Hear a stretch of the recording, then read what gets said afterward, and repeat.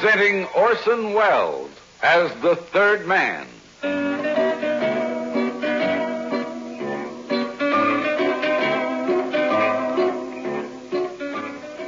The Lives of Harry Lime.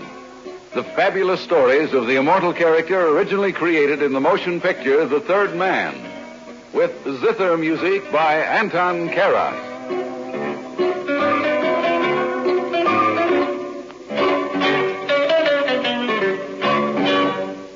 I always say money isn't everything.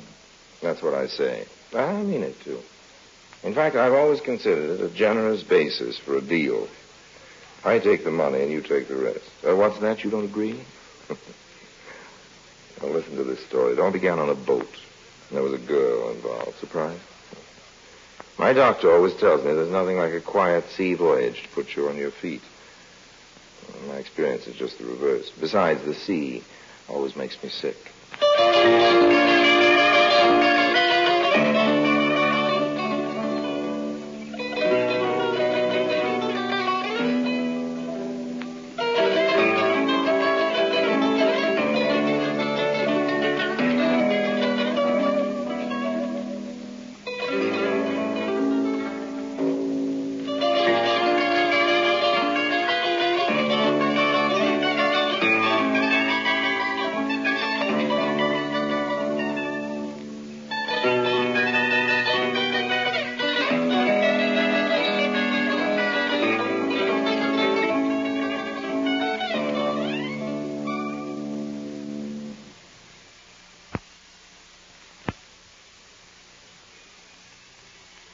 And now, Orson Welles as Harry Lime, the third man in Cherchez la Gemme.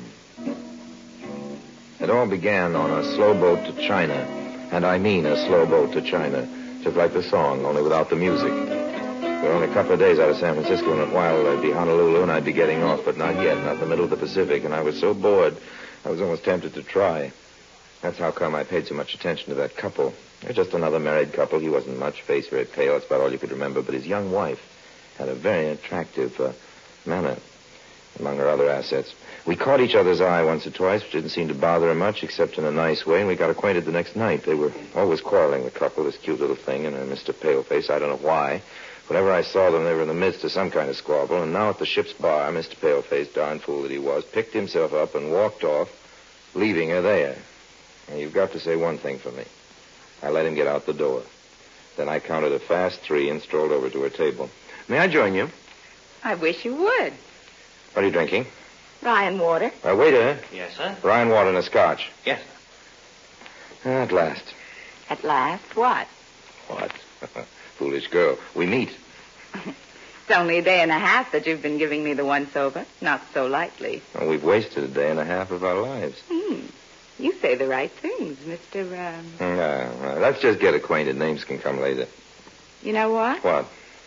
You say the right things. You said that before. It's worth repeating. Her name, as a matter of fact, and just to keep the record straight, was Anne.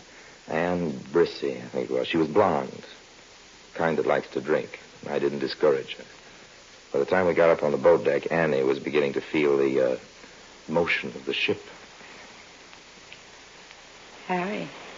How you feeling? Kiss me. You're feeling fine. Oh, Harry. That was a dream. You better just keep holding on, huh? It's all right with me, dream man. Harry. Mm-hmm. Got something to confess to you. Bet I can guess what it is. You're not married to that guy you were fighting with. Oh, no. I'm married to him, all right. You wouldn't think so, but... No. I wanted to confess something else. I've had too much to drink, Harry.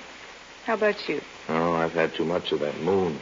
What do you mean? Look, a few more days it'll be full, and then I don't know what'll happen to me. I just hope I'm around when it does, Harry.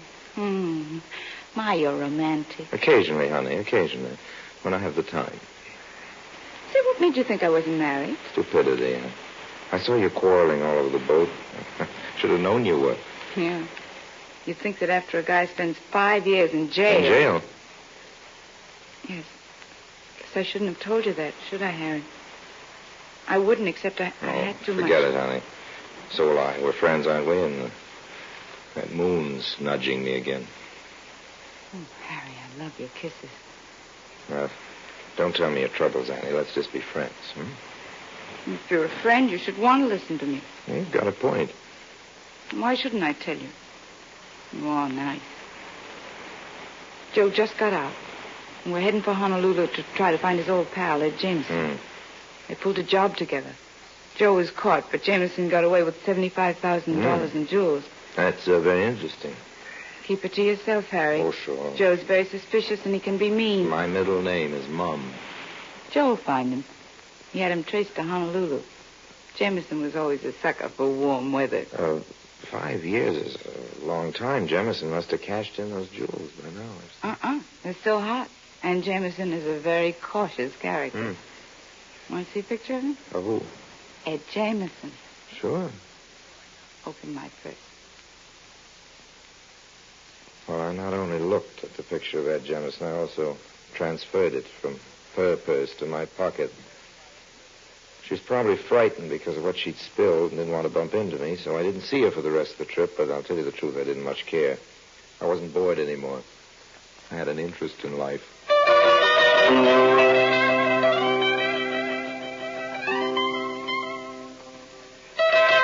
When we got to Honolulu, I didn't waste any time taking in the sights. I knew Joe Brissy wasn't wasting any either. And first come, first served. No, I never seen this man's face before. Well, take another look. I looking. You're positive now? Sure. He never in my barber shop. Sure not. Well? No recognize. But I sell to so many people and face. I remember merchandise they buy, no face. I checked with I don't know how many people and places, but Ed Jameson didn't get around much, apparently. I was beginning to wonder if this wasn't a wild goose chase. The fifth night of my search, I was resting my tired legs in my hotel room and thinking despondently of $75,000 worth of jewels when... come in? Harry Lime? That's right. I guess you know me. Well, I've seen you, but I wouldn't say I know you. Stop playing games, kiddo. I said I don't. I'm Joe Brissy, the husband of the babe you got tight with on the boat. It's a habit of mine to get tight with wives. Which husband are you? I mean, which wife was yours? A wise guy, huh? Listen, you. I carry a gun and I'm a nervous guy. Interesting, but not important. Why tell me? In asking around for Jameson, I heard somebody else was asking, too. And I know Ann talks too much when she drinks too much. So you twisted her arm? In a manner of speaking. See this? Is it a gun, Papa? You'll stop looking for Ed Jameson or one of these little slugs will get in your way. I see. I do have some dope on Jameson. Cut me in, I'll tell you. I won't cut you in and you'll tell me. Only if you cut me in, oh boy. There's a silencer on this gun, Lime. And I'm counting till 3. 1, 2... You really would shoot me. Okay, old man. Yesterday he was seen surfboard riding in front of the Royal Hawaiian Hotel. You lied through your teeth, kiddo. Jameson is a bad ticker. He can no more ride a surfboat than you can pull a fast one on me. Now listen here, Mr. Lime. Remember what I said. Lay off or you'll be a man with a bullet hole through his head.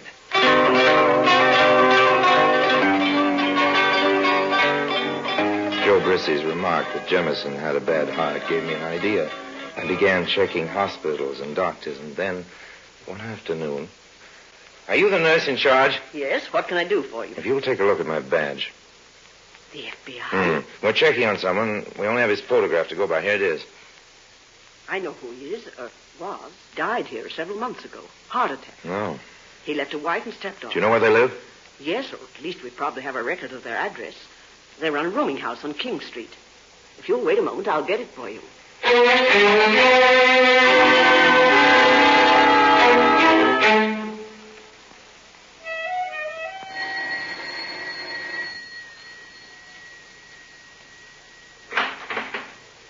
Yes? I'm looking for a room, and I happen to see your sign outside. Won't you step in? Oh, thank you. My mother does all the renting. I'll have to see what's available. I'm disappointed in you. What do you mean? I was hoping you'd speak pidgin English. I'm getting to like it. I apologize, but 4 years at the university here have knocked it out of me. Well, Occasionally a man gets bored even with charming pigeon English. I like yours. Are you in the islands for vacation? No, for my health. You don't look sick. I'm not. But I want to go on being healthy. How long are you staying? It all depends. Oh? Depends on whether you let me take you to dinner every night of every day. Say, you don't let any grass grow under your feet. Well, life is short at the longest. Am I right? My mother would like you. If she's your mother, I'd like her, too. Where is she? On the island of Hawaii. Our family is having a luau, and I'm joining them tomorrow. What's a luau? I forgot you knew here. It's a feast. Well, now, isn't Mauna Loa erupting on Hawaii? Yes, but our family doesn't live near the volcano. You're part of Hawaii, aren't you? My father was Scotch. That makes me a hapahoala. That means half and half. Well, if every girl was a hapawala, all I can say is what a stunning world we'd have. Take it easy. Or I might accept your invitation to dinner. If I say something, will you be angry? Yes? I'll say it anyway. You are the most beautiful girl I've ever seen. Are you engaged? No. Married? No. Boyfriend? Several. And those earrings you're wearing, they don't spoil the scenery either. Oh, they're only imitation. Naturally. I wouldn't expect them to be rubies or anything like that. Though they do cost a few dollars. You don't say. Uh-huh. Well, now that we're old friends, let me introduce myself. I'm Harry Lime. I'm Moana Burns. Pleased to meet you. Likewise. Moana. Were you named after... Yes, Moana Loa. That's right. Give me a volcano every time. But I'll take you and leave Moana Loa to the sightseers. But Moana Loa is much more exciting than I am. Impossible. Let me pay you a compliment, too. Renting you a room is a positive delight. Don't answer it. Business is business. And fun? I still haven't accepted your invitation to dinner. What can I do for you? I want to rent a room. Come in, please. Sure. If you two gentlemen will just wait here, I'll go upstairs and see what we have. You didn't take my warning seriously, did you, kiddo? Can't a man look for a room? When he's living in a hotel? It's too expensive. Funny that you should just happen to pick the family Jameson was married to. Yeah, I see you have all the information. All of it, kiddo. And now here's where your information won't do you a bit of good. I'd put that gun away if I were you, Mr. Brissy. But you ain't me, Mr. Lime. That girl's had a good look at you. I'll take care of her. In the meantime, so long. Forever, kiddo. This is a rooming house. People are around. I don't hear them. They won't hear me. As I once told you, there's a silencer on this gun. Let go. Why, you bobcat. What's going on here? What do you do with a gun, Mr. Lime? It happens to be his. I just removed it from him against his will. Get up, Mr. Brissy. What?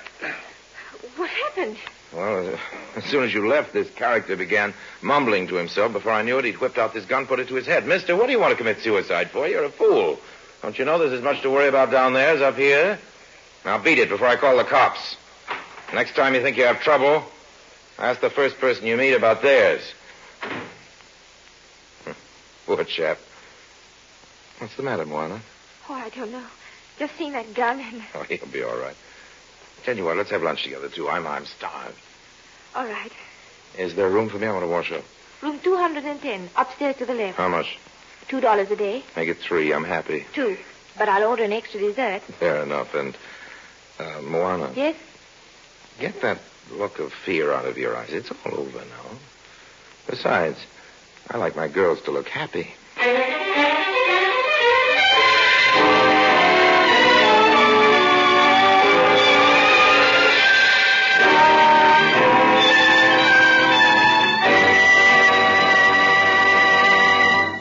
Orson Welles returns in just a moment as the third man.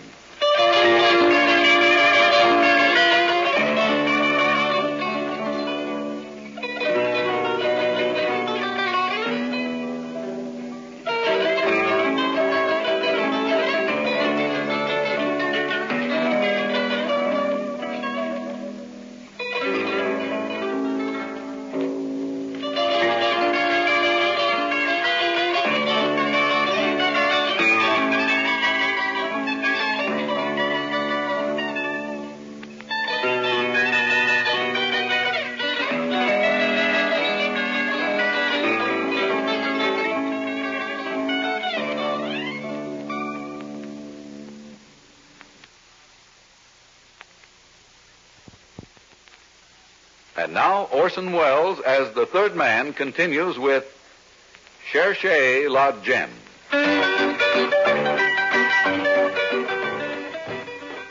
Whenever you're ready, Moana. I sat down and lit a cigarette. Suddenly I had a funny feeling. Moana? No answer. Went through the apartment fast. No Moana. I rushed outside just in time to see her get in a cab with a suitcase and drive off. She probably suspected something, but as long as she had what I was sure was in her grip, I didn't care. As luck would have it, there wasn't a cab around, but finally... Hey, taxi! To the waterfront. And roll it. I'll pay for speed. We're rolling, mister. Hang on. Is there a boat leaving for Hawaii?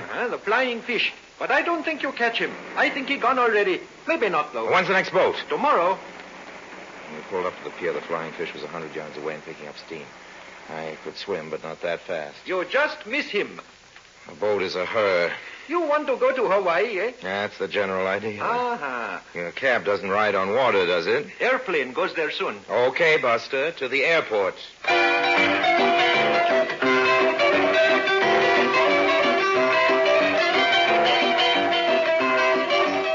The plane wasn't leaving for a few hours, but it had still beat the Flying Fish to Hawaii with plenty of time to spare. I spent the afternoon being careful and staying out of sight. Didn't want to tangle with Joe Brissy again. The plane was crowded. Everybody wanted to see Mauna Loa in eruption. I sat back in my seat, watched the blue-green ocean below. Someone up front moved, and there was something about his movement. Yes,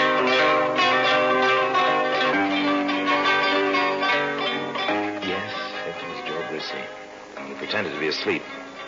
And I knew then that this character would have to be taken care of.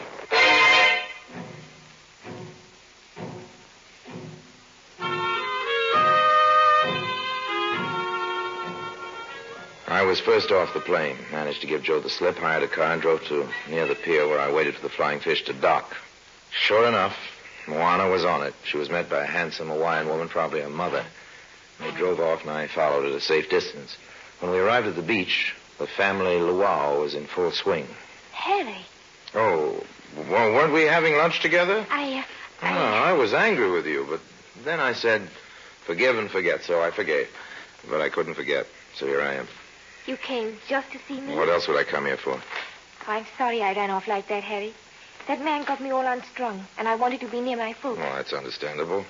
So, will you forgive me again, please? I'd forgive you again without a please. What are we waiting for? For you to take me in your arms. That's the easiest thing I've ever done in all my life. And the easiest by far. Harry. Yes, baby. Don't talk so much. I get you. Harry. Mm-hmm. I could really like you. You scare me. Why? What would happen if you really went for me? Moana? Oh, meet a friend of mine, Uncle. Then you are welcome, sir. And even if you are not a friend of Moana's, but a friend of the people, you are welcome too. Well, thank you. Come, we will give you to eat. So many good things. Pig wrapped in palm leaves and roasted in the ground. Fish, fruits, and okeluha.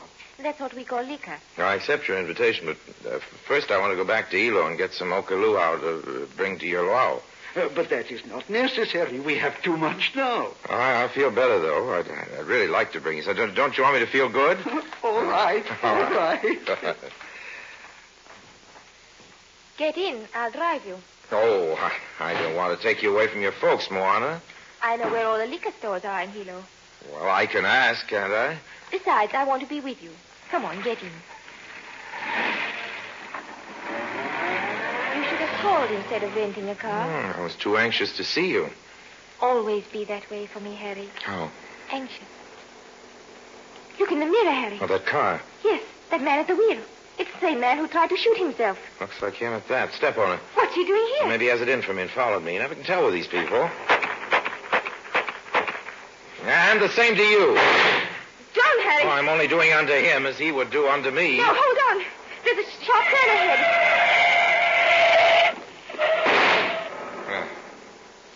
He won't be following us anymore. Flat tire. I think we should report him. Tomorrow. Tonight, let's enjoy ourselves.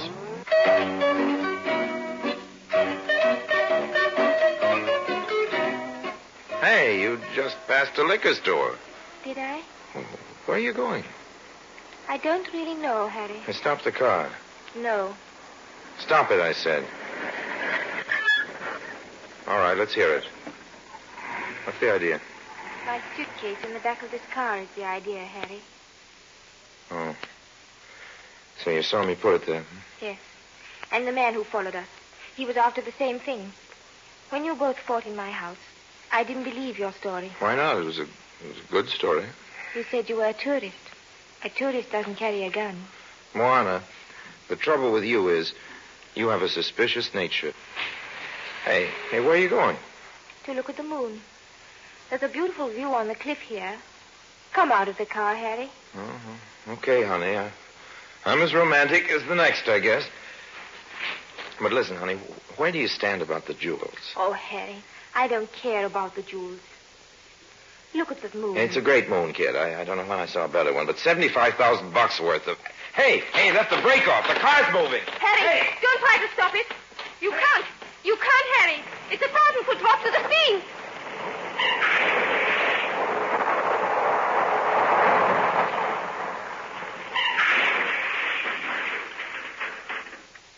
Phew.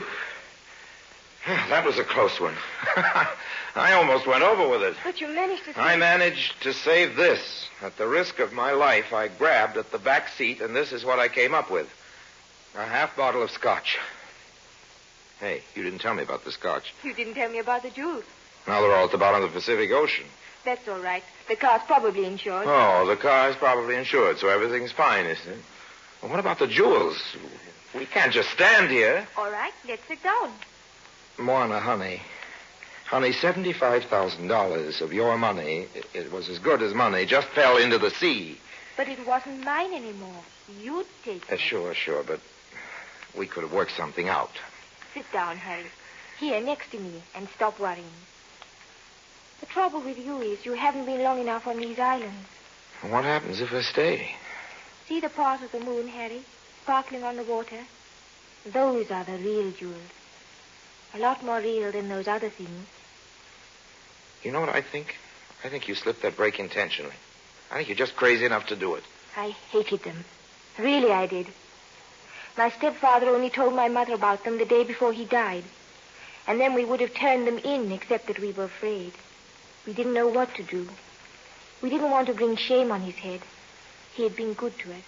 Well, your stepfather was a crook, honey. Not in his heart. In his heart, he was a good man. Like you.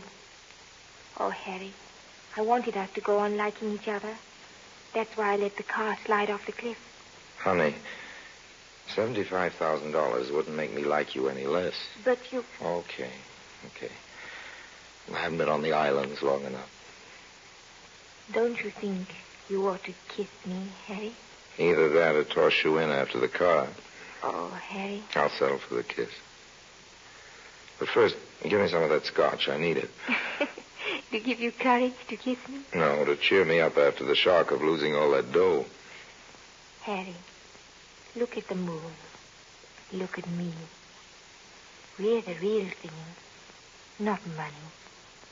Money can't buy you health or happiness. No, but I like to have it around so I can choose the type of misery that's most agreeable to me. Okay, Moana, I know when I'm licked.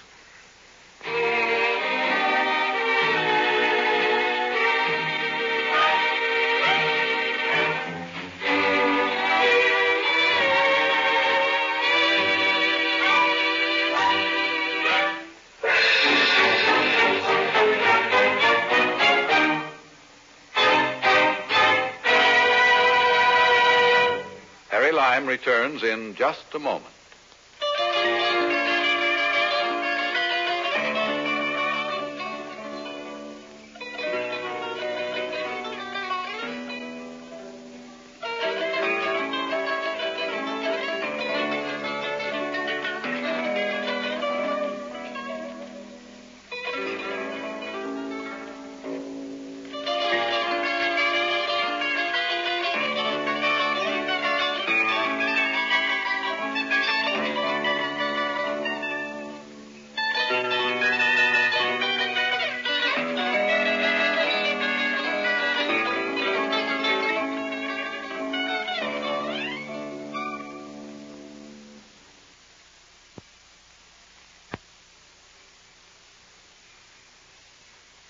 And now, Harry Lime.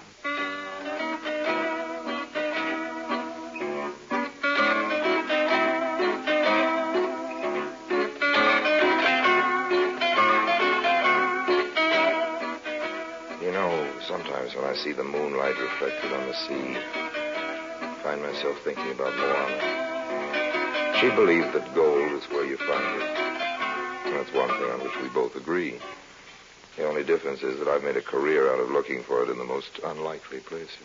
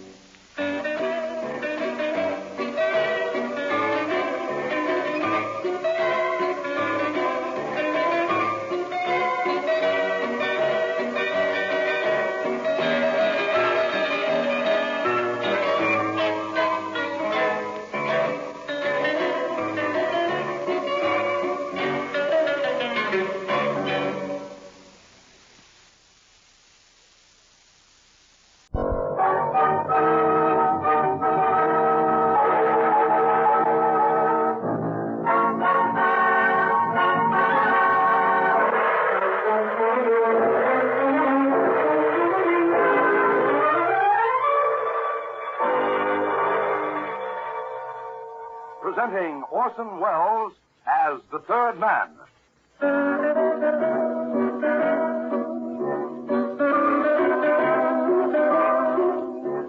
The Lives of Harry Lime. The fabulous stories of the immortal character, originally created in the story The Third Man, with zither music by Anton Karas.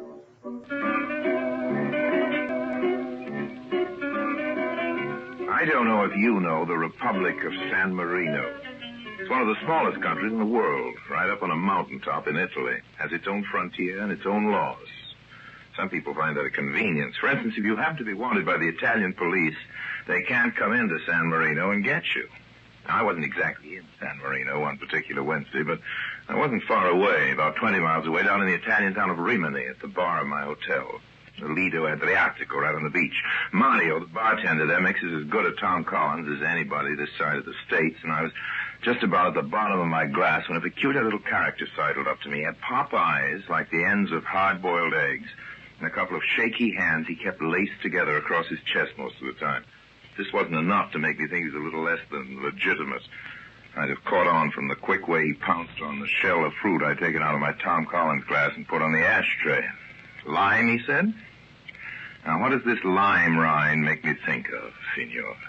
Could it have anything to do with you? He said he was a fortune teller, and that was how he began his pitch. I gave him 1,000 lira, and he went on. He didn't do such a job, except that just toward the end, he made one big mistake.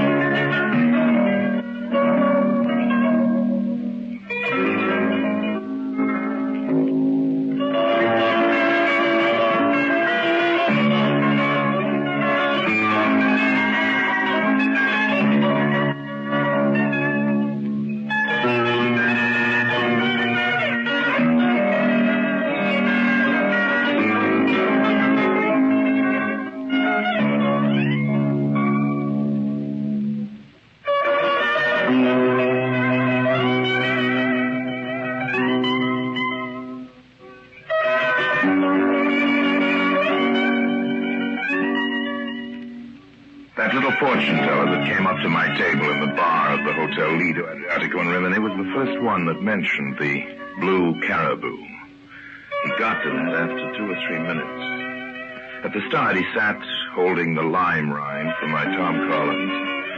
And the way he popped his eyes at it, you'd think he was trying to read my fortune in the seeds. All right, I told him, you're on the right track with that lime rind.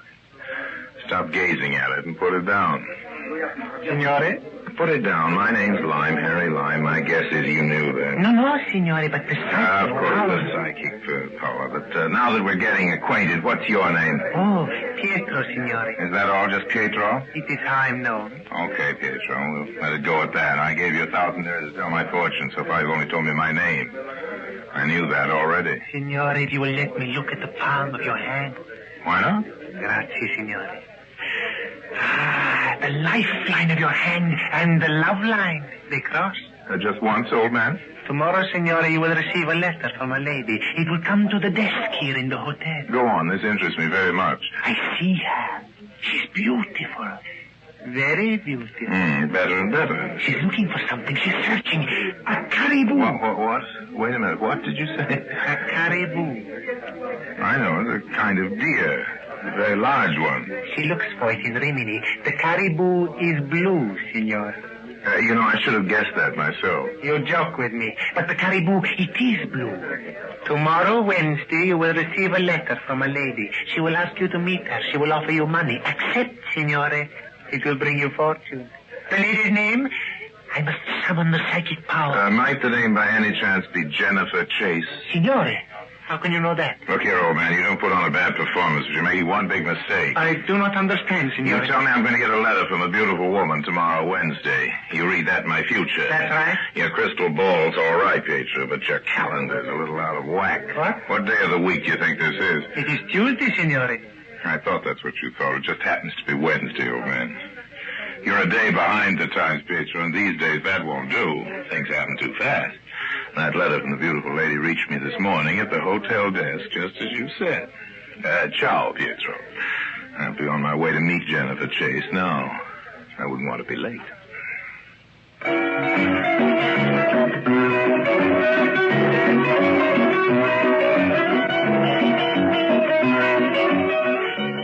Ciao. Ciao. That, ciao is the Italian way of saying so long. But to my American stomach, it had another meaning. Food.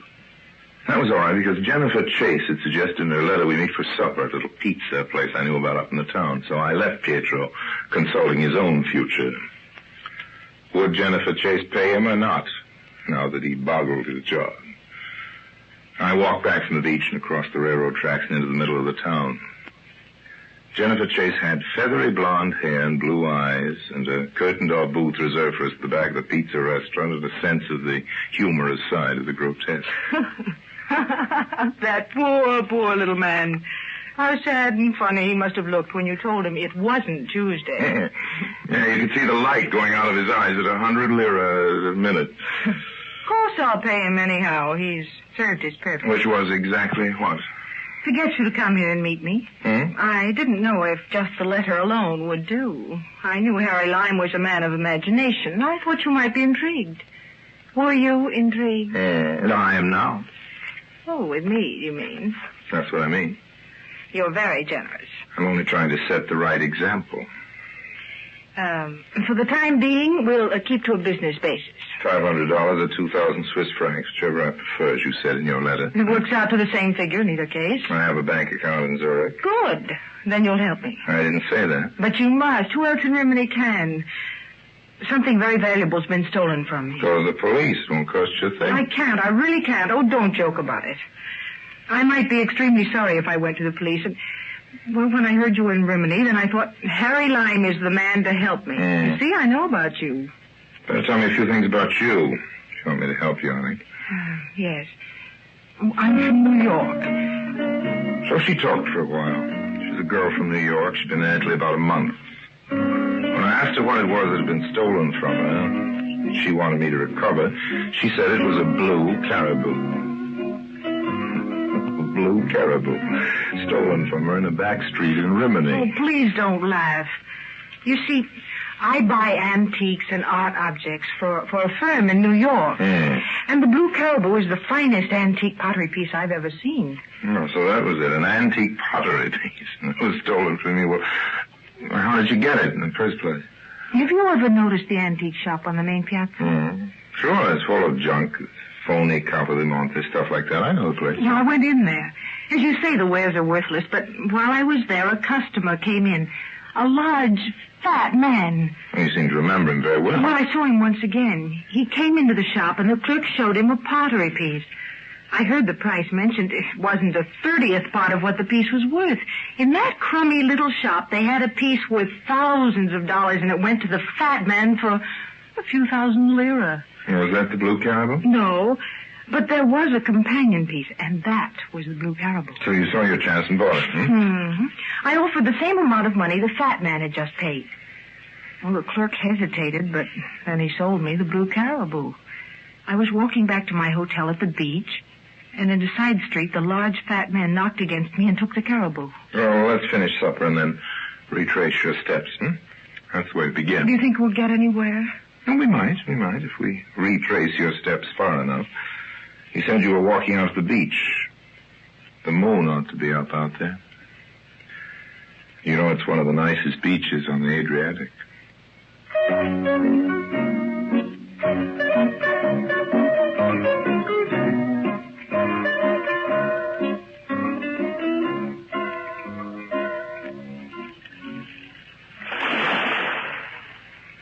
Oh, Harry. Shouldn't we think about the Blue Caribou? Should we? No. That moon was all right. Jen was all right, too. There's only one thing wrong. The shadow. We ought to have had two shadows, and even if you were standing too close together for that, the shadow shouldn't have been so short and small. When the moonlight caught it in a certain way, there shouldn't have been that glint from two hard-boiled egg and eyes. I took Jen into a hotel and said goodnight. There was always tomorrow. Then I went back out on the sidewalk. Strolled along the beach. Not a care in the world.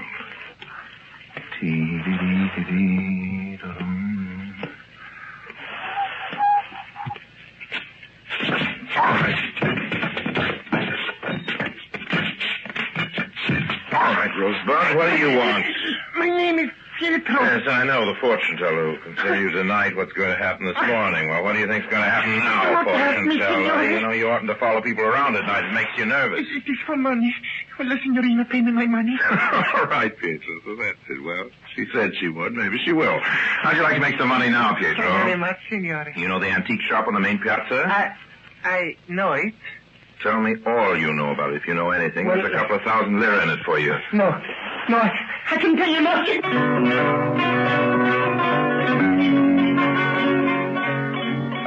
He ran off as if his life were at stake. What was it all about? What was wrong about that antique shop on the Rimini main piazza? I stood there a while, just me and the Adriatic, but after half an hour I didn't know any more than I had before. A large, fat man had stolen a Blue Caribou and melted into the Italian crowd. That seemed to be it. I decided to see if I couldn't help Jen out. Besides, 2,000 Swiss francs in my bank in Zurich could help me out. So in the morning, I dropped into the antique shop on the main piazza up in town. May I help you, sir? Oh, you speak English. I judge from your appearance you're an American. What about yourself? International, sir. No nationality. No? Not anymore. I use the name of Condon. Or Condoni, if you like the Italian style. Condone? I doubt if you've ever heard of it before. Now, may I help you? If you don't mind my saying so, you're not, to use your phrase, quite what I'd expect in the style of an Italian sales clerk. No. But I am simply not the sales clerk. Oh, no? No, I'm the shop manager. Owner-manager? Unfortunately not. But since you're an American, the name of the owner will very likely surprise you. Try me. Louis DeJulia. Are you surprised? Oh, I'm sorry to say I'm not. The name means nothing to you? Then you're a very sheltered American. Yes, I've been abroad a long time. No doubt that explains it. Now, may I help you?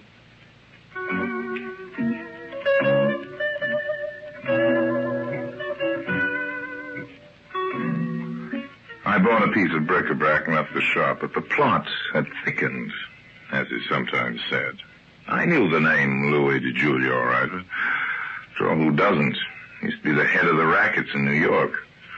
District attorney couldn't seem to prove any of the things every schoolboy knew, but Louis wasn't a citizen, and they deported him. And he got in trouble with the Italian police, and I heard he was living in San Marino.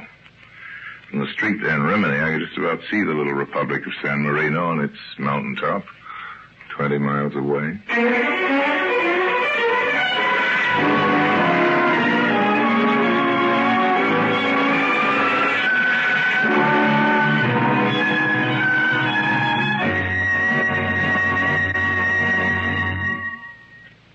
In a moment, Orson Welles returns as Harry Lime, the third man.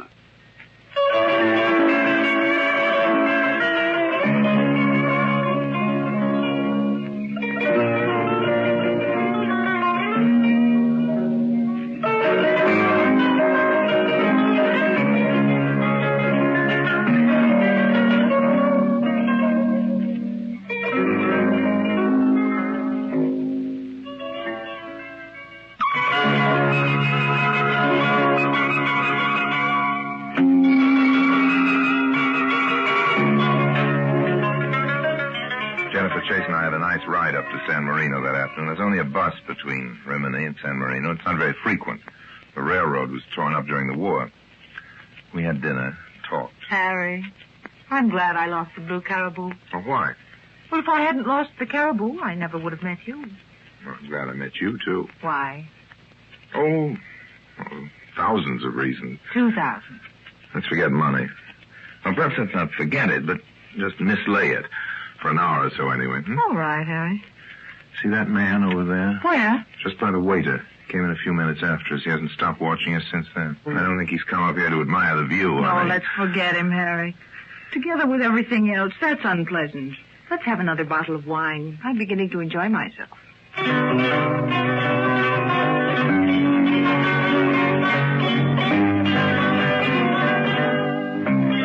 we sat there and admired the view.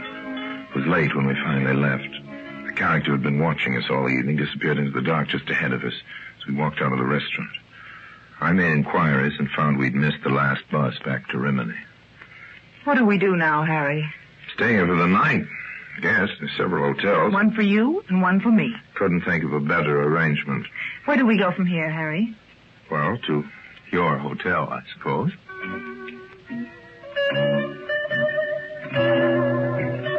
So we walked down the street. Jenny checked into her hotel before she went upstairs. We had a nightcap together. I can't help wondering about that man who was watching us in the restaurant, Harry. Oh, I shouldn't bother about him. It's fairly obvious why he was there. Why, Harry? Well, like most fairy stories, the good and the bad fairies are there to keep an eye on the other characters, just to make sure they go where the plot directs them. Otherwise, there'd be no end to the story. And you mean we were both meant to come here, to San Marino, to find... Perhaps the blue caribou. Maybe the end of the story. Maybe you're right. Oh, it's getting very late. Good night, Harry, and thanks for a wonderful evening.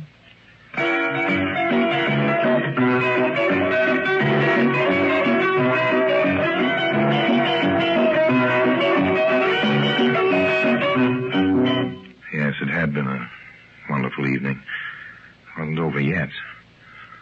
I kissed Jenny goodnight and walked out of her hotel and down the street to the place where I was staying. My footsteps rang out in the empty street. I couldn't help feeling that the echo of my footsteps was a little more substantial than an echo ought to be. And I went upstairs, opened the door, switched on the light, and found that although I'd booked a single room, I had company. A large, fat man. Oh, hello. We sharing this room? Thought I'd rented it all for myself. It is not necessary to be funny. Oh, it's pleasanter, don't you think so? There's no need to stand there holding that heavy revolver, old man. You look uncomfortable. Take it easy and sit down. I have a message. Louis DeJulio says to get out of San Marino. He says to get out of Italy. You work for him? That's right. All right, but I can't go till morning. Isn't any bus. Hire a car. So long. Ciao, old man.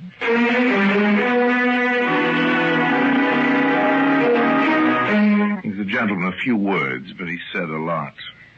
I phoned Jennifer to be ready, and then I went out into the streets to see if I could hire a car. I didn't have the hotel porter get one for me. See, I'd asked one or two people, and it hadn't been hard to find out where Louis DiGiulio lived.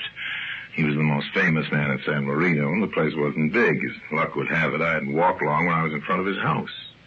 And again, as luck would have it, I walked up his front steps. My name's Harry Lime. Okay, come in. You were expecting me? No, but I've heard of you. Sit down in here. What's on your mind? Drink? I got good scotch. All right, fine. Say, you're in a lot more hospitable mood than your henchman, old man. Henchman? I haven't got any henchman. That's finished, washed up. I'm a peaceful San Marino citizen. Here, this'll do you? Thanks. Well, that's all over. No henchman, no nothing. Got an antique shop down in Rimini, old man? Oh, I gotta live. Brings in peanuts. You looked in down there? Only today I met a fellow named Condon or Condoni, something like that. Yeah, that's what he calls himself. Real name something Bulgarian or Polish. He runs a place for me. I can't go down there myself. The minute I'm out of San Marino, the Italian cops will get me. And the large, fat man, who's he? I don't know any large, fat man. Everybody knows a large, fat man. Your tone said something special. Well, old man, you're right. I mean the one you sent over to my hotel tonight to tell me to get out of San Marino, out of Italy. Who's now, that? Listen. You're Harry Lime, and I've heard talk about you, so I asked you in to have a drink. But I don't know any large, fat man. And I haven't got any henchmen. And you didn't send anybody to my hotel? You're learning it, Lime? That's right. Well, thanks for the drink. I was just looking around to see if I couldn't hire a car.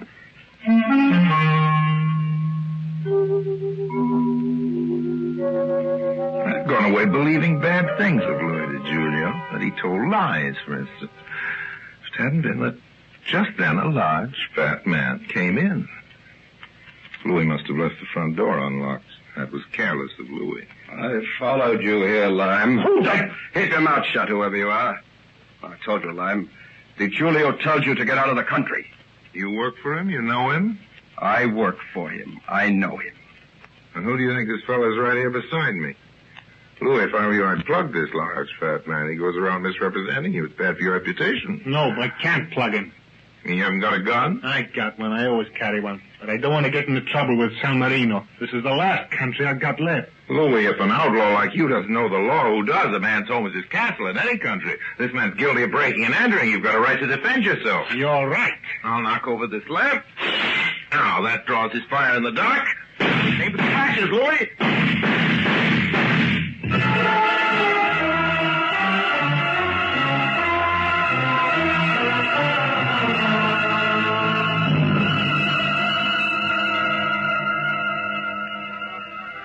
You dance well. Did you learn it by correspondence? Shall I say the truth? And tell me a lie. They're usually nice. I'll tell you the truth. You're the icing on this cakewalk, You're nice. Nice in the dialogue, honey. I wouldn't have guessed it from what I'd heard about you. What did you hear? That you were... well... The upper crust of the upper world. Something like that. Oh, I didn't want to go to the police about the stolen caribou. I was afraid there was something wrong in such a valuable piece being sold so cheap. Well, very likely there was, honey. And I was afraid that if there was a police investigation, I might never get the caribou back. So I turned to you. And you haven't got the caribou back. No. Let's go outside. Whatever else happens here in Rimini, the move goes on.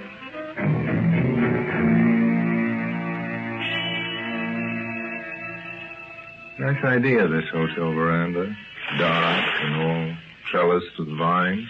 Harry. Very romantic, What did the Rimini police say this afternoon? Well, the same as the San Marino police last night after the shooting. The corpus delicti was incognitus. That is, if he had a passport, he buried it someplace. They didn't even know who he was? Well, some name or other on some papers in this hotel room down here in Rimini. Probably assumed no blue caribou on the premises, which is the hurtful part of it. But he did take it from me. Probably passed it on to somebody else. Oh, I so hate to lose it. I so hate to lose 2,000 francs, but I'm getting it back for you, honey. So we console each other. Harry, you kiss as nicely as you dance. Harry.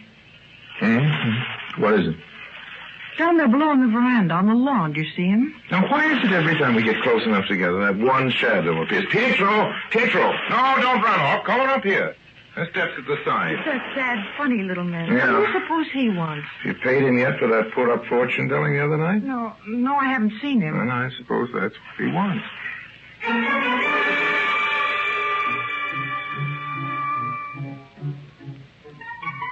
And it was. Jennifer paid him. But when I convinced him Louis DiGiulio was a peaceful San Marino citizen now, he was willing to take some money for something else. You see, when I'd asked him about the antique shop on the Rimini main piazza, time before, he'd run off because he was afraid of anything having to do with DiGiulio. Now he took a couple of thousand liras in those nervous hands of his, and he said one very interesting thing. Condoni, he manages the antique shop? It is said he has no friends. He lives alone. But I have seen him sometimes. Yes, I have seen him with a large, fat man.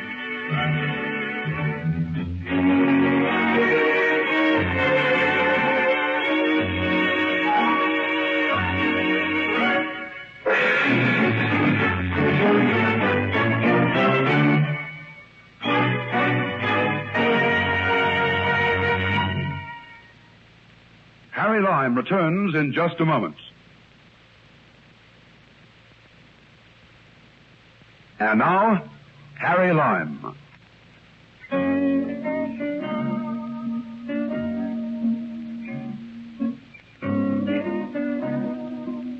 Well, before the antique shop opened the next morning, I placed that name, Condoni. Because after the war, there was an Italian syndicate that made up phony American cigarettes in Lisbon and put them on the transatlantic planes for Italy as if they were being flown from the States. Those cigarettes got good prices in the Italian black market. And one of those who lined his pockets, I heard, was a certain Condoni. I dropped in on him, and what with one thing and another, he thought it best to produce the blue caribou from the back of the shop. He discovered some valuable pieces in the job lots of cheap stuff he was selling for Louis DiGiulio, and instead of pinching them outright because he was scared of Louis, was selling them for a song to a friend of his, a large, fat man. Jennifer walked in at just the wrong moment, at the right moment from her point of view, as it finally turned out, because she got her blue caribou. Condoni? Well, I told him what he told the large, fat man to tell me to get out of Italy. Why not give Louis DiGiulio a little help straightening his life out up there on the mountaintop of San Marino? Jen and I found time for a little skiing in Switzerland. The season was just turning. It was fine up there. And that bit into my 2,000 Swiss francs. But when it was over, I had a few francs left. And my memories. I guess Jen had memories, too. And a blue caribou.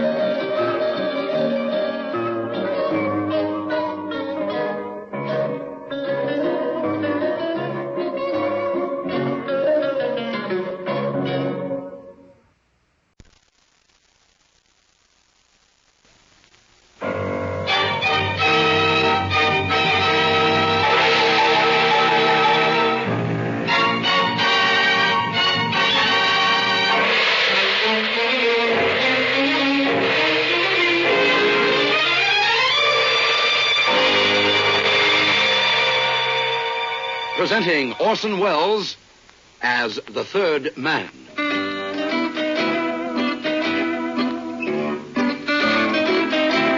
The Lives of Harry Lime. The fabulous stories of the immortal character, originally created in the motion picture The Third Man, with zither music by Anton Karas.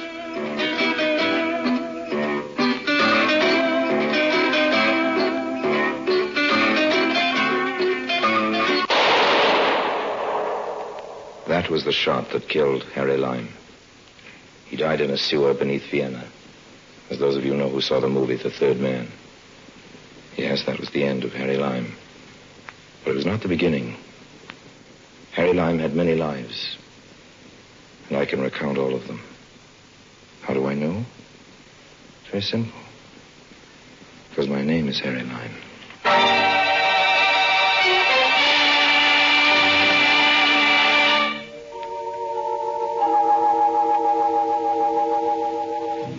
Me, I don't approve of gambling.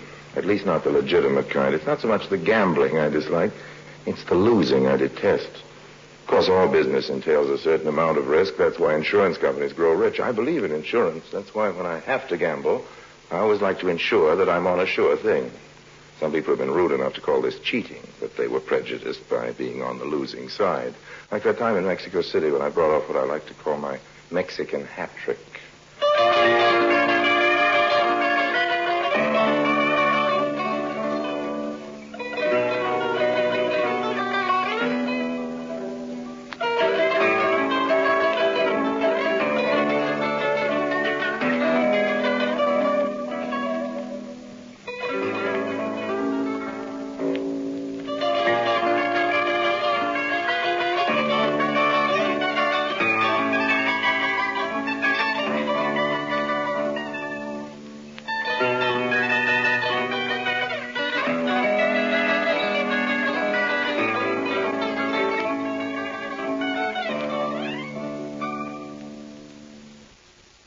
And now Orson Welles as Harry Lime, the third man in Mexican Hat Trick.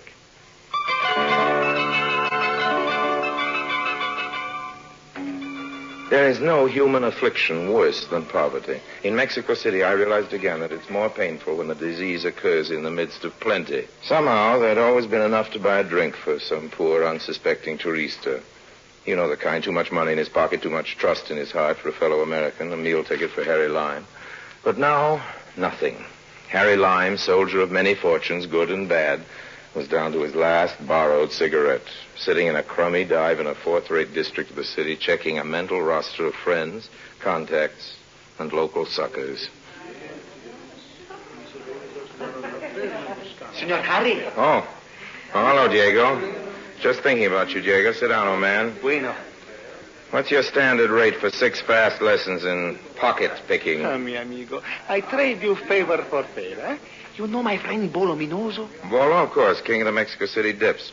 How's he doing? He died this morning, Harry. Oh, it's too bad, Diego. Anything I can do? See, before he died, Bolo asked me to help him remove a great stain from his immortal soul. You don't say. He was afraid that when he entered the next world...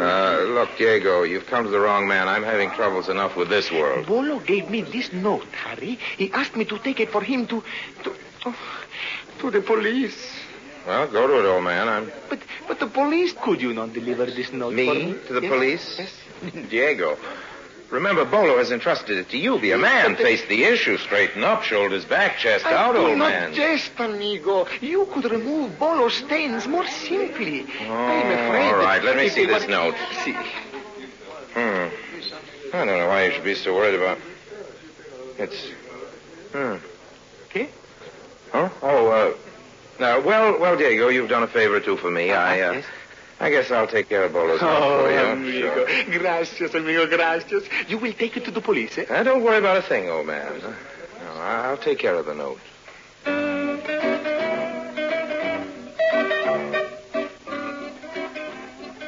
When I managed to get rid of the grateful Diego, I sat down and studied this little note more carefully. 17 years ago, the note explained, in the little Mexican town of Leon, Bolo Minoso had killed a man. This note was his confession, a complete account of how he'd permitted an innocent man, somebody named Vicente Coelho, to be accused of this murder. It explained that Bolo had hidden signed affidavits proving Coelho's innocence somewhere in Leon, Just where in Leon, he neglected to say. At least be interested in this confession, of course. But then it seemed to me that the Coelho family might have a greater concern. So I decided to investigate the financial aspects of the family interest. Buenos días, señor. Buenos días, señora. ¿Es esto usted, señora Coelho? Sí. This is my daughter, Alicia, señor. I'm encantado. I'm delighted. Senora, this document concerns your husband. My husband? Vicente Coelho. He was your husband? Yes. Yes, but Vicente is dead. Bendito sea Senora, su nombre. how long has it been since his death, I mean? We do not know. Not for certain. It has been a long time. Yes, well, you needn't be delicate on my account, Senora. I know. No? Senora, I know that your father was accused of murdering a man in Leon 17 years ago. He did not. Vicente would not hurt I know, anyone. but He was not a criminal. The police didn't share that view. When he escaped from prison before his trial, it seemed to cinch the case against him, right? Okay? It made the authorities even more certain of his guilt. But he had to escape. There was no hope without the papers. Yes, I know. You seem to know so much, Mr. Lyon. I know what you know, Senorita. Those papers were the evidence that could have saved your father, and they were stolen. This does not help us. We have searched for 17 years for some kind of evidence that would have cleared the name of my husband. We have spent thousands of pesos. What if you found that evidence now, Senora? Oh, por Dios. If we only could. Senorita, those papers, they were affidavits proving absolutely that your husband was nowhere near the scene of the crime when it occurred. They were? How do you know this? I have the word of the man who stole them. You have? Alicia, he knows. Where is this man, Mr. Lime? We must see him immediately. I'm afraid it's too late for that. He's dead, you see. Dead? Then it has been for nothing. Why do you come to us now? Oh, there's always hope, Senorita. I have his confession that he was the murderer. I can prove your father's innocence. You can?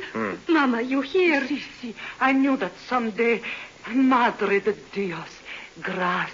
We must go to the police. Yes. You can tell them. I'm afraid not the police. You won't go? With this deathbed confession, I'm afraid it isn't enough. Then what? The affidavit, Senorita. I know where they can be found. That is the approximate location. The same affidavit? Yes. After 17 They years? still exist. With a little searching, I can produce them. Then you must get them for us. We will do anything. Senora, there's nothing. I'd rather do more. I'd like very much to help you clear the Coelho name, but... Well, I can't leave immediately. It'd take time, 6 months or so. And then, yes, possibly a year. Depends on business, of course. I do have certain commitments here in Mexico City, you see. But, Mr. Lime, I'm sorry, it'd mean losing quite a bit of income. I'm afraid 6 months anyway. No. No, you must help us now. Mama. Senor, we do not want you to lose any income for our sake. If you help us, we will pay you what money you would lose. Well, I'm grateful, Senor, but really I hesitate, you see. My income is not small, something around 100,000 pesos for 6 months. We will give you 200,000 pesos. 200,000. Senor Lime, our money is yours. We will pay anything. You will not be sorry. I'm sure of that.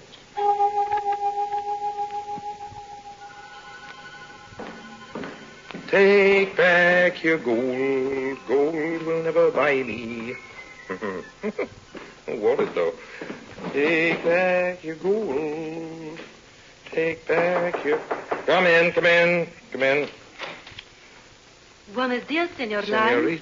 Senorita. May I come in? Of course. Come right on in. Yeah. I see you are preparing for your journey. Yes, sorry, I can't offer you a decent chair. Take this one. It is all right. I will stand. How'd you ever find me here? It was not difficult. You are well known, it seems. Oh?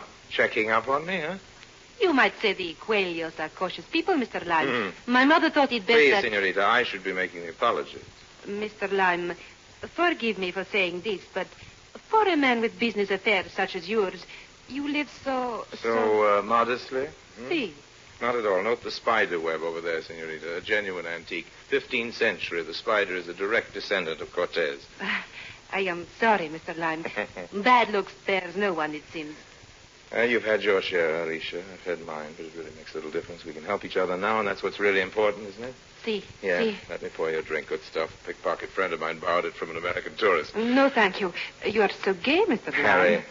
Si, Harry, Say, you know what I think? I think something's bothering you. What is it, the spider web, the saggy chair? Harry, I would like to go to Leon with you. Now, just a minute, young lady. I have the car. You will need an interpreter, perhaps, in Leon. Well, I've heard it's a lonely town. Yes, Harry, it is. Well, don't just stand there, woman. Go on home and pack. No need to, senor. My luggage is downstairs in the car.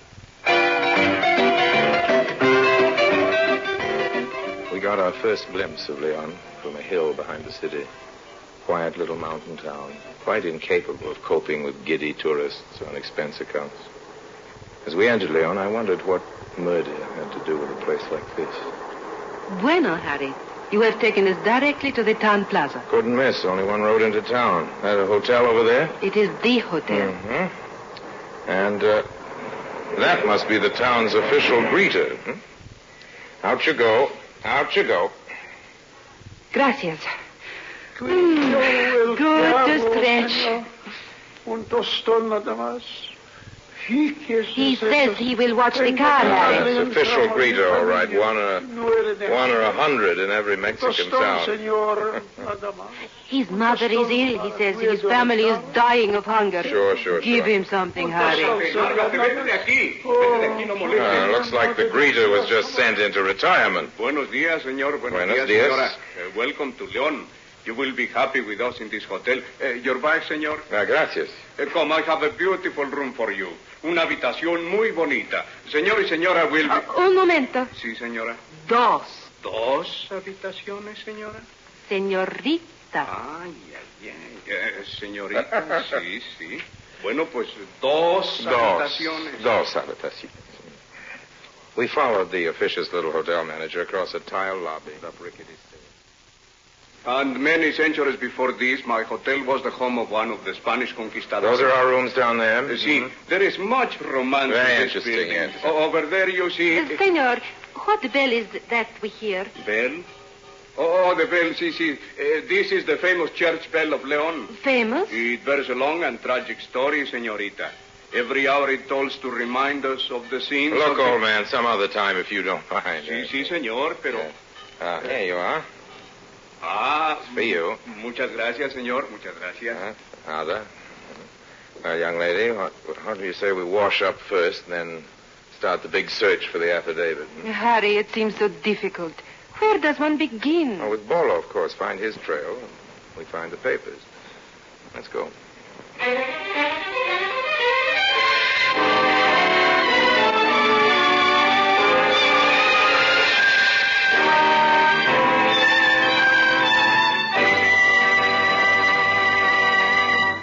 Orson Welles returns in just a moment as the third man.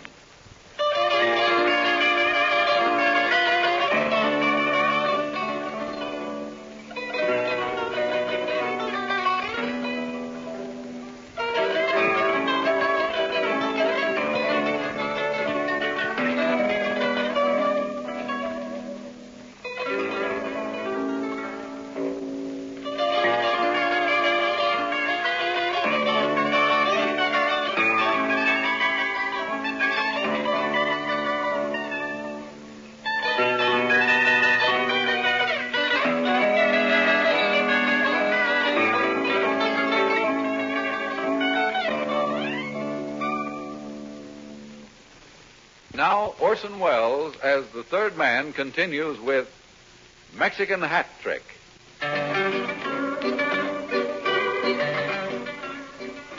Leon was even sleepier than most Mexican towns. Only the bell disturbed it. After the midday siesta, when you'd expect things to come to life, everything just went on sleeping as before. Good for the nerves, of course. Unless you were trying to wake up a memory 17 years old. Perhaps he will know this man. Let's hope so. I'm a little tired of asking. You speak English? Sí, I speak good English. I want some information. Información. ¿Qué información, señor? You decide... Nunca ha conocido un hombre que se llama Voluminoso. ¿Voluminoso? Sí, vivía aquí hace muchos años. No, señorita, no le conozco. I understood that. Okay. What now, Harry? Another bar. Gracias, amigo. One bar after another, one cafe after another. We made them all. We hit cockfight rings, the viejos on the street, everyone and every place where there might be a clue. Something to point us in the direction of those affidavits. Did you find anything, Harry? Nothing. Tough job. Perhaps we are making a mistake. What about my father? It would be easier to find someone who remembers him. We can start from there. Out of your mind, mention your father's name. Just mention it around here. You have not only the police down on us, we'll have every chief confidence man in Mexico on our hands. Trying to find out what we want. But we have to start somewhere. And we have to rest somewhere, too. My feet are killing me. Let's go back to the hotel. Harry, it is not right for me to be What? in your room. Oh, for the love of... Come on. There's no time to worry about propriety. But it is not... Oh, we're both tired. We've got to rest. We might as well talk while we're doing it. Go on. I'll order up a couple of drinks. Hey, Alicia, that's not to cry about. I am sorry. I cannot help it. Come here. Come on. Oh, you should not kiss me. Oh, I'd be pretty silly if I didn't. Harry, please, no. You're a great kid, Alicia. Oh, Harry. You know what? I kind of hope this search of ours isn't too successful. Too soon. Things were considerably more bearable during the next few days. The warm Mexican evenings and Alicia. But during the days, long, tedious days, we searched and searched and searched, and we found nothing. After one of our better evenings together, I left Alicia at her door and headed for my room. When I opened the door, there was a surprise waiting for me. I had a guest. The weazened old beggar who'd been the first to greet us on our arrival in Leon. This time his greeting was a little violent. Hey! Damn! Hey, why you? Marino! No, you don't. You try to kill me. Oh, you try to kill me. I die. What are you doing here? Come on, what do you want? Panhandle business falling off, robbing hotel rooms now? Well, we'll see what the police have to say about it. No, not the police. Okay, let's have it. What's it all about? You come to kill me. What are you babbling about? Who wants to kill you? Bolo, you looking for Bolo. You come to kill me. Bolo? What's he got to do with it? Hey, come back here. Bolo?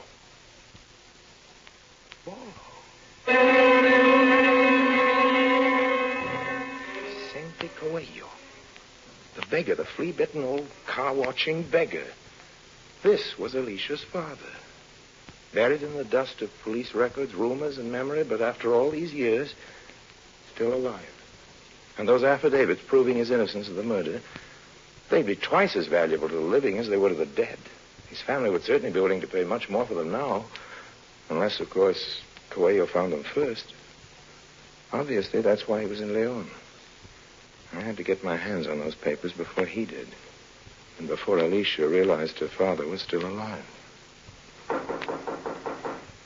Yes? Harry, I thought we could go. Harry! It's okay. Come in. Close the door. What happened? I had a little argument with destiny, honey. I won. Your clothes. Yeah. They're all torn in your face. Oh, Harry. Nothing I can't wash off with soap and water. But Alicia. what was it? The old beggar. He must have been after my money. He tried to kill me when I caught him at it. Oh, Harry, you must be careful. No, you're the one who's got to be careful. Stay away from him. No telling what he's up to now. Might try to get back at me by hurting you. Then we must go to the police. No. I don't want to talk to the police. No, not until we can clear your father. And then what? I'll handle him myself. You just stay close to me from now on. I had to find those blasted papers quickly now. But how? Where? Was Coelho any closer to them than I? How could I keep Alicia from learning that her father was alive?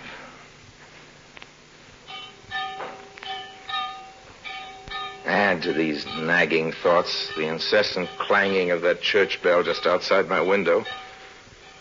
You can well understand my reaction to the hotel manager's typical good morning greeting. Ah, buenos dias, senor. Buenos dias. Of course. I did not sleep well. Senor, your bed is not comfortable. I will see to it. Where's Alicia? ¿Quién? The senorita. She come down yet? The senorita, she's at the church. Church? Si, senor. This is a great holiday in our city. At midnight, the bell begins to toll and does not stop until the sun sets tonight. You mean to tell me it's going to keep up that racket till sundown, that horrible clankety-clank? This clank, senor, it is the will of the Lord. Yeah, well, I need some coffee. Our punishment, senor. We atone on this day for the great sin of Leon. The great sin of Leon. That must have been a whopper. A terrible sin, senor. On this day, 17 years ago, a good man was killed in Leon. For this, the Lord removed the music from the bell. Wait a minute. What happened 17 years ago? There was murder in our city. And the bell? A miracle, senor. On this Never day, mind the bell. What's it got to do with the murder? Please, senor, do not shout. Will you please, por favor, get the blasted point? Senor, you must hear me. This bell was once of glorious musical tone. Yes, Then but... there came this terrible scene, this killing. Go on. One of the men of Leon was taken by the police for this murder. Then there occurred this miracle. What miracle? The music left the tone of the bell, and this man was never seen again. Wait a minute. It changed its tone overnight, huh?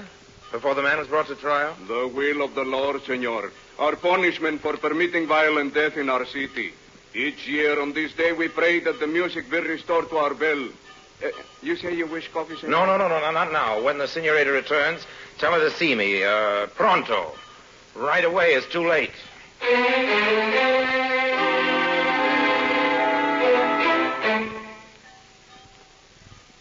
But, Harry, it is too fantastic. Oh, sure, it's fantastic. Bells don't change their tone the way you and I change our clothes. There's got to be a reason for it, a practical, fundamental, tangible reason. Now, look this note. Okay. Bolo's note. Here, he admits it right here. He stole the evidence that would have cleared your father. He says he hid it right here in Leon. Well, why did he not destroy it immediately? Who knows? Maybe he intended to confess sooner or later. Murderers are seldom logical people, but look. Now we learn that just before your father escaped from the police, the tone of this bell suddenly, mysteriously, miraculously changed from a melodious ring to that clank we hear out there. Listen to it, Alicia. Listen. What makes a bell sound like that? I do not know, Harry. It may be. I do not know. Well, neither do I, but tonight I'm going to find out. And you're going to help. It was midnight before the streets were empty. Alicia and I entered the little church and climbed up the ancient flight of stairs to the company.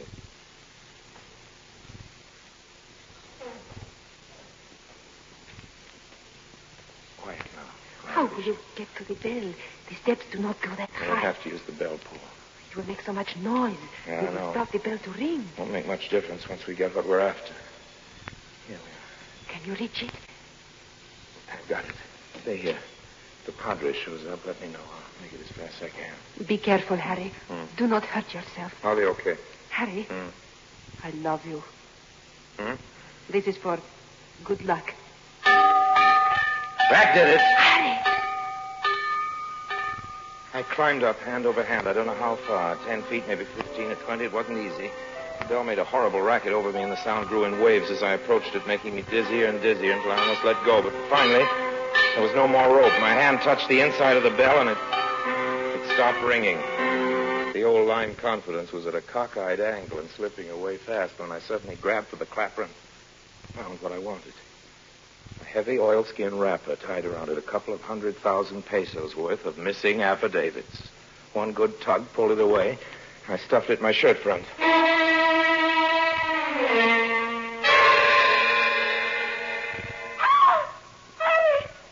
Alicia!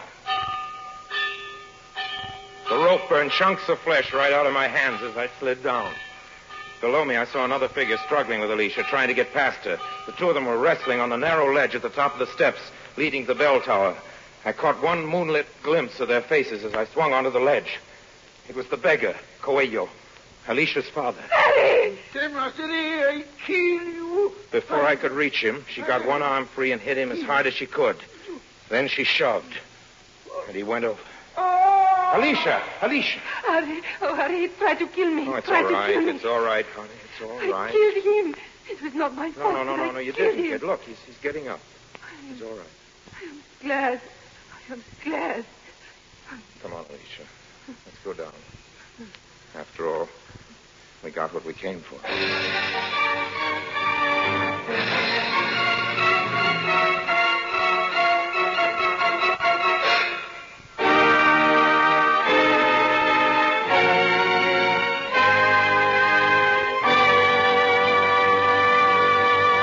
Harry Lime returns in just a moment.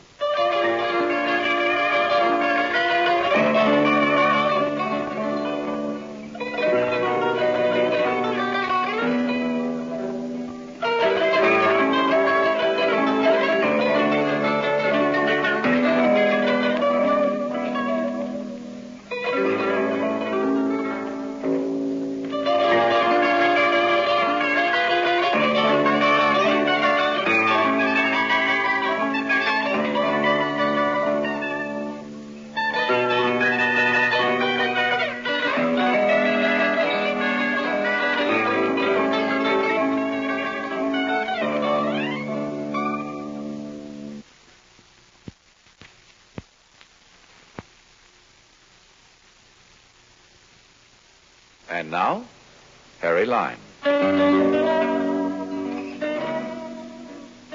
As far as the authorities were concerned, Coelho was a nameless beggar who'd gone and blown his top. They locked him up, of course, but said he'd be released later on. I was the one person who could identify him, the one person who could return him to his family. But why interfere? Let the old man figure it out for himself. If he wanted to remain the unknown beggar for the rest of his days, that was his business. Probably everybody'd be happier the way things were, particularly Alicia. She was all that really worried me. I went out into the little plaza to think it over. Day was breaking. The birds were waking up. The little cantina was still open. I went in and sat down at a greasy little table and had myself a couple of tequillas. Then I borrowed a few sheets of notepaper and wrote this.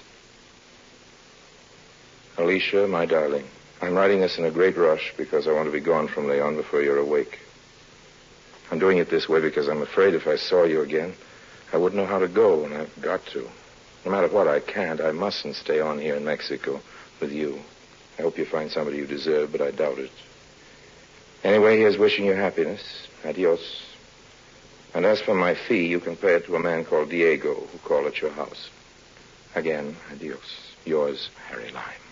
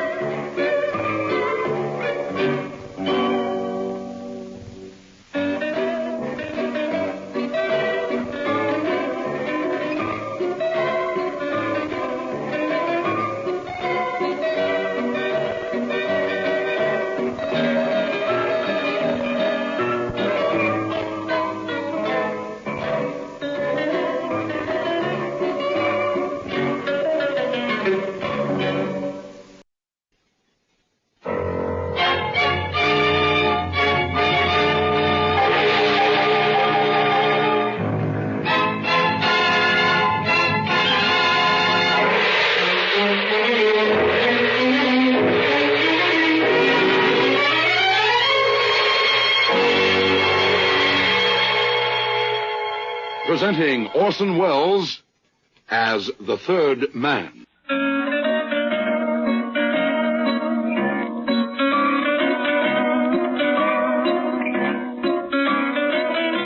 The Lives of Harry Lime. The fabulous stories of the immortal character, originally created in the motion picture The Third Man, with zither music by Anton Karas.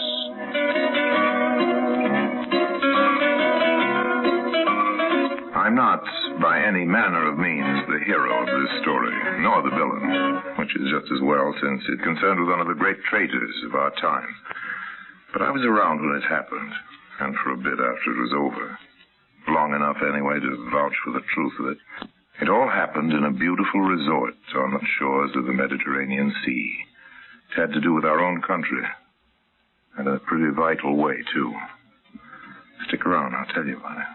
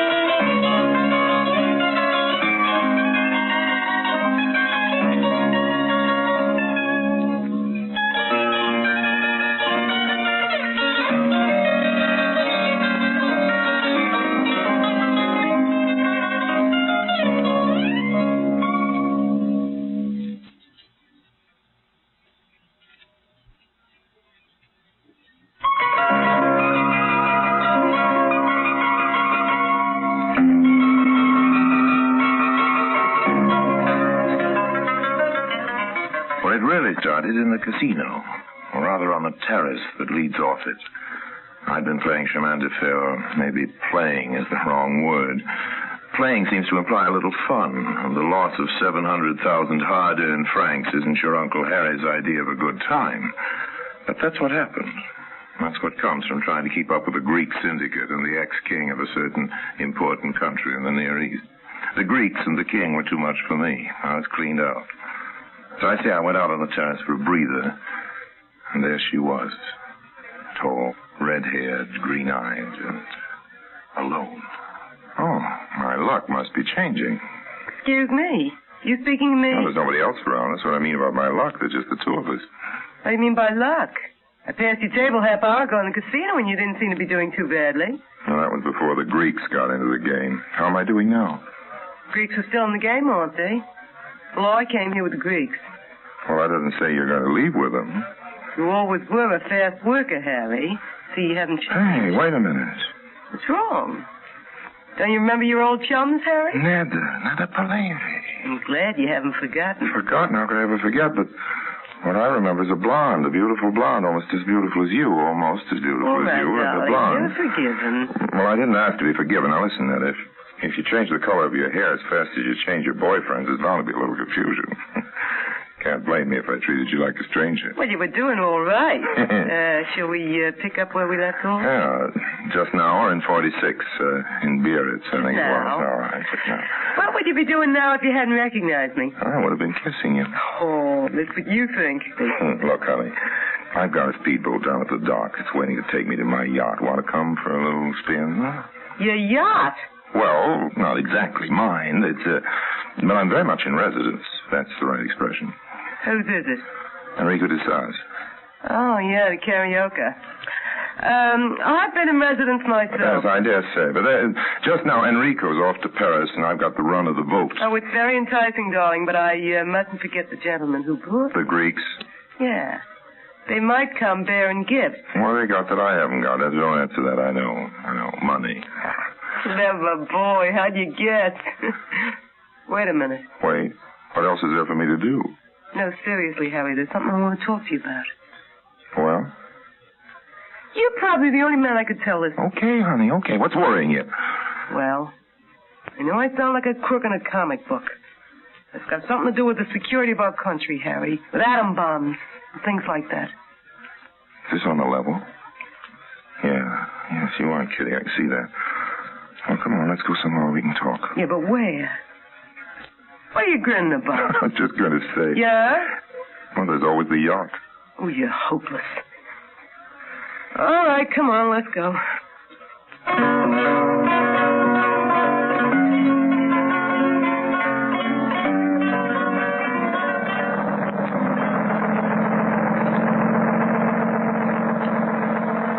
That's the karaoke up ahead. In 5 minutes we'll be there.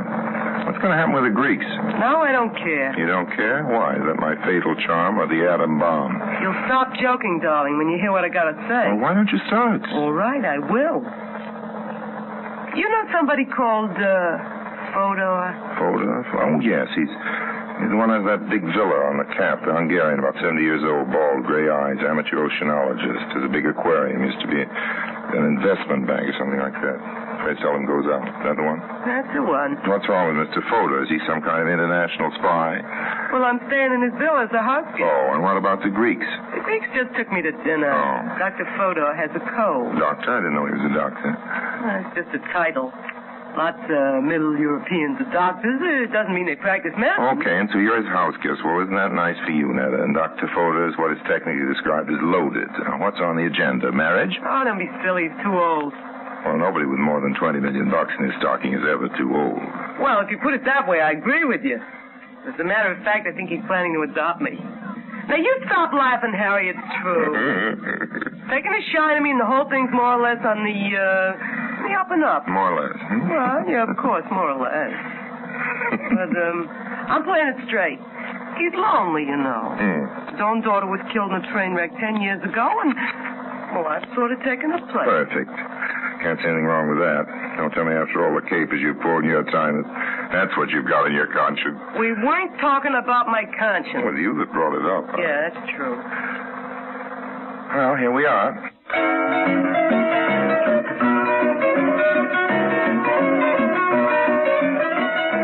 A beautiful yacht. It's a beautiful night. The Mediterranean, the moon. And one of the most attractive girls of the century. And the whole thing, from a strictly romantic point of view, was completely wasted. Yes, believe it or not, when we got up on the deck, she wouldn't even take a drink. When I tried to kiss her. No, Harry, please. I honestly and truly want your advice. This isn't a gag or a racket. It's something serious. Okay, honey. Okay, go ahead. Well, first of all, I'm not the only house guest at the Villa Giulia. Villa Giulia, you mean, yes? Yeah, of course. That's the name of Father's place. Yes, up on the cap. Well, for the last 3 weeks, there's only been 2 of us. In the guest house, I mean. Yeah. Me and this scientist, Hans Convex. Convex? Yeah. You with your filing cabinet mind. Don't tell me you never heard of him. Convex, you sure? He's a physicist. He's supposed to be one of the most important men in his field. Yes, that's how I read in the papers. I also read that he's on his way to America. Well, that's just it. He's leaving the day after tomorrow. Well? And they've given him a big job on some very top secret kind of project like the H-bomb. Well, honey, we've already got the H-bomb. Or something must be the word. All right, something. Okay. I don't know what it is, and you don't either. No. He's going to go to America to take part in it. If Convex is going to America on a job as important as this, you can be sure that he's been checked by every kind of security agency. You see, I'm jumping ahead of your story. I'm guessing you think this scientist chum of yours is some kind of spy. I don't say that. But look at the other people, leaders in their field who've already betrayed us. Yeah, that's true. You see, the trouble is there's no way of telling what's in these people's minds. Their backgrounds can be perfectly clear, nothing to prove, but all the time they can be thinking not in terms of our side, but of the other. I know all that, kid. Get to the facts. What's on your mind? You think Fodor is in it, too? Oh, no, of course not. He's really a sweet guy. Sure, I'm in it for what I can get out of him, but still, I like him. He's no communist. Well, his dough, he doesn't need to be. It doesn't have anything to do with it. You know that as well as I do. Sure, go on, honey. Go on. Well, Dr. Fodor has a telescope. Not just an ordinary telescope, but a high-powered one. Up on the roof of the villa. There's all kinds of gadgets like that. Yes. You know, in many ways, he's just like a little kid. Well, anyway, one day last week, I was taking a sunbath, and I happened to look through that telescope. Well, this comic, he's a funny kind of guy, Harry. He keeps to himself. He's very quiet and very polite. Here, have a little champagne. Won't stop the H-bomb. Thanks. Mostly, as I say, he keeps to himself, and almost every morning he goes out fishing in a little boat. So when you looked through the telescope, you saw him in his boat. Well, he was looking at you, honey. And what was he doing? Fishing. For what? Fish.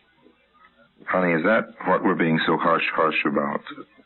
Lots of folks go out in little boats and fish for fish. Yeah, but there was another little boat, and it came up to Convex's boat. I could see them just as plain as if they was next to me. There was a man in the other boat in a dark suit, and he gave Convex a comic book, and then he rode away. Thrilling. Will Convex read the comic book, or will he return it unopened? Will you please stop kidding, Harry? This is serious. Well, let me tell you about the other man. I saw him plainly so I could recognize him later when 2 nights afterwards he was standing in front of a kiosk buying a newspaper. I happened to be walking by with one of the Greeks.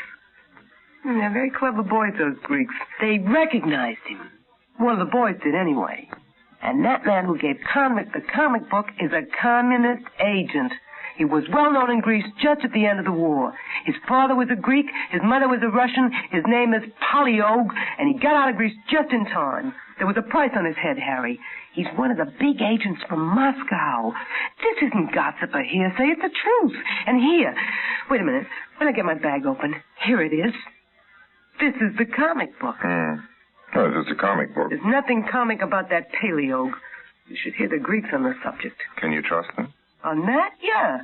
Okay, honey, you've convinced me. I'm signing on. Tomorrow, you take me over to the Villa Giulia and introduce me to Dr. Fodor, and then... He's my pigeon. Leave him alone. If you want me to help on l'affaire Convex, that's the only way. Don't worry, I won't try to persuade Fodor to adopt me. I just want to get next to Convex, and then we'll see. We haven't got much time. Remember, he's leaving day after tomorrow for America. I remember. Well, all I can do is try.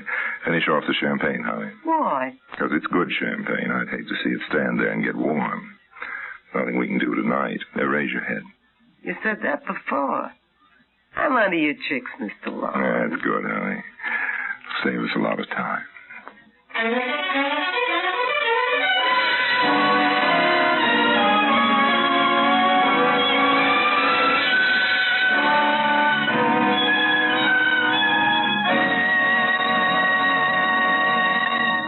Orson Welles returns in just a moment as the third man.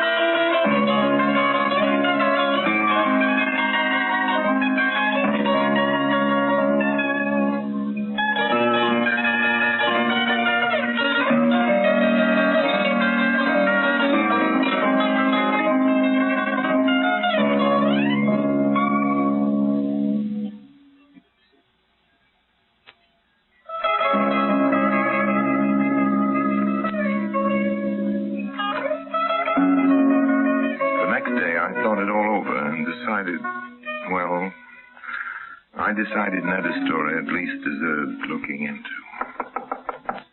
Yeah, who is it? What it matters who is. He's knocking on door, so you open. Well, I'm certainly not opening the door till I know who it is. This is Pavel Ivanovich Dorsky, Vice Commissar of Keyholes. Oh, stop you kidding. Who is it? Oh, it's you. Well, don't sound so let down about it. Would you rather have the commissar? I can go and rent myself some whiskers. Might not be a bad idea at that. Come on in. Mr. Fota wouldn't like it if he knew I had gentlemen visitors. What's the idea of the comedy accent? Comedy? Well, I hope your friend the professor doesn't laugh at it. It's the only Russian accent I've got. You mean you're going to try to use it on Convict? But that won't work. He doesn't even know That's me. just it. He doesn't know me. That's my only hope. So he buys you as a Russian and a communist agent? I guess that's your plan, but then what? What do you accomplish? Well, that, honey, is something I couldn't tell you, but at least we'll be further along than we are now. I know. You're just doing it to test me, to see if there's any truth. Can you blame me? The whole thing would be just in your mind, after all. Well, if that's all you think of what I've told you, if you're only treating it as a joke... Honey, if you know of a better detective, hire him. You won't hurt my feelings. Oh, Harry. Now you're the one that's getting sore. I know what. What? Let's kiss and make up. Oh, Harry. Harry, what? Nothing. You're forgiven. Come on. Let's make up again. Neda told me that both of the boats, Conricks and the other that went out to meet him, had flown a striped jersey as a sort of flag on the masthead. Well, obviously, that was the agreed-upon identification, so I got myself a striped jersey of my own, chartered myself a little sailboat, and started cruising up and down in front of the Villa Julia and hoping. Oh, yes, I forgot to mention the comic book. Neda had comped the professors out of his room, so I went and got 2 more comic books just like it. And I tore my 2 comic books in exactly the same way. And then when Neda put one of these back in the professor's room, of course, now he had a comic book, the torn place of which would match my comic book and nobody else's. Well, the jersey on the mast finally worked, and out came Conrict in his own boat flying his own jersey. He looked fairly startled when he saw me. Not that he knew me as Harry Lime, because he didn't know Harry Lime, but I was somebody new in the striped jersey and torn comic book line, and the professor, for all his brilliance in his own field, was a little slow thinking in the spy department. But where is the other? The other what? That was me, of course, in my best Russian accent.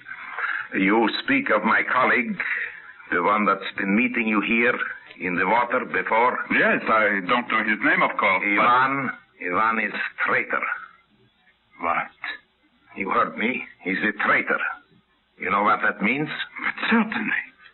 You mean he has betrayed the revolution? Was he in the pay of the Americans? Yes. If he tries to communicate with you again, you must refuse to see him or to talk. This is orders.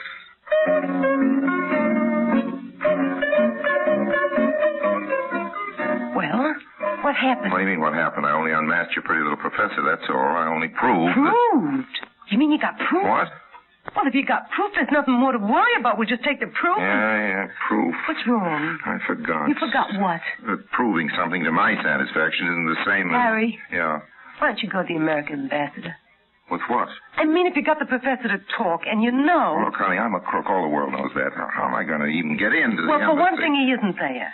The ambassador's here. He's spending the weekend at the Carlton Plaza. You can get into the Carlton Plaza, Harry. You've been in every room already. Now, don't exaggerate. Well, isn't it the truth? In a general sort of way, yes. You mean just break in and beard the old buzzard? Why not? Why not, indeed? What time is it? Early. Why? Well, early is definitely too early for breaking in on an ambassador. Let's go to the casino. So you can lose some more of your money? Don't be ridiculous, child. I can lose some more of your money. Come on.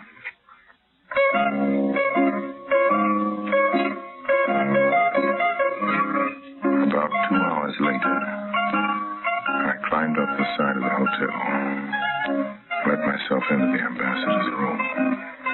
All right there. I'm awake. That's good, Mr. Ambassador. Now, Hold up your hand. I apologize for coming in through the window. You heard me. Hold up your hand. But why, Mr. Ambassador? What do you mean, why? Hands up. Well, Mr. Ambassador, excuse me for mentioning it, but you don't have any gun. Oh. You see, when people ask people to hold up that How do you know I don't have a gun? Because I can see. Oh. Well, the explanation's quite simple, Mr. Evans. Well, I've been crawling up from one balcony to another in the darkness, so my eyes are accustomed All right. What are you after? My money, it's in my pants pocket. Take it and go away. I'm sleeping. I don't want your money, Mr. Ambassador. Just a minute of your time. That's words. Everybody wants a minute of my time. Now they've taken to breaking into my bedroom to get it. From now on, I'll have to sleep with an undersecretary under my pillow. Mr. Ambassador. Please make it quick. I know you're armed and I'm not, but in common decency, if you had the remotest idea what my schedule is you like, know of you a certain Professor Conricht. What about him? Well, he's leaving for America day after tomorrow to take charge of... I know. What about Conricht? The communist. Everybody says everybody's a communist. Got any proof? I can prove it. Good. How? Well, I talked to him this afternoon. And? He admitted he was working for the Kremlin. Got any witnesses? Witnesses? Got a tape recording? Well, no, this happened out on the water. On the water? Yes, in a couple of boats. I pretended to be a Russian agent. With no witnesses? Well, no, Mr. Ambassador, but I can assure you... Oh, you can you? By the way, who are you? Well, it doesn't matter who I am. Of course it matters who you are. You're making a very serious accusation. Hey, where are you going? Away, Mr. Ambassador. That's where I'm going. Away. I've suddenly understood that I'm making a fool of myself. Now, hold on a minute. Excuse me, Mr. Ambassador, but why? Because maybe you've got something. Of course I've got something, Mr. Ambassador, but what, if you'll excuse my impertinence, what in the blue blazes can I do about it? Good night now, sir. And pleasant dreams.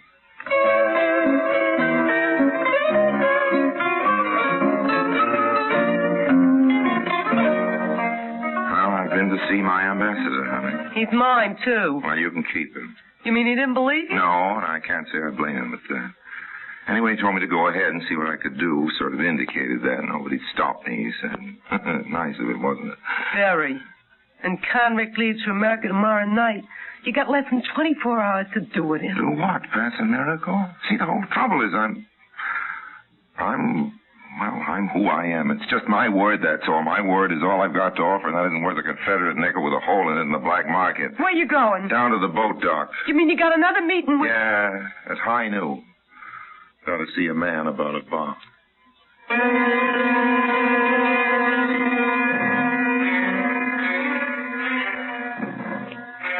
are Mr. Harry Lime? Yes? We have a friend in common. Huh? Through this friend, I have come into possession of some very startling information. Oh? Do I need to explain myself any further? Well, yes, old man, just a little bit further. What's the information? Who's the mutual friend, and who are you? The friend is Nedda. The information, Mr. Lime, has to do with treachery. Treachery of the most terrible sort. I am Dr. Fodor. Oh, I see. Do you mean Nedda's been talking to you about... She is a delightful child, our Nedda, but if she has a... She doesn't know how to keep her trap shut. Well, Mr. Lime, you see, she trusts me. She began to feel that there was nothing effective that you could accomplish, so she turned to me. And spilled the whole pot of beans. Okay, what happens now?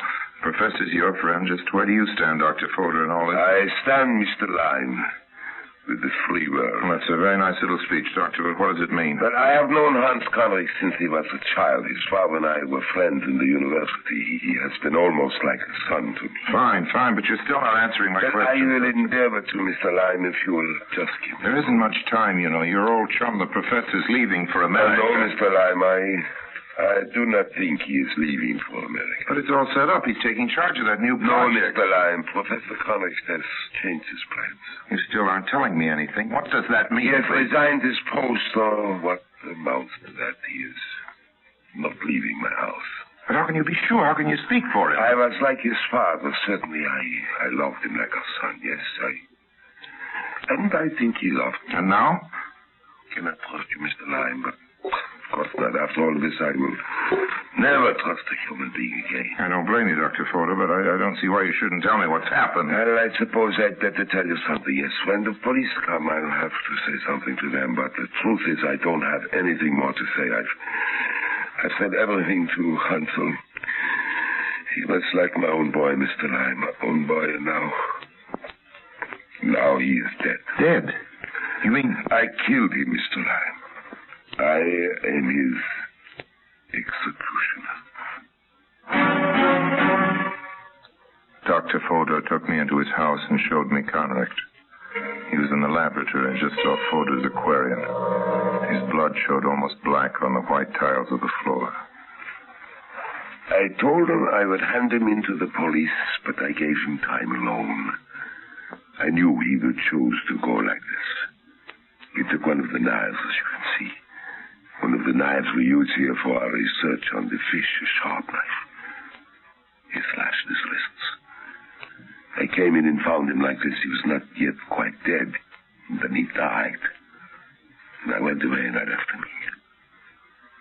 So what is there to say now? A prayer? He didn't even want prayers.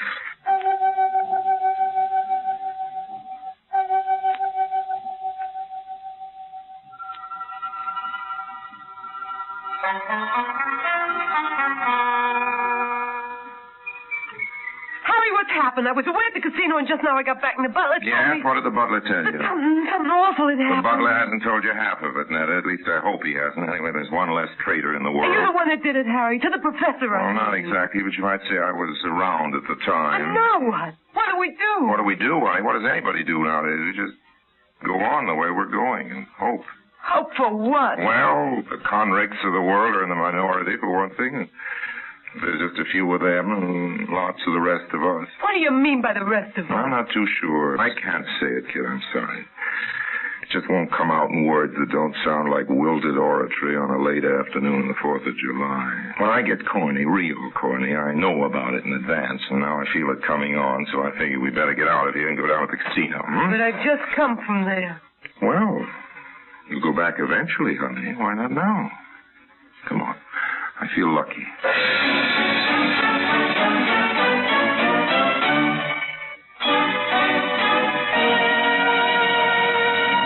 Harry Lime returns in just a moment.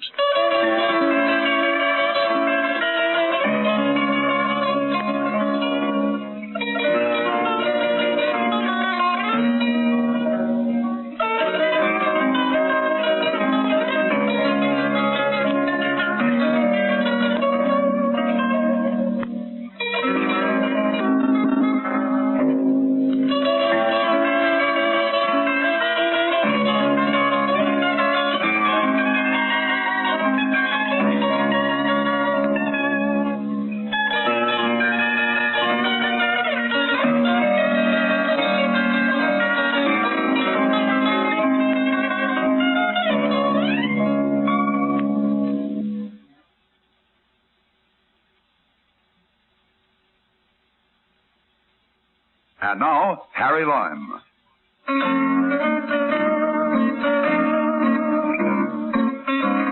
Last week, I ran into Netta again.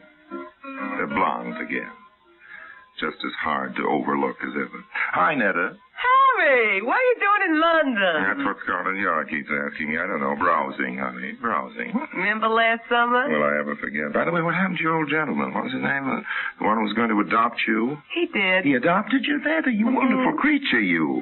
You must be worth a fortune. What are you doing for dinner? You're buying it for me. I've got a better idea. You buy it for me. Oh, I would, Harry, but I'm broke. But your guardian, he's worth the Not anymore, Harry. He's dead. Oh, I'm sorry to hear that. He was a nice old guardian. What happened to that 40 or 50 million potatoes? He left the whole thing to a foundation. What's that? Come on. I know a nice, cheap little place where we can eat Dutch treat, honey, Dutch treat, that is. And you find another guardian.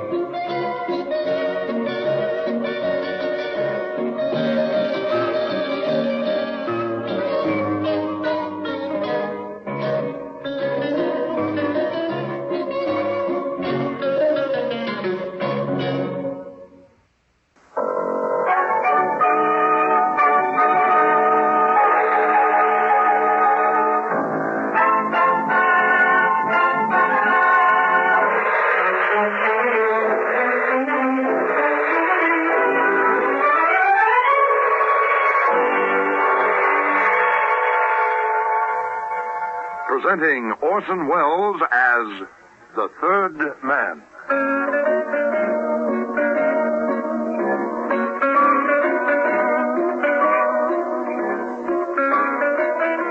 The Lives of Harry Lime. The fabulous stories of the immortal character, originally created in the motion picture The Third Man, with zither music by Anton Karas. One late afternoon a couple of years ago, a plane was sighted about 70 miles out of the Orly airport in Paris. It was a private plane of medium size, and nobody was in it. Nobody at all. The plane, keeping its course steadily toward Paris, was flying itself. Why was it empty? Who had been flying it? And why and in what circumstances had they left it? Well, thereby hangs the tale.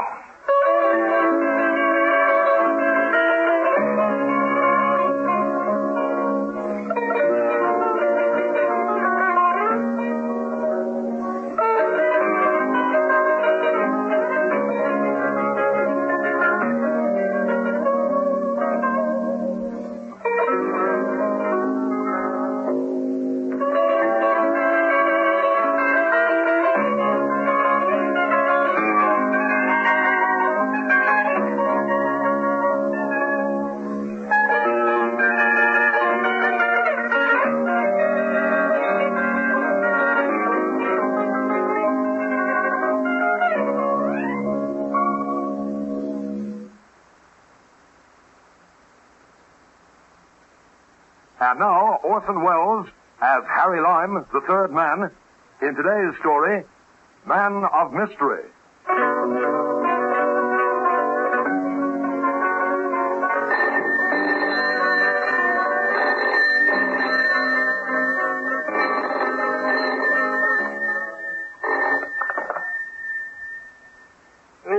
Grigory Arcadine, calling Monsieur Harry Lime. Yes, Harry Lime speaking. 1 moment, please. Hello? Hello? Hello, this is Grigory Arcadian. Yes? I am at the Hotel de Cap in Antibes. Come and see me tonight. I have a job. Well, I'm in Vienna. Or there isn't a plane out of here until Saturday. I am sending you mine. Your what? My private plane. This is Arcadian speaking. Oh? Grigory Arcadian. You know who that is? Oh, yes, I think so. You think you know who is Grigory Arcadian? My friend, that is wonderful answer. More wonderful than you guess. I'll see you soon, Mr. Lime, yes? After dinner tonight. Hello? Hello? Hello? Hello? Oh,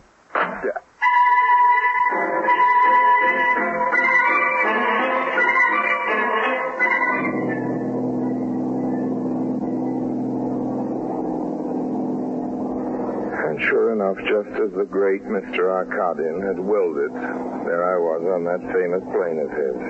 And promptly after dinner, there I was at the Hotel de Cap, which is in Antibes, which is in the south of France. Science is wonderful, and so is money.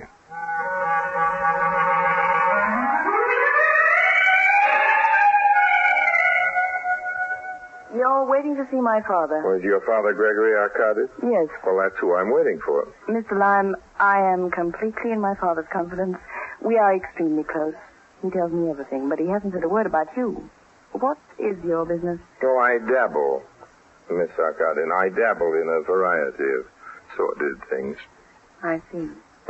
If you will sit down, I'll tell my father you're waiting.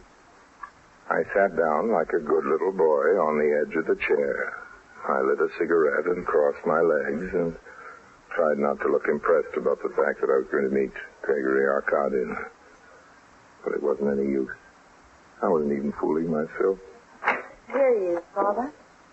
Go in and amuse our guest, Raina. You are Mr. Lime, aren't you? Yes, that's right. I've heard many things about you, Mr. Well, Lime. I've heard many things about you, Mr. Arcadian. What exactly have you heard about me? Go on, I have my reasons for asking. Well, everybody knows you're one of the richest men in Europe, Mr. Arcadian. You're supposed to have big interests all the way from Denmark to the Belgian Congo, but you... Well, for one thing, you've never been photographed. I do not like to be photographed, Mr. Lime. Well, that's okay with me, Mr. Arcadian. I think you're starting to make fun of me. No, I'm waiting for you to start making some sense, Mr. Arcadian. You are a crook, Mr. Lime, but I see you are a tough crook, not a little sneak thief. Tell me, did you ever hear of something called an intelligence check? Intelligence check? Yes, I think so. Doesn't that mean some sort of check by an intelligence service in the army or something on a man's past? Isn't that what it is? Some sort of. No, it's not some sort of checkup. It is, as you would say, the full treatment, the work. Oh, yes. They are very thorough, these army people from the intelligence service. They turn up the carpets. They look under the wall. Which army is this, Mr. Arcadian? Your army, of course. Who else is planning those air bases in Portugal? Oh, really? Oh, man, I wouldn't know. It's an allied operation, but the U.S. Army must approve all contracts. And I understand, Mr. Lime, that all bids are examined not only on their own merits, but also on the merits of a man's record in the past. This is their famous intelligence check. Okay. Now you're beginning to make a little sense. You want the contract for building these bases, and you're afraid of an investigation. So you want to hire me to help you cover up a few items that might not show up so nicely on your private file. Are you telling me or asking me, Mr. Lime? I'm guessing. Well, guess again. No, let's play something else. How about Pachisi or Lotto? I am not playing games, Lime. I am hiring you for a job of work. A minute ago, Arcadian, you called me a crook. It's a cinch you've got a touch of larceny on the brain, or you wouldn't have called me in. What's the offer? $10,000. Tax-free, old man? You can have it in gold, in Liechtenstein. Well, that's a nice offer, Arcadian. I have to know who it is you want killed before I give you my final reply. You are to kill nobody. You are to cover up nothing. You are to perform no illegal acts whatever. No, Mr. Lime. I am not hiring your so easily adjustable conscience. I am buying your knowledge of the continental underworld. Oh. And that is all. I want you to make an investigation and prepare me a report. What do you want to know about? I want to know about me. You? Yes. It is on the subject of me I want you to make that report, Mr. Lime. I want you to investigate me. Well, okay, Mr. Cotton, but just what is it you're afraid they'll find out? I swear, Mr. Lime, I wish I knew. Well, there must be something. You would be so worried, and I guess you figure if I can't smoke it out, the FBI isn't likely to either, but still, Let me tell you a poetic little story. Okay, old man, if you insist. It is the winter of 27. Oh, really? I'm a young man, and the city is Lucerne in Switzerland. I have only the suit I was wearing and the wallet with 200,000 francs. Swiss francs. It was with that money that my present great fortune was built. Yes. Well, the stages, Mr. Lime, the stages by which I erected myself into the position of one of the richest men in the world may be traced. They call me a man of mystery in the newspapers, but really all of that story can be pieced together and checked. Yes, I'm sure, but... Mr. Lime, what happened before the winter of 20? Oh, that's for you to tell, huh? Where did I come from in my one suit? Who was my family? That's my real secret, Mr. Lime. I don't know who I am.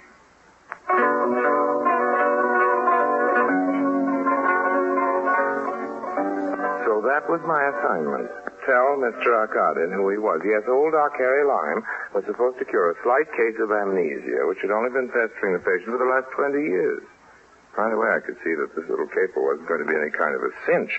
Well, there was plenty of cash, unlimited traveling expenses and all that. But as far as a cue or a clue to the facts about his own distant, mysterious past, Gregory Arcadin was just about as helpful and as chatty as a clam.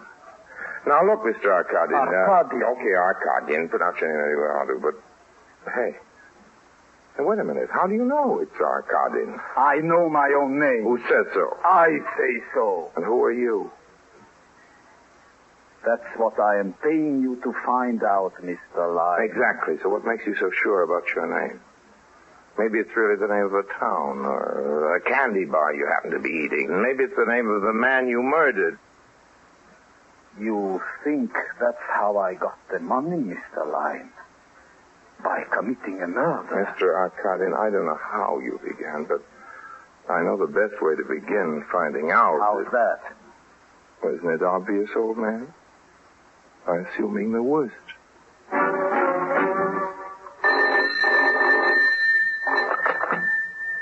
Rapide, Monsieur Grégory Arcadine demande Monsieur Lime, Monsieur Harry Lime, à Zurich. Mr. Lime? Yes? Well, Mr. Lime, what have you found out? Hello, Arcadian. How did you find out I was in Zurich? I have an office in Zurich. Well? Well, what? You heard me. What have you found out? Who was I? Where did I come from? What, You came from Warsaw. Warsaw. That? Well, I said you came from Warsaw. That's in 27. I'm not sure where you came from originally, but your tailor thinks that, your tailor, the one who made your clothes when you first came to Zurich. He's dead. The one who owned the shop, not the cutter. You probably never noticed him, but he remembers you. And what's more, he remembers the label in the first coat you were wearing. What label? What did it say? Well, he doesn't know. All he remembers is that the coat was made in Warsaw. That the coat much? was made in... No, it's not much, but it's something. Well, what are you going to do now? You can't get a visa for Poland? No, but an awful lot of Poles left home since 27. You mean refugees? Oh, that's right. But they went everywhere, all over the place. That's right. Well, where are you going now? Well, I'm going to look up a few Poles. But where? Just where you said, Mr. Arcadian. Everywhere.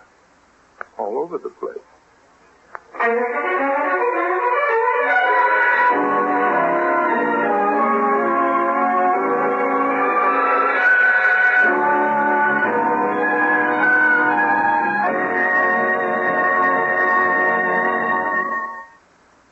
Harry Lime returns in just a moment.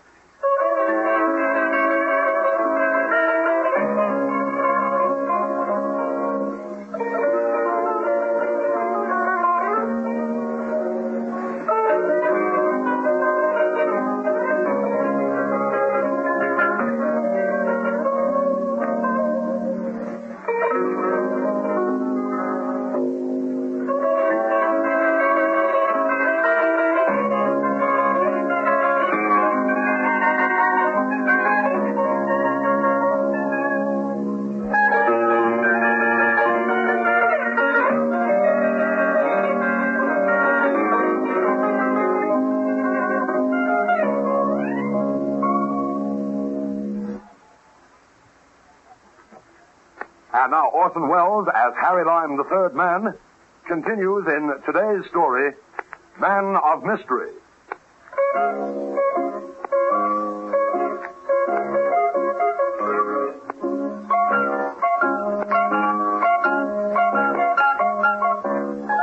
And now here I am in Paris, in Maxine. I'll spare you all the sordid details. What matters now is that my dinner companion is a vendeuse at a couturier's, which means her profession is helping Jacques sell all those dresses of his. She is Polish, this dinner companion of mine, a refugee. And this is partly because I am closing in on that section of the population, and she is also a very classy dish indeed. That section I'm closing in on. The name is Baroness Nagel, and by this time we're leaning across the empty coffee cup, making eyes at each other. I'm enjoying myself, you know. I didn't think I would. Go ahead. Enjoy yourself all you want to. I'm on an expense account. Do you mind if I ask you a rather personal question? No, I don't think so. I'd like you to tell me something about the criminal underworld of Warsaw. For a couple of years, Mr. Lime, and only because my family needed the money very much. Yes, I was attached to the Warsaw police. I think I was helpful. For the truth is, I was only used on one case as a sort of wooden duck. How you call it, a decoy. There were several of us, all working to break up the gang of a certain criminal called Sophie. Sophie, huh? It was all frightfully sordid. Yes, One isn't approved, but still one was glad actually to be useful in breaking it up. It was a pity the leader was never caught. So the leader, Sophie, never got away. What was her full name, Sophie? Does it really matter? Well, it might, yes, quite a lot. She's been married since. Well, do you know the man's name? I will look it up for you.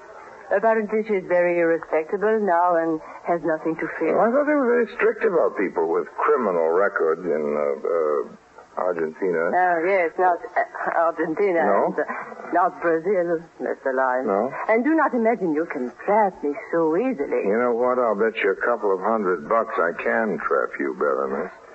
Let's make it, 500. That's more sporting. 500. Well, 300. That's sporting enough. I'll write the address of this lady, Sophie, on the back of this menu, and you write your version of it on yours. Okay. Well, I've written my guess. Smith, I don't suppose it's right. Let's see how I did. Smith. Well, show me what you wrote. I would like to see, first of all, the state. All right. 1, 2, 3.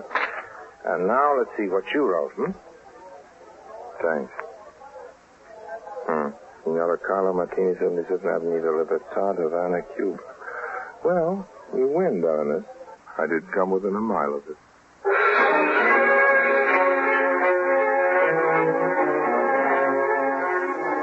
The next day, I was on my way to Cuba. And a little time after that, I was in my room in the hotel in Havana. It was after midnight. Yes? Mr. Manhattan, hold on. Mr. Aradian calling. Oh, okay. Hello? How are you coming, Oh, fine. I couldn't be better, Mr. Aradian. Got the goods on you. What? Well, the dirt, all of it. That's what you wanted, wasn't it? How you mean dirt? Well, I know all about before 27. What? Before 1927. I know what you were up to in Warsaw. Warsaw? Can you prove it? Sure. What's your room number? Maybe you didn't understand. I'm in Havana. So am I. I said Havana. I heard you. What's your number? 208. I'll be right down.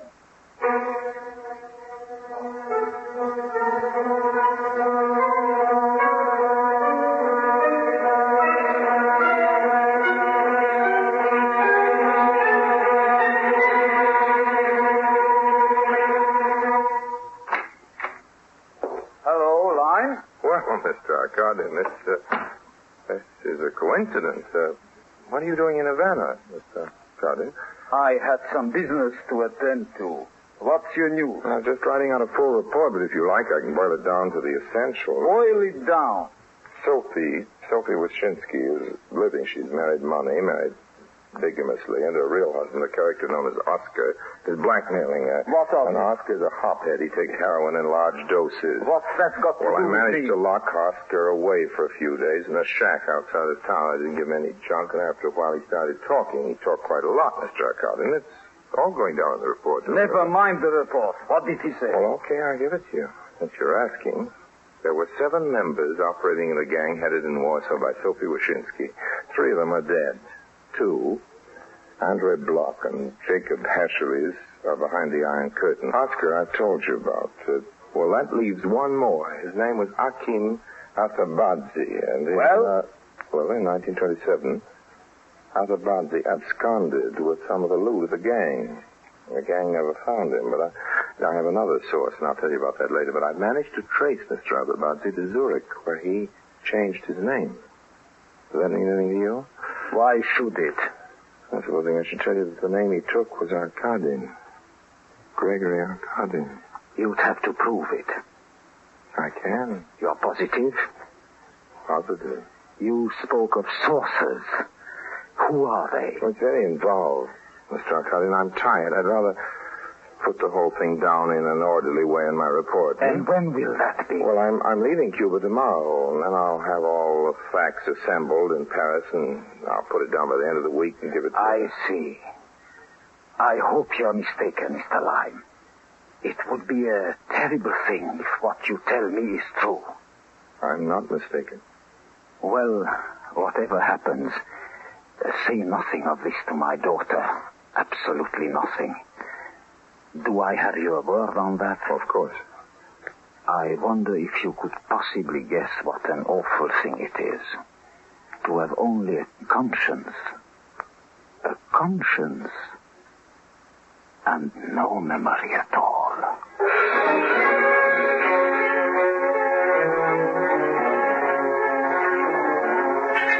2 days later, I was in France. Marino phoned me at my hotel, and I took her to dinner. She tried to draw me out, but I wasn't having any of that. I'd given Arcadian a promise, and no matter what he'd been or what I was, that was one promise that was going to be kept. I wish you weren't so mysterious about everything, Harry. You see, I know about the airports. There's to be 3 of them in Portugal. It means a great deal of money for whoever gets the contract. Yes, that's where the intelligence check business comes.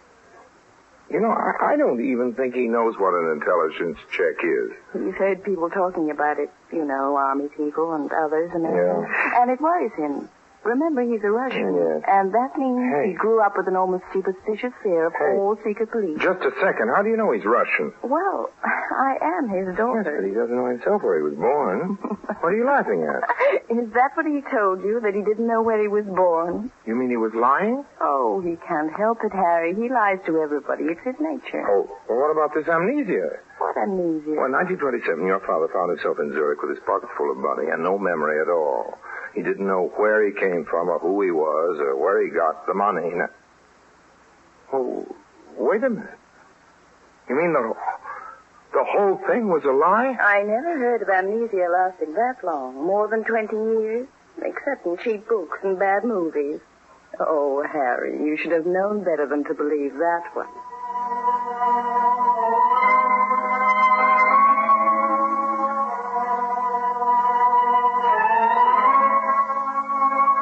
So he'd been lying. Lying all the time. He knew his past. As well as I knew my own. Well, just as I was absorbing that, the news came from Cuba. A friend in Havana sent it to me, a clipping from one of the newspapers. Said he thought I'd be interested. Well, I was. It seems that Signor Oscar Trebich and Signora Martini, formerly Sophie Wyszynski of Poland, had been found together in a ditch in a suburb of Havana. Both were dead. They had been strangled.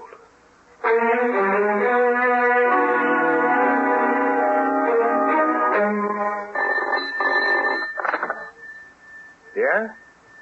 We've managed to trace Mr. Narcotic for you, Mr. Knight. Good. At the airport. Is it the airport? Just a minute. I'll put him through. Thank you. Hello? Hello? Hello, Lime. Yes, Harry Lime speaking. Make it quick, Lime. Traffic just cleared me. I'm flying my own plane, and if I don't take up right away, I won't get into Paris before dark. What do you want? Well, they found Sophie and Oscar. What's that? Oscar, Mr. Arcadian. Oscar and Sophie. Remember Sophie? She used to be your girlfriend back in Warsaw when you were working for her as a white slaver and dope smuggler. Oscar was her husband. They were found dead in a ditch, Mr. Arcadian. In a ditch near Havana. They'd been strangled. What about it? Well, I know why you did it. Lime, listen to me. I'm paying you money. Big money. I'll even raise the sum. I'll see you in Paris. No, I'd rather not see you, Mr. Arcadian.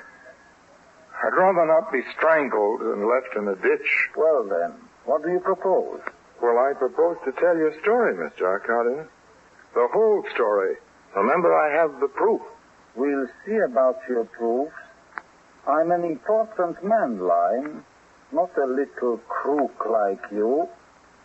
Nobody'll believe you. Well, I'm sorry, Mr. Arcadian.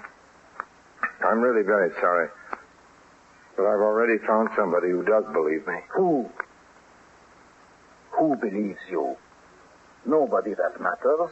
You forget who I am. Well, you're the father of Raina, Mr. Arcadian. I told you I was sorry, but I had to save my life. You mean you told Raina? Yes, Mr. Arcadian. And she believed you? Everything. Everything except the murder of Sophie and Oscar. She thinks it may not have been you who did that, and of course I can't prove that it was, but if I should be killed now, Mr. Arcadian, that would be proof enough, wouldn't it?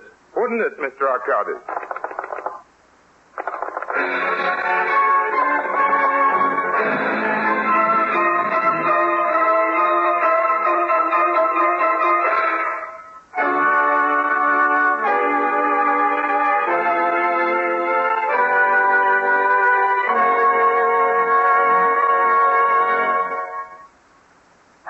Returns in just a moment.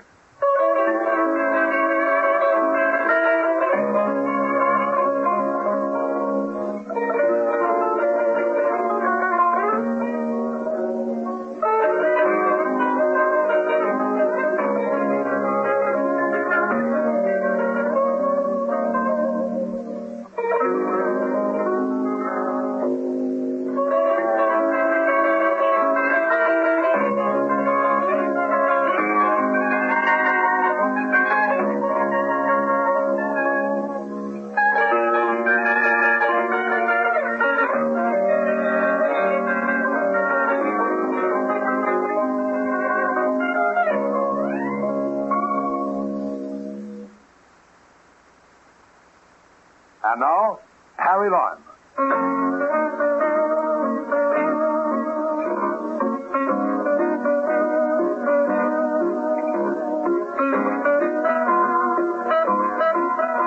So, that's how the plane happened to be empty. Arcadian must have set the controls before he jumped out. But why? Why did he jump instead of crashing? I think because he wanted Raina to know it wasn't accidental. Because he wanted her to realize that rather than face her, knowing she knew about him, he preferred to die. But of course, that's only a theory. There wasn't any note in the plane, just the portfolio, the famous dispatch case he always traveled with, filled with all the great affairs of the world. Now we can only guess. Gregory Arcadian remained, even to the last, a man of mystery.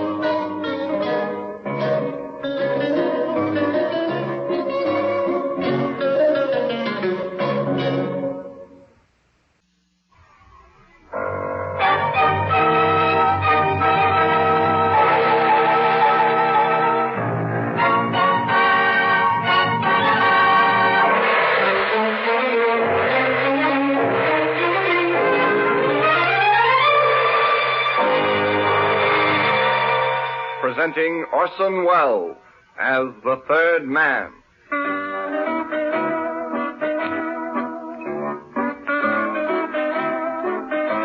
The Lives of Harry Lime, the fabulous stories of the immortal character originally created in the motion picture The Third Man, with zither music by Anton Carroll.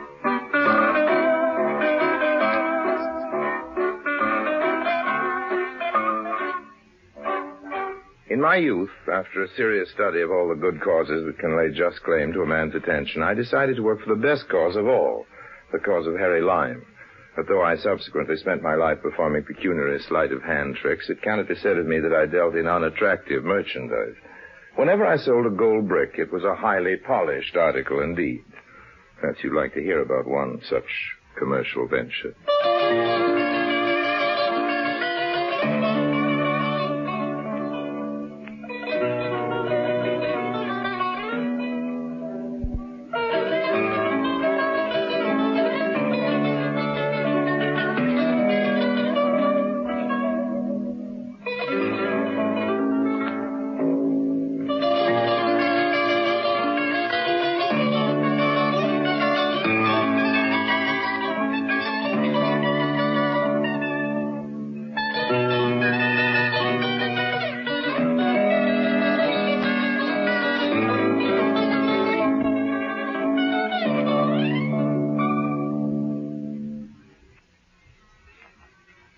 And now, Orson Welles as Harry Lime, the third man, in today's story, Turnabout is Foul Play.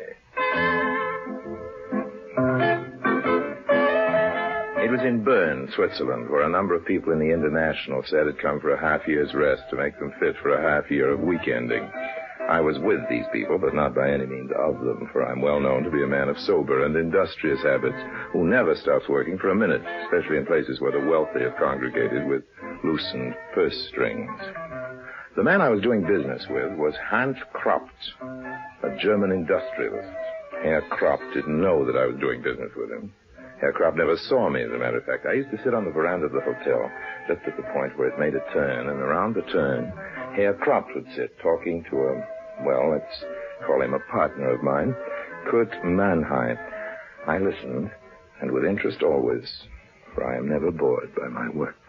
I am disappointed in you, Herr Mannheim. Oh, why should that be, Herr Kropp? You have told me that you know all the people who come here. Oh. You have told me that you will be able soon to find some solid commercial opportunity for a man of my genius. But the schemes you have come up with... I have merely been filling in the time until something really interesting comes along, Herr Kropp. It will never come along. But it has come along, Herr Kropp. It has? Today. What is it? It would take a great deal of capital. I am Hans Kropp. There's no lack of capital. Very well. Bill Foster registered here today. So? Bill Foster is an English representative of the United Nations. So? He's in charge of United Nations plans for the industrialization of Western Europe. That is interesting. I thought it might be, Herr Kropt. If I could get to a man like that... If you could get to a man like that, if you could learn what plans the United Nations has, you could build a fortune greater than the one you had before the war, buying the right property, going into the right business in the right place. You do not have to teach me the alphabet of commerce. This Foster, is he corruptible? Oh, he's already corrupt. Who? Can I trust him? If you pay him. There will be no difficulty then. Except that he will not trust you. What do you mean? He is cautious. He deals with people he knows. Don't you know him? Not that well. Then your information is absolutely useless. Not quite. I know someone who does know him. Who? Harry Lime. And who is Harry Lime? Surely you have seen him around this hotel. Tall, distinguished. And Foster would do business with this Harry Lime? Without hesitation, without question. And how can I be sure that Harry Lime will not cheat me? You can be sure of that. What you cannot be sure of, Herr Kropp, is that he will help you at all. Why not? For the same reason that he will not cheat you. You have strange and disgusting acquaintances, Herr Mannheim. Harry Lime is incorruptible. Incorruptible? This incorruptible person is the only man in Bern who could act as a go-between with Foster? That is correct. Very well. We shall try to corrupt Harry Lime. So, Herr Kropt was going to try to corrupt me. Being a highly moral man, I've always delighted in biting biters, sinning against sinners, and fleecing crooks. So, I looked forward to meeting Herr Kropt with a pleasure I was wise enough to conceal when the next day I allowed Kurt and Herr Kropt to run into me in the lobby of the hotel.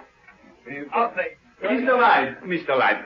How are you, Mr. Leib? Herr Mannheim, isn't it? Yes, and I would like to present Herr Kropt. How do you do, Mr. Leib? How do you do? Hans Kropt. You have heard of him, surely. Oh, yes, I've heard of you, Herr Kropt. I heard an account of your trial.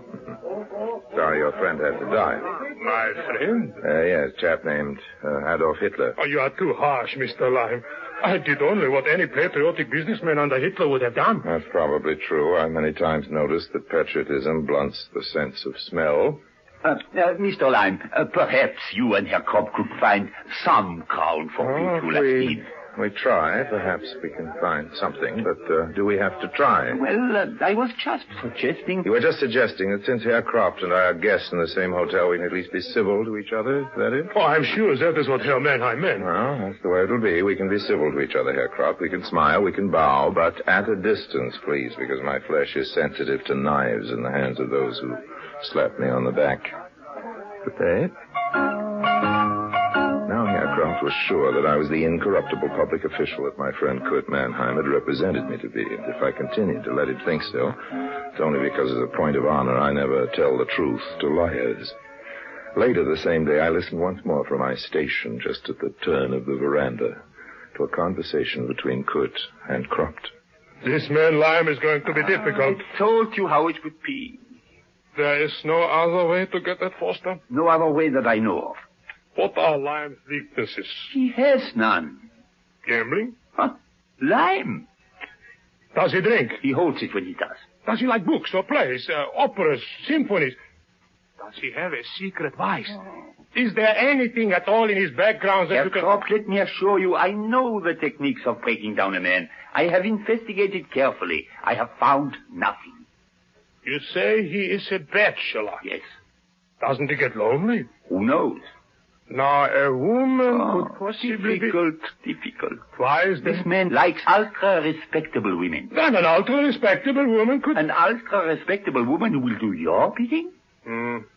It is difficult. I wonder... Yes? I wonder if Mr. Lyon would like my daughter. Herr Kropt, you use your own daughter on a job like this? Oh, I would not let her know what I was about. I could not let her know. You know why? Why? Because she is like this man Lime. Exactly like him. She is stuffy, she is proper, respectable, she is moral, she preaches. Oh, she does sound like Lime. Yes, and if Lime likes, I may be able to get around him. It will be a good joke on my daughter, hey, Kurt? She preaches at me all the time. Now she is going to help me. Listening there on the veranda, I was appalled. I'd played my part all too well. Now I was to be wooed. Not in any of the ways I could have suggested myself to Herr Kropt, not with money or entertainment, or by having a lewd and lovely dancing girl smile seductively upon me. No, I was to be thrown into the company of an earnest, bookish, sniffing do-gooder with glasses, most likely, and acne. A joyless drab who would in all probability avoid the use of the complexion aid she would so sorely need. And I would have to act up to this gargoyle. Well, business was business. Kurt informed me that I had 2 days reprieve for Frida, which was the creature's name, would not arrive until Friday. I spent those 2 days in prayer, but by no means in fasting. And when Friday was all too soon upon us, I stationed myself in the lobby and waited to be accosted by Herr Kropt. Mr. Lime! Oh, hello there, Kropt. When my friend Mannheim introduced us the other day, Mr. Lime, you were good enough to say that you felt we should be civil. Yes, I did, at a distance. I understand. I am presuming on you now, Mr. Lime, asking you to understand that I am not the bad fellow I am supposed to be. Asking you, as the least, to be pleasant to my daughter. She has just come to stay here with me. I'd be very happy to be pleasant to your daughter. She is here. You would care to meet her? Certainly. Oh, Frida! Frida! Yes, Papa? Well, the girl who tripped toward us was not the girl I had been expecting. No glasses, no acne, no need of complexion aids. She was young and lithe, with corn blonde hair and rather serious blue eyes set in a face all peaches and cream. I'm afraid I staggered my way through the introductions. Perhaps you two young people would like to go into the patio or go for a hike? Is that what you call it? Papa, are you not presuming? Mr. Lime may have other uses for his time. Oh, no, not at all. I should be honored if you'd come with me into the patio, Fräulein Krupt. Fine. Patio. I have some business to attend to. I will see you at dinner, Frida. I must apologize for Papa. Oh, why? He so obviously threw me at you. Oh, no, not at all. I don't know what to think. I'm very embarrassed. If you're a sample of his throwing arm, he should be with the New York Yankees, honey. You're very gallant. I'm very much smitten. I do not ordinarily approve of my father's friends. Fine, because I'm not a friend of his. The fact is, I don't approve of your father very much, Fred. I don't blame you. But we shouldn't let such things make any difference to us, should we? The patio? By all means, Mr. Lime.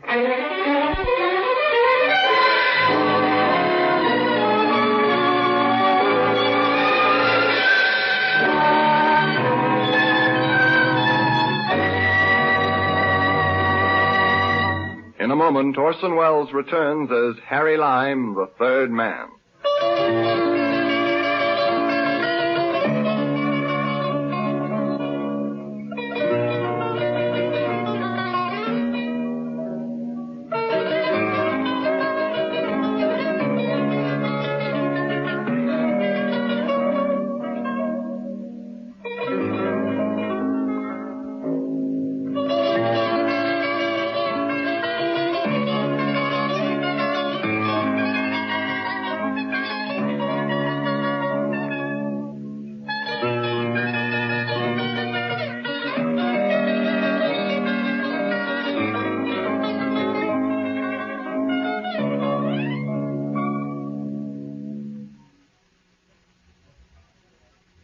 And now, Orson Welles as Harry Lime, the third man, continues in today's story, Turnabout is Foul Play.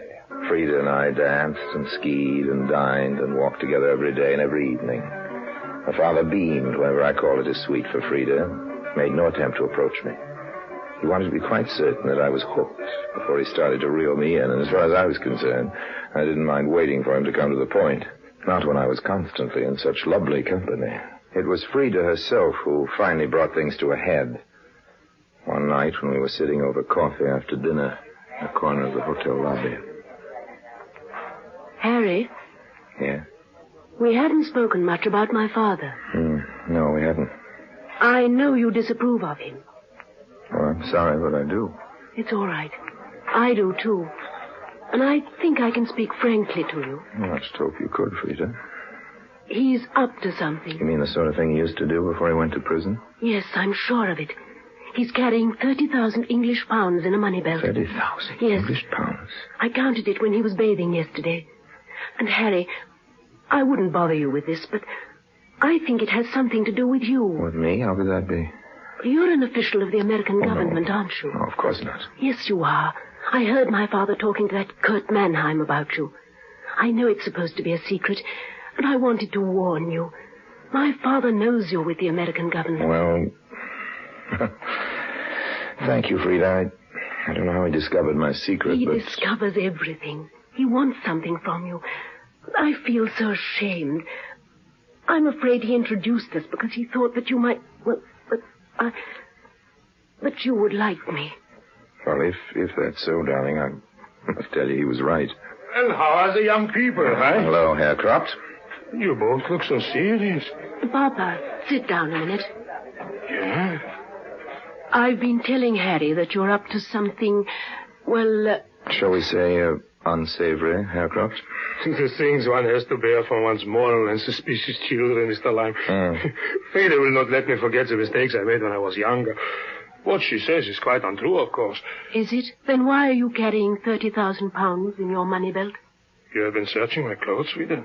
I won't apologize. No, you will not apologize. You will only condemn. You haven't explained what you're doing with that much money. Well, You know the international refugee group you are so interested in. Yes? The drive opens next week. I was going to try to bring joy to your heart by giving the money to them. I do not believe you. I have listened to enough, Frida. You may go to your room. No, that's the most ridiculous. Never mind, Harry. I'm a dutiful daughter. I will go, Papa. Goodbye. She is a dutiful daughter, Mr. Lime. In some ways. You brought her up in the old-fashioned way, I suppose? Exactly. And since I intend to marry her, I suppose I must let you know it before I let her know it. Seems silly, doesn't it?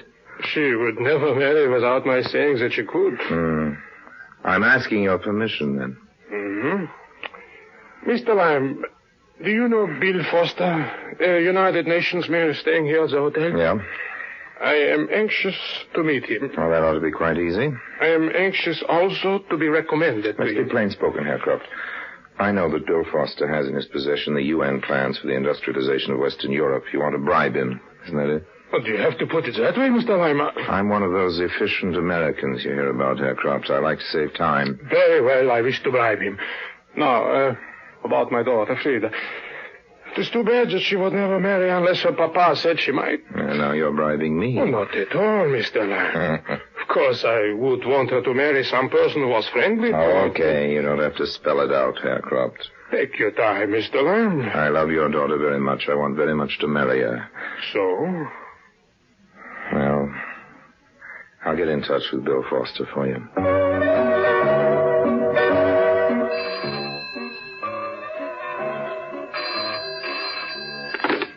Foster here. Bill, this is Harry Lime.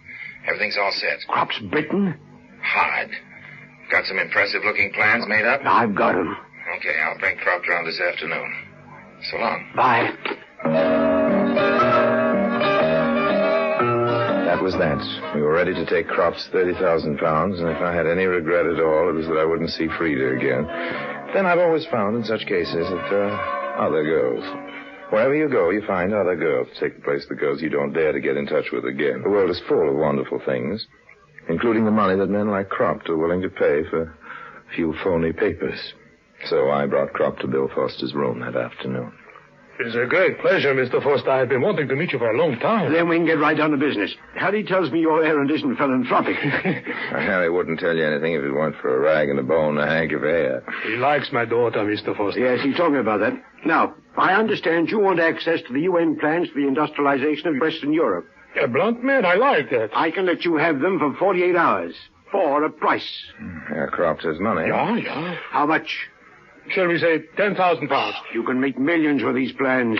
15,000. Herr Croft, you know how distasteful this is to me. I myself wouldn't touch a penny of your money. I have no respect for either one of you, but in the context of this crooked business, I find myself unhappily associated with you, and I cannot permit one of you to cheat the other. Oh, don't worry, Harry, old boy. I wouldn't take him up on an offer of 15,000. I'd want 20 at least. I will meet that price. 20,000 pounds. 30,000.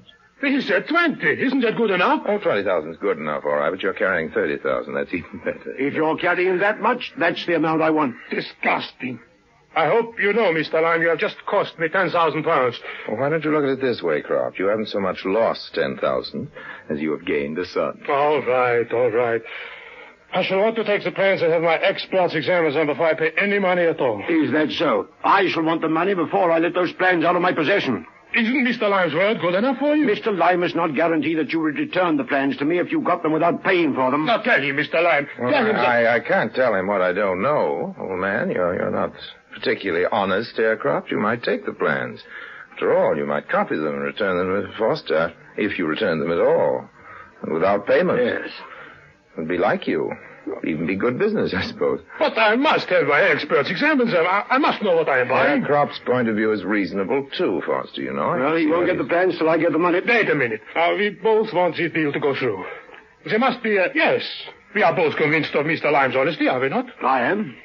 And I. Thank you very much. You give me the plans, and I give the money to Mr. Lime to hold until my men have examined them. No. I was willing to bring you two together, but I don't want to have anything to do with the money. It seems like a reasonable proposition to me, Harry. The money is tainted. Nobody is asking you to keep the money. Well, I should hope not. Oh, we just want you should hold it. Well, I don't like the idea. But that's unreasonable, Harry. You're in it this far. Yes, I'm in it this far. Goodness knows. Here's the money. Take it.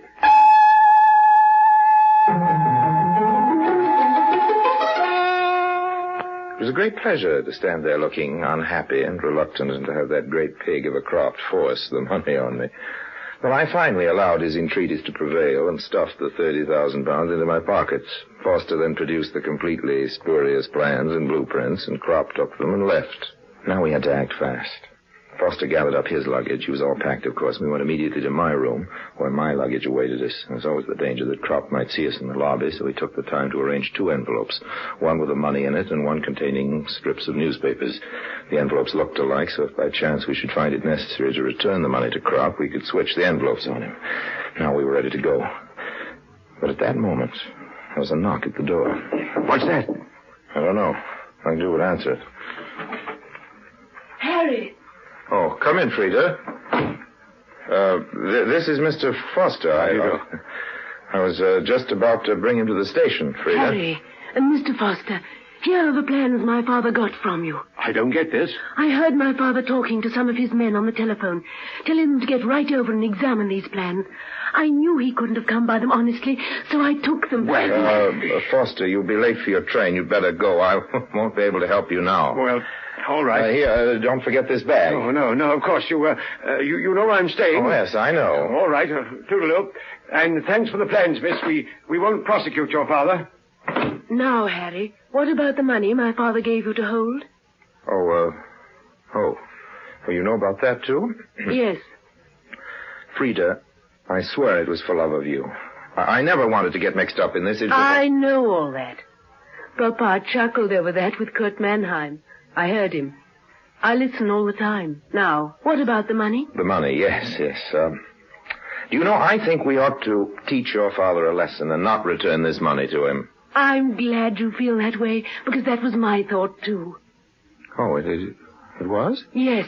We'll use that money as he pretended he was going to use it. We'll give it to the refugee group. Harry, don't you think that's a wonderful idea? Oh, yes, it's perfectly wonderful.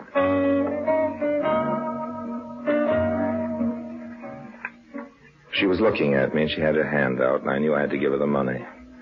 But the preparations I'd made to fool her father would be equally useful with her, I was sure. I took out the envelope containing the money. I handed it to her, had her count it, and put it back in the envelope and seal it. Then I spoke casually about a picture on my wall. When she looked toward it, I did the old switcheroo with the envelopes. Both envelopes were now in my bureau, but the one with the money in it was under a magazine. I strolled casually into the bathroom, combed my hair, and when I came back, she picked up the envelope that was lying in plain sight, and we left for the offices of the refugee organization. This will teach Papa exactly the kind of lesson he needs.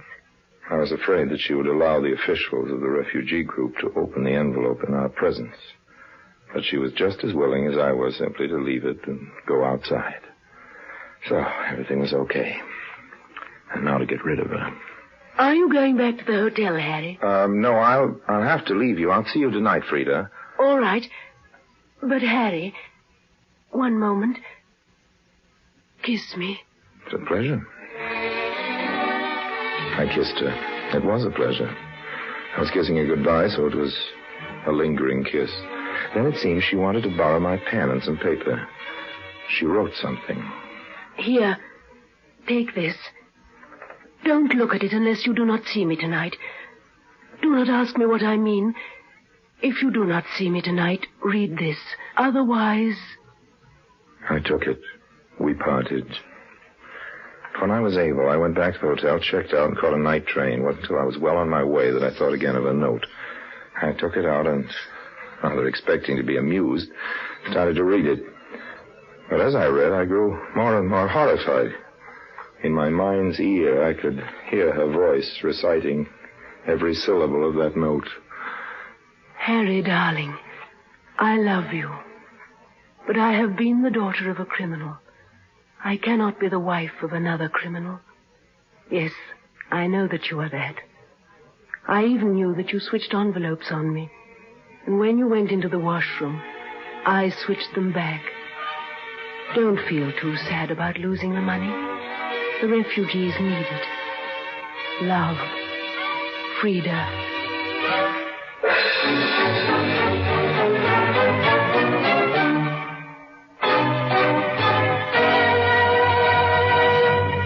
Harry Lime will be back in just a moment.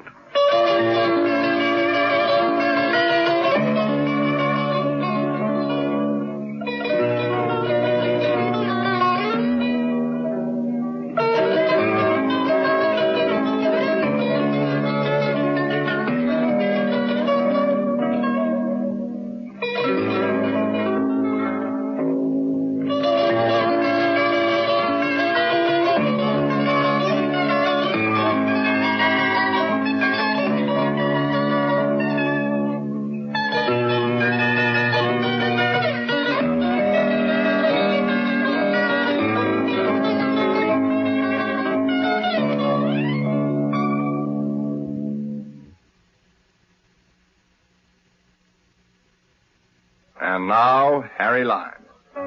A long time ago, when I was a little boy, I got into a fight with another kid. He gave me a terrible beating. That was the worst moment in my life. But this was the second. However, one must be brave. One must take the bad with the good. Suppose it might have been worse. Suppose I was married to an honest girl like Frida. The very thought sends a shudder down my spine. So long now.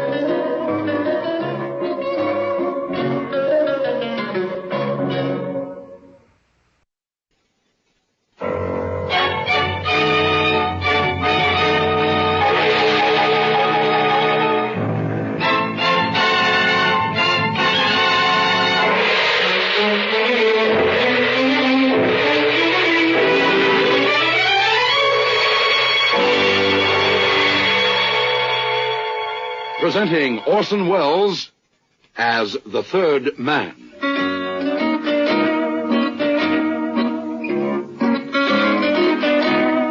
The Lives of Harry Lime. The fabulous stories of the immortal character, originally created in the motion picture The Third Man, with zither music by Anton Karas.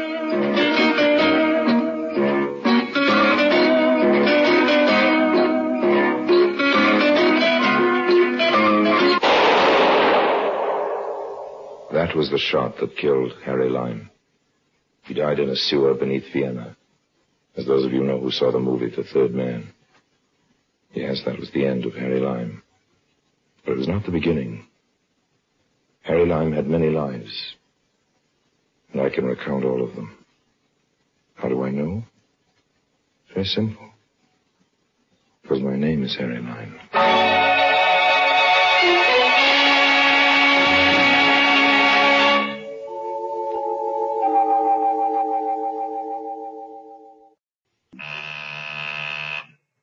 Yes? Major? Yes. Come on, speak up. Corporal Lime is here, sir. Oh, he is he? Well, you can tell Corporal Lime I want to see him. Right now.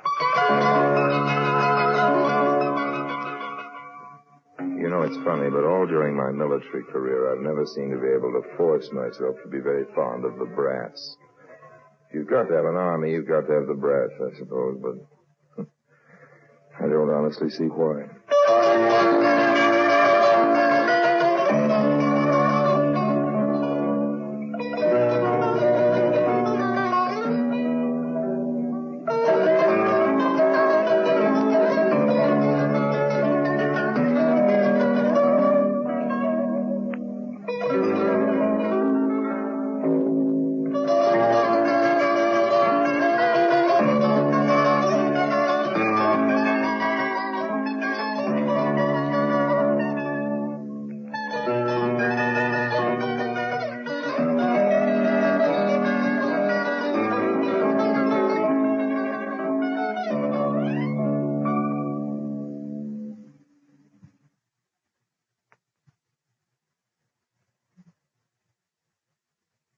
And now, Orson Welles as Harry Lime, the third man, in today's story, The Third Woman.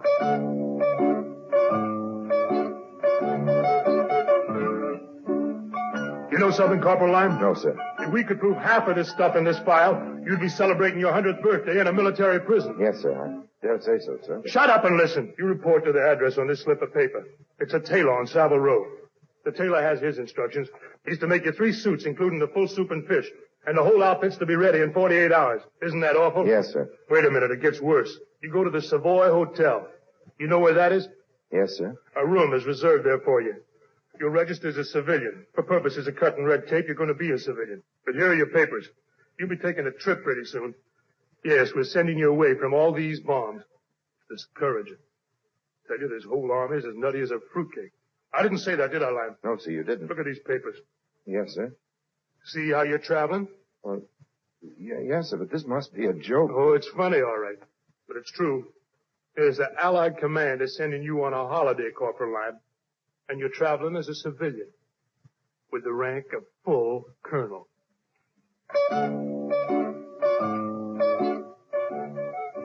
That's what I mean about brass. An unfriendly attitude. Unnecessary, I call it. Why couldn't the major have been nice? Well, if he was, I guess he wouldn't have been a major. Because if you look at it that way, I was going to have to begin changing my loyalties because according to my new papers, I was part of the brass now myself. I got my new suits, and then they sent me to see a certain Captain Smith. I don't think that was his real name. He was something very high in the hush-hush department, but that was the name I was to call him by when we met. This was all set up for midnight on the right side of Cleopatra's Needle. I tell you, the whole thing was so cloak and dagger, it made me want to giggle, but of course I did. Very careful to play it straight. I didn't want to lose my nice new wardrobe. I say, could you give me a light? We're not supposed to show a light. That's correct. And what was in the bottle? Jenkins' ear. Good-o. How did Morgan die? He died a governor. Splendid, Mr. Lime. All the answers perfectly correct. Silly questions, what? Silly answers, too, come to think of it. But the silliness makes it easier to remember, I always think. Mnemonics, don't you know? Right? Right, if you say so, Captain Smith. Yes, well, now, let's get down to cases. We've borrowed you from your people, Lime, because of your special qualifications. Languages, looks, a certain rather celebrated aptitude for the opposite sex, and a fair share of unmitigated gall. Yes, sir. Don't call me sir. Remember, this isn't the army, not strictly speaking. This is another show. What do you think of spying, Lime? Well, I don't know. I never tried. Oh, it's a dirty business, of course. Absolutely filthy. But then it's a profession like anything else. Yes, I suppose. For one thing, the pay is abominable. That's why so many of the regular pros turn double agent on us. You know what a double agent is, don't you? Well, that's an agent who sells out to another power, isn't it? Yes. Well, on to most of that lot, of course. We use them when we can, but it's always sticky. No doubt about that, sticky. Well, first of all, of course, we're not dealing with soldiers or patriots, and no money arrangement is ever really final or binding. That's why we have to use pressure. Yeah. Different sorts of pressure, don't you know? Blackmail, for instance. Blackmail? Listen. Another one of those V2s. That was in Chelsea. Paul exploring weapons, aren't they? Guided missiles. I'll tell you something, Lime, because it's going to be part of your job. This V2 is nothing. Jerry's getting ready with something a good deal worse in the same line. About 10 times worse, according to our information. Yes. Somewhere in Europe, more than 100 feet underground, there's a factory where they're busy perfecting quite a new thing. We've got to stop them, Lime. Want to help? Oh, sure. You didn't ever happen to meet a female named Brunel, did you? No, I don't think so. Brunel, also Brown, also Brune. Well, that doesn't ring any bells. No, well, maybe when you see her, there'll be a small chime or two. She's been around, and so I gather have you, right? Well, I've been around a bit, Captain Smith, but I don't know your Brunel, or Brown, or Brune. Reddish blonde, sometimes auburn, grey eyes, rather tall, speaks 8 languages perfectly, 5 or 6 more well enough. She's been a professional agent for more than 15 years. Good at her work, too. Yes, she's quite valuable to us, off and on. This, it appears, is one of the off times. Very much off. She was due to send us something rather important, you know. I gave you a hint about that. Oh, you mean the new rocket factory? Brunel has information about where it is and she won't send it? But worse, she's given us false information. We think she really did manage to find out where this new guided missile thing's being built, and we guess she isn't telling us the truth because the Germans have some sort of hold over her. Yes, blackmail or something beastly. Now, we'd like you to see if you can't get some sort of line on just what it is. We don't really expect you to succeed, but, well, go down and have a try, won't you? Yes, but what do I do? Where do I go? You'll receive sealed instructions when you get on the plane. On the plane? Details, background, all that sort of thing. Yes, but what do you mean? You see that car across the way? I see a car, It's waiting to take you to the airport. Well, good hunting.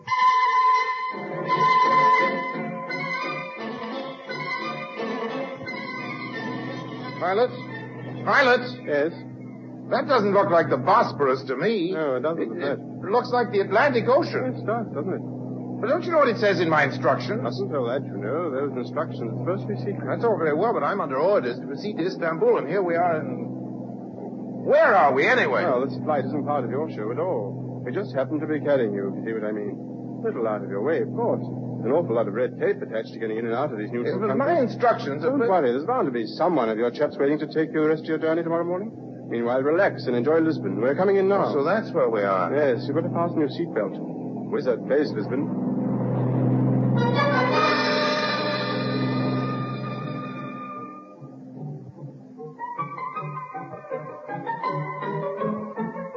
Sure enough, they had me all fixed up for a flight to Turkey in the morning. I wasn't complaining. There weren't any rockets falling on Lisbon. Anyway, it's always been one of my favorite places for having a good time. I checked into the hotel, changed into my nice new white tie and tails, and took a cab out to the casino at Estoril. Comment vas-tu? Genevieve, what are you doing in Lisbon? My dear, in this city there are 2 things we try to avoid. The first is never, unless it's absolutely necessary, to address a friend by name. After all, you know one's name may not be one's name anymore. Oh, my darling, what's the second rule? It is a more strict one. We observe it very carefully. Fine, but you can't just expect me to obey the law if I don't know it. You asked me what I was doing in Lisbon. Oh, that's it. Sherry, no matter what the provocation, we never, under any circumstances, ask each other what we are doing in Lisbon. Well, I'm perfectly willing to tell you what I'm doing. Don't bother. Why not? I've got a good job. Oh? Yes. I represent the biggest Swedish manufacturers of ball bearings, and tomorrow I'm going up to Stockholm. To Stockholm? By way of Istanbul? Oh. You mean you know? Sherry, in Lisbon these days, everyone knows everything about everybody, and no one asks anybody anything. The first is a question of pride, and the second of politesse. It's very warm in here. Shall we go out on the terrace? Am I allowed to answer that one, or must I tell you in code? You like it here in Lisbon, Genevieve? Or am I breaking the rules again? I have my work. And, of course, I mustn't ask you what the work is. You know, I remember when you used to be a nice little hard-working confidence girl in Cairo. You tried to avoid the cops of at least 5 different countries, but you weren't nearly so secretive. Okay. What are we allowed to talk about now? Harry. Yeah? Why should we talk? That's true. Why should we? That was a nice kiss. You still do that very nicely, Harry, but... What's the joke? You are such a terrible spy. I guess I am at that. Listen, Harry, I've always liked you. I'm not working for your people, but I know what you're up to. Don't go to Istanbul. haven't got any choice, honey. I think I'd go anyway. You know me, curious as a cat. Why shouldn't I go? They put you onto something terribly big, Harry. Terribly important. Well, that's very flattering, isn't it? Tell me, what do you know about a woman called Brunel? Oh, she's been an agent a long time. I don't know her, but I've seen her once in Saint-Moritz and again in Deauville. I hear she's clever. They're watching from the terrace. Oh. I must go back now, but please, Harry, do not go to Istanbul. It's not the woman Brunel. It is the situation. I tell you, Harry, it's too big for an amateur. It's too big for anyone. Oh, but they've given me a chance. And why have they sent you? Because you're so experienced in espionage? Oh, no, of course not. That isn't the reason. Then you know, Harry. You know why people like you are sent on missions like this? No, I can't say that I do. Because you do not matter at all, that is why. Because they don't care what happens to you, not one little bit. Because you are, how you say, expendable.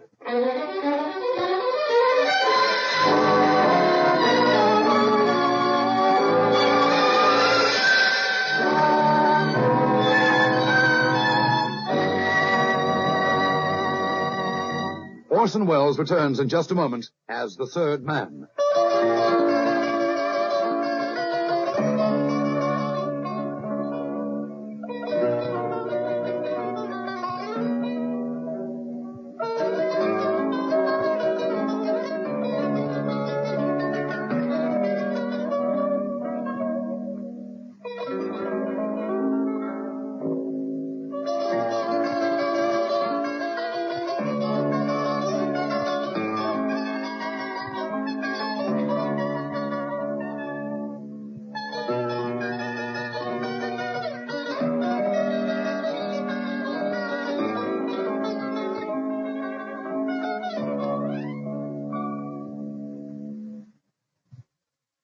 And now, Orson Welles, as the third man, continues with today's story, The Third Woman.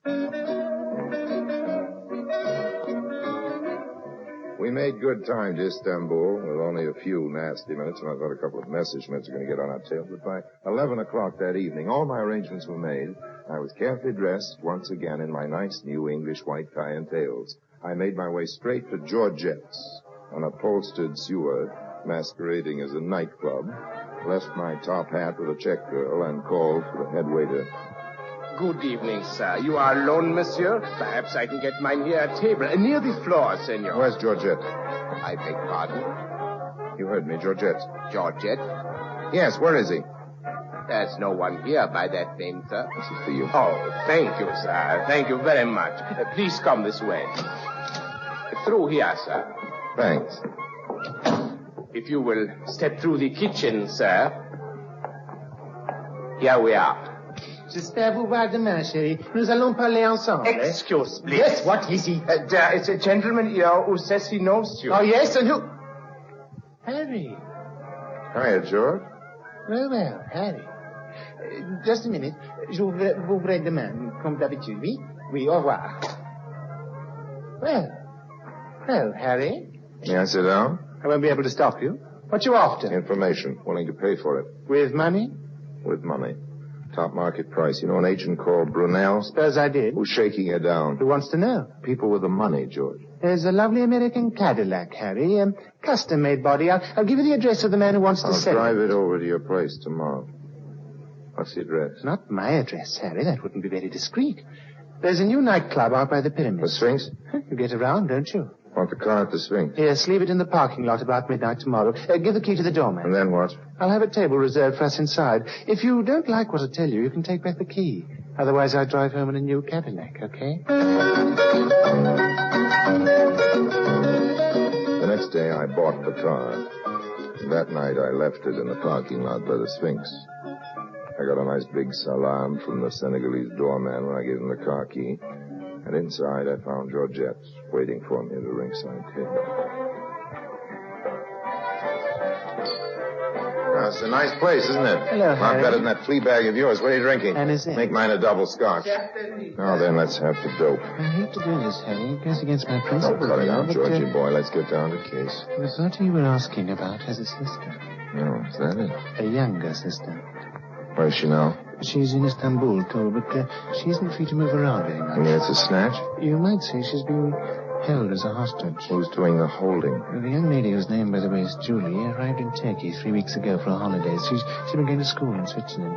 She hadn't seen her older sister for a year. Come on, Georgette, where is she? You might see, she's a guest at a certain embassy. What embassy? I prefer not to use proper names, Harry.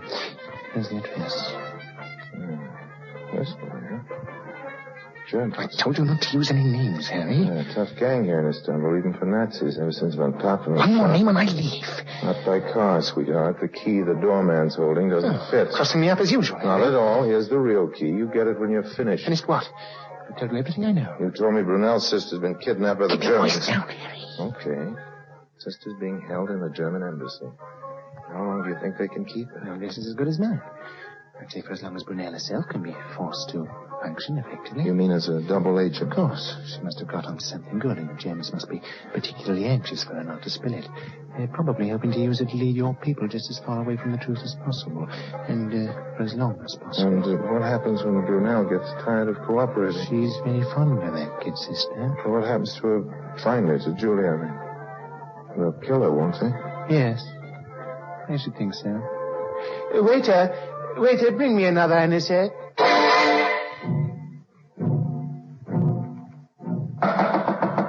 Yes? What is it? Miss Brunel? What do you want? I came here to see you about Captain Jenkins. What about him? His ear is in a bottle. Also, there's Governor Morgan. Come in. Okay. No need for all that rigmarole. I know who you are. You're Harry Lime. That's Used to right. run contraband out of Marseille in 37. I met you once in Monte Carlo. Now they've sent you from London. What's your message? Sorry, I haven't got any message. Nonsense. They've sent you here to tell me something. What is it? The message is supposed to come from you, Miss Brunel. About 500 RAF planes waiting for the address of a certain rocket factory. The information is past you. I've sent the information through the regular It channels. wasn't information. The London people took the trouble to check up on it. What you sent was the location and description of a shoe factory in Norway. And Miss Brunel, do you know what they're actually making in that factory? No. Shoes. The London people think you have another address, Miss Brunel. They sent me to get it from you. I've always given perfect satisfaction. Save it, honey, save it. Let's get the whole thing down to facts. Fact 1, you know where that rocket factory really is. Fact 2, I know where your kid sister really is. Fact 3, get me the rocket factory, and I'll deliver Julie. How can you do that? There are over 60 people in the embassy. She's up on the third floor. They're armed guards. They're giving a reception, aren't they, tomorrow night? Who? The German embassy, honey. Don't go stupid on me. I want an invitation. But how can I do that? You can do it. You're working for them, aren't you? Here's the name. I've squared it with the Istanbul police. You go on from there. Get me the invitation to that party, and get yourself 2 tickets for Switzerland. You mean you really The think... plane leaves at 4:30 in the morning. Bring all the information on that rocket factory to the airport. I'll bring Julie. Well, goodbye now. Sorry, but I've got to run. Where are you going? I'm going to play pinochle with the chief of the Turkish fire department. Well, goodbye for now.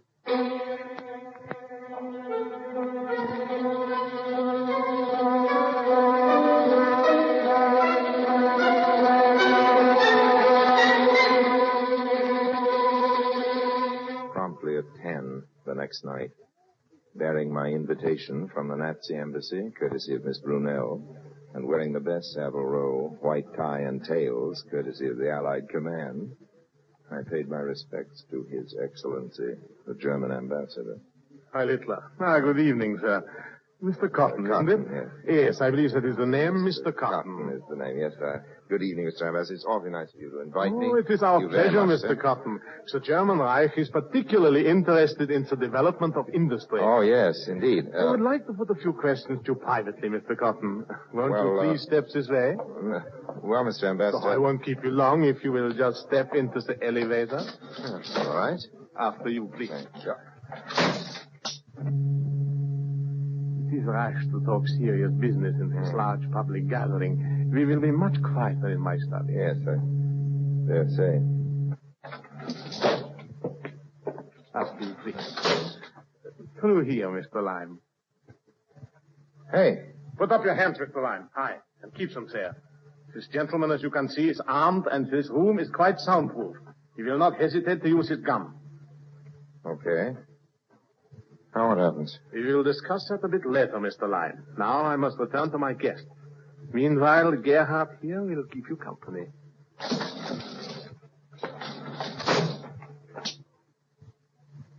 Well, Gerhardt, here we are. Keep your hands up. The ambassador says I'm stupid, Gerhardt. Do you agree with him? All the Americans are stupid. Do you think it'd be stupid for me to try to get that gun away from you, Gerhardt? Well, I suppose it would, but anyway, I'm going to try. Sorry, I only got you in the leg, old man, but I never was much of a shot.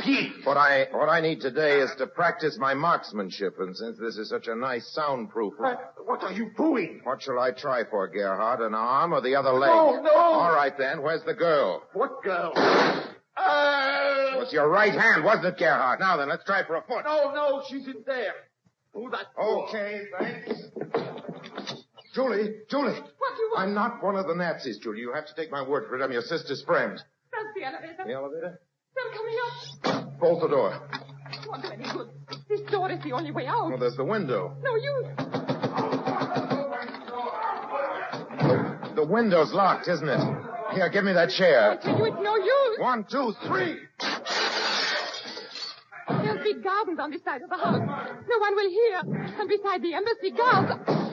Oh, they're starting to break down the door. Jump, Julie. Through the window? Through the window. Where else, you little mug? This false door is to the ground. Shut up and jump. That's the girl.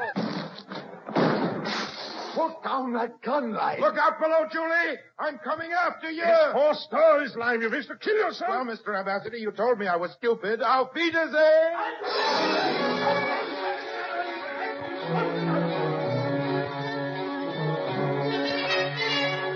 That night, there was seen in the streets of Istanbul one of the strangest sights in the history of that historic city. A procession of firemen bearing 2 bundles wrapped in canvas, rushed out of the German compound and boarded a fire truck, a gigantic hook and ladder. Then, out of the bundles, which were, of course, firemen's jumping nets, there emerged 2 figures, a young lady by the name of Julie and a gentleman called Harry Lime. Where to, Mr. Lime? Where do we take you? To the airport, and step on it.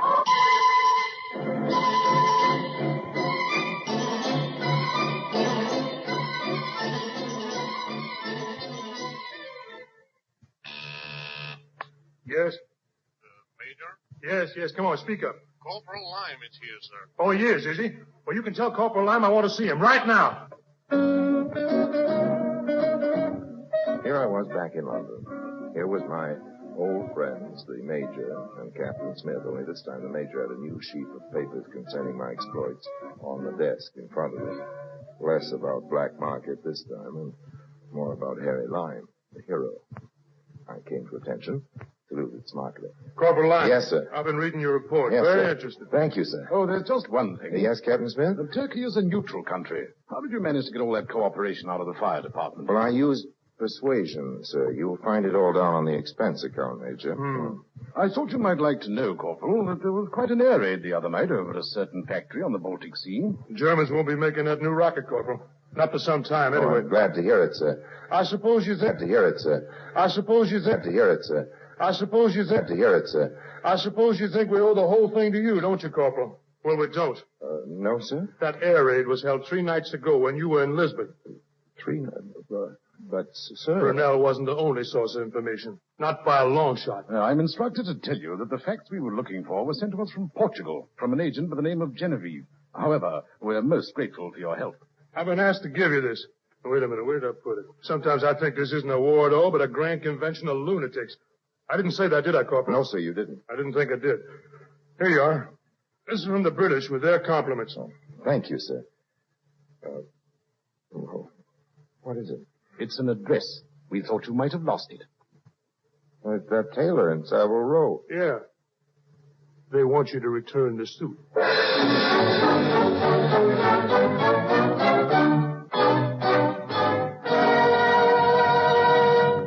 Harry Lime returns in just a moment.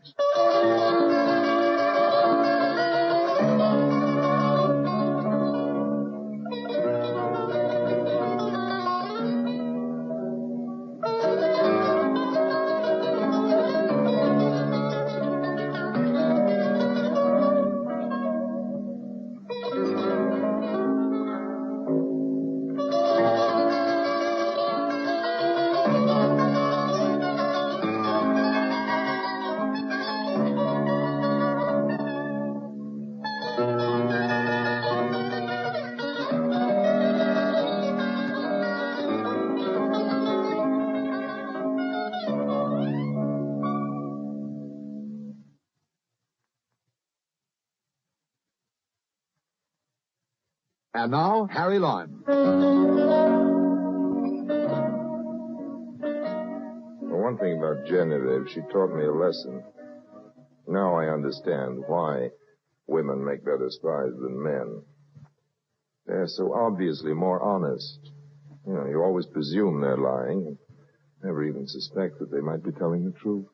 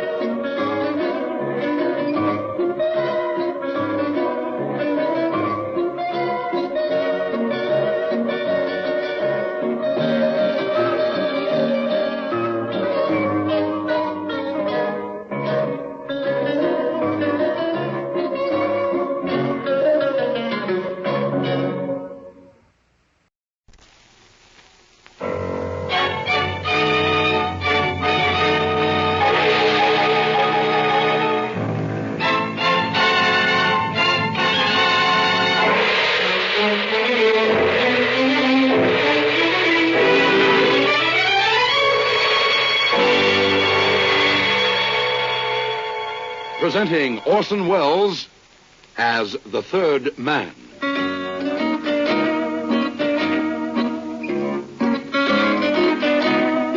The Lives of Harry Lime.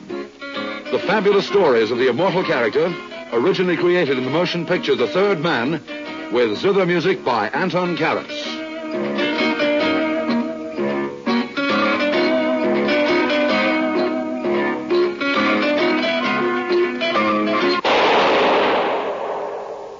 That was the shot that killed Harry Lime. He died in a sewer beneath Vienna, as those of you know who saw the movie The Third Man. Yes, that was the end of Harry Lime. But it was not the beginning. Harry Lime had many lives, and I can recount all of them. How do I know? Very simple. Because my name is Harry Lime.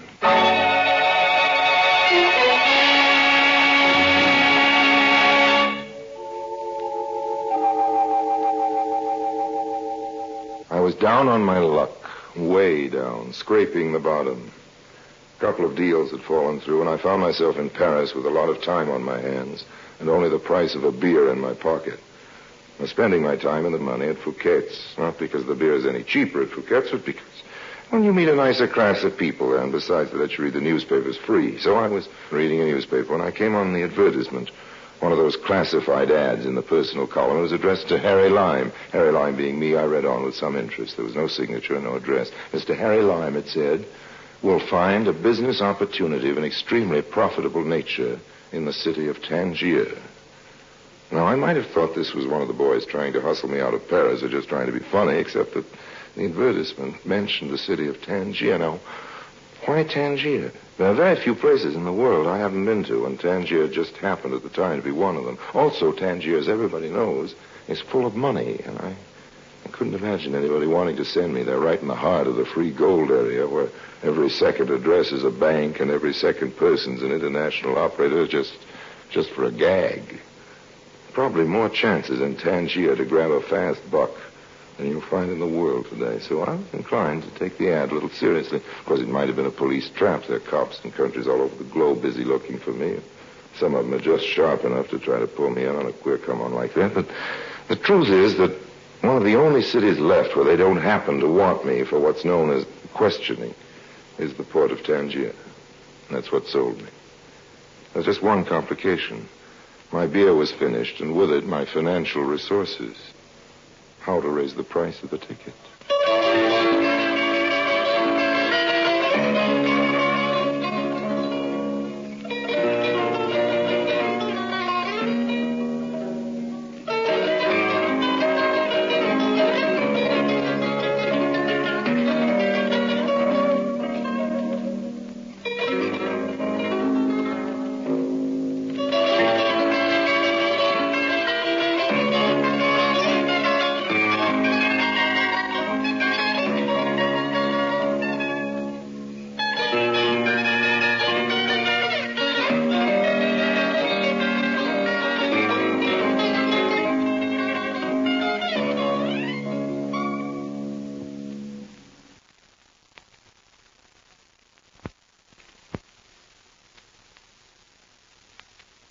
And now, Orson Welles as Harry Lime, the third man, in today's story, Ticket to Tangier.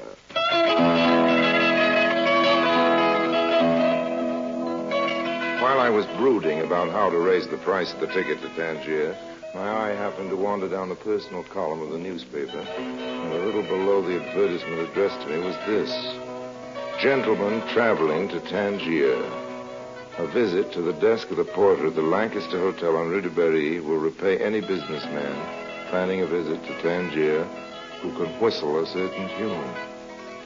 Well, of course, that didn't have to be Harry Lime, but there's a song I'm fond of, one I've been whistling for years. Anybody who knew about me might know about that song. Anyway, what could I lose?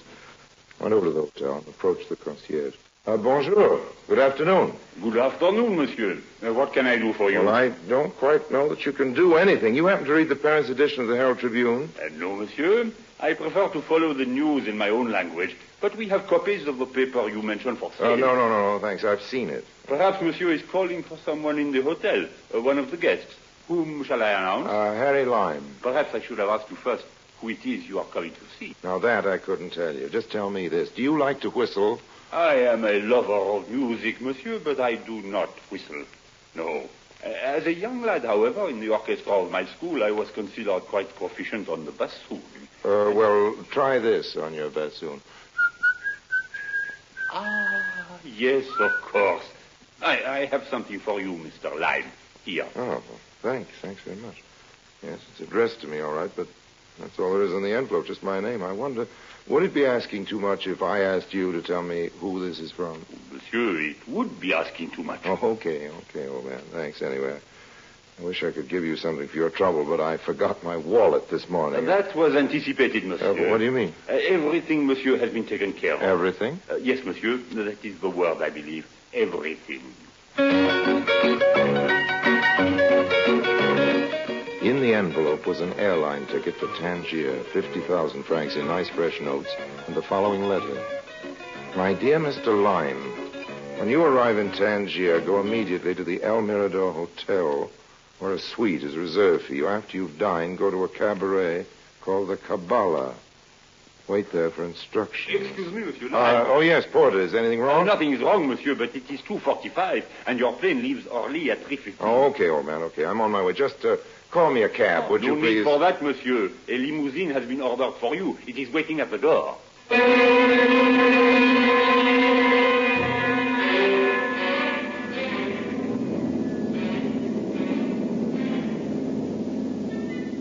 A very pleasant trip with a very attractive hostess on board. Are you quite comfortable, Mr. Lime? Oh, yes, I'm fine, thanks. Isn't there anything you like? Well, I'd like to know what you're doing tonight after we land. I mean, wouldn't you like some more coffee or maybe a pillow? I know what you mean, and you know what I meant. Tangier is a very interesting city. First there's the Arabs and the Kasbah and all that, and then there's the modern European city. It's an international port, of course, with 14 different countries in control, but of course you know that. Yes, I've heard tell. I guess you're making fun of me. You're a businessman. You've probably been to Tangier many times. Well, let me take that up point by point. I'm not a businessman. I've never been to Tangier, and I wouldn't dream of making fun of you. Just answer me one question. I go back on a return flight at 6 in the morning, Mr. Lyme, and I'm sleeping. You haven't answered the question. Besides, my name isn't Mr. Lyme. Oh, that's what it says on the manifest. My name is Harry. Have you ever been to a nightclub in Tangier called the Kabbalah? Oh, yes, I have. You have what? Yes, I have had it. Is it a nice nightclub? It's the best in town. That's good. Glad you like it. I've reserved a table for us, okay? Fasten your safety belt. We're coming in.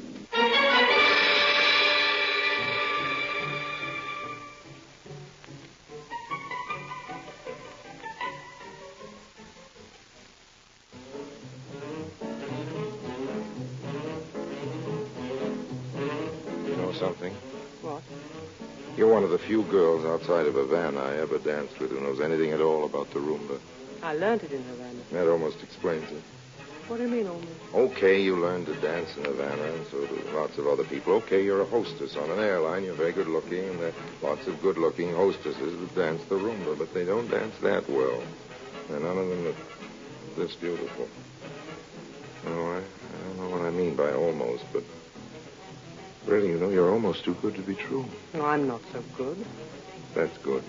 You don't even know my name. Yes, I do. I have a sign on the door of the cockpit, the plane that says Captain T.R. Stevenson, co-pilot J. O'Brady, air hostess P. Smith. So that's your name, isn't it? P. Smith. May I call you P? P is for Patsy. Okay, we'll settle for that. Shall we sit down? That champagne ought to be cold enough by now. It's awfully close in here. Why don't we forget the champagne and take a walk outside? Oh, wonderful. I'll just pay the check. Don't bother. It's been taken care of. What do you mean? The check has been paid. Now, look here, old girl. We can't have that. You're my guest, remember. Besides, I'm the male in the party, and I have my pride. No, I'm sorry, Harry. It's all taken care of. Come on. Good night, mademoiselle. Good night. Good night, monsieur. Good night. Good night. Patsy, I'm going to take something back. What's that, Harry? One little word. What's the word? Almost. I don't understand you. Well, I used it describing you, but it doesn't fit. The word almost could never be applied to you. Whatever you are, that's what you are completely. You couldn't be almost anything. You're wrong, Harry. Almost is just the word for me. Among other things, I'm almost very rich. You must be if you treat all your boyfriends to champagne. You're a special case. We won't argue about that, Patsy. I'm a special case, but what's an airline hostess get paid? Enough to treat her boyfriends to champagne, even the special cases like me? No, Patsy, it doesn't make sense. You say you're rich. I said I'm almost rich. Well, then you must be almost stupid. What do you mean? Well, if I was almost rich, I wouldn't be working for my living at all. I wouldn't be found on an airplane unless I wanted to get someplace. I said I was almost rich, Harry, and that's what I meant. That doesn't mean I've little money or enough money. It means I have to work for my living. I took this job to pay the rent and also because it brings me twice a week to Tangier. And what do you like about Tangier? A lot of international lawyers and private banks with streets full of American cars and grimy characters in nightshirts. Not very beautiful. As far as I can see, it's a kind of Switzerland with Arabs. No, but it is beautiful, Harry, if you know the right places. Let me show you. All right. Taxi! You know the Villa Muggetti? The Villa Muggetti? Ah, yes, mademoiselle. Mademoiselle means the great palace on the hill. I know it well. Good. Get in, Harry. I'm going to show you how beautiful Tangier can be. The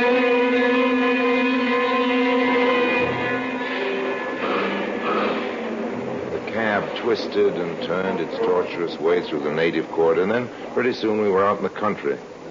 We were climbing steadily, I noticed, and passing beautiful villas, homes of rich expatriates who come to live in this strange little international settlement of Tangier, where you don't even have to register with your consulate, and nobody pays any income taxes at all.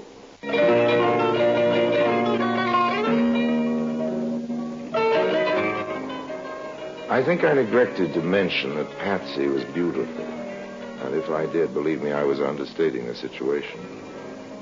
She had gray eyes and that clear, powdery gold hair that makes you think of the ashes of angels' wings. I've known an awful lot of girls, but none of them I've ever laid eyes on would have given Patsy a worried moment. There may be better-looking airplane hostesses, but if there are, they're working for airlines on another planet.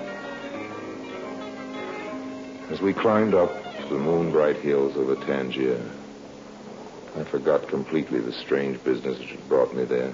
The advertisement in the paper, the airline ticket, and all the rest of it. I didn't care why I'd been sent for to Tangier. I didn't care who'd done it, or what he wanted from me. I adore kissing you. You do it very well. But we've come to our destination. Yeah, so we have. Anyway, the cab stopped. When did that happen? About 5 minutes ago. Where are we? Well, there's the bay below us. Oh, very pretty it looks, too, with all the lights and moon on the water. No, not now, Harry. Please. I'm very impatient. Now let's get out. Why? It's nice in here. It's nicer in the house. And that enormous place? Mm-hmm. Anyway, some kind of private mansion it must be. You sure we'll be welcome? Here, you take the key. The key? You mean... That's what I mean. You're my guest. Yes, but how? You've been my guest all along. Gentleman traveling to Tangier, a visit to the desk. But what do you You mean? whistled a tune, didn't you? Well, how do you know about it? I had a friend once who told me how fond you've always been of that music. No, I mean, how do you know about the ad in the paper? I ought to know. I paid for it. And my plane ticket. I got a reduction from the airline. Come in, Harry. Here's a flashlight. I've got something to show you.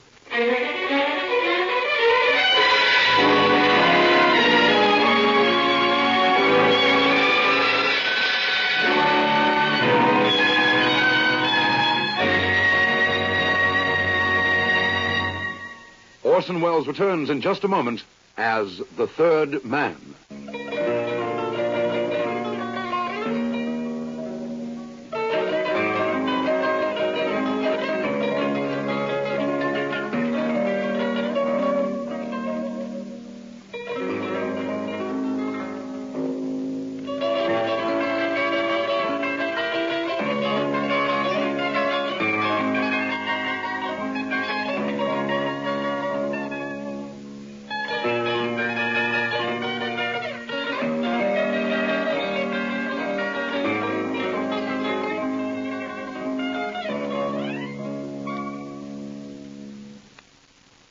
Now, Orson Welles as the third man continues with today's story, Ticket to Tangier.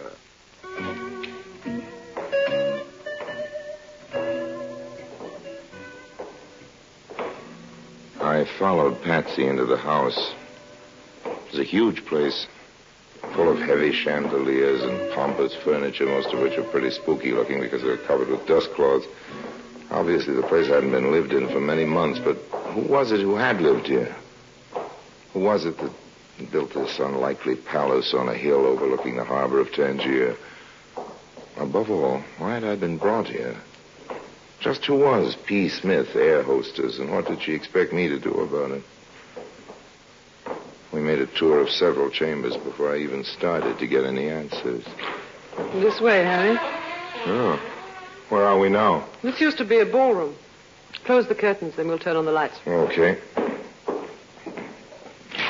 You sure they're tight shut all round? We don't want the police to come and start asking questions. You can say that again, honey. What have the cops got to do with you? Nothing, yet. I'll turn on the switch. See that? Huh? I see a piano, about 30 gilt chairs, a big rolled-up carpet, all very splendid and grand, but which particular item am I supposed to admire? The carpet. I'm not a connoisseur, Patsy, so if you brought me here to get an appraisal, I'm afraid we're both wasting our time. Nothing about carpets. Do you know about heroin? Yes.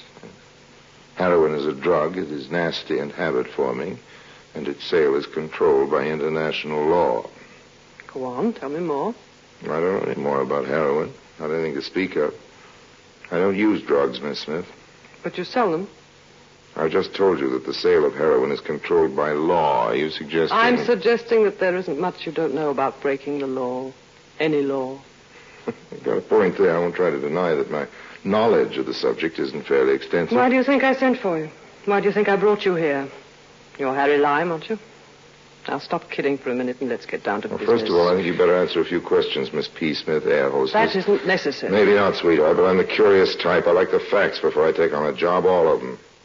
First of all, what's your racket? I haven't any racket. I'm an airline hostess. Yes, but why? Because it's a good job. Yes, because the run takes you to Tangier, am I right? That's partly right. Yes, but listen... What's your real name? What's it to you? We'll play it my way, sweetheart, and we aren't playing it at all. You must need me awful bad to take all this trouble to look me up and move me here. If you need me, you're going to cooperate. We'll start off with your real name and go on from there. Did you ever hear of a man named Mugetti? Mugetti? Rico Mugetti? Mm-hmm. Yes, I thought the name of this place was familiar. I met Rico once in Marseille. Another time in Casablanca. He comes from Corsica, isn't that right? He came from Corsica. You mean he's dead? Yes. I was his wife. Oh, I'm sorry. There's no need to be sorry for me. I killed Rico myself. Then I'm sorry for Rico. He wasn't a nice man, Harry. No, I guess he wasn't. I remember now. I once saw him blind a man with a broken wine glass. You're right. Rico wasn't a very nice man, but he was careless.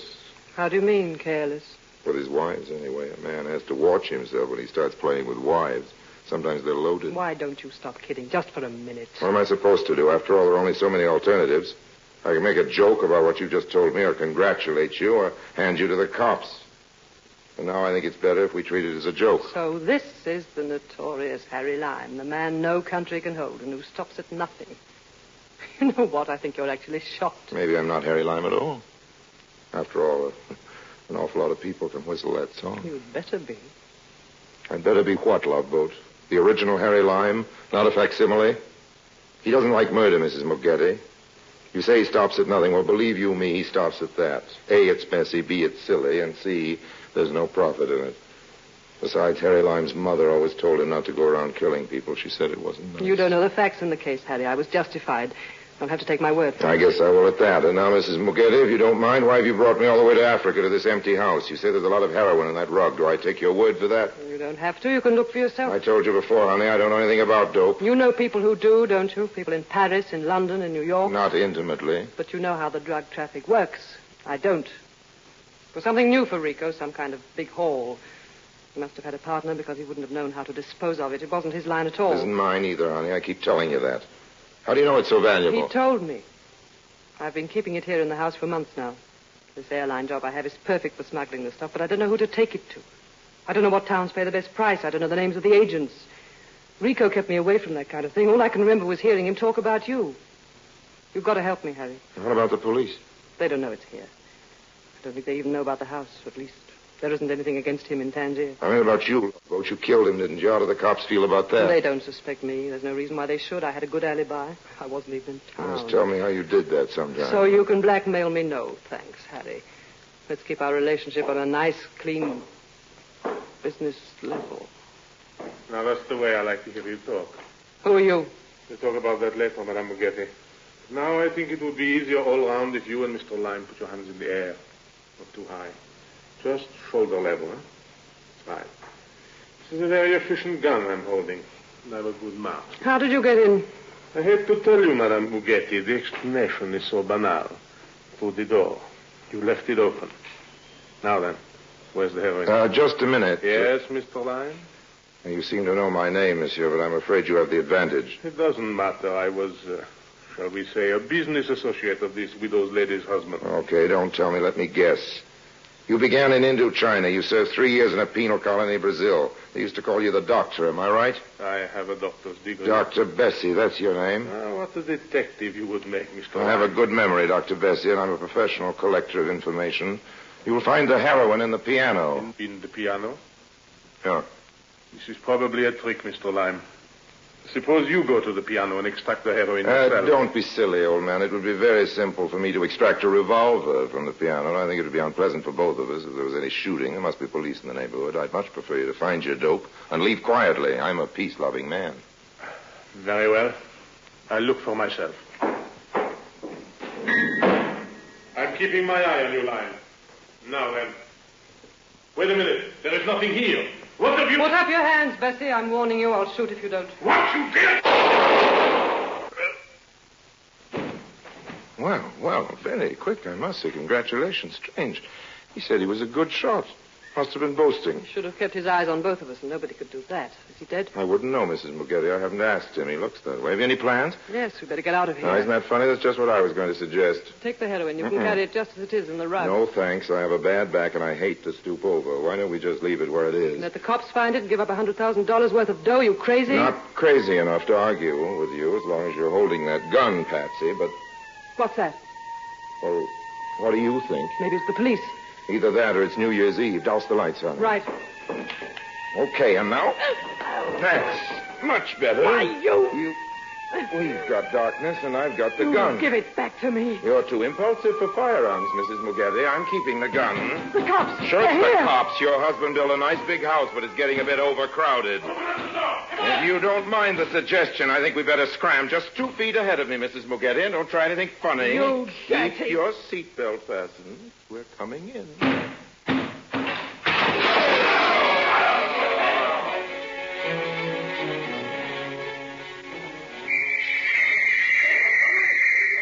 We made our way out through the garden. The cops were all over the place, and after a while it was clear that our only hope was in separating. Patsy, you go through the shrubbery. Keep straight on down the field till you get to town. You can, mister. Just keep going down the road. What about you? I'll make out all right. Yes, but what about the heroin? Heroin? There isn't any heroin in this story, Mrs. Muggetti. Just a hero. That's a joke, honey.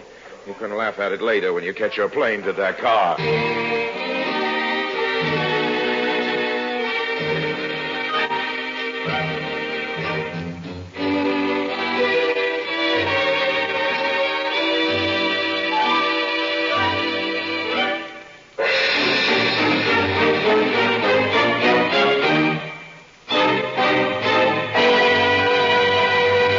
Harry Lime returns in just a moment.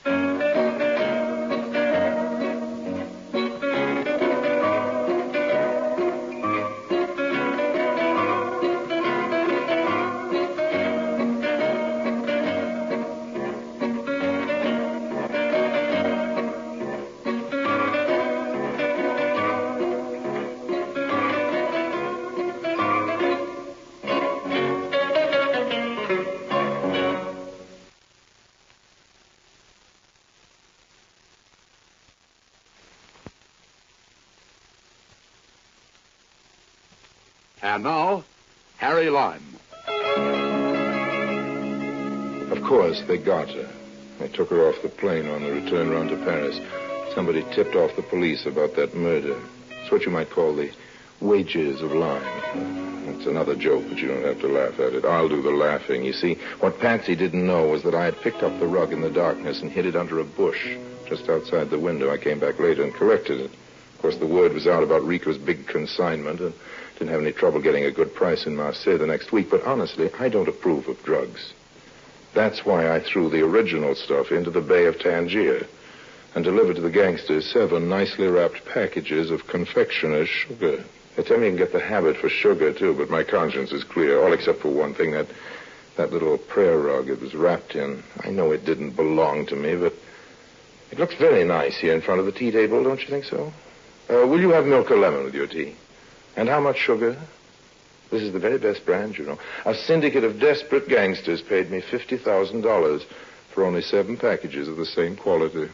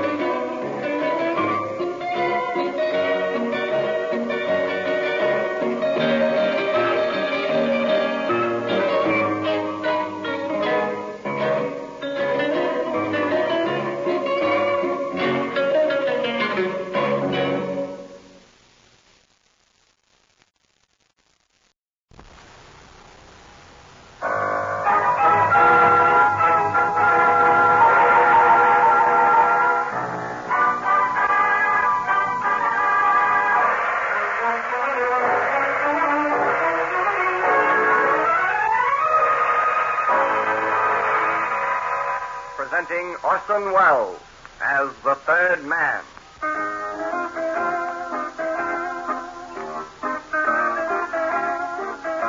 The Lives of Harry Lime, the fabulous stories of the immortal character originally created in the motion picture The Third Man, with zither music by Anton Karas.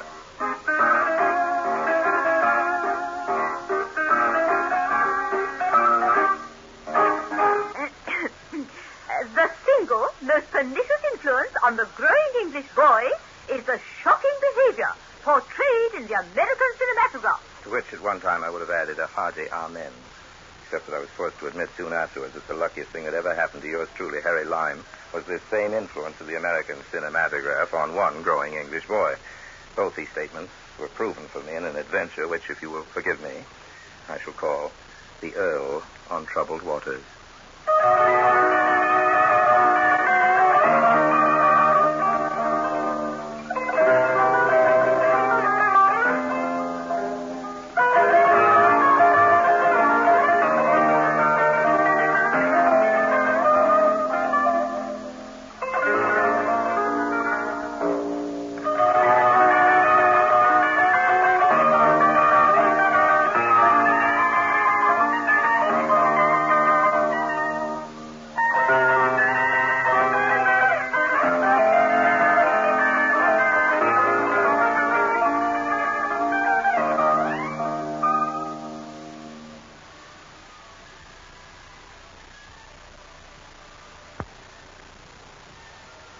And now, Orson Welles as Harry Lime, the third man in today's story, The Earl on Troubled Waters. Not so very long ago, I was sipping a rather dubious Pernod in a rather dubious London cafe with a rather dubious British character, the sort known locally as a spiv. This particular spiv was using at the time the name of Robinson, I imagine, because he hoped that there was virtue in the number of his compatriots who bore the same moniker. He had no other pretensions to virtue. Why was I there? Well, I was there because he had asked me to be, and because I had nothing better to do. He was the sort of man who managed to sound conspiratorial even when he was asking you something like... Care for another Pernod? Well, leaving my own preferences to one side, Robinson, I have my digestive system to consider. For better or worse, it's my only digestive system. I'd rather not make an enemy of it. All right. No need to make a speech. I suppose you want me to get down to business, eh? You mean to tell me, old man, that you have some business which you seriously think would be of interest to me? You're interested in making money, I don't doubt. Say on, friend of my middle years. I thought that'd make you prick up your ears. Well, now, it's like this. I've some money, see? Quite a bit of it. I want to get it out of the country. Pounds or dollars? It's dollars. A lot of them. I pulled off a good caper, I did. It's enough for a pair of fine nest eggs, Harry, but you can't get it out of the country because you're scared, and with every good reason. It's customs people. They're looking for you, am I right? Right. So you can't smuggle it out yourself. You have a problem, old man. Who's going to smuggle it out for you? Why not you? How much money's involved, old man? 30,000 American dollars. Even if the deal were a 50-50 split, I'm not sure it's worth it, old man. It's too risky. And they told me that you were game for anything. Palm himself off as anybody, they said. Take any risk. Slick as rascalness tried to own it himself. That's what they told me. Oh, yes. How they do go on. Said you could outwit anybody, they did. Why? See that pair of your countrymen over there sitting in that corner? Oh, fine, substantial citizens, aren't they? Pair of gulls, if ever I saw one. Innocents, both of them. But I bet even they could see through you. You bet? What would I have to do? I'm calling your bluff, Harry Lime. But I don't believe you're ready or able to do any of the things they say you can. My wager is 5,000 American dollars. You can't even convince those two Americans you're an Englishman. Oh, man, I bet you I could walk on water if it weren't cheaper to pay my penny and cross on the ferry. Yeah. Can't smuggle. No sportsman won't take my wager. I'm going off to look for a man. Now, wait a bit now. Let's see what we've got. You'll pay me 10 grand to smuggle your 30 grand out of the country, and you'll bet me 5 grand I can't pull the wool over the eyes of Mr. and Mrs. J. American Chump sitting over there. All right? Well, no, of course I... Done's done, old man. I'll take your bet and smuggle your money all at once. I'll even make them think I'm nobility just to make the cheese more binding. Where's your money? Got it with you? Yes, but... Hand it over under the table. Under the table. That should be a familiar method for you. Come on, quick. My couple's getting ready to go. Will you turn it back to me? In France. All there? This package? Yes. Run along now, old man. Doesn't do my reputation any good to be seen in public with you. As of this instant, old man, I'm guarding the reputation of the Earl of Linchester. Who's that? Me, old man, me.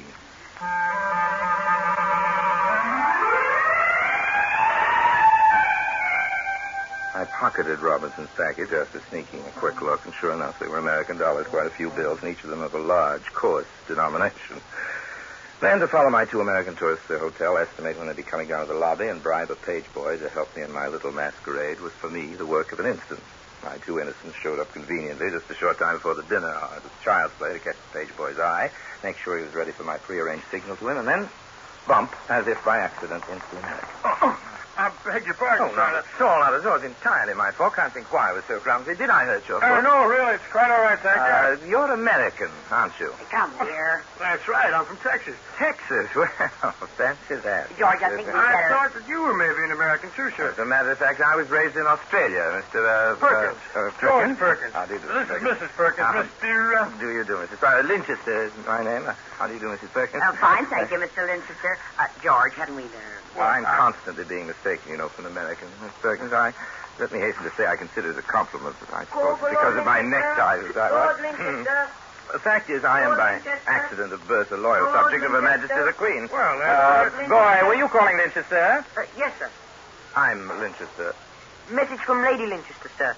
She phoned to say she shan't be able to meet you for dinner after all, and for you to go ahead and meet her later. Oh, thank you very much. Here you are, my boy. Thank you, Lord Linchester. Lord! Well, I guess you're not an American, for sure.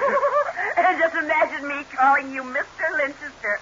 Oh, really, I'm so embarrassed. Please. Actually, I sometimes feel like an imposter myself. I've only been Earl of Linchester a very short time, Oh? Yes, I came into the title quite recently. Now, look here, Mrs. Perkins, there's really no cause for embarrassment. It makes you feel any better. I'll apologize for being an Earl from the first place. And now, then, in the second place, I've just been stood up by my wife, so if you're not in a hurry to be off somewhere, perhaps you'll let me stand you to a drink. Oh, it's really not necessary. Just until I hear Mrs. Perkins say she's no longer embarrassed. Huh?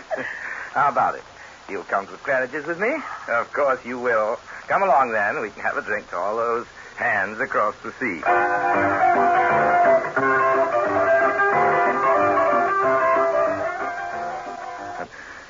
I stirred them into the lounge at Claridge's, got them seated, dropped a few illustrious names they might have heard of, and apparently had, stuffed 2 or 3 drinks down their not at all reluctant gullets, and I had them all sweetly primed for the next stage. Oh, my, this has been so nice of you, Lord Linchester. It surely has indeed. Imagine, George, our having met a real honest-to-goodness Earl.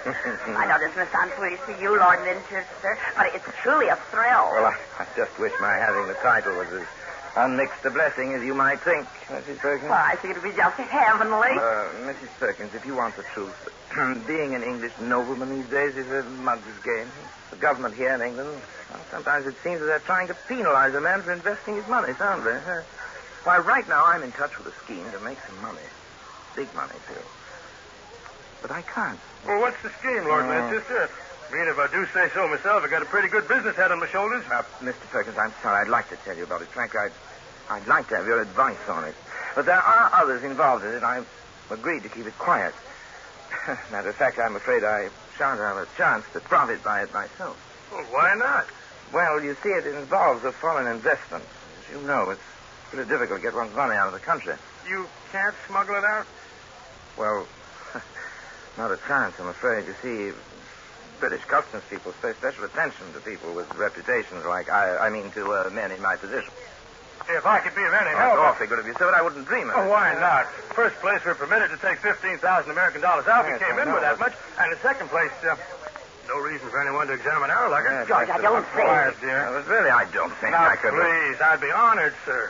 And, of course, if you see fit to let me know anything of the investment once we get the price... Yes, well, it might work. George, are you sure we... Quiet, dear. Why won't it work? How much is involved? 30,000 American dollars. Okay, that's fine. You get it to me. We were planning to take the Channel boat from Dover to Cali next Wednesday anyway. Well, if you insist, old man, I'll book passage on the same Channel boat.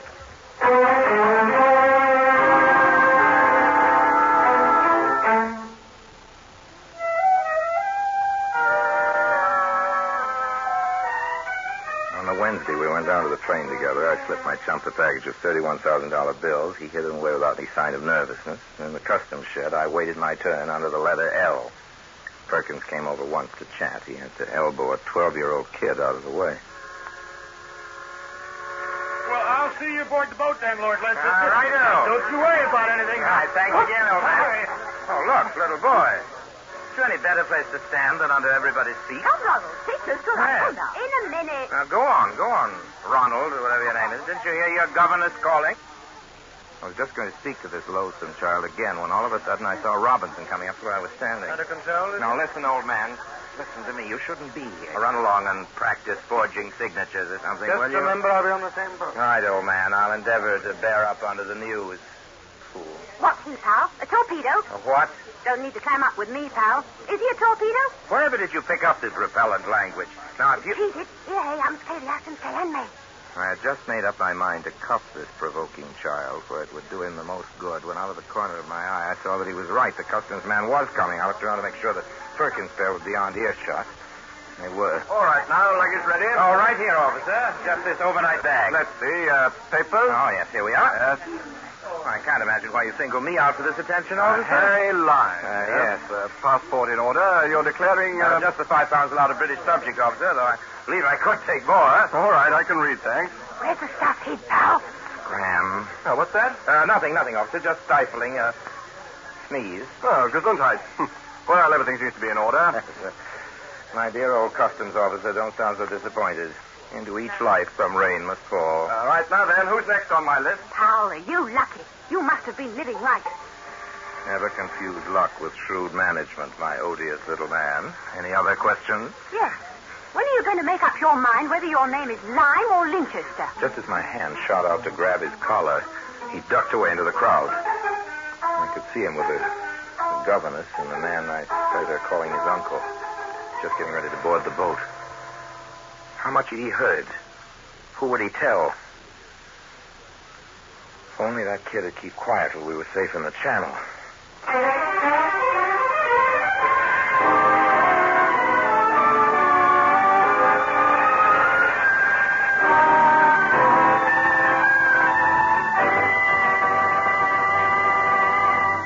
In a moment, Orson Welles returns as Harry Lime, the third man.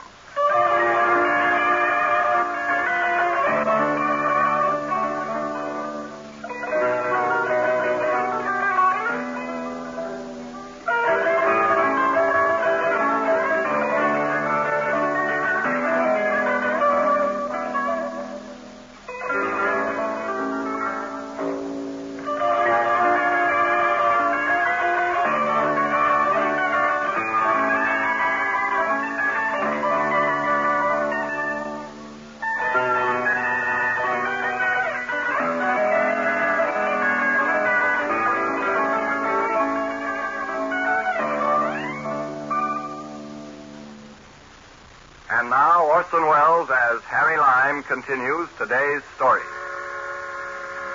I took one last look down at the pier side as our boat moved off. I could see the governess. She was frantically looking about for that brat. He'd disappeared again. Then I forgot him and went looking for the Perkinses. Perkins? Yeah? It's me, Linchester. Oh, good. Come on in, sir. Come on in. Thanks, old man. Well, Mrs. Perkins, feel better now, do you, after getting through the customs, all right? I feel terrible. What? Oh, I'm sorry. I touched the sea, huh? Nothing like a glass of champagne to fix that up. Oh, I'm afraid nothing does her any good, Lord Lancaster. Oh. Quiet, dear. Well, sir? You, have the envelope safe, don't you? Oh. I hope. Right in my pocket. Here, don't worry. Oh, fine. I was, just wondering, of course, glad to do the favor for you. I'm sure you understand, but, now that I've brought the money through for you, I was, just wondering. Oh, about my foreign investment possibilities, yes. If there were some possibility of... Perkins, old man, I can't think of anything that would give me greater satisfaction, keener personal pleasure. I'm sure you know that. Well, I like to think that maybe I've already indicated the difficulty. My money's at the disposal of a mysterious financier, a man called Robinson. I'll be honest with you, I don't even know the man's first name myself. I'm sworn to the most close-mouthed secrecy about the entire venture. All I can do is promise you that I'll try to persuade Robinson to let me introduce you to him. I had hoped, well, you know, maybe if I'd happened onto a good thing, I'd be able to finance my entire European trip. Yes. Well, here you are, then. Thank you. You better count it just to make sure that... My dear fellow, of course I trust you implicitly. However, just to set your mind at rest. There we are. 1, 3, 5, 5, 10, 5, 18, 20. $5.30. All here. All present and accounted for. And once again, my thanks. We'll be stopping at the George Sack in Paris. Oh, Lord fine. Justice. George Sack. Absolutely, old man. I'll call you just as soon as I've had a chance to talk to Robinson. Now, you won't forget, sir. I swear I won't, old man. Just as sure as my name is Linchester. Goodbye now.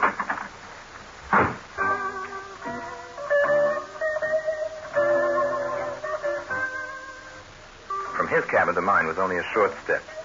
I'd locked my cabin door when I left it to find Perkins and reclaim the $30,000. But just when I was beginning to think I had nothing further to worry about, I reached my cabin door and realized that it was no longer locked. That's funny. Oh, that explains it. Come in, Lime. Shut the door behind you. Well, I generally do, old man. I generally do. It doesn't require an order. Well, made yourself comfy, I hope? Didn't realize that you included lock-picking among your many accomplishments, old man. But on the other hand, it would have been a safe guess. Less gobble, sit. Come, old man. This is a time for rejoicing. Why the grim, determined expression? Get up, dance, kick your heels together. Your old friend has pulled it off again, and you are the richer by $15,000. 30? Yes, 30. Surely your arithmetic leaves something to be desired. Suppose I run over our little agreement again. For getting your money through customs, you were supposed to pay me 1/3. Now, 1/3 of 30 is 10. In addition to which you wagered that I would be unable to pass myself off as an Englishman to Mr. George Perkins of Texas. $5,000 even money. 5 and 10 make 15, and so you owe me $15,000. In consequence, I owe you the other 15, half the boodle. Very simple. Have you finished? For the moment. Good, Lime. Now I'll talk. This gun is bulky because of the silencer, see? The cabins on either side are empty. I happen to know, for I saw the passengers in them drinking in the saloon. If you like, I'll let the gun do all the talking for me. I want all the $30,000, understand? And I want it handed over now. You seem very determined. I am.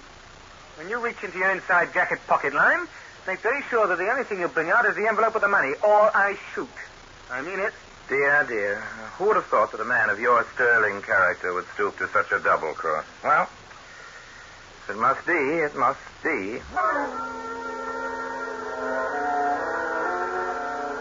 I was actually reaching for the envelope when all of a sudden I heard a little sound just behind me. A sound at the door. The doorknob had just been turned. Well, I wanted whoever was coming in to come in behind Robinson's back. Hey, where you going? Just walking over to sit on my berth, old man. Surely you don't object to my being comfortable while you rob me of my share. Well, just keep both your hands where I can see them. Why should I not? Why, indeed. I reached into my pocket very slowly and carefully for the envelope, but my eyes never left the doorknob. Robinson, whose back was to the door, couldn't see it. It was opening slowly. Very slowly. Come on, get a move on. Hand me that envelope, Lime. Now the door was open, just as I handed in the envelope. And behind Robinson, there came a snarled command. All right, punk, get him up. Reach for the roof. What's that? My hand closed on a heavy ashtray as Robinson wheeled toward the door in surprise. Why, just a kid. Come in here, you. Thank you, Ronald. He really had a gun? Well, it wasn't a pea shooter. Is he out? Out? Well, when a heavy object like this ashtray is brought forcibly to bear on a brittle object like that skull, Ronald, the result, it is fair to predict, will be a minor concussion and consequent unconsciousness. Is he dead? Well, Robinsons don't die so easily, Ronald, my boy. Come in. Sit down. Well, we'll keep this door closed, I think, for the next few minutes. What you going to do? Well, we're going to truss up this specimen so he looks like a cocoon, that's what. Not forgetting to gag him securely. In the bargain, there we are. I didn't know you really had a gun. Oh. Might he have killed you? Well, I like to think he wouldn't. He was a torpedo, wasn't he? What's a torpedo? Oh, you know, a gunman, a gangster. What have you been doing, young man? Going to American gangster movies? Why do you pick up this tedious slang? I go to all the American flicks. They're keen. Disgraceful. There. That should keep our friend quiet for a time. Why was he going to kill you, Mr. Lime? Well, how do you know who I am? I heard the customs man when he read your name off your passport. Oh, yes, to be sure. I heard that other man call you Lord Linchester, too, but I knew you weren't Linchester. Ah, and how is that? You're American, aren't you? I say, tell me, why was he trying to kill you? Well, Robinson is a very bad man, Ronald. He was trying to smuggle money out of the country, and as you know, that's against the law. I know that. Were you trying to stop him? Well, that's one way of putting it, I suppose. I say, that's splendid. Besides, he was trying to welch on a bet he'd lost to me. A bet? He'd owed me $5,000 for a bet. I'll just take that. The rest I'll put safely away. Say, how about me? You? Sure. split up the swag. Didn't I save you from being... But this isn't swag, Ronald. This is... Just a minute, pal. Tell you what I'll do. Here. You take this one bill, $1,000? Is it real? Well, it isn't unless I've been grossly deceived. Here, now, fold it up tight. Stick it into your watch pocket. That's it. You know what that is? What? That's hush money. Now, you run along back to your cabin, and mind you don't tell anybody about this. Anybody at all. I have no cabin. I'm a stowaway. Oh, my God. I came aboard following suspicious characters. Who? You. And now we're partners, aren't we? Fine. So we're partners. Okay. You know what your first job will be, partner? What? You sit right here and keep a watch on Robinson. Make sure he can't get out of these sheets I've tied around him, okay? But where will you... I'll be in and out. First of all, I got to tell the captain what's happened, and I'll be back. But you stay here, right, Ronald? Promise not to stir out of this room? It's very important. Somebody should be here all the time. Right? Promise? I promise I won't move. And if he tries to escape, I'll shoot him dead.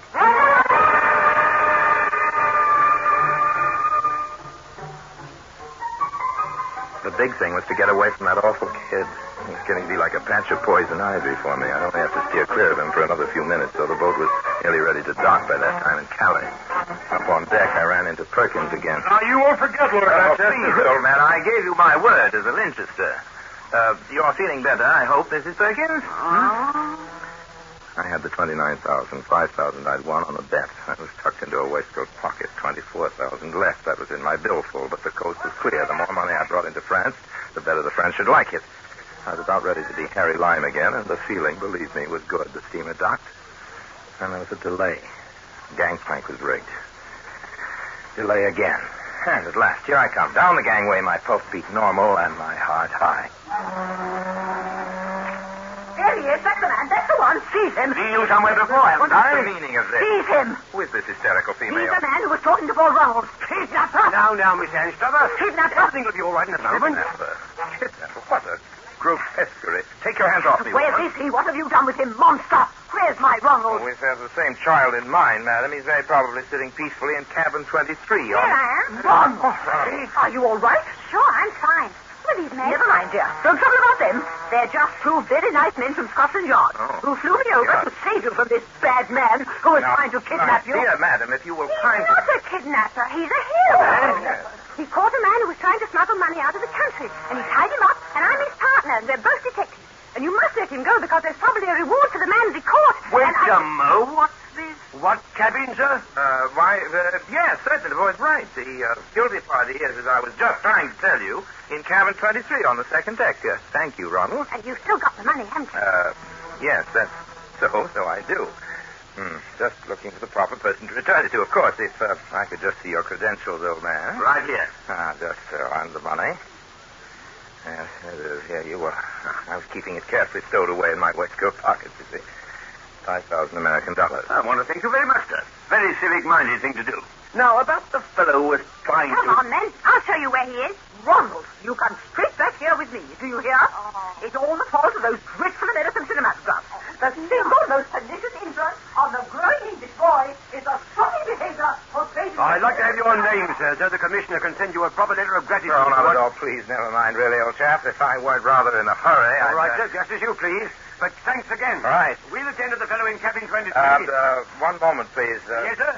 That's a rather extraordinary boy. Do you happen to know his name? Him, sir? Oh, rather. That's the little Earl of Linchester, sir. Come along, Stephen. Right with you. The little Earl of Linchester.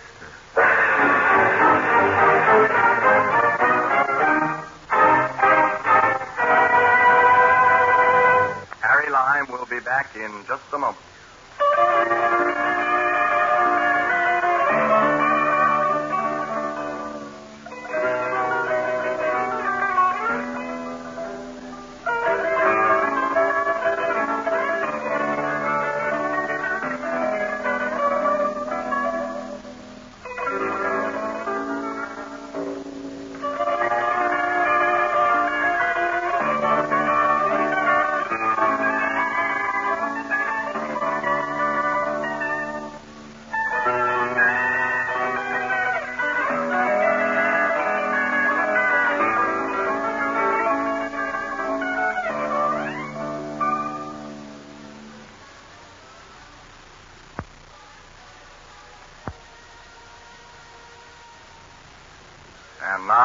Harry Lime.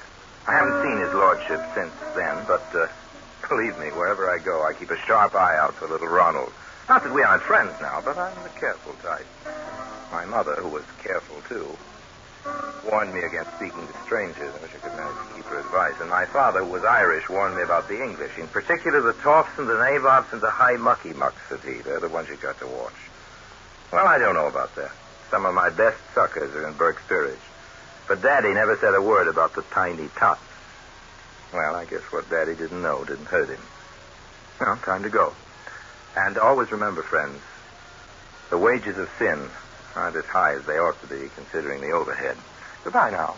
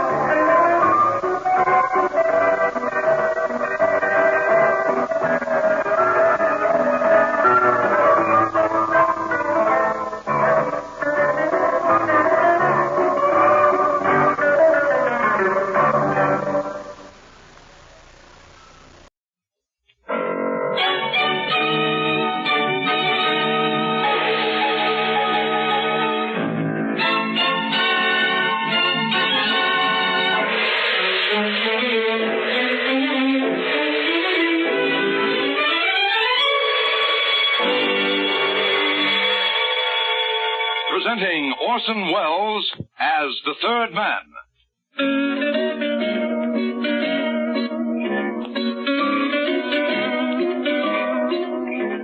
The Lives of Harry Lime. The fabulous stories of the immortal character, originally created in the story The Third Man, with zither music by Anton Karas. The police of Milan, like the police of any other town in the world, can sometimes be mistaken. And when they got certain mistaken ideas about me, I didn't stay around to put them right. I thought it'd be simpler just to leave town. So I took the morning train down to Genoa and had lunch at Enrico Ricciardi's. Ricciardi himself brought me brandy after lunch, compliments the house to an old customer. And when we both had our backs turned, a fly lit on the edge of the glass. Then it wandered off drunkenly along the tablecloth, and I took up a newspaper from the neighboring table, folded it, and swatted. I missed the fly, but I saw the ad printed at the top of one of the columns on the back of the paper.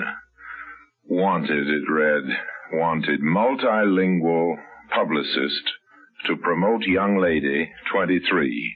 As I translated that into English, it meant that they wanted somebody who knew a few languages. Well, I did. As for promoting a young lady of 23, I might be qualified there by inclination and by experience. So I topped off the brandy, said so long till later to Ricciardi, and went out to the street, dodged the streetcars, and started up the hill. The advertisement had given an address. The street happened to be one I knew, overlooking Genoa Harbor, on the hill above Ricciardi's.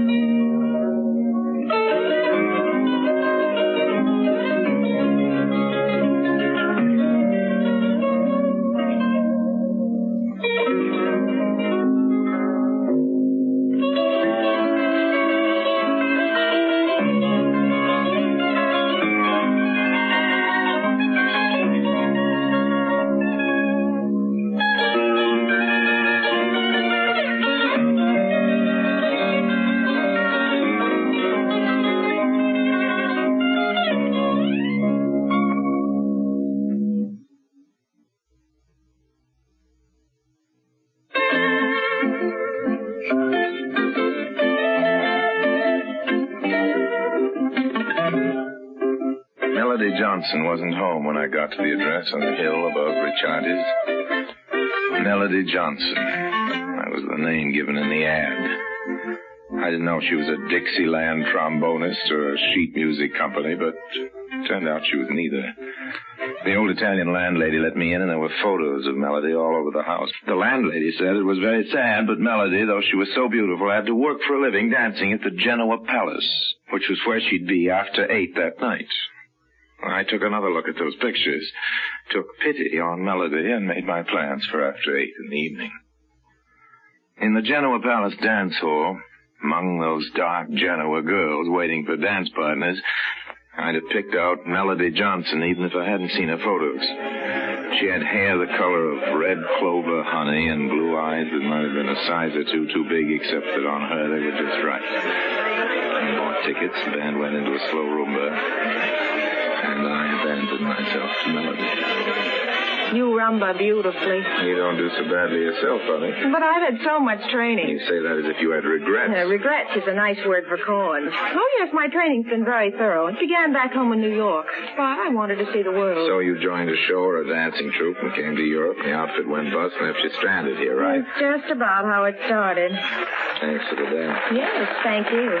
But you're an American too, aren't you? That's right. Are you over here in Europe on business? More or less business. My name is Harry Lime. Does that mean anything to you? Don't answer that. All right, I won't. Mr. Lime, I hope you've brought enough tickets so we can have the next dance. I bought your whole evening. Look here, with these tickets, we can dance all the way to the French frontier. And then let's walk out in the garden. Okay. It'll be dark and we'll be alone. We can talk, can't we? What else could we possibly think of to do?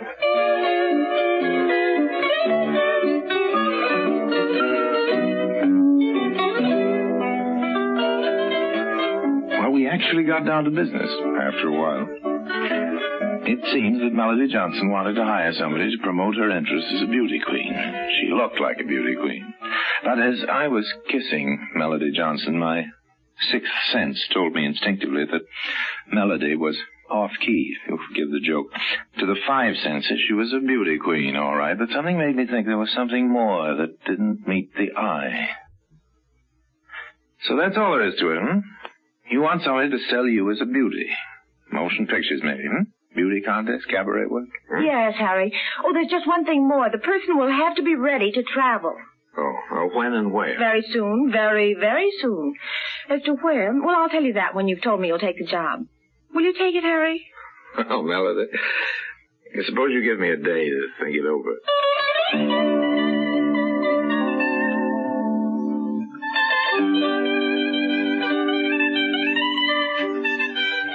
I was in my usual hangout in Genoa and Ricciardi's the next afternoon, thinking it over and reading the papers, when a fellow with very much the look of a Milan police officer came in.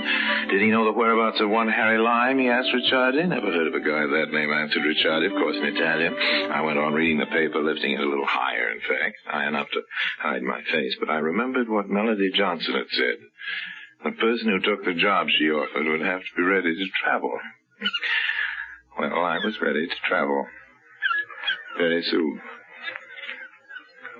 Goodbye to Genoa. Thank heaven. Ooh, that awful job in the dance hall. Arrivederci, Italia. No, not goodbye to Italy, Harry. No? Not quite. The ship stops at Naples on the way. That's right, and then Alexandria. And then where? Cairo. Cairo. That's because of the beauty contest, Harry. You want to be Miss Pyramids of Giza? Because of the honor and the publicity value. And then there's a big money prize. Mentioning money reminds me of something. Look here, let's just move a little further on down the ship rail where nobody can overhear what we say. Now, isn't there something you want to tell me, Melody? Oh, I don't understand what you mean. Well, this is what I mean. You want somebody to publicize you and promote your interest. Yes. That's very natural, but what about this? Doesn't it seem to you just the least bit queer, honey, that you had to work in a taxi dance hall to keep yourself alive? But, Harry, I told you about the gambling. You told me you fell in love at Monte Carlo. With roulette. All right, but since roulette proved bad for your financial health, isn't it odd that you bought both of us first-class cabins on this ship? Very deluxe accommodation. No, Harry, it's not odd at all. Oh, it is. There was nothing else available. All the other space on the ship was sold.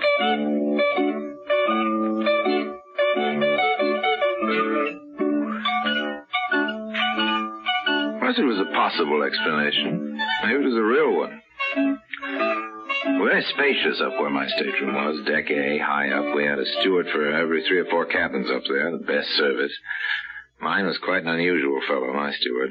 I asked him about himself when we were an hour or 2 out of Genoa. He just brought me in some fresh towels. Here you are, sir. Thanks, steward. Not at all, sir. Hey, you're not Italian, are you? Don't mind my asking? No. So that was his story. He'd been at his country's embassy in Brussels when the Russians lowered the curtain on the world at home, and since then he'd done one job and another. Said his name was Balko, Bohemian or Magyar, some such language. Paul in English. I said that was what I'd call him. Told him I probably wouldn't be a lot of trouble to him. But whatever you will require, sir, I will be at your service, naturally. Oh, thanks. I only mean, Paul, I expect to be out of the cabin most of the time. By the way, if I'm needed, messages, anything of that sort, you probably better try the vicinity of a passenger on upper B deck. That's where I'm likely to be. The passenger's name, sir? A young lady, Miss Melody Johnson. I'm sort of employed by her, as you might say. Can that be true? Well, you say that as if it meant something to you. It is only... I have, of course, heard of Miss Melody Johnson, the beauty queen of Monte Carlo, I believe. She was? So then, sir, you are a very fortunate man.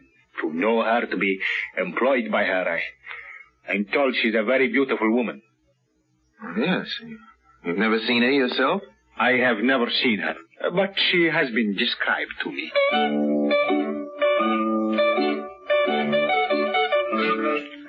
Oh, Paul, the steward, wasn't the only one who took a special interest in Melody Johnson. Of course, up to a certain point, this was natural. Melody was probably the most beautiful girl afloat. How nice it is up here on the deck. So nice and lonely. Just think, in the morning we'll be in Naples. Harry, are you listening to me? I'm looking at you, honey. Can't you listen to me for a minute? I can divide my attention. Oh, seriously, I have a confession to make. There's something I haven't told you. Well, I didn't want to hire only a publicist to promote my good looks. Well, I suppose what I really wanted was sort of a bodyguard. Oh. You know, may I tell you something? Okay, go ahead, tell me something. Well, the other night, when I learned who you were, I was frightened a little because of your reputation. Things I'd heard about Harry Lime here and there. But now, well, here alone with you, I feel secure. I'm happy. Well, I'd be happy, too, if we were alone. What do you mean? Well, when they built that housing back there, the deck 6 or 8 yards, they may not have built a man's head and shoulder and an arm looking around the side of it. Harry, there is someone. Sure. A man watching us. Don't be bright. Come into the shoulder of this lifeboat. Like that. Yes, all right, Harry. I'll make it look all right. We'll pretend to kiss. What am I thinking? I'm out of my mind. Pretend to. Turn up your face. Oh, is this a good plan, Harry? So far, it's a wonderful plan. I kissed her, and then I left her by the lifeboat and turned around and walked back up the deck. The man pulled in like a turtle, shrinking into the angle of the housing. Good evening. Out for the salt air? Excuse that I have intruded on yourself and the lady. I stopped only to light my cigar. Well, that's all right, old man. Don't apologize at all. Only take a tip from me. Senor? Next time, don't light your cigar after it's already lit. Goodbye, old man. I squired Melody to her cabin and went back to my own. Somebody had been there before me. The cabin didn't look gone over, but 1 or 2 small things were out of place. Had somebody found a way to break in? The little Italian fellow with the lit cigar, or Paul the steward? He could have let himself in without any trouble. But what was whoever it was looking for? What did he want? I checked through my things. Nothing was missing. It wasn't until the next day when we docked in Naples that I began to get some idea of what it was all about. Stop along here, driver. Si, signore. This is one of the best views, Melody. We've got that Vesuvius over there. Harry, let's get out of the car for a better look. Well, I don't think we'd better do that, honey. Driver, drive on, will you please? Harry, why are we going? We haven't half seen it yet. Well, we didn't stop, Green Girl, for the view. That Alfa Romeo right behind us has been following us this whole time. We stopped to see if he'd stop, and he did, so he's following us. The fellow in the back seat is somebody called Minelli. Minelli? Mm-hmm. I made some inquiries. We were coming to port this morning, and his name is Minelli. Mean anything to you? Minelli? No, I don't think it does. Well, he seems to take some kind of special interest in you. He's tagging us now.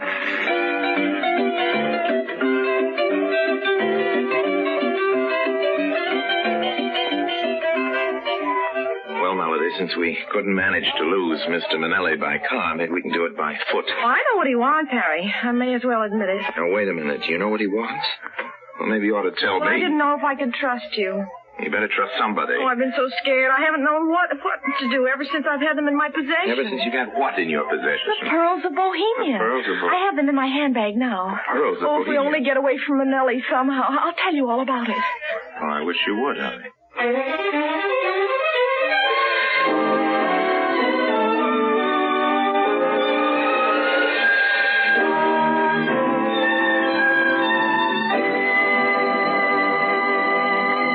Harry Lime returns in just a moment.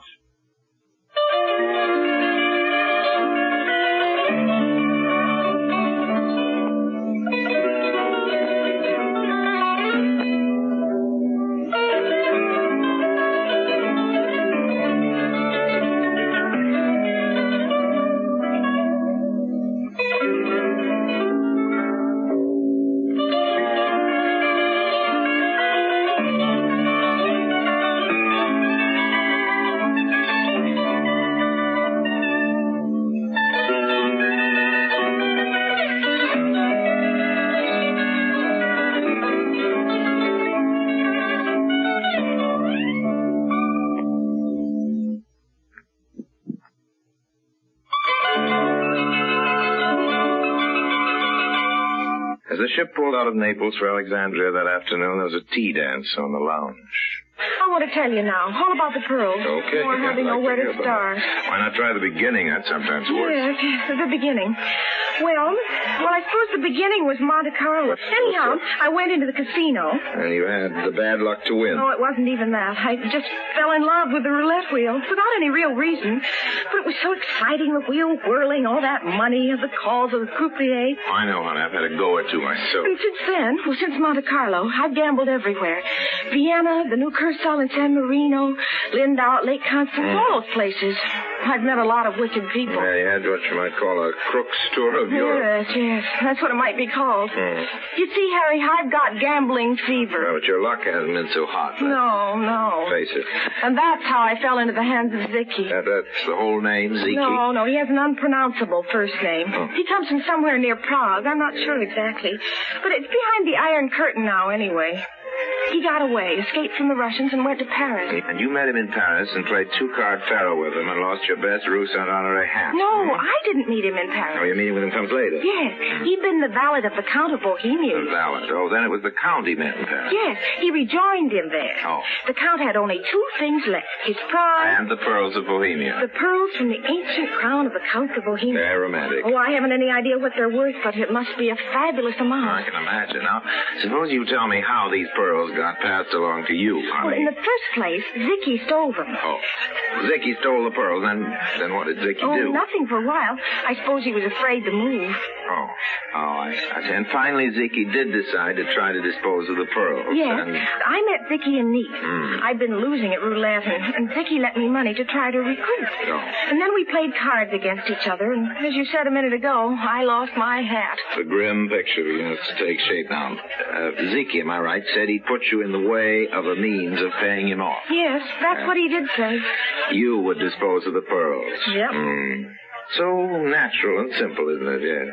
In Egypt, this is supposed to be, right? There's a buyer in Cairo. Well, you know what Cairo is. That's more or less, honey, more or less. The shadier side of sunny Egypt. Well, all right, if you're going to take the pearls of Bohemia to Cairo and sell them... The money is to be paid to Zicky in Italy. Some kind of bank transfer. I don't really understand it. But Zicky, on receiving the money, tears up your IOUs, which is what concerns you. Yes. Now you know it all. Yeah. The whole tawdry story. It just occurs to me, Melody, that you may have a little difficulty getting those pearls into Egypt.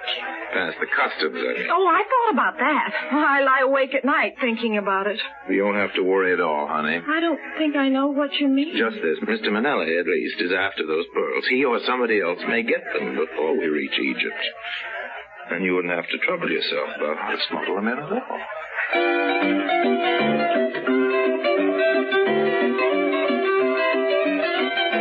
Well, we talked on a little longer without any tangible result. She didn't feel, understandably, that losing the pearls to Manelli was the right solution to her problem. But how was she to be sure of getting them past the Egyptian customs and on to Cairo? We tried the question on several ways, but it didn't seem to be a very good fit. And we left the subject and our drinks and went out on the dance floor. And I took her in my arms. That fit was all right. While we were dancing, a man came into the entrance of the ship's lounge. He stopped a minute and stood looking around. Melody, you didn't get a look at him up on the deck last night. I don't think you even got a good look at him during that chase in Naples today, but look now. There he is. That's Manelli. That man standing in the door? Yeah, the very one. Harry? What is it? Hey, even a face like yours won't stand that kind of plowing. Why the frown? That man's name isn't Manelli. You know him? I've never met that man, but I remember his appearance. He was pointed out to me a year or so ago. Oh, yes, somewhere on the Riviera. Oh, I'm trying to recall the name I was told. Yes, his name is Vittoria. Vincente Vittoria. Oh, wait a minute. I've met him myself, but there's an international jewel thief called Vincente Vittoria. Very well known. That's what I was told when that man there in the door was pointed out to me on the Riviera.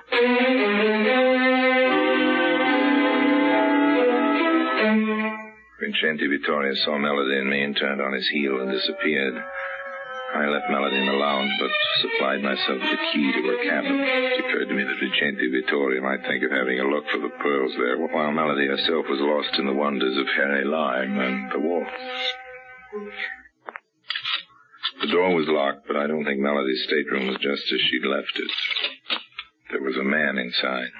Oh, sir. Oh, it is you, Mr. Lime. Just putting the lady's dainties back in those wardrobe drawers, are you, Stuart? Oh, yes, sir, yes, that is just what I am doing.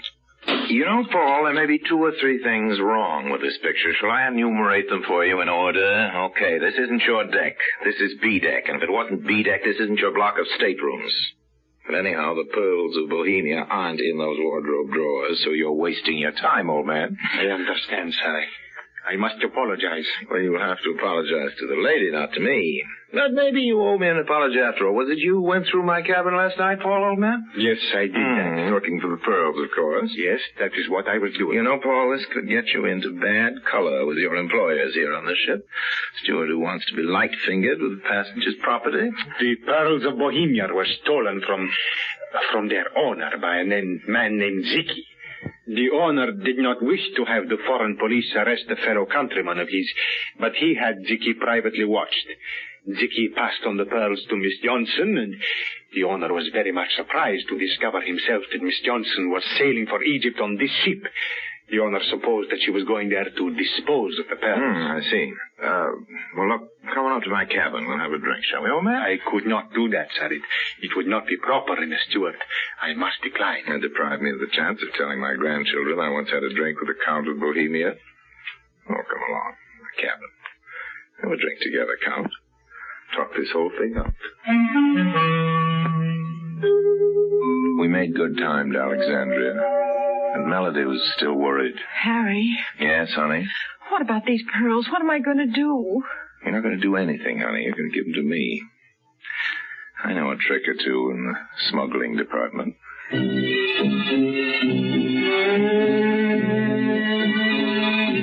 Mind if I take this stool here beside you? The use of the bar is a free to all. There isn't any need for us to be too polite to each other, Mr. Manelli, or should I say Vittoria? My business with you is business. I see I interest you. I'm listening. That's all you got to do, old man, is listen. That and one thing more. That one thing more is pay me 2,000 Egyptian pounds. And believe me, I'm giving you a cheap price. I haven't any opportunity here on shipboard to find out the real value of the pearls of Bohemia. Besides, I want a quick payoff and a get-out-of-town kind of deal. So you are offering to sell me the pearls? You are remarkably astute, old man, and I'm glad to see you come up to your reputation. Yes, that's right. I have them here in my pocket. I see. But ask yourself before you wonder if you ought to knock me over the head and steal them from me, if you, Vincente Vittoria, known jewel thief, ought to risk taking them through the customs, Or shall I take them through the customs and deliver them to you intact in Alexandria for the small price of 2,000 Egyptian pounds? Done? A bargain? I thought it would be, old man.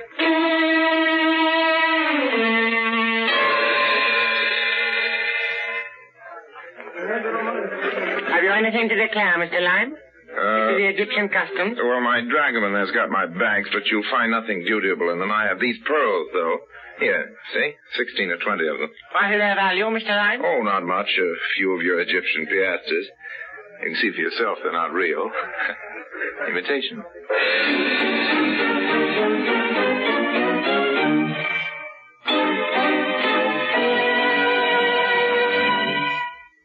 Harry Lime returns in just a moment.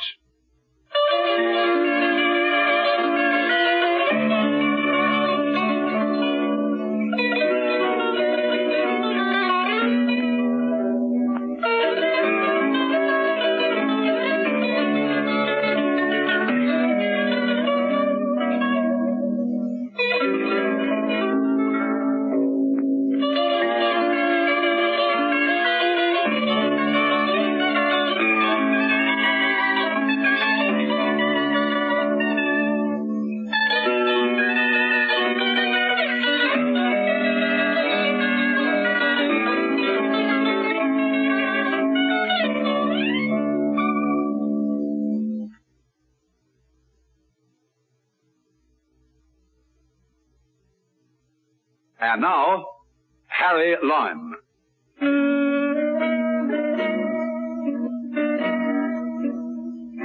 Those pearls were imitation, all right, but pretty convincing. Convincing enough anyhow to deceive an expert like Vincente Vittorio.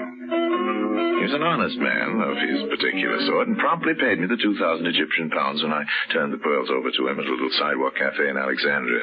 The pearls ought to have been convincing, of course, because they were made for a very special use. When Mrs. Astor build some such lady, goes to the opera with a couple of 100 carats of diamonds on her fingers, they're very likely to be paste, perfect duplicates, fine imitations, and the real diamonds stay locked up at home or in the bank. That's what fellows like Vincente Vittorio have done to the world of the upper classes, and the world of Bohemian counts is just about the same. So it happened that Count Paul of Bohemia had in his steward's locker the imitation set that matched the real pearls of Bohemia. When I got the real pearls from Melody, well, I just traded. Melody had said, you remember, that Count Paul had only two things left, his pride and his pearls. He kept his pride, and I thought he might just as well have the pearls, too. Now, all of this left me somewhat under obligation to Melody. I know quite a few people in Cairo, so I may have had something to do with her being voted Miss Pyramids of Giza. The prize money got her out of debt to that fellow Ziki, anyhow, and then there was the dough I got from Vittoria for the phony pearls. Melody and I had a lot of fun spending those 2,000 Egyptian pounds, but that, as the fellow says, is another story. So long for now, and remember, all that glitters is not gold, but it ain't hay either.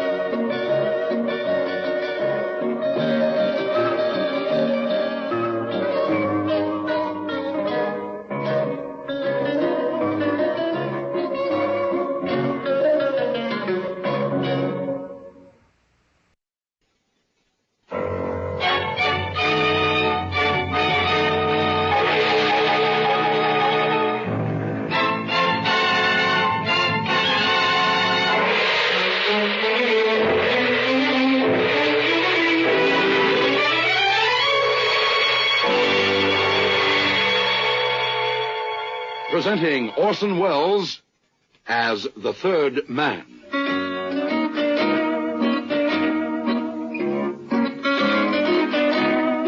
The Lives of Harry Lime. The fabulous stories of the immortal character, originally created in the motion picture The Third Man, with zither music by Anton Karas.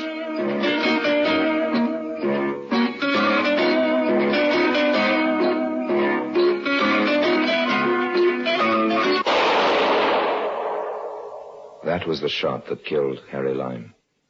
He died in a sewer beneath Vienna, as those of you know who saw the movie The Third Man. Yes, that was the end of Harry Lime. But it was not the beginning.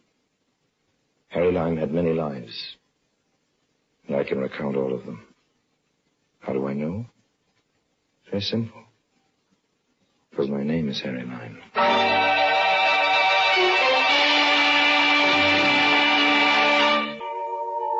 Buenos Aires, July 1944. The Argentine papers were full of the attempted assassination of Adolf Hitler. It had failed, but all of us knew that the Nazi Party was doomed. Buenos Aires was full of those once high in the Nazi councils, and they brought with them money, jewelry, art treasure.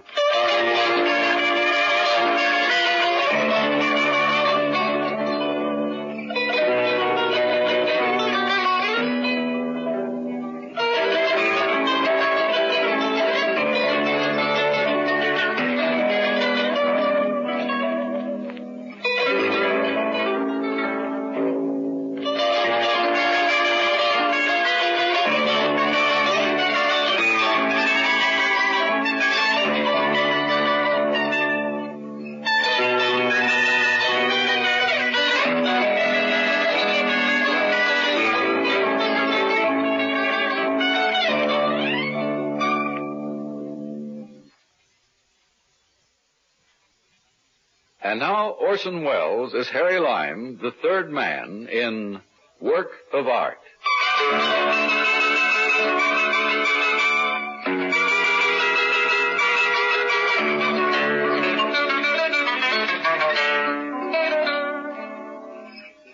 Yes, there I was in Buenos Aires, just a clean-cut young American boy looking for a chance to hustle an honest buck. A friend had given me a letter to Senor Juan Fernandez, a gentleman with a handsome face, impeccable manners, and no morals. My informant had indicated that the senor might be helpful in guiding me along my chosen path. But when I called at his art galleries, housed in a brownstone building just off the Plaza del Congreso, he refused to see me.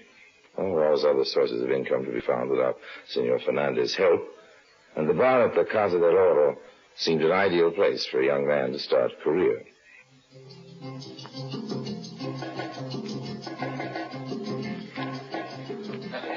Bartender. Si, senor. Dispense this to the mid-demar. I beg pardon, I don't understand much Spanish. I would make the apology for being so long. You see, the supply of rum behind the bar, she was finished, and I go to the stockroom to bring some more. Okay. Skip it. No le entiendo, senor. What is skipping? I think let it go. Never mind. There's no harm done. I'll have a scotch. Gracias, senor. In Buenos Aires, we use Matron, the speciality of the house. She's a drink I made myself invented. Made from 4 different kinds of rum. The juice of the pineapple, the dash of curacao, a sprinkling of the... Fine, I'll have a scotch and soda. Say, senor. But you would like my speciality. From all the world, they say it is the You make a mistake in ordering scotch and soda where rum, Mr. Butler. Why? I'm your clothes. You should buy clothes in the stores of Buenos Aires as soon as possible. Miss Emily Post, I presume? No, my name is Fernandez. Juan Fernandez. And I do not make these suggestions for the sake of etiquette, Mr. Lime, only for business reasons. I'm completely fascinated, Senor Fernandez. Please continue. In our profession, we must dress as the multitude dresses. We must drink as they drink, act as they act. We must never call special attention to ourselves, but must seemingly melt into the background. Yeah, but I melt so badly. I'm serious. I tell you these things for your own good. Isn't this concern for me a little sudden, old man? This morning you wouldn't even see me. Your drinks, senor. Oh, thank you very much. And you, senor. I'll have one of your specials, Gerardo. We'll be over the little table in the corner. But of course, senor. It was not judicious of you to come to my art gallery, Senor Lime. You see, the business that goes on in the front rooms is quite regular, but there is a back room where some of the transactions are a little bit less orthodox. Oh, yeah? My backroom friends must not be seen coming into my establishment by my front-room friends. You do understand? Well, of course. It's perfectly clear. Caroline, you come to Buenos Aires to reap some of the wealth here, huh? You are not the type to do it honestly, and that is all right with me. I will help you. But we must remain casual acquaintances who meet in bars, not business associates. You must not come to my galleries. Okay, old man. You are not giving me your full attention. Well, how could I? Did you see what came through that door? The beautiful senorita with the off-the-shoulder dress. You don't miss anything either, do you? Not very much, I assure you, senor. Well, should you know? If you and I come to terms, senor, she is the first assignment.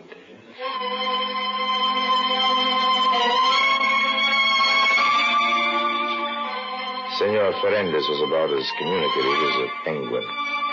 With a display of the ultimate in old-world manners, he refused to say another word about the slender, dark-eyed beauty which suddenly set my pulse pounding. Instead, he turned the conversation to other types of beauty, those found in paintings and sculpture. He began to test my knowledge of the arts and perhaps my conversational abilities. Apparently, my proficiency at the latter made up for any deficiencies in the former, where we soon came to terms. It wasn't until a second meeting, however, that the exact particulars of my new trade were explained by the master. We'd met accidentally at a roadside refreshment stand near the suburb of Belgrano.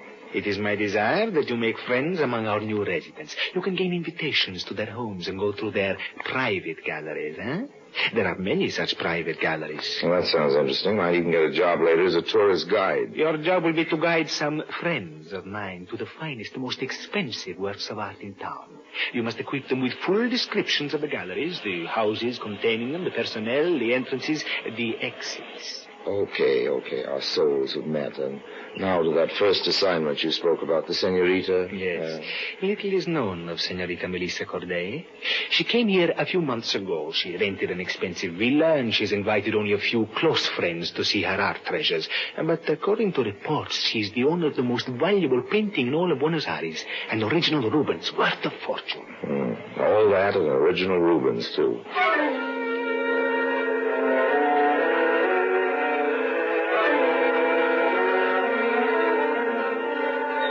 I don't know what Juan Ferendez is worried about. What could happen to me? I wasn't going to be doing any of the stealing. My job consisted of being charming and observant. During the next few weeks, I managed to exercise my charm among half a dozen of the local gentry. I was invited to their homes, and I made polite compliments to my hosts, extravagant ones to my hostesses. You know, it's amazing how much information you can get if you say the right things about a woman's choice of dresses or a man's choice of wines. And Senor Ferendez paid me handsomely for the information, but both of us were still primarily concerned with Senorita Melissa Corday. And she proved as elusive as the olive at the bottom of a martini. However, by this time we were both members of Buenos Aires society, and an eventual meeting was inevitable. I managed to meet her often. As a matter of fact, she found me quite irresistible. I'm very sorry, Senor Lime, but I'm busy tomorrow. The following day, then? No, I'm sorry. The following day I have an engagement. The day after that, Senorita Corday. Busy, huh? Now, there were two things driving me toward Melissa Corday. My determination that I'd pierce that core of cold steel and my desire to get the Rubens. Oh, I've known women, I've heard before, women with cash registers where their hearts were supposed to be, but it wasn't going to defeat me. I have a bank balance to blind the next mercenary woman I'd met, and Melissa Corday was going to be the donor. On Saturday evening, Senorita Corday was giving a large dinner party for a visiting American diplomat. After a short study of the guest list, I chose as my target an undersecretary of the English consulate, Mr. Albert Ramsey. I studied him carefully. I learned of some of his former posts and all of his weaknesses, including that of absent-mindedness. On Saturday evening, I followed him out of his hotel.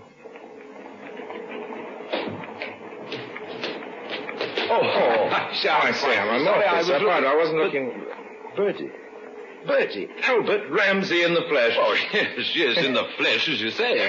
How have you been, old boy? I heard you were connected with the concert over here, but I haven't had a chance to look you up. It is good seeing you again, yes, old it's man. nice seeing you. Imagine bumping into good old Bert Ramsey right in the middle of Buenos Aires. It's been a long time, hasn't it? Well, I hope you'll forgive me, frightful memory, but I don't seem to remember quite where it was. Oh, you're joking, of course. You remember. It's at the Shoreham Hotel in Washington. Oh, yes, of course. How frightfully stupid of me. Washington, Yes, Washington. Must have been about 40. 1940 it was, but exactly. And you say you have a bad memory. This is really a break bumping into you on my first free evening since I got here. You've got to have dinner with me, old man. Well, fact of the matter is, I have a dinner engagement. Charming girl. Having a bit of a party tonight. Promised I'd go. Well, I'm certainly not going to say goodbye after having been lucky enough to run into you. I hate these dinner parties myself, but then maybe you couldn't take me along even if you wanted to. Oh, I dare say it'd be all right. Well, as long as you say it'd be all right, you're sure I wouldn't be intruding? Oh, no, of course not. No, a pretty girl like that will be delighted to have me bring a handsome young chap around. Probably only invited an old duffer like me because she needed an extra man. Well, if you're positive, it's all right. Oh, I do have a confession to make, though. That rotten memory of mine, you know. I remember our meetings in Washington plain as though they occurred yesterday, but your name slipped right out of my mind. Can you imagine that? Well, don't apologize. It's Lime. Harry Lime.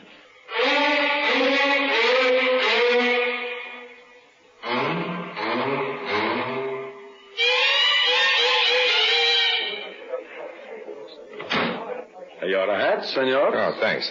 Here, take my stick, too. I've got a stalwart companion with me now. I won't need a stick if I'm attacked by rogues. That's a good one, Bertie. That's a good one. Here comes our hostess. Good evening, Mr. You look simply ravishing, my dear. Look, I want you to meet an old and very dear friend of mine, Mr. Harry Lime. I've had the pleasure. Oh, you don't say. I didn't know. Oh, I'm terribly sorry, Maurice. I didn't know Mr. Ramsey was coming here. I bumped into him. Oh, it's all my fault, my dear. Harry and I met accidentally, and I hadn't seen him for years. I simply insisted that he come along. I suppose I was so busy chatting about old times, I didn't get round to telling him who our hostess was. I see.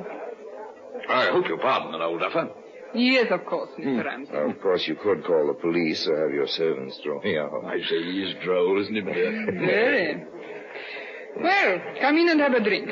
The others are a little ahead of you already. Oh, we'll catch up, won't we, Harry? Oh, I don't think I'll have a drink tonight. I don't want a chance dulling my senses. I understand Melissa has an art collection that's really worthwhile seeing. You're interested in art? Oh. Somehow I didn't think you would be. Well, I'm very, very, very interested. Perhaps I've been wrong in my estimate of you, Mr. Lime. I'll be happy to show you my gallery, if you really think you'd enjoy it. Well, honestly, Miss Claudette, nothing could fascinate me more.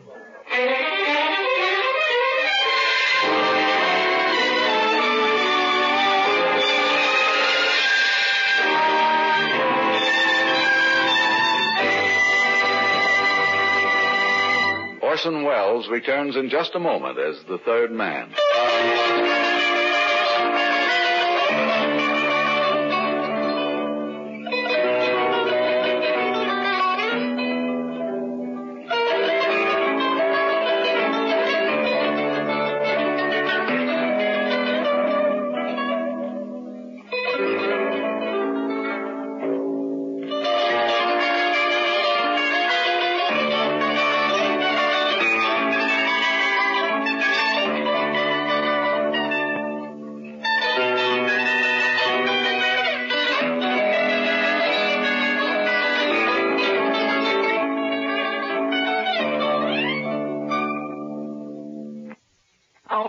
Orson Welles as the third man continues with Work of Art. Dinner was an eternity of rich food and rich people. The small talk was so small it was almost non-existent. But for one thing I could be thankful. My pal, Bertie Ramsey, forgot me in his absorption with a mustached Ecuadorian woman.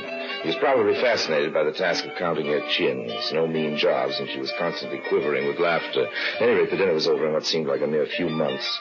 And after what Mr. Ramsey probably would have called a decent interval, I persuaded Melissa Corday to take me on a cook's tour of her gallery. Well, this is it. Oh, it's magnificent. Why, there must be a fortune represented here. It means little to me now. Perhaps someday it may have value for me again. Melissa, maybe you don't realize what's wrong. You're lonely. This first painting's quite interesting. A little-known artist, Constantine Langmuir, painted it. I suppose it has little intrinsic value, but I recognize the scene. A little cove on the Riviera where I used to go when I was a child. Oh, that's lovely. That's a Degas over there, isn't it? Yes. And a Rubens. That is a Rubens, isn't it? Yes. When I first got it, I thought it was the answer to all my dreams. And it isn't now? It's almost worthless. Well, so you can make things worthwhile again. You can learn how to dream again. Please, Harry. You're hurting my hand. You're hurting my heart. Well, listen, I don't know what's holding you back, but sometimes when we've been hurt, we build up a wall around ourselves. I know because I've been hurt. I've been lonely. Maybe neither of us has to be lonely again. No. Harry, please. I didn't intend to kiss you by force. I think maybe I'd better go back to my other guests. When you're ready to rejoin the others, just pull the door firmly. It's self-locking.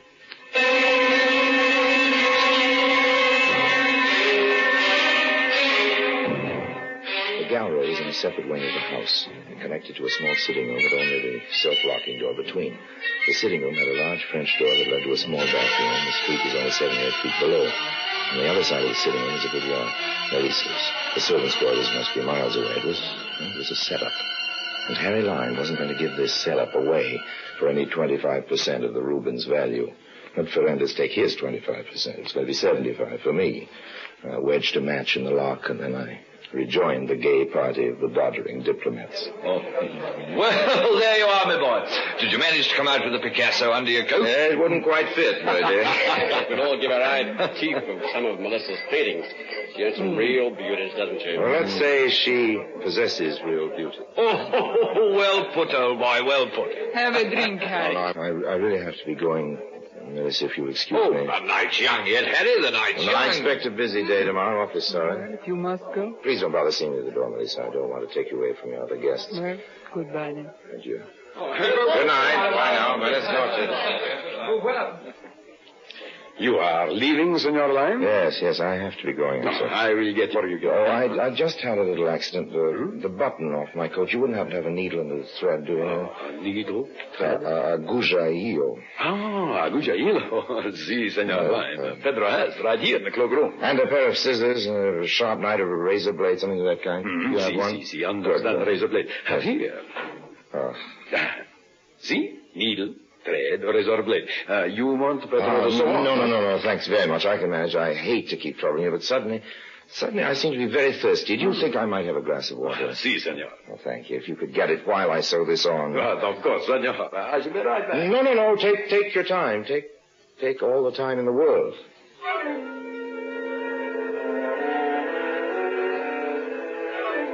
This was the one dangerous element in the whole scheme.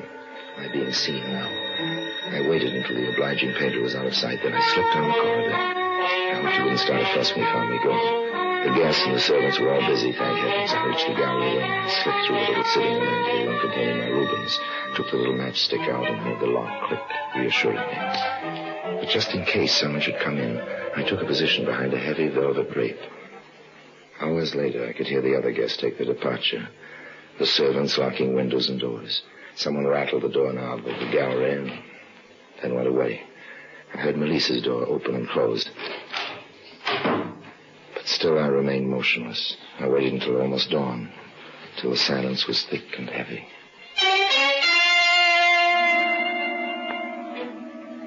Stealthily, I approached the priceless painting. I took the razor and slipped the canvas neatly from the frame. I rolled it up and slipped it into the lining of my coat. A few hurried stitches took care of the rip I'd made for it. I held my breath as I tiptoed to the door and opened it gently.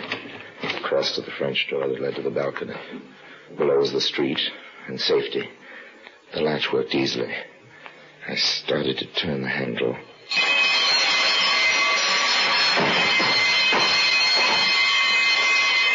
Oh, my ankle. Stop! Oh, my ankle. No, don't shoot. So we've got a ladron, eh? It's on the alarm. Get to your feet. Stand up. My ankle's killing me, Pedro. Pedro? You called me by name. Oh. Carlos, flash your light in his face. Huh? No. Pedro, Carlos, what in the world is going on? We have caught for you a burglar, senorita. A burglar. He is Senor Lyme. I call the policia. No, senorita? Wait just a minute, Carlos. Harry, what is the meaning of this? Well, what were you doing in my gallery? Well, I wasn't in the gallery. What? I could explain the whole thing very easily if we were alone. Not leave you alone with him, senorita. You don't think I'd try to harm you? No, Harry, I don't. It's all right, Pedro. Carlos, wait outside. We have our guns ready. You call if you need us, huh? And no funny business, Senor Lyme.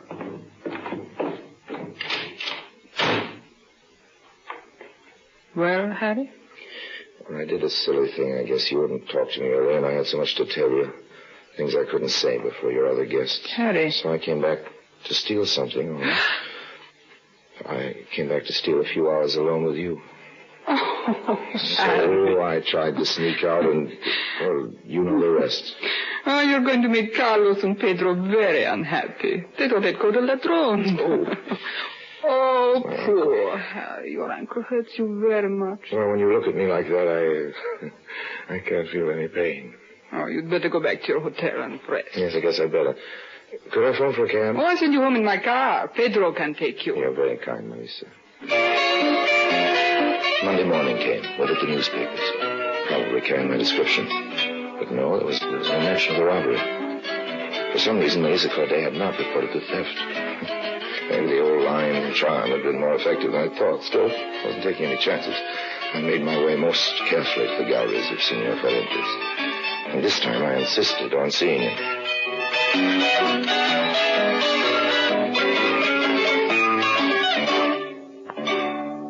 You should not have forced your way in, Harry. I told you I had to see you, and you'll be happy to see me. What in the world are you doing? Just removing a little painting I happened to pick up. Look. The Rubens. That's right. Mm-hmm. Need the money for it right away, Juan. I have to get out of the country now. Obviously. I get 75% this time. Of course, I know you haven't got that much cash hanging around, but I thought you could give me as much as you have now. I have enough to pay you what this is worth. Oh, what? This is not an original Rubens, Harry. But you were the one who told me. I had never seen it when we discussed the matter. It's a good copy, a very good copy, worth $100 perhaps. No. So that's what she meant. It's almost worthless. I was worried about her morale.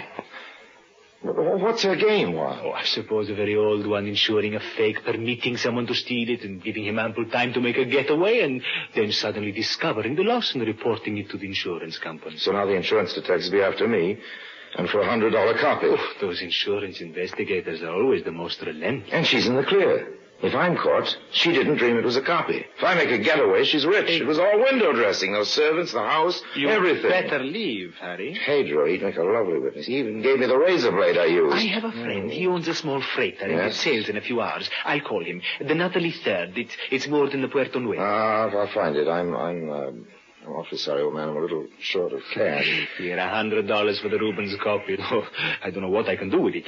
The skipper of the freighter is a friend of mine. He will not charge you more than $100. Okay, well, goodbye, old man. I suppose I just encountered one of the hazards of the profession. Thanks for the $100. You're welcome. He's gone? Yes, Senorita Corday, you can come out now. I don't know how I can ever thank you.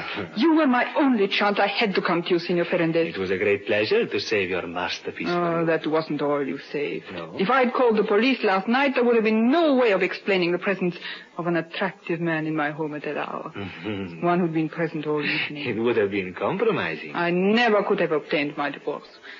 My only reason for being in Buenos Aires would have been shattered. My months of being rude to every man who looked at me, lest my husband's agents could misinterpret my friendships. You know, I'm beginning to think I was never cut out for this business. We Spaniards are too sentimental, eh? Like Harry Lime, I might have made a fortune out of this painting. Imagine getting it back for $100. But with no profit to me. All I accomplished was the saving of a woman's reputation. A perishable commodity at best.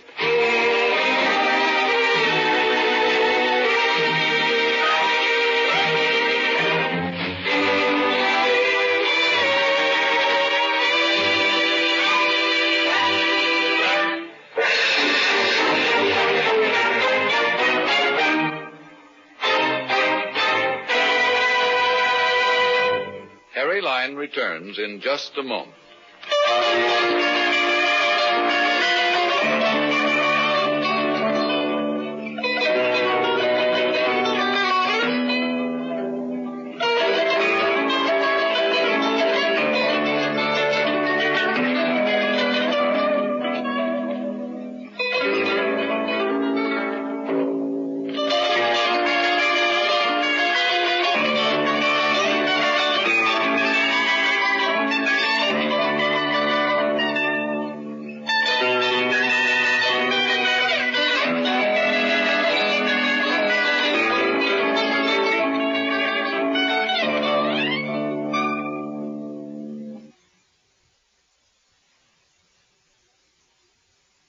And now, Harry Lime.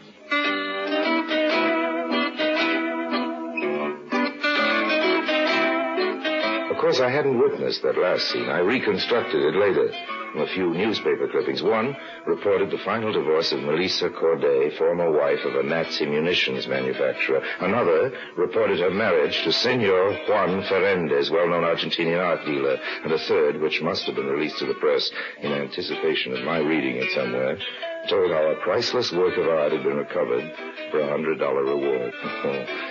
It had been a work of art, all right.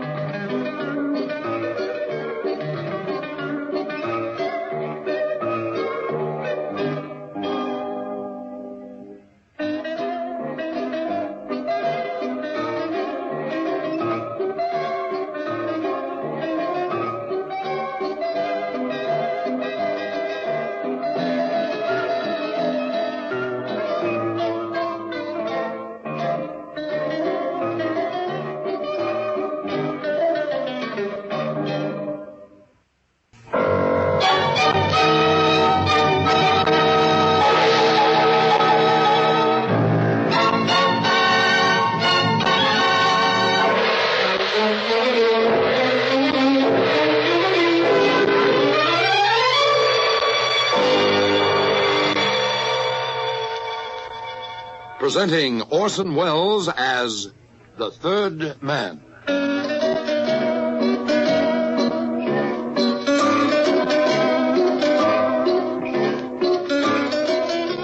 The Lives of Harry Lime. The fabulous stories of the immortal character, originally created in the motion picture The Third Man, with zither music by Anton Karas. Now, right from the very outset, friends, I want it clearly understood that I do not believe in Santa Claus. If a man offers to sell me a gold brick, I do not reach for my billfold, except to make sure I still have it. Nevertheless, when I sat down in the bar of the Georges V in Paris not so long ago, I'd have sworn I'd met Santa Claus at last. Nor did he offer me fool's gold. What he offered was the real thing. Gold. From fools.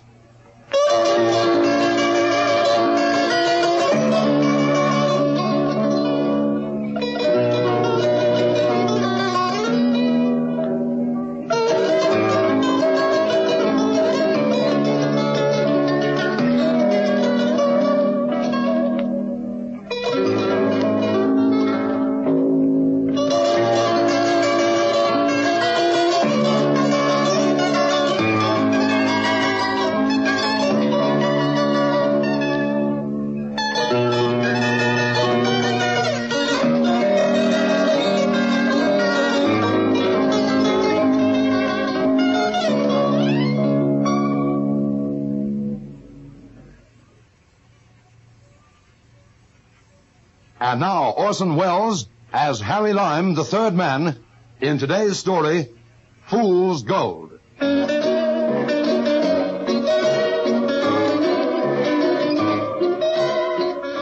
It began, as I told you, in the bar of the Georges V in Paris. Ironically, I hadn't even wanted to meet the man. I hadn't wanted to see him at all when he called to make the appointment. I was even rude to him. So, Monsieur Lime, your health? I'll vote. Perhaps if I came quickly to the point. Good, I hope you do. As you know, Monsieur, gold as a commodity is worth $35 American the troy ounce on the controlled market. Naturally. Unfortunately, it can be disposed of at far greater prices in the Orient. As high as $60 the troy ounce will be paid in Karachi or Goa or Bombay or Macau or Hong Kong. It's all very, very interesting. Please, but, I will make myself clear in a moment. I hope so. Let me suggest, Monsieur, that there are at least 3 West European governments which would be happy if they could purchase more gold at the regulated price. They'd sleep better at night, would they? Precisely. But if those who mine the gold in South Africa, in South America, and elsewhere, if they can dispose of their product for more, why should they sell it in Europe? Not to keep secrets from you, Monsieur Lime, there is a shocking condition. One blushes to report it. Gold is being smuggled east. Smuggled? East through Beirut and the Persian Gulf, east to India and Hong Kong. What some people will do for money. It is, as you suggest, a distressing practice. Yes. As you can imagine, there are certain European governments which would look very kindly on any efforts to halt the smuggling. If, for instance, the smugglers were made to realize that the enterprise was a very risky one, if they were to discover that occasionally their shipments did not get through to India as planned. Oh, my dear sir, are you suggesting that I hijack these smuggled gold shipments? And besides, how could it be done? Oh, very easily. You see, the usual route for the smugglers is from Beirut by chartered plane to a small sheikhdom on the Persian Gulf called Kuwait. Here the gold is dumped out on the sand. No armed guards. The sheikhs in Kuwait presently have it carried to small craft, dhows, in the harbor. And thence it is sailed east to Karachi or Goa, Macau. No armed guards? Ridiculous. I see. Well, my friend, I'm afraid you're a little ideas. Monsieur Lime, perhaps you have not understood me. I understood, sure. If anything should happen to a shipment of the smuggled gold, it would be understood that all money the gold brings in the Indian market would belong to the man responsible for any accidents to the smuggled shipment. Yeah? All the proceeds? All. Just where exactly is this sheikhdom of Kuwait?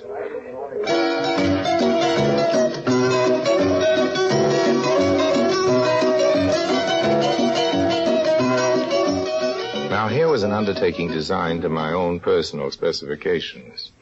All the way to Beirut, I purred in my aeroplane seat like a tabby being presented with a bowl of clotted Devonshire cream. And in Beirut, I made allies with 2 likely specimens. One was called Clancy, a rascally Irish aeroplane pilot, and the second, Singh, an equally rascally Lascar sailor, both of them familiar with Kuwait. I remember both of you. From now on, I am Dr. Harrington Lime, FRCS, well-known archaeologist, right? Whatever you say. Now, Singh, you leave at once for Kuwait and hire a dhow. Clancy here and I'll give you a head start. Then we fly to the airport where we'll have to land because of engine trouble. I am an archaeologist looking for likely ruins to dig up. Clancy, you'll not be able to fix our engine until the moment there's a big shipment of gold lying on the sand by the airport. This begins to sound interesting. At that point, you tell me the engine is all right again. I arrive, change inside the plane to the clothes of a native. Singh drives a cart up, and he and I load the gold shipment into the cart, drive it down to the docks, dump it into the dhow, and sail 100 miles down the Gulf. Where I meet you with the plane? Right. We fly on to Karachi and sell it. Why not? And a quarter share for each of you fellas when it's sold in Karachi, right?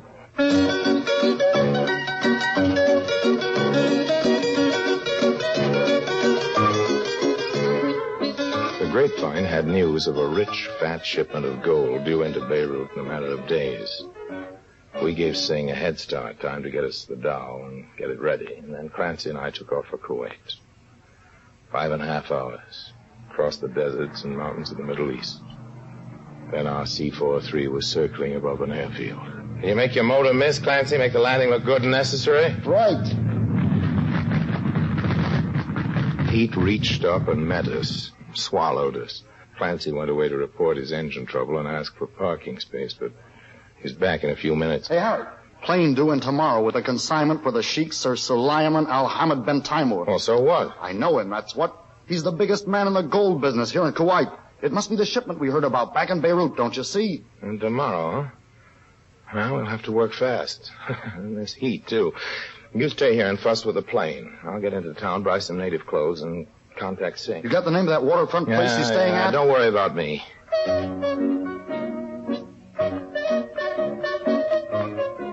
Well, if it was hot on the airfield, in the town, in the native bazaar where I went to buy my second-hand native clothes, it broiled and sizzled. Even down at the waterfront where I looked up Singh, the breeze off the Gulf didn't relieve the torment. Singh was all ready. Then back to the town's best hotel, carrying my package of clothes. The town's best was a glum hostelry with a villainous-looking clerk. I handed him my card, the one I had specially printed describing myself as an archaeologist.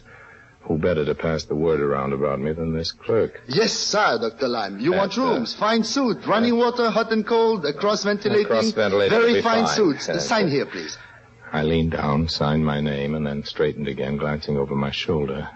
And that was when I saw her. Luggages, sir. You have luggages, no doubtless? Our eyes met. She stood quite still, grave, returning my look. Dr. Lime, where are your luggages, sire? Just only this bundle? That woman, who is she, old man? Nice, isn't it? That nice. is Falura. Falura, she is a dancer. Falura? That would have been pleasant, but then I thought of the gold of the day's work ahead, and I turned toward the elevators. But just before I reached them, she was at my side. After looking at me the way you did just now, you turn and leave? Your name is Falura, isn't it? Well, why are you here in Kuwait? I've been waiting, perhaps, for you. Well, you're staying here at this hotel? I'll call for you this evening. Not this evening. This evening I am engaged. But I shall see you tomorrow evening. Well, it's too late. I'll be gone. I'm sorry. So, I think you will wait for me. She turned and walked away. She didn't look back. I watched while she went out and down the steps and into a limousine that was waiting at the door. It was too bad. It hadn't been for the gold that would lie waiting on the airfield beside the strip tomorrow morning. Dr. Lime, sir. Oh, it's you. Well, what do you want? An invitation has come for you, sir. The Sheikh throws big party tonight. Oh, Sheikh? What? Who is this Sheikh? Well, Sheikh Sir Solomon Al-Hamid bin Taimur. Sheikh Sir Solomon... This invitation says be ready outside hotel at 9, Dr. Lime. His car will meet you up and carry you. Well, the Sheikh's limousine deposited me at the entrance of an elegant and palatial residence in the hills above the harbor. The man at the door took my hat. Inside, I was left to my own devices, looking about for my host, when suddenly I discovered why it was that Falura had said she could not see me on this night. She was here. She saw me and moved over. I am happy you were able to come. Now you know why I could not be alone with you tonight. You're dancing here tonight? Later. And while you're watching me, remember, tomorrow night we will be together. Well, now really, Falura, I'm afraid that won't be possible. You see, At first I thought you were an English lord when I saw you back at the hotel. Well, I'm not. Now I have learned that you are only a scientist.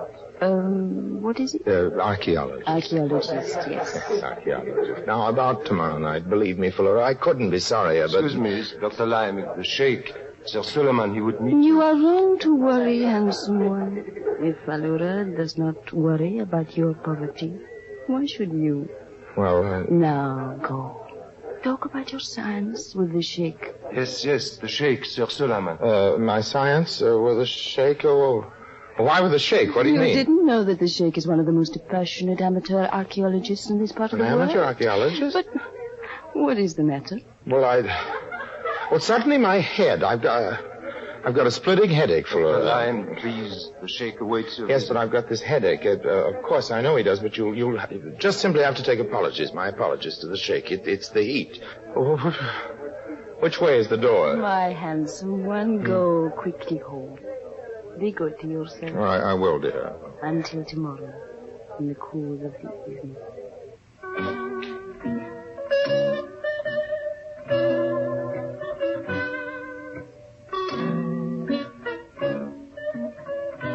But it wasn't in the cool of the evening when I saw Philura again. It was in the heat of the morning, as I was checking out of the hotel, and when I had only gold on my mind. Where do you go so early, handsome one? Well, I'm leaving, Philura. I'm leaving Kuwait. It is not possible. Well, I tried to tell you, twice I tried to tell you that I simply have to leave today, by plane, for India. Then I go with you. Philura, my lovely Arabian moonflower, listen to me. Oh, the first pretty thing you have said to me. I shall treasure it. Well, go right ahead and treasure it, honey. But now, goodbye. You're not coming with me. I'm going alone. Goodbye. No, wait. Is it my same handsome one? Can it Well, you're not coming to the airport with me, Philura. Not even to kiss you goodbye? How can you refuse? Say au revoir. Okay, and also goodbye.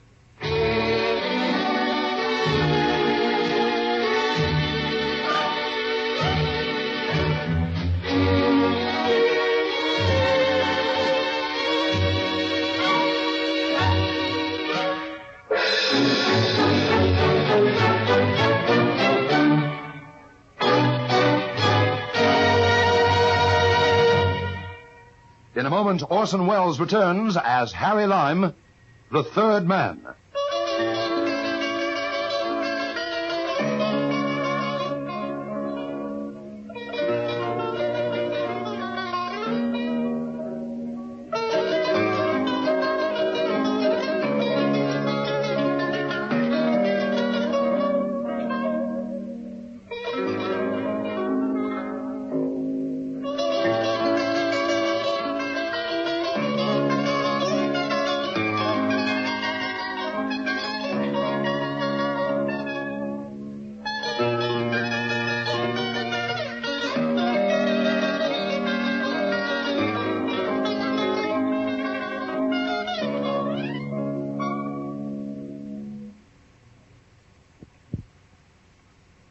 And now, Orson Welles as Harry Lime, the third man, continues in today's story, Fool's Gold.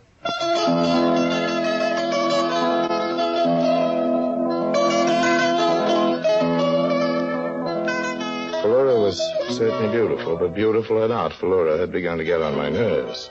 Nothing could have been worse than to have her around the way she was, waving to me.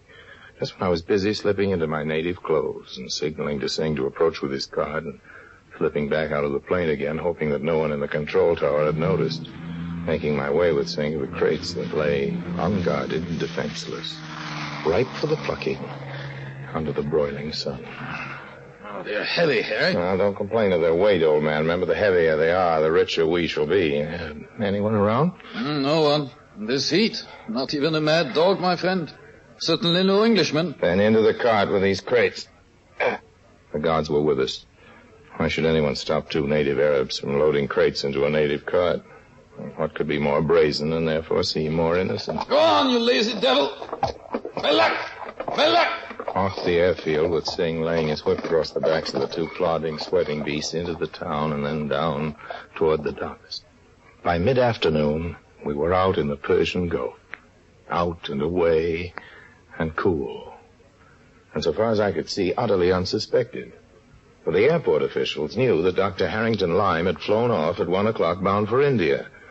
And they never guessed that his plane, only 200 miles out of Kuwait, would put down, refuel, and be loaded with a heavy and priceless cargo before heading in earnest for India. I feel better now. Almost weren't airborne back there. That's too heavy a load for safe flying, Harry. You too, Clancy, you too. Me too, what? Well, like Citizen saying back there, you complain of the weight of our payload? Suppose, Clancy, just suppose that what we finally were able to tuck inside the plane weighs half a ton. How much would you say it'd be worth? Half a ton of gold? How should I know, Harry? No guess, Singh. $50,000? 100,000? At Indian prices, we might get enough to buy 1 million American dollars, my pessimistic papoose. That much? We'll see when we find our buyer in Karachi. Why not in Goa, Harry? I heard of a man in Goa, a Portuguese named Piranda, who buys gold. Karachi, Clancy. When we find a buyer in Karachi, that's what I said.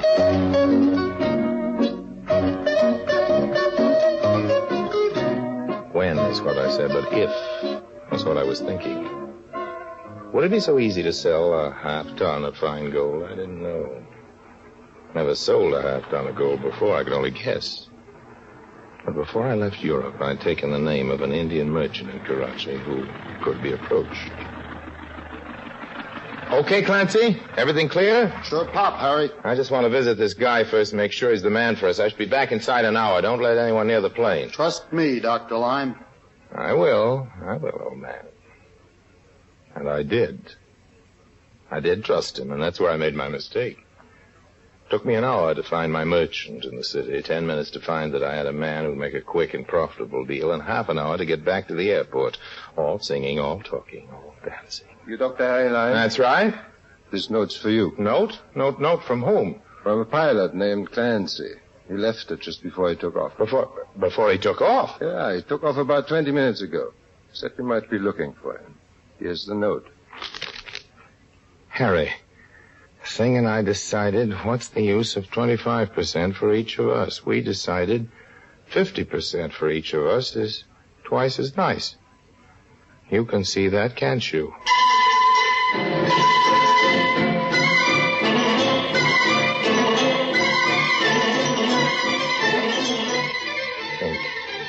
Think. Clancy had urged me to fly not to Karachi, but to Goa. Goa, he'd said. He knew a man in Goa who'd buy the gold, a Portuguese called... what? Blindly, I made my way through the groups of tourists and travelers in the airport terminal building. How long would it take Clancy to fly to Goa? He had a 20-minute start. I had to charter a faster plane. I must think. Now, what was that Portuguese's name? Where can I... Dr. Lime! Dr. Lime! Oh, my handsome one, I've found you again. Oh. Harry, I shall call you Harry. Now, listen, Fuller, I'm really very busy. I haven't got time for... After you had left me, I thought, handsome one... Piranda, that's it, that's the name. What? Whose name? Piranda. Where are you going? Harry! Piranda. Hurrying through the terminal, I headed for the office of an airlines dispatcher. Piranda, that's the name. Maybe, I thought, this dancer could be helpful. Suppose I got into a language difficulty. Thalura! Yes? I've got to charter a plane to Goa. It's a business matter of great urgency. A fast plane, the very fastest sort of plane. I will come with you. Well, all right, if you insist, I guess, but... Come. We will charter the fastest plane in all Karachi, and Kamadeva shall be our pilot. Kamadeva? In this land, Kamadeva is the god of love.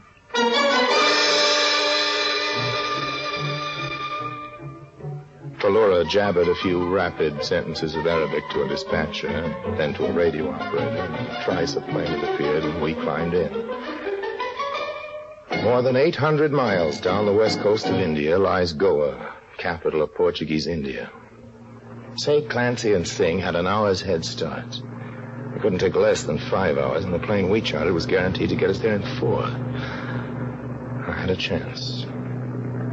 All I'd have to do would be to get rid of Falura, pay off the pilot, and find the offices of this guy, Piranda. Luck was back with me again. 4 hours, and we were circling down over the ancient city of Goa. I raced from the landing strip to the administration building. I wanted a taxi. I figured I could brush Fuller off as soon as I could find a taxi. A taxi, hi, a taxi! I beg your pardon, but aren't you Dr. Harry Lime? Well, yes, Harry, where are you going? Professor Lime, is it not? The well-known archaeologist. Yes, but I really must apologize, old man. Taxi! I'm in a terrible hurry right now, you see. Taxi! I tell you how I've longed to meet you, Professor. You see, I dabble a bit in archaeology myself. Taxi! Taxi! A taxi pulled up. Perhaps you will be good enough to permit me to accompany you to the hotel, Professor. I had no time to stand on ceremony. I pushed this archaeological crank out of my way and jumped into the cab. Driver, take me to Piranda's. Do you hear? Harry, don't leave me. You know where it is, Piranda's? Si, Piranda's. Si, Wait, senor. Wait, Harry. What about me? But, Professor, wait! I was cutting it fine. It took my driver a half hour to find Piranda's. What if those thieving scoundrels had beaten me after all? But just as the taxi was turning into the street, I relaxed. There they both were, Clancy and Singh, standing on the sidewalk outside the shop, supervising the unloading of the crates. Gently, boys, gently. Yes, gently, boys, gently. Harry, devil. You boys have rather inconvenienced me. Please, Clancy, don't reach for your pocket. As you may notice, my hand is already in my pocket. It isn't my pipe stem that is pointing at you. That's better. You may proceed with the unloading of my crates. But, Harry, listen. I know, you were just joking. Nevertheless, the penalty for practical jokes is severe when my profits are involved. Harry! Oh. You see? He's stopping them. Yes, I guess you're right, my dear. I guess he is a fellow archaeologist. A fellow what? Certainly he is, Sir Suleiman. What's this, Sir Suleiman? Why, I thought you knew him, handsome one. This is the Sheikh Sir Suleiman Al-Hamid Bertino. Delighted, Professor. I had been looking forward to a chat the other evening, except that you were suddenly taken ill, I understand. Yes, Sir Suleiman. And I must say, I'm most grateful for all your efforts at halting these brigands. You forgive me. For a time, I actually thought you were part of the plot to hijack my gold. Yeah, and don't think you were... Quiet. Yes, Sir Sullivan, you were saying? Yes. Well, Fellura here insisted that her heart had never told her a lie, that her heart told her you were honest. Oh, that's very good of Fellura. Actually, my dear Professor, your melodramatic chase was unnecessary. Oh? Yes, indeed. As soon as you told Fellura back in Karachi that the name was Piranda, she found the opportunity to ask Karachi radio operator to send me the information. I was at the time flying from Kuwait, and naturally I radioed ahead to my good friend Piranda. Your friend? We've often done business together in the past.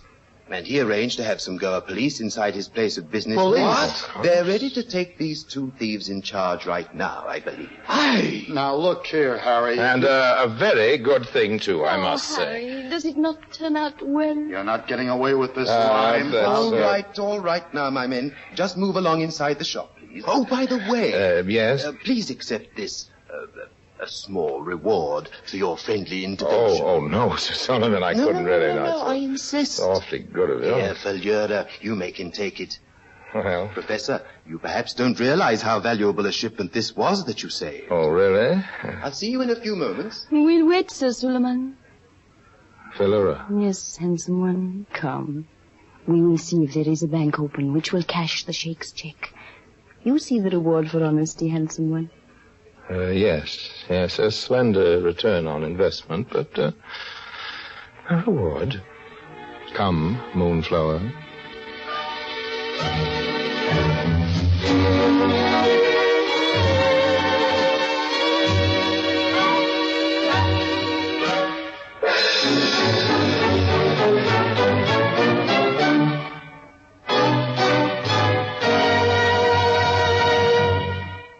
Harry Lime returns in just a moment.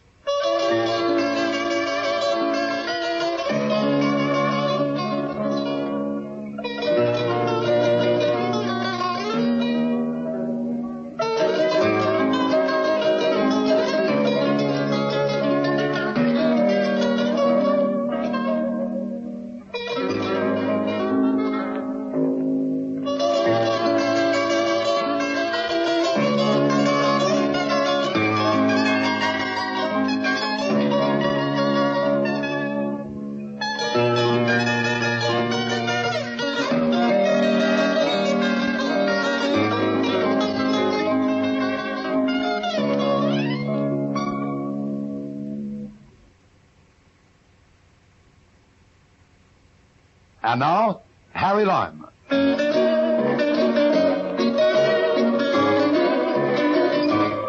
Well, I told you at the beginning of this story that I don't believe in Santa Claus. Well, after all, nobody ever left a gold brick in my sock. Unless it was there to sock me over the head. No, diamonds may be a girl's best friend, but Harry Lime's best friend is still... Well, guess who? Yes, you're right. Harry Lime.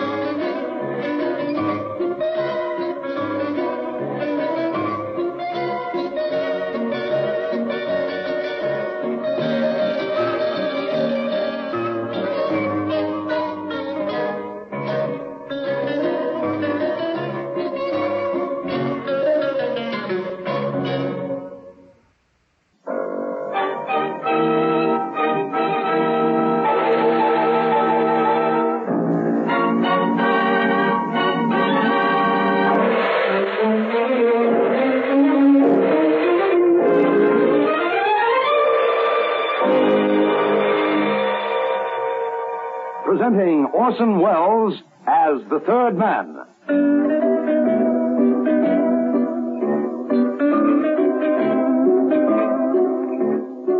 The Lives of Harry Lime. The fabulous stories of the immortal character, originally created in the story The Third Man, with zither music by Anton Karas.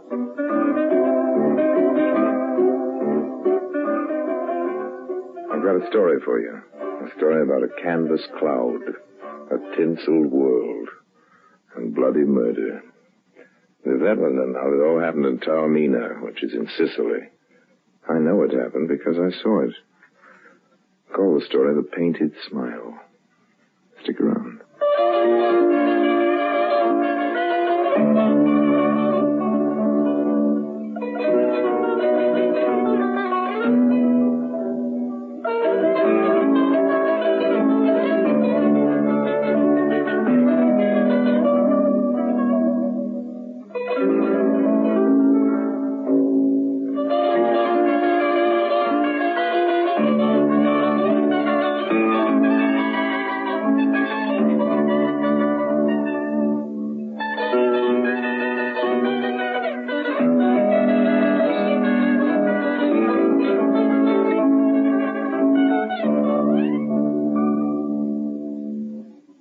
And now, Orson Welles as Harry Lime, the third man, in today's story, The Painted Smile.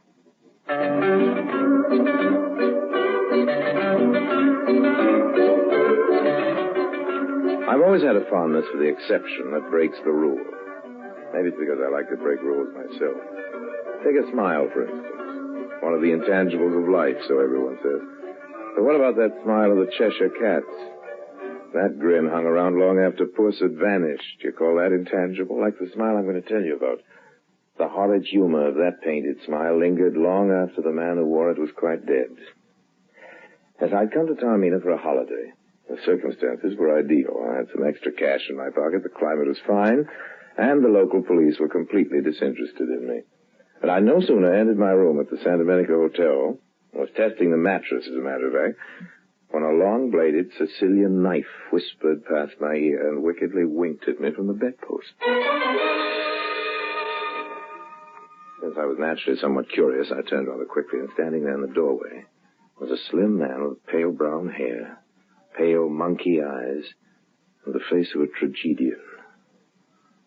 Why, Tony, you old clown. Harry, you old devil, what brings you to Taormina? Money, old friend. The climate, a certain weariness. And this happens to be one of the last places in the world where Harry Lime is welcome. You? Same old reason. The circus is playing here. A circus in Sicily? Mm-hmm. Isn't that bringing coals to Newcastle, old man? Not everyone is laughing and happy in Sicily, and clowning is my business.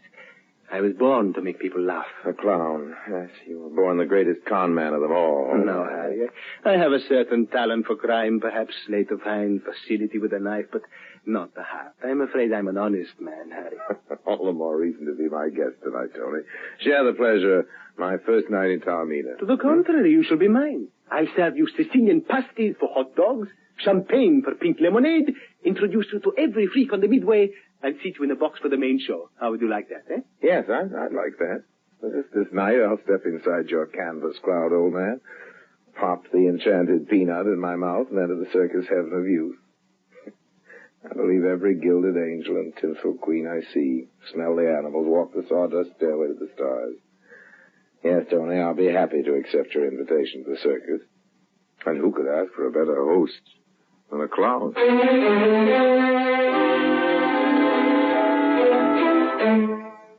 We left the Midway crowd, the lights and the blaring calamity. Then the growl of jungle beasts came to me. We approached a small dressing tent. Then the clown humbly called for his friend. Nola! Are you in there? You again, Antonio? What is it? I want to see you. You will see me later. Go away. But I have a surprise for you, Nola. A wonderful surprise. A surprise? A present, perhaps? The canvas flap snapped back and she stepped into the yellow glare of the lamps. Nola. Hair as black as though it had been poured out of an ink bottle. Body sinuous, graceful. Like a cat's. She was like a cat. and her ice-gray eyes flared strangely when she looked at me. So this is your wonderful surprise, Antonio. Nola, this is Harry Lime, my friend. I am always happy to meet a friend. The way she said it, the way she was looking at me, made it seem like we were all alone. Just Nola and me. I know what kind of female. I also knew that Tony was in for a bad time. Funny thing, he knew it too. Told me about it a little later while he was putting on his clown makeup. So you feel sorry for me, Harry? Well, I don't feel one way or the other about anyone, but if you fancy Nola for yourself, you're a chump, old man. I know. Oh? And you like to be kicked in the teeth, is that it? Look at me, my friend. What is there about me for a woman to love? There is a great deal about Nola to love. Uh-huh. With Maya to desire, yeah. To love? Uh-huh. You're forgetting something. I am? All clowns suffer. Oh, yes. Paint a smile on their face to hide a broken heart. Ah, really, old man, don't be trite. Nola's like a fever in the blood, a disease. She's not good for me, perhaps, but the pain of loving her is better than the ecstasy of loving any other woman. Well, I agree with you, Tony. You never would have made a good confidence man. You think the clown white has gone deeper than my face? That my thinking has become as theatrical as my profession? Perhaps. But the show is about to begin. Help me with my wig, Harry. Oh, there you are. Am I not the funny man? Well, very funny. See you later, my friend. Now Antonio must go to clown and dance like a puppet.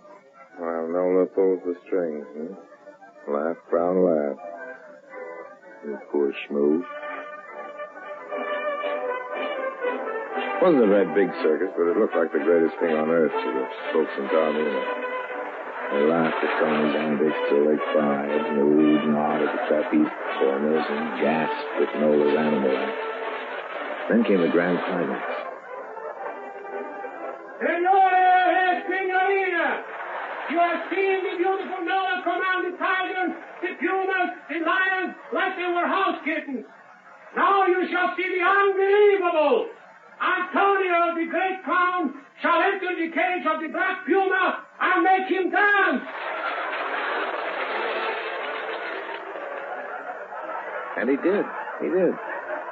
Going into the main animal cage, Tony pantomimed his bravery to the crowd. He cracked his whip, he strutted, he proved to himself at least that he was afraid of nothing on four legs. And then a smaller cage was rolled in and opened on the main cage, and another clown in the costume of a black puma sprang inside with Tony. First, my friend was terrified, and then he saw the puma was as frightened as he, and they made friends and waltzed around the cage together as the audience screamed with mirth. It was as simple as that. But Tony's clowning was touched with genius. In his performance, there was all the posturing and heartbreak and fear of the world. And by conquering his fear in the shape of the puma, he put a happy ending to his story, and everybody went home happy. That was everybody but Tony. I saw him after the show, waiting for Nola. She ran up from the main tent, still carrying her animal whip. Nola! Get out of my way. But, Nola, I must talk. Take your hand off me. Let me go. A whip, cruel and quick as a puma's claw, cut across his face. I could see a livid wheal rising under his clown white. But Tony took it silently. Just looked after Nola with big eyes. And he saw me. Thanks for the show, Tony. It was swell, but the rest of the night's on me. Now let's do Taormina, Like men. You will excuse me tonight, my friend. Tomorrow I'll come to the hotel. Tomorrow.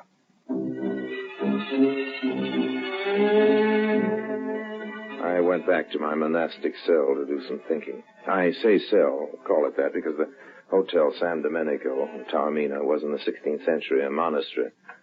And now in the 20th century, it's a very un-monk-like character who walked its sacred tiles and pondered on human passion. And then I had no reason not to answer the door. Yeah? Hello. She was small, very young, very dewy. You know, the moonlight for hair and stars for eyes sort of thing. You are Mr. Harry Lime. I am. I am Therese. That's enchanting. You will invite me in. I would speak with you. Well, can't imagine a more satisfactory conversation. I will sit here. If you like. It's all very femme fatale and very intriguing, but how do you happen to know my name? I asked the manager. And they do make things easy in Armina, don't they? What? It's unimportant. I just arrived at the hotel a while ago. I am staying here, too. Alone? Oh, yes. I see. You do know Antonio Vega? Oh, the sly dog. You're another one of his girls, is that it? I am his only girl. Oh, of course. I am his daughter. Oh. The manager told me that Papa was here to see you this afternoon. He said you were his old friend. Is that so funny? No, don't start that again. I came to you, Mr. Lyme, because I could not find Papa. He wrote to me he was going to be here. He is a traveling salesman, you know. Oh, no. So when school closed for vacation, instead of staying there as usual, I thought I'd come here and surprise Papa. Papa and me, Hasn't he told you about me? Yes. Yes, of course. Then you know where he is. I can go to him. Well, as it so happens, your father's coming to the hotel tomorrow, my dear. Why don't you wait for him here and really surprise him, What a wonderful idea. Oh, Mr. Lyme, I could kiss you. Oh, no.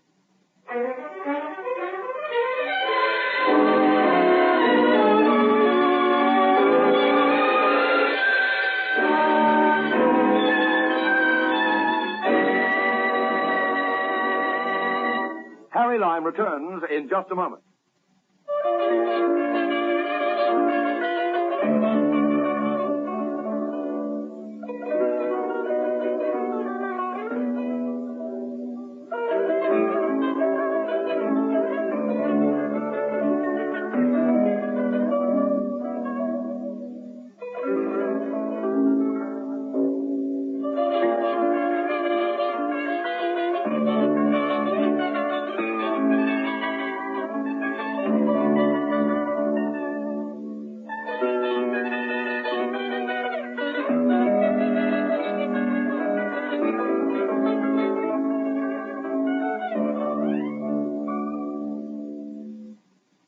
Now, Orson Welles, as Harry Lyme, the third man, continues in today's story, The Painted Smile.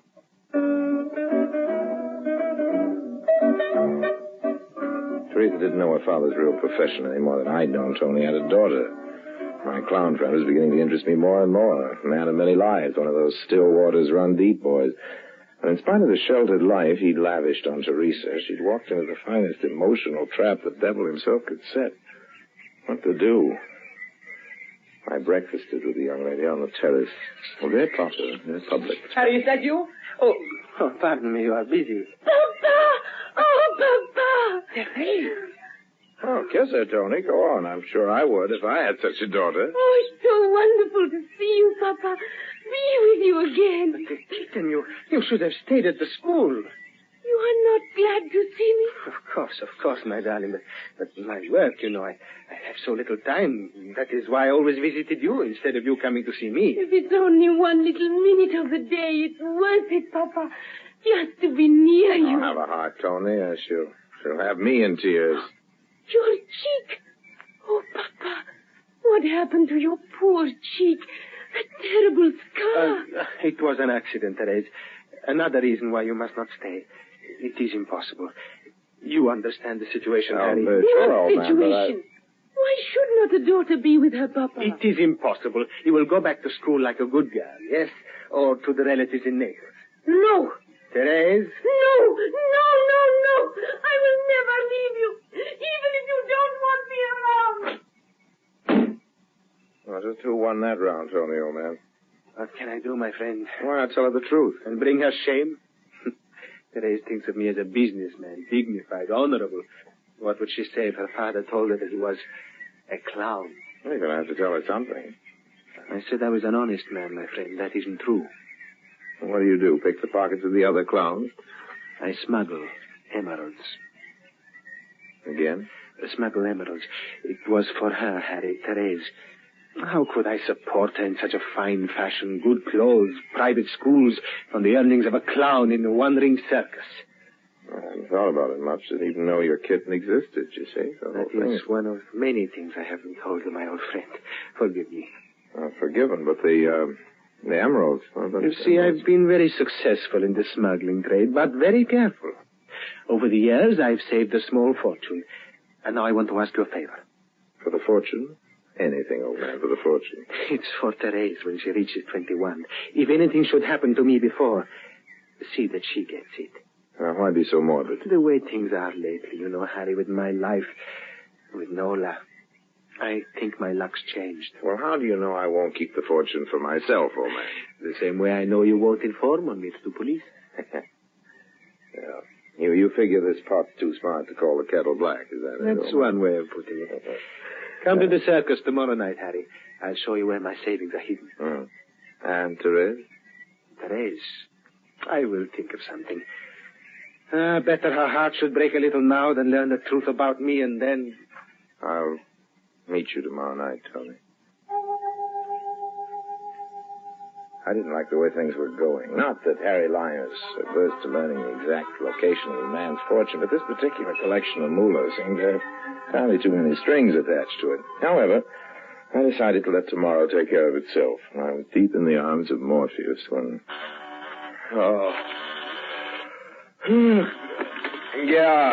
Yes. What the devil you mean, waking a man up in the middle of the night? That Mr. Lime?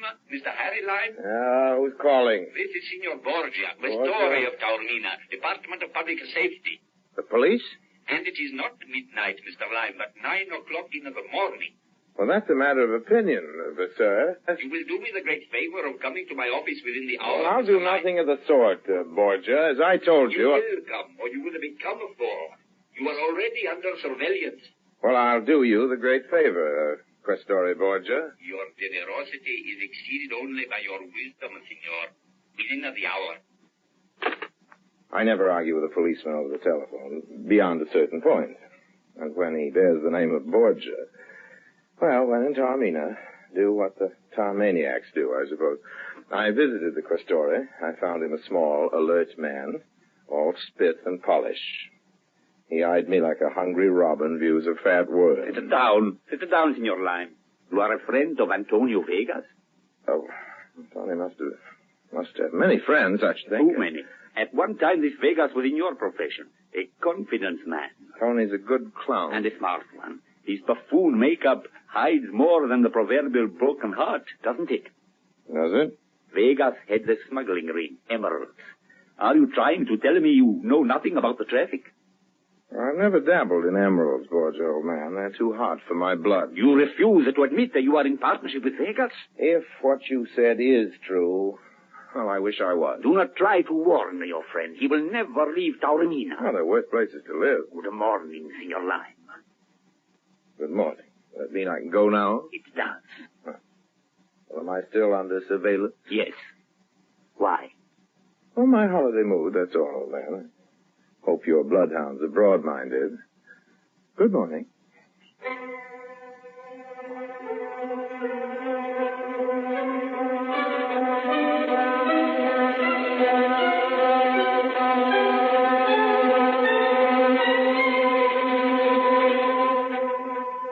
How is it that I always get into these things? Here I was about to do Tony a favor. There was no profit in it for me at all. Well, I went to his dressing room that night, and he showed me his fortune, all tucked away under a false bottom of his costume trunk, and all in American bills of high denomination. It's a pity to see it lying there, just doing nothing. Now that you know where the money is hidden, I'll replace the bottom. Tony, old boy, I still say I'm not in this. It's not my kind of caper. Send the nest egg to the relatives in Naples, I don't trust them. Oh, you know how it is with good people. Yeah. Sudden wealth may change their natures completely, whereas you... Say no more, old man. And here is something else for you to see. Hidden in this bladder I use for one of my props. Emeralds. Perfectly cut. And some of them are as big as robin's eggs. I deal in nothing but the finest merchandise. Oh, that's Who's your fence? Lazzetti. Oh, the best. I find him to be the best. Tony, you're one of the few men I've ever underestimated. Who would suspect the clown? Yes, but I must warn you, Tony, that there are some who... You say Mr. Vegas is in this tent? Si, senorita. There is. Yes, she must have followed me here. Quick, help me hide these. Yeah. Papa, I have found you. Yes, that is, you have found me. And now you know what your father really is. He's the best. A clown. I think it is too wonderful. Oh, Papa, did you think I would look down on you because you were a clown in a circus? It is much finer than a traveling salesman. You are angry because I found you out? Oh, why should he? What can I do, Harry? Well, I guess give her a pass to the show. I'll take charge of her. Oh, thank you. Thank you. What can I do? Oh, Am I intruding, Antonio? Nola. There were no introductions. I took Therese out of there as soon as possible, but before we left, I caught Nola's eyes on the emeralds. They narrowed like a cat's. The lady knew her way around gems as well as men, and that bothered me. The climate of Salamina had suddenly become very unhealthy. I would have quit the place that night if Borgia's bloodhounds hadn't been guarding every point of exit.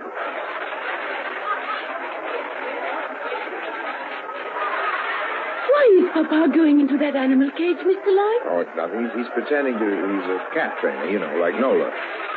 See how brave he is. Oh, how funny he is. Yeah. How wonderful is my Papa. Oh, great. Tony's funniest routine began. He was giving the greatest performance of all his life because he thought it was in the audience. The puma cage was wheeled up to the main cage and the door opened. Out came the puma. But no costume clown this way. A very large, very live, and very vicious cat sprang into Tony's cage. It stood there a moment, lashing its tail and blinking in the lights. In that moment, before it sprang at my old friend, I saw Nola's face watching from the tent entrance. Her eyes wide, her lips drawn back in an animal smile. Her hands stretched before her like claws, as she were about to attack. No, help!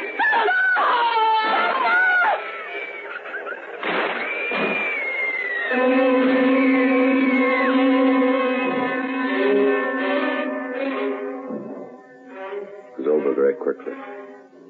For once I was glad to see the police. The puma was shot and killed. Nola was apprehended. What was left of Antonio Vegas was taken to the hospital tent.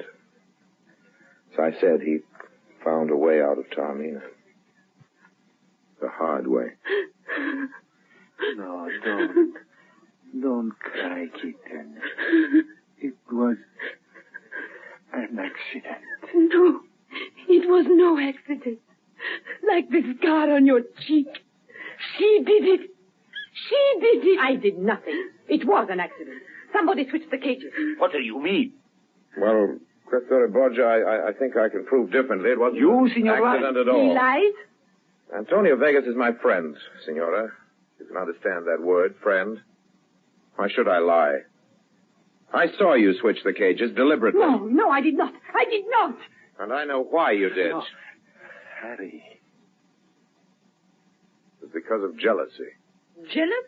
Of that clown? Stop it! Stop it! You shall not laugh at my Papa! Your Papa? Thank you. Thank you, Harry.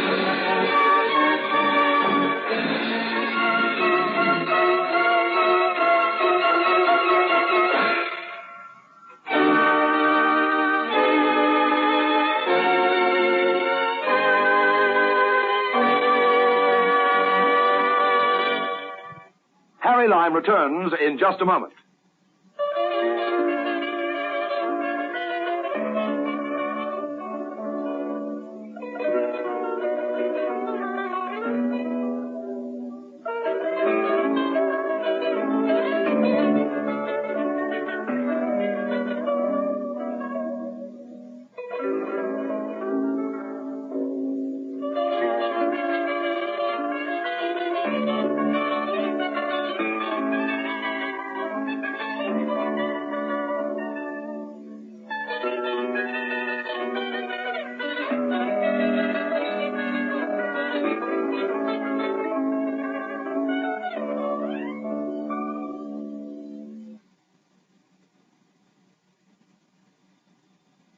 And now, Harry Lime.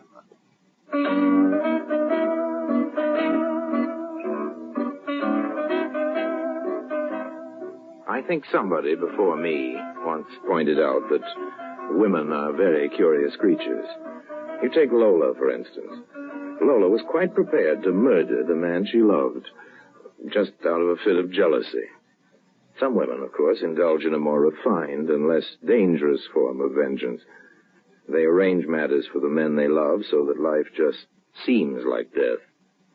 I sometimes wonder what life would be like without women. So quiet and peaceful. And so very, very dull.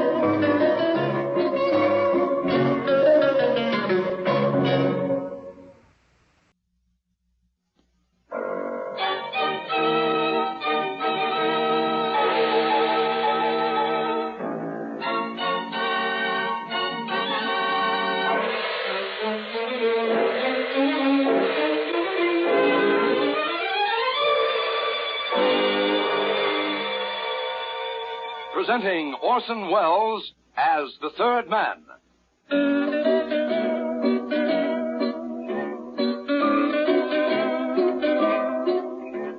The Lives of Harry Lime. The fabulous stories of the immortal character, originally created in the story The Third Man, with zither music by Anton Karas.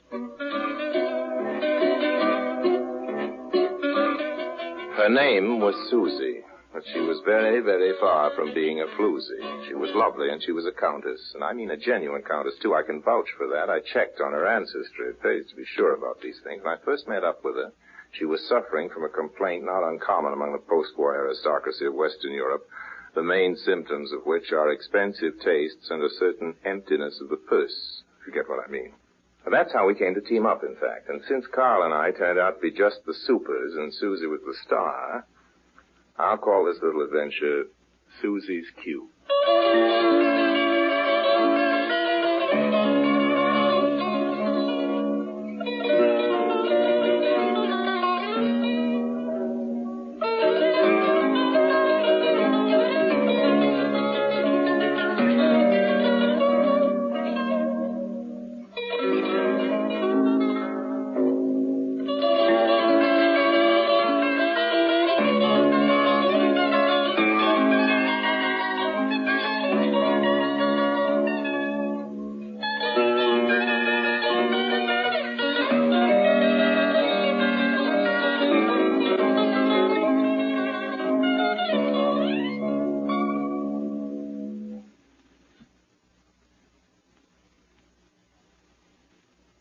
And now, Orson Welles as Harry Lime, the third man, in today's story, Susie's Cue.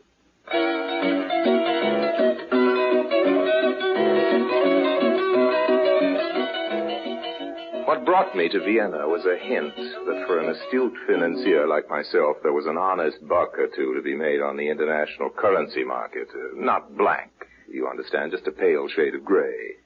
My informant had neglected to mention, however, that the regulations were being policed with ghoulish enthusiasm by the authorities of the four occupying powers. And as 4 against 1 is tough odds in any language, be it French, Russian, American, or British, I decided that the lime neck was too valuable a thing to risk being stuck out. There were 3 hours to go before the next plane back to Paris, so I was filling in time in the American bar in the Hotel Continental, reading an afternoon newspaper. At the next table, there was a man and a woman. He was the German officer type, you know, tall and straight-backed with that scar down one cheek, and she was, well, let's just say she had everything, all in the right proportions and all in the right places. As I read on, I was vaguely conscious of the man rising. He left the bar, and then after a while he came back, and the next second he was beside me. With a click of the heels and a stiff military bow. Please forgive this interruption. Oh, certainly. See, the bookstall has no newspapers. We are wanting most anxiously to know the result of a case in the court today, which is bound to have been reported. Could I possibly be troubling you for a moment? For my newspaper? Not at all. Here you are, man. Go ahead. You are being most kind. Sure. Here we are, on the front page, as I thought. Baron wins claim, court order against divorced wife. Here's one. Splendid. You hear that, Susie? Here's one. I am so glad. Your paper. 1,000 thanks. Oh, well, why not take it over to your friend over there and read the report in detail? No, it is only the verdict we are wanting. Oh. The Baron is being a friend of ours, you see. Again, our grateful thanks. Auf Wiedersehen. Auf Wiedersehen, old man. Auf Wiedersehen.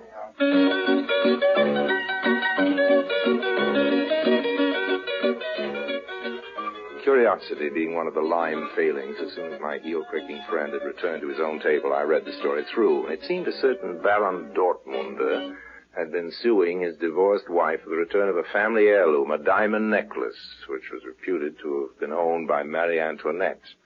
And the wife's defense was that it had been a present to her, but the court had ruled this out in order to return the necklace forthwith.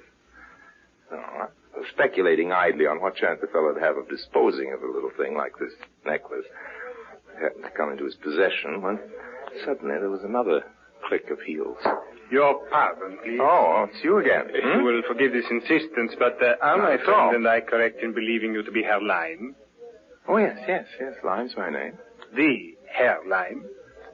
What can I do for you, Herr, Clausen, Karl Clausen. Glad to know you, Herr Clausen. The pleasure is, I'm sure, in you mutual. Yes, I'm sure it is. You have been reading the story of the Baron's necklace? Yes, as a matter of fact, I have. Just you are finding it of interest? Oh, yes, in a small way. I'm quite a collector of objets d'art myself, you know. So it is said. Yes, well, I had no idea I was so well known, as a matter of fact. In our business, it is desirable to be well informed. May I ask what is your business, Herr Klause? Perhaps the same as yours. It is possible you have been wondering how, if one is chancing to possess such a necklace, one would find for it the right buyer. Huh? Are you a mind-reading act or something? Go right on, please. And it is occurring to the Countess and myself that you may be interested in a proposition of business. That's quite possible. You are following what I mean? I have already a buyer for the necklace at $100,000. American dollars, old man? Yeah?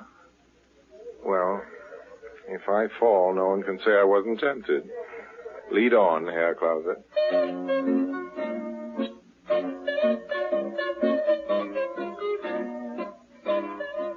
And that's how I came to meet Susie.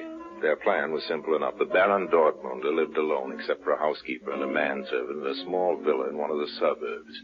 Every Thursday night, the housekeeper went off duty. Next Thursday, Susie planned to get the Baron out of the house by entertaining him at dinner. That left only the manservant. Klause was to cope with him by calling on the pretense of wanting to see the Baron and then keeping the fellow standing by while he wrote a long note. Meanwhile, with the coast clear upstairs, I was to purloin the necklace. It is no difficulty, Harry Lime. The Baron's bedroom is on the first floor, and from it opens a balcony. From the garden, there is a lattice screen that leads to the balcony. Yeah, a child could climb. Well, that may be, honey. What I'm trying to tell you is that I'm not a professional thief. Even if I get into the room, what do I do then? I imagine the necklace will be under lock and key, won't it? You'll, of course, use this key. Oh, how did you get hold of that? Well, I thought perhaps it may be of service someday. So one evening when I was dining with the Baron, he drank a little too much champagne, and when he was not looking, I took an impression of the key and ran. Susie is what you call a maker of opportunity. Obviously. Well, I'd certainly like to oblige, but... But what, my friend? Forgive such a sordid detail, but...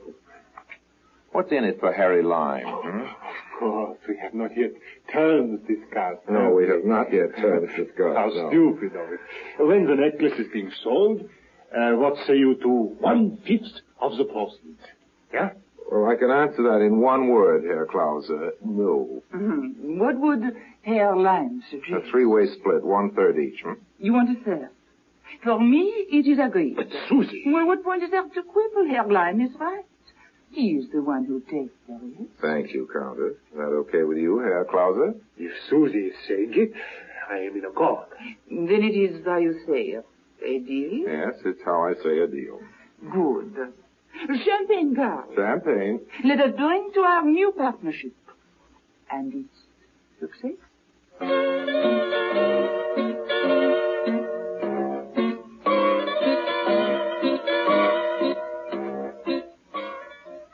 As we were all living in the one hotel, I saw quite a lot of Susie and Carl the next couple of days. We were already around to Christian name terms, but with Carl in tow, that was about as much solid progress as I could make, and it wasn't until Wednesday evening, the night before we planned to relieve the Baron of the necklace, that we managed to grab ourselves a few minutes alone. There was a beer garden next to the hotel with an orchestra that played nothing but waltzes. Harry, I wish for a while to talk with you. Well, here I am. No, it is too crowded here, too much noise. Where can we go? What's beyond that gate over there? Some trees on the lawn. No people? No people. I think we've been wasting our time here. Let's go, honey. As we went through the gate and left the dancers and the music behind, my heart skipped a jump or two, and I had a sort of crazy, excited feeling like a high school boy about to embark on his first love affair. Half of me was saying, go easy, Harry. Don't start something you can't finish. And the other half was longing to take Susie in my arms. You are seeming a little nervous, Harry. You are not worried about tomorrow night. Oh, no, of course not. Why should I be worried? You are not forgetting you have joined with Carl and me? Oh, no, I'm glad. So am I. It is bringing to me much happiness to have met you. You are so different from every other man I have known. Harry, when it is over, when the necklace is sold and we have divided the money, what will you do? Well, it mightn't be very healthy to stick around here. I guess I'll go back to Paris. I shall miss you very much. Well, why not come too?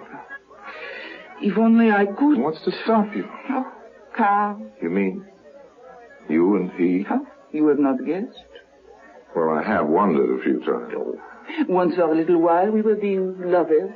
It is all over now since a long time, and we are just what you call associates of business. It is agreed what I do is my own affair, but he is by disposition very jealous, and I am always afraid. Listen, leave Carl to me. I've handled tougher guys than him.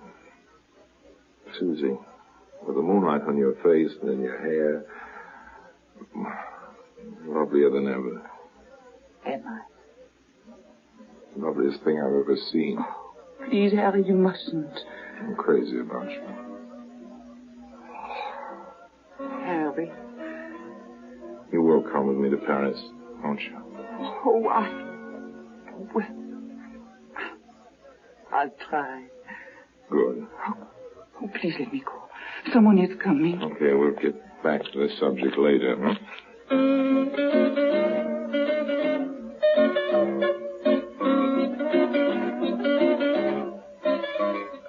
I don't know just how much Carl was responsible, but I didn't get a chance to see Susie alone all next day, so the question of the future stayed up in the air. Now, of course, there was something even more important to think about, Operation Necklace. Around about 9 o'clock, Susie went off to keep a dinner date with the Baron. An hour after that, Carl and I left the hotel separately and met again later, according to plan, in a dark laneway that ran beside the Baron's villa.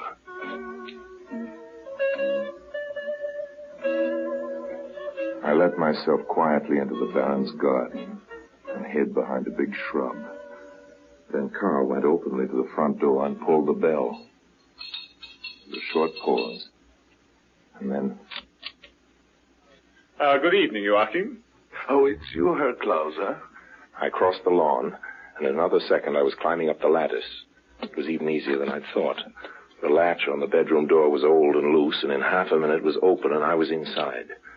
I switched on a small flashlight, located the safe, turned the key that Susie had given me, and it opened as sweetly as a dream. There was a lot of other stuff in the safe, but it was the necklace I was after. I found it at last, in a plush-lined case. I took one quick glance. It looked all right to me. $100,000 was a bargain basement price for a set of rocks like that. I closed the safe, and then, as I was moving toward the balcony door, it happened. A small chair I failed to see and stumbled into. I paused for a moment, holding my breath. Then I heard feet pounding up the stairway and voices. Where do you think it came from? Out the master's bedroom. Quickly, Herr Klauser. This way. There wasn't any time to escape. I slipped behind a set of heavy curtains by the window, and as I did so, I wondered, was this just an accident? Or had Carl found out about Susie and me? Was this a double cross?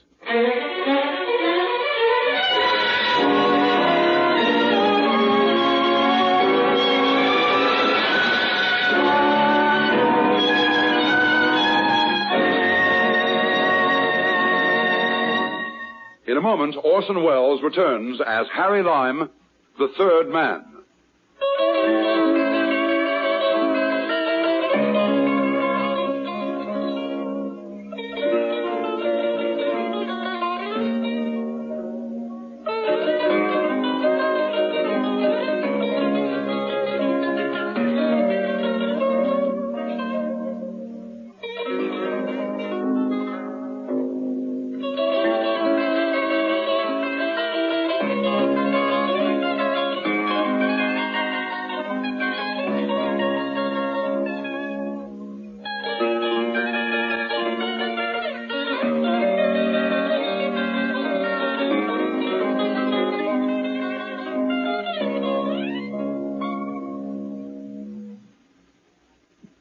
And now Orson Welles as Harry Lime, the third man, continues today's story, Susie's Cue.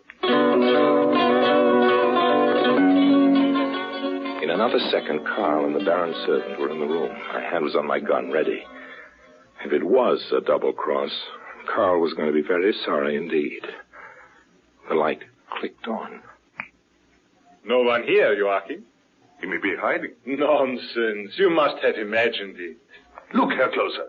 That chair is fallen over. That is no imagination. And the balcony door is unlatched. But you're sure you locked it? Quite sure. In that case, he's probably escaped into the garden. Oh, I see no one. Perhaps he's got clear by now. Herr Klauser, will you stay here, please? While I'm going down and telephoning the police. But is that necessary? It's what the Herr Baron would do. All right. Off with you. Thank you, sir. You can come out now. Thanks. You fool. You're nearly bungling the whole scene. I warned you this was out of my line. It's done now. You have the necklace. Yes, I got the necklace. You'd better go while there's time. Wait for me in your room. Okay. See you later, sweetheart.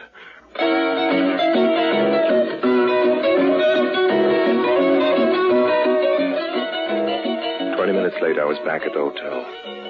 I waited in my room till after midnight, when I was just beginning to wonder whether something had gone wrong. There was a cautious knock on the door, repeated 3 times.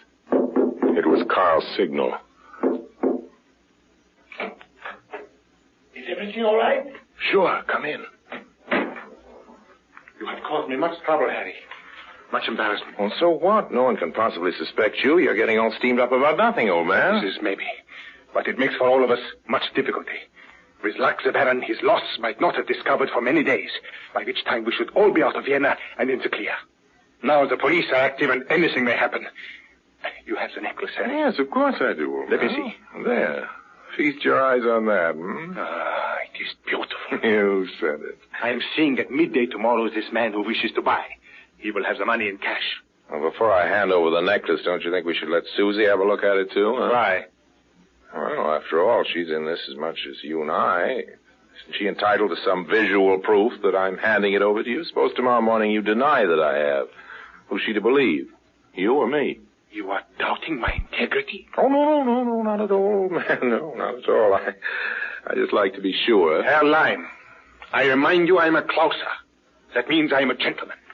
A gentleman's word is his bond.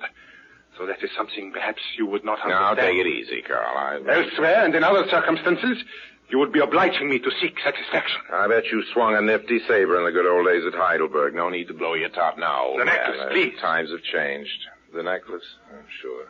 Here you are. Take it. And, Carl. Yes? Maybe I did speak a little out of turn. If so, I'm sorry, old man. Oh, that is all right. We are perhaps both being a little on edge this evening. No hard feelings? Of course not, Harry. That's fine. By the way, where is Susie now? Have you seen her? Only for a minute. She was already here at the hotel when I returned. I managed to speak a few words with her. How did she get along with the Baron? Oh, it seems the dinner was disturbed abruptly when word came to the Baron of the robbery. So he went off with the police, and she came back here. By now, I'm imagining she's asleep. Well, that mightn't be a bad idea for all of us, one way and another. It's been quite an evening. Good night, Carl. Good night.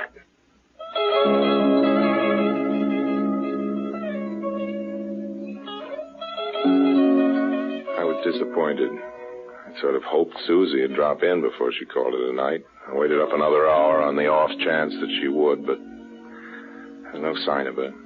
So I turned in. Next morning, she wasn't down for breakfast. At 11 o'clock, she still hadn't appeared. I went into the bar and bought myself a drink, and just as I was beginning to get really worried, there she was, looking fresher and lovelier than ever. Good morning, Harry. Oh, hello there. Now, where have you been? Why haven't I seen you? I've had to, as you call it, lie low. Lie low? Why? The police. You say you're being tailed? Yes. But how come? How should they possibly suspect you? I do not think they are suspecting me exactly, Well? but they are interested in me because I was last night with the Baron. And so, for the time being, I have to be careful. Harry, I have news for you. Important news. What is it? I am afraid that Carl, he is how you say, double-crossing us. You must be wrong, Susie. I grant you he's a bit of a pain in the neck, but after all, he's an aristocrat and a gentleman. Would you be interested to know that Carl's mother was a waitress in a beer garden? What? And that his father died in prison, where he was spending 20 years for robbery with violence? You're kidding. And that Carl was brought up in the slums and gutters of Vienna, and that before he was of age, he was 3 times in jail for picking pockets. It can't be true, all that smooth politeness, that... It is true. I am knowing his background, you see. You had given him the necklace. Oh, sure, last night. Then perhaps you will explain to me why he has booked a single seat, on the 1 o'clock plane for Zurich. Is that a fact, Susie? Yes, I have checked it for myself. So that's his little game. Well, he needn't think he can get away with it, Susie. No. What are you going to do? I'm going to get that necklace, of course.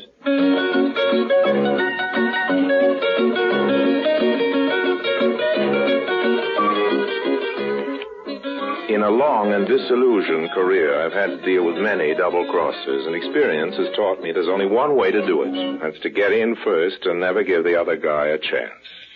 So when I burst in on Carl in his room, my gun was already in my hand. Hey! What is the meaning of this? I do not understand. You can say that no caprice stuff, old But man. I assure you... Don't reach for your pocket either. If this happens to be loaded, it might just go off. The necklace, where is it? Please, if you would only explain... You heard me, the necklace. I'll give you 3 seconds. 1, 2... It is in my hip pocket. All right, turn around. But I Do as told you're you... told, no tricks. Very well. That's more like it, right. From now on, I'll take charge of this, old man. Now, if you will please to tell me what this is all about. Can't you guess, Carl? I can only assume it is what you call the double cross. Well, that comes very well from you, you two-timing crook. This is intolerable. Now listen to me, Herr Klauser. This is Harry Lime talking, so get it straight. What I was going to say to Carl remained unsaid. For at that moment, the door was flung open, and in burst an inspector and the biggest, toughest cop I'd ever seen. There is the man, Klauser. Arrest him. Yes, Herr Inspector. What is the meaning of this? Hey, what goes on? Come along, you. This is an outrage. I protest. If Carl had had any sense, he'd have gone quietly, but he started to struggle, so the cop hung a smart one on his jaw, and the subsequent proceedings, as they say in all the best novels, interested Carl no more. Permit me to offer my congratulations, Herr Lime. Oh, sure. Yeah, quite all right. You can put that gun away now. You have recovered the necklace? The necklace? Oh, yes, it's right here in my pocket. May I have it, please? What? Certainly. The Herr Baron will be most grateful, I am sure. You must have been thinking we would never arrive, but we came as soon as we were receiving the telephone call. Telephone call? What telephone call? From the Countess, the lady to whom you gave the message. Oh, yes, of course. May I ask, Herr Lime, how it was you first came to suspect Colonel Clauser? Oh, just a hunch, I guess. Did you say Colonel Clauser? Why, yes. Were you not knowing he was in the war a famous military officer? Clauser? In Bavaria, the Clausers for many generations are being much respected. The colonel is, how do you call it? The dark sheep of the family. Yes, I see. You've had dealings with him before, hmm? Yes, unfortunately. Well, tell me just one thing, Inspector. From your knowledge of him, would you say he's the sort of man who'll double-cross an associate? No. Impossible. He has many faults, it is true. But always his integrity is impeccable. He is, if I may put it so, the soul of honor. Well. Duplicity, thy name is woman.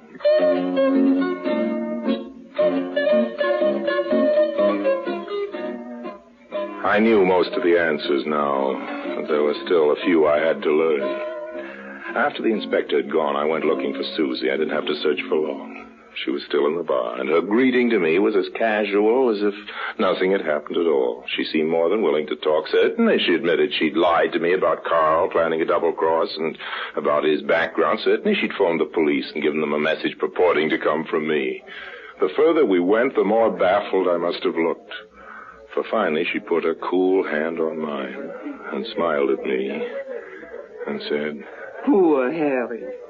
You find it all a little confusing, eh? Well, maybe I'm not the subtle type, but wouldn't it have been a lot simpler just to denounce both Carl and myself and made a thorough job of it? But I would never have dreamed to do that. But why? I had to get Carl out of the way, it's true. For a long time now he has been difficult, but with you it was different. Well, how? I have no cause to wish you ill, Harry. Besides, I like you. I like you very much. If anything were to happen to you... I still don't get it, you know. If Carl didn't plan to double-cross us, he'd have sold the necklace, and then your share would have been $30,000, isn't that right? Right. But as it is, you get nothing. But that is where you are wrong. I get the necklace. All of it. To myself. How come? It is very simple. You see, when I dined last night with the Baron, he did me the honor to ask me to be his wife.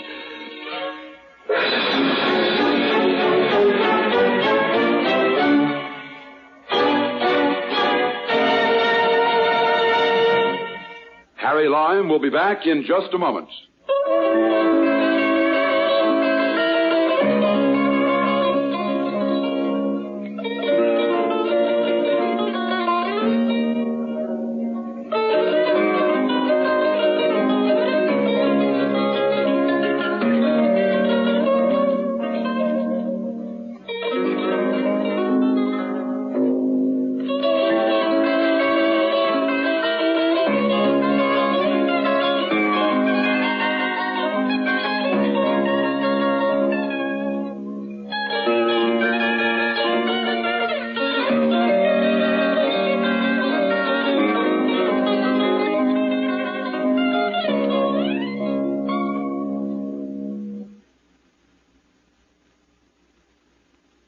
And now, Harry Lime.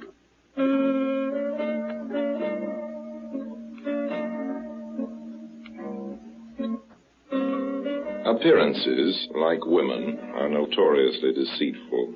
Now take Susie. That's right, you take her. I've got enough trouble of my own. And then there's Carl. Just because Carl said he was an officer and a gentleman, And just because Carl looked like an officer and a gentleman and even acted like one, I was sure he had to be a fake. Just goes to show you. Nowadays you can't trust anybody. So long now.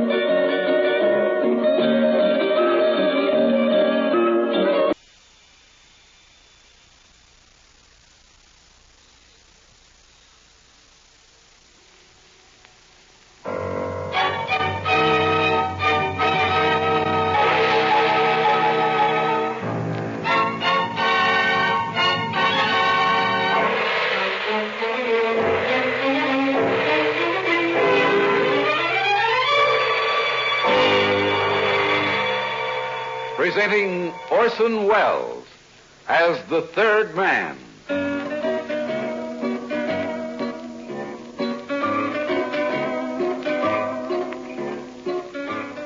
The Lives of Harry Lime. The fabulous stories of the immortal character originally created in the motion picture The Third Man, with zither music by Anton Karas.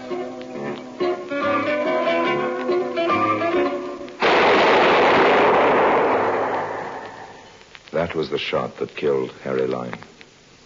He died in a sewer beneath Vienna, as those of you know who saw the movie The Third Man. Yes, that was the end of Harry Lime. But it was not the beginning. Harry Lime had many lives, and I can recount all of them. How do I know? Very simple. Because my name is Harry Lime.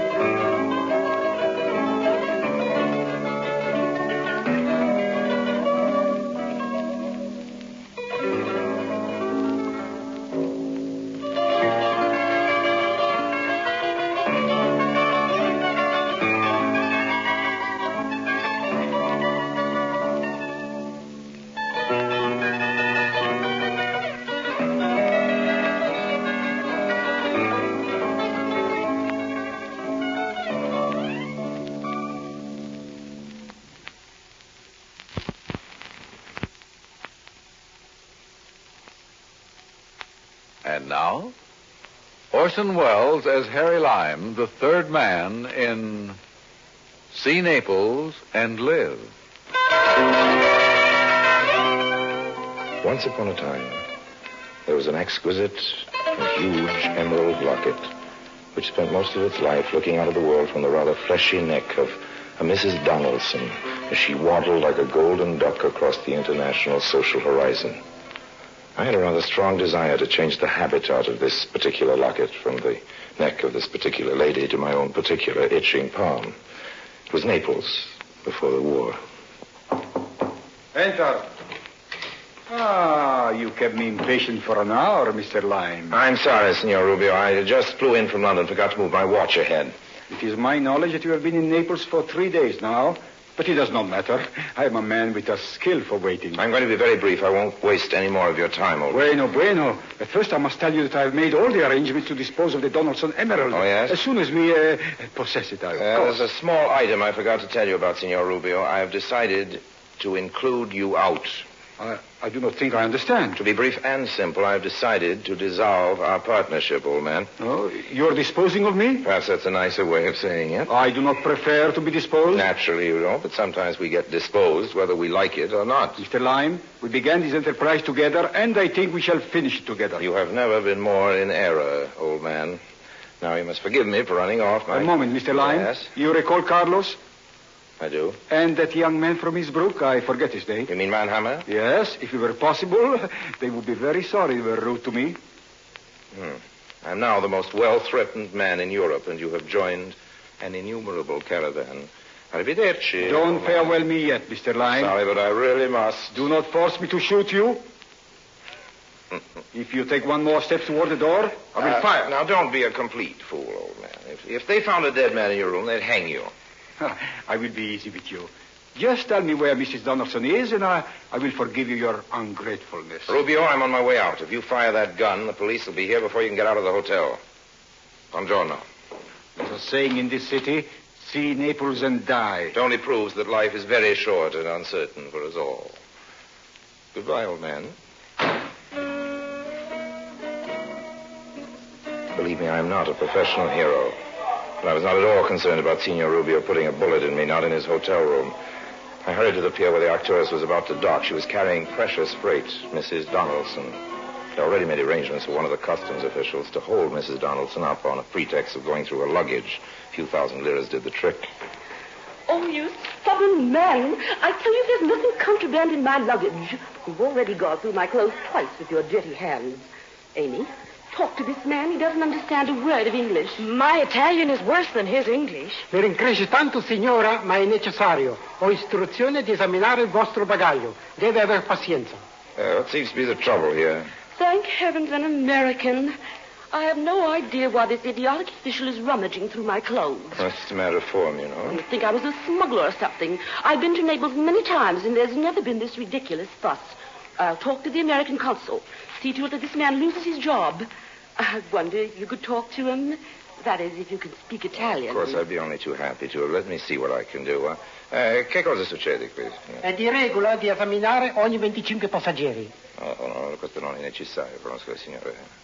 Questa è la mia carta. Ah, signore, mi rincresce tanto di aver dato alla signora tutto questo disturbo. No, veramente. Niente. It's all right now, you're cleared. Here, let me help you your bags, Thank you ever so much. I don't know what I would have done without you. Amy, get one of those porters to help us with the luggage. Yes, Mrs. Donaldson. I have my car here. I'll be glad to give you a lift to your hotel. Oh, I wouldn't want you to bother. Oh, no bother at all. One fellow American to another, you know. Thank you. These taxi drivers rob you mercilessly. Oh, it's a pleasure. It's a pleasure. My name is Lime. Harold Lime. I'm Mrs. Frederica Donaldson. I'm so glad we ran into you. A wonderful piece of luck. Well, let's say we're well met.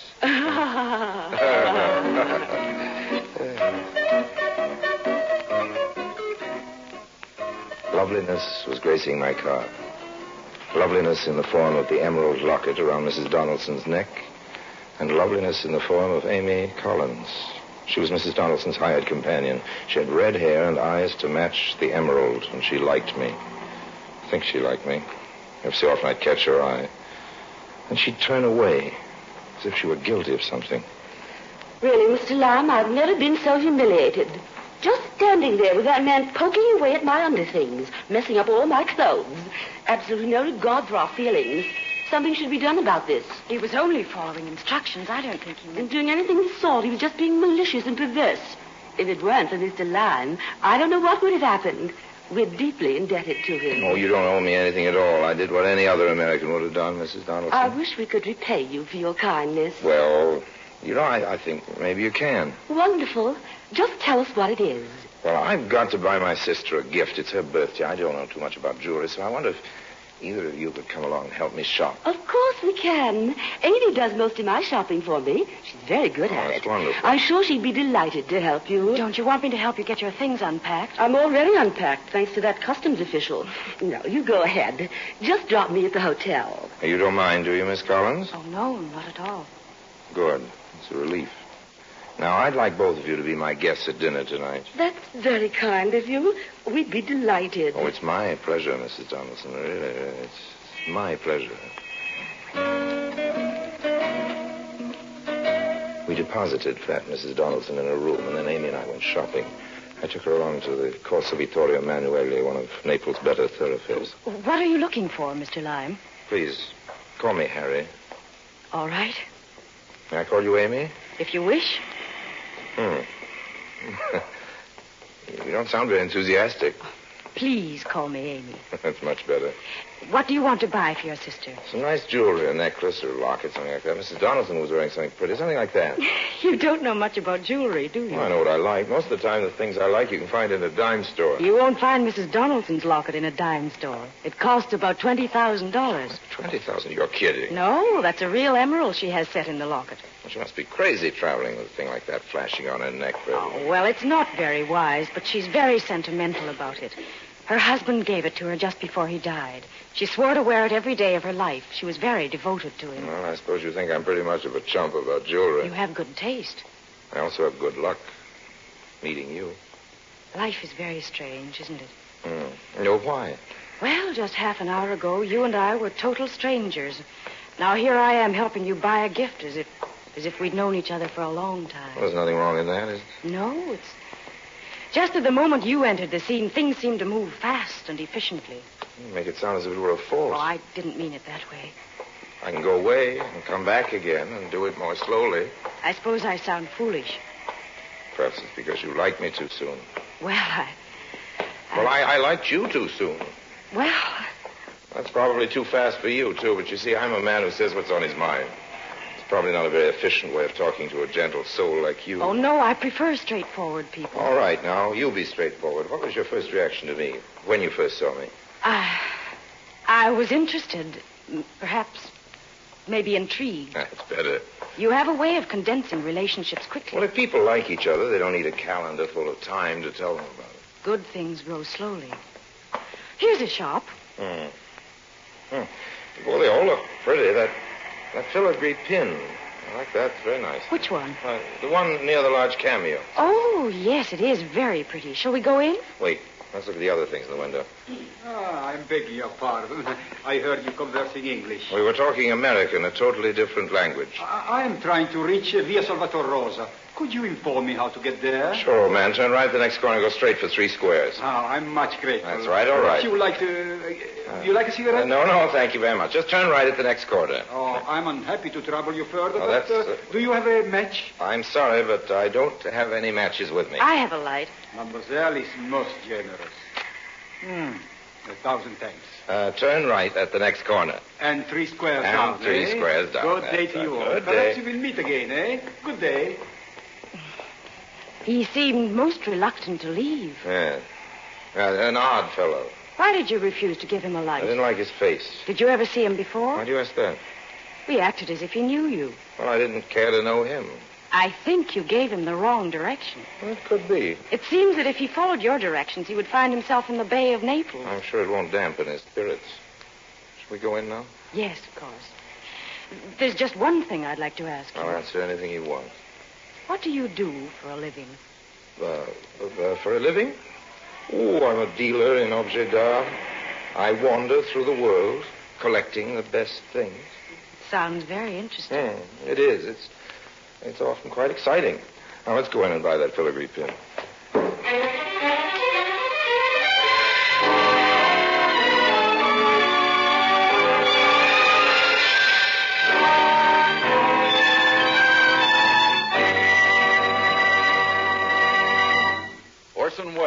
returns in just a moment as The Third Man.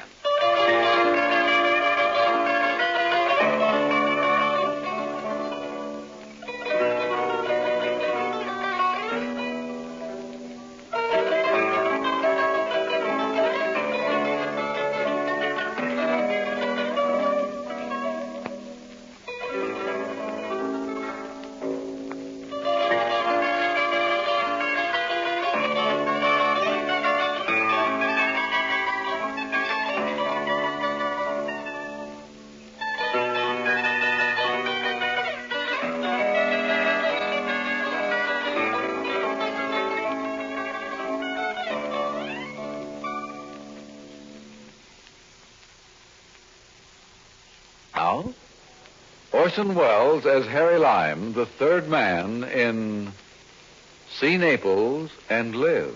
I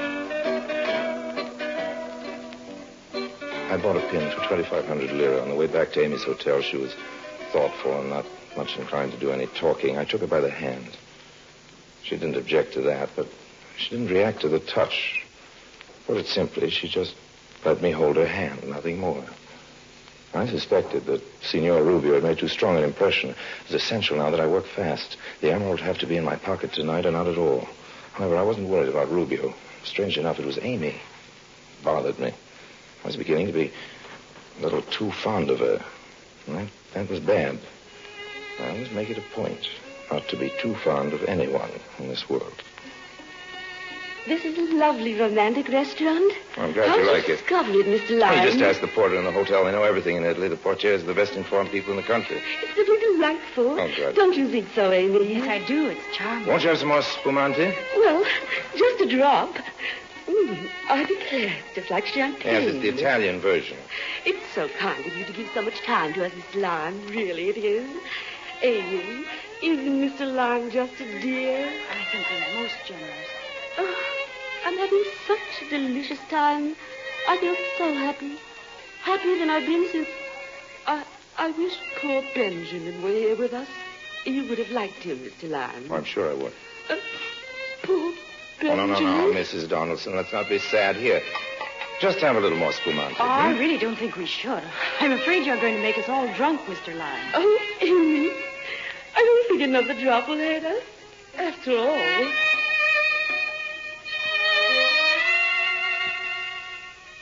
By this time, Mrs. Donaldson was becoming thoroughly relaxed. Spumante is a fine relaxer. I stirred the champagne with a wooden swizzle sticks, the bottom of which was well laced with phenobarbital. My keynote for the evening, as you can see, was relaxation. Before the evening was over, my emeralded guest was going to be the most relaxed woman in all Italy. The spumante bubbled and frothed over as I stirred it. I know I shouldn't have another glass, but... Perhaps you had better stop, Mrs. Donaldson. Never. I just feel so wonderful. How about you, Amy? All right. A toast to us. May we always be as happy as we are now. A toast to you, Mr. Lime. You wonderful, wonderful man. I patted her neck. I wanted her to get used to the touch of my hand against her neck. She withdrew a little. Her neck had become super sensitive about the locket. As we drank, I studied the clasp on the locket. It was a simple device. You turned a tiny wheel, and it released the catch. Just a twist of the wrist. The musicians are going to play again. Cameriere. Please, Mr. Lime, no more spumante. No, I have a special surprise. Yes, Signora? Have the musicians come over here. Yes, Signora. Oh, isn't that sweet? That's a lovely gesture, Harry. I thought you'd forgotten my first name. Here they are, Signora. What would you like them to play? Well, what would you like, Mrs. Donaldson? Oh, I can't think of a thing. How about some Neapolitan songs? Per favore, a Monastero Santa Chiara. Canta però.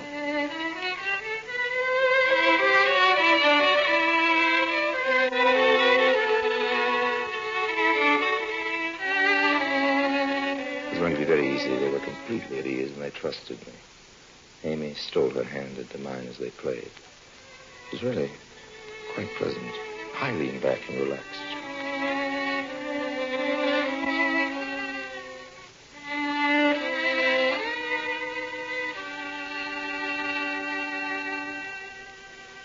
That was just beautiful. Very good.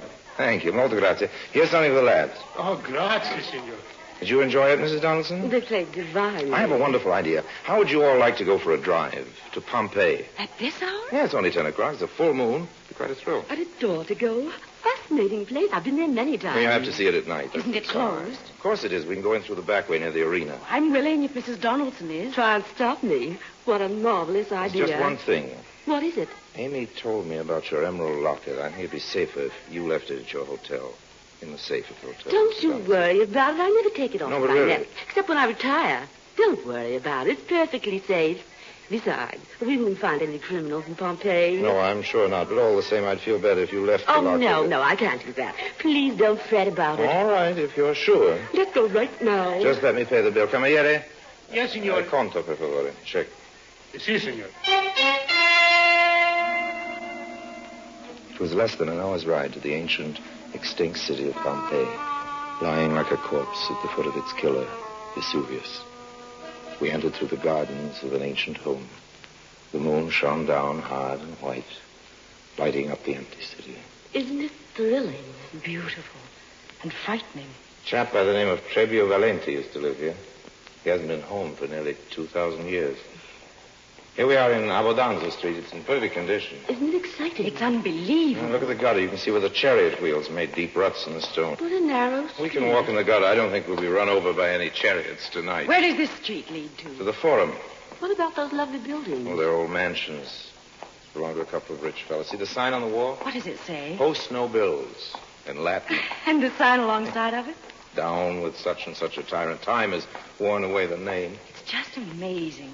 It's all beginning to make me feel faint. Don't you feel well, Mrs. Donaldson? I feel fine. Just sleepy. I don't know why I should feel sleepy when I'm so excited. Don't you want to sit down? Maybe I'd better. We'll just rest for a moment. I think we'd better go back. We will, but first we'll let Mrs. Donaldson catch a few minutes' rest. There's a marble bench in the atrium of the Casa de Ceriali. He used to be an arrogant rich man who didn't like the strangers visiting his palatial home, but I don't think he'll mind now. Oh, it's lovely in Here we are. You sit down, Mrs. Donaldson. Rest your shoulder against mine. There you are. You're darling, Mr. Lime. Amy, if you walk into the other room to your right, you'll see some excellent frescoes. They're beautifully preserved. May I have the flashlight? Yes, here. Mrs. Donaldson was sleeping softly. I pressed my fingers against her neck to test her responses. There was no reaction. Tried it again so that even in her sleep she would feel no alarm, become accustomed to the feel of fingers around her throat. She slept peacefully on. I quickly unloosed the catch and with slow care, not to slide the locket, picked it gently off her neck. At the same time, I held her hand to divert a sensation of touch. It was done quickly. I was ready to make my silent departure, gently propped her against a pillar. Then I heard a sound that froze me. Footsteps. Footsteps, and they weren't Amy's. Who's there? What's the matter? I caught a glimpse of him. It was one of the guards. There's only one thing to do. Run. Strada Stabione, I turned the corner and ran into one of the old Roman baths. I made for one of the rooms, expecting it to have another exit. It was dark, and I fumbled around. I had a very unpleasant feeling when I became aware that the only way out was the way I came in. I reined back. It was too late. My pursuer was standing at the entrance with a flashlight in one hand and the gun in the other. It was not a guard. It was a Rubio. You see, Harry, fate has thrown us together again. It's still around her neck. The locket, please. I just told you. I'm not in my hotel now. This time I will kill you. Give me the locket. I'm not a usually reckless fellow, but this time I did a very rash thing. I rushed him. He fired. The bullet tore a hole in my shoulder, barely touching my skin. I wrestled with him. He fell on the marble floor. His wiring very strong.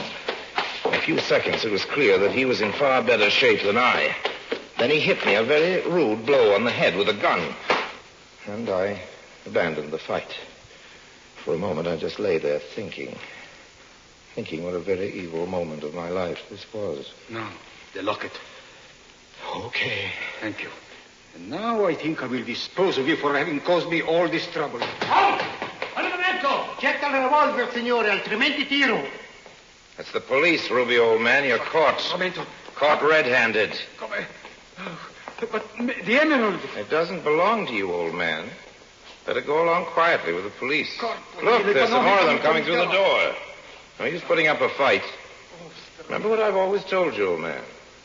Crime doesn't pay.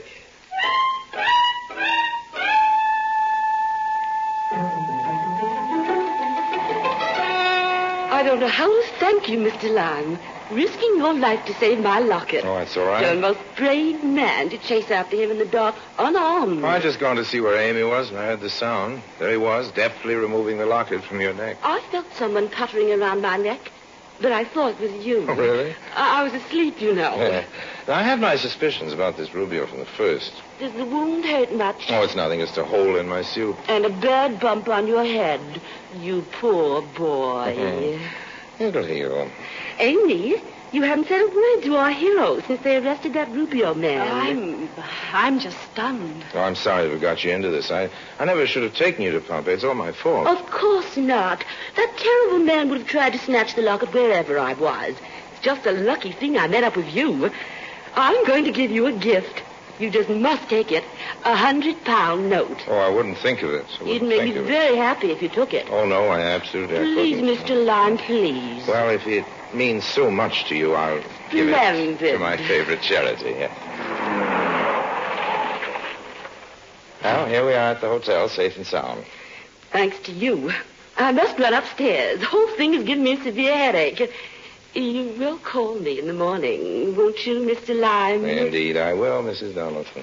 Good night. Good night. Oh, Amy, can I have a word with you? I'll be up in a moment, Mrs. Donaldson. Of course, dear. Good night, young. And bless you, Mr. Lime. I'm sorry about this evening, Amy. So am I. Let's meet for lunch tomorrow. No, Harry. Why not? I never saw the frescoes on the wall. You didn't? No, I didn't find them, and I walked all the way around. I saw you from the front entrance. Oh. Besides, a man who deals in fine arts would know an emerald locket from a dime store trinket. Yes. Should have thought of that. I was beginning to like you very much, Harry. Oh, I'm sorry. I'm not the kind of man you'd like to begin to like a little more. It's a pity. You want to see me again, ever? It'll never be any good. Well, you might as well have the filigree pin. What about your sister? I haven't spoken to my sister in 10 years. She doesn't approve of me. Supposing I give it to you. No, thanks. You mean you wouldn't take it? No, I couldn't. Well, supposing if you didn't take it, I just threw it away. Oh, but you shouldn't do that. Oh, I won't. We were just supposing. Now, goodbye, Amy. There's no supposing about that, I suppose.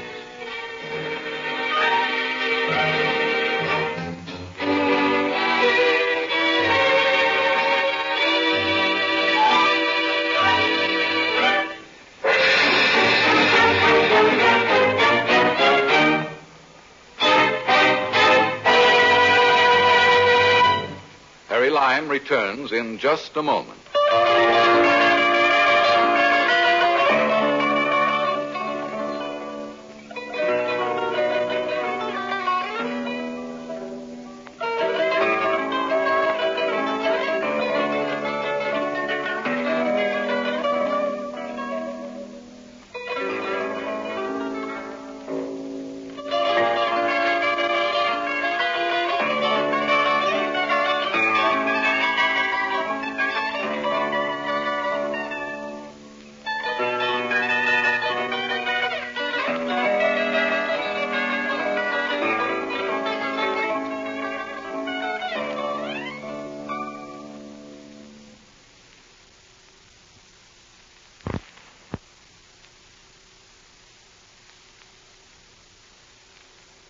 And now, Harry Lime. As I walked to my hotel, I thought about l'affaire Emerald. It cost me about $100 to bribe the custom official, the champagne, and the gold filigree pin. The reward left me with a profit of $270-odd plus a bump on the head and a hole in my suit. I'd lost the lovely green emerald and the lovely green eyes of Amy. The emerald didn't bother me too much, but Amy. Oh, Amy. She nearly interfered with the great romance of my life. My love for Harry Lime.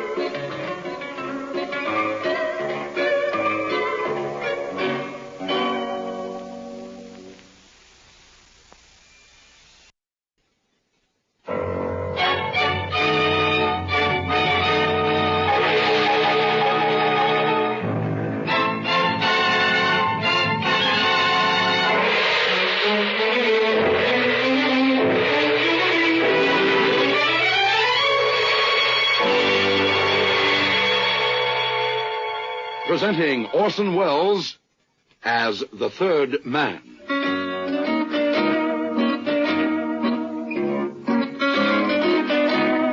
The Lives of Harry Lime. The fabulous stories of the immortal character, originally created in the motion picture The Third Man, with zither music by Anton Karas.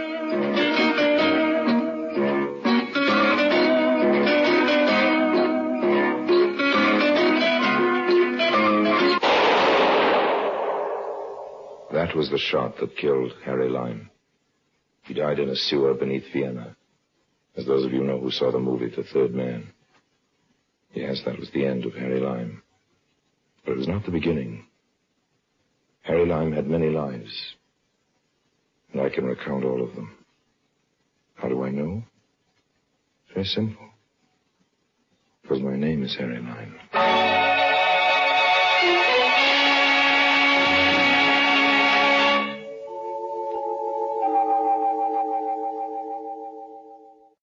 A diamond as big as a hen's egg. Change that to a duck's egg. And I held it right here in my hand. Not that I had any idea of keeping it, you understand. I was merely recovering it to return it to its rightful owner. Do I hear hollow laughter? All right. You don't have to take my word for it. Ask Scotland Yard. Get them to show you the files. What do you think I am? A crook?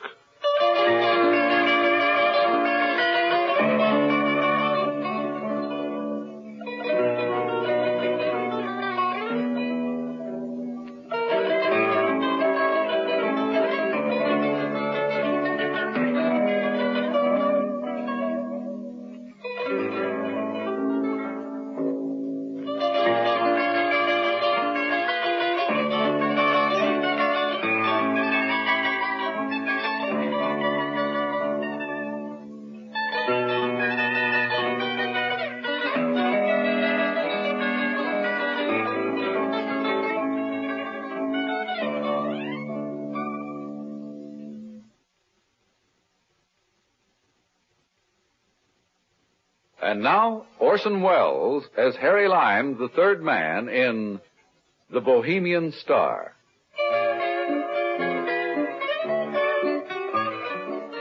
London, 1938.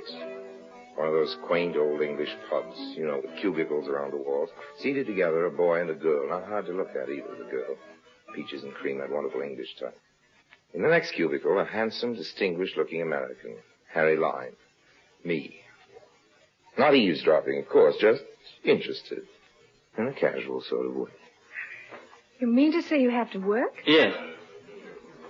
But you promised to take me to the picture. I'm sorry, dear. I didn't know this was going to turn up. Look, Terry, if it's just that you're broke as usual and can't afford a cinema, let's walk in Hyde Park or feed the pigeons in Trafalgar Square or something. There's no need to spoil our evening altogether. No, it's not that, Pat. Honestly, I have got a job. The news editor wished it on me just as I was leaving. What do you have to do? It's an interview. Some South American Johnny called Senor Alvarez. I've got an appointment with him at the Hotel Splendid at 8:30. What is it you have to see him about? Well, ever heard of Bocanovia? One of those little Balkan states. That's right. Well, 3 years ago, there was a revolution, and the monarchy was deposed, and what's ironically known as a People's Republic took its place. On the last plane out, some of the royal family escaped to London with the crown jewels, and they've been here in the safe deposit ever since. What, the royal family? Oh, fathead, no, the jewels. Incidentally, the pièce de résistance, as they say, is the Bohemian Star. Oh, I thought that was an opera. Look, the Bohemian Star is the centerpiece of the scepter. A huge single diamond, almost as big as the Cullinan. Makes my engagement ring look a bit silly, doesn't it? I always had a suspicion you were getting me on the cheap. Well, I like cheap. Well, that cost me a week's salary at Hatton Garden. You better demand an increase at once, darling. Anyway, what does Senor What's-His-Name fit into all this? Senor Alvarez is a leading jeweler of Buenos Aires. It seems the National Museum of the Argentine wants a replica of the Bocanovian crown jewels for an exhibition of some sort. And so the senor's been sent to take photographs, sketches, you know, measurements and so on. When he gets home, he'll reproduce the whole collection in paste. Well, it sounds awfully dull to me. And for that, I have to miss Don Amici. Well, who cares about him? I have to miss Betty Grable. There's no justice in the world. Can't you get out of it somehow? No, I'm sorry, darling. Not a chance.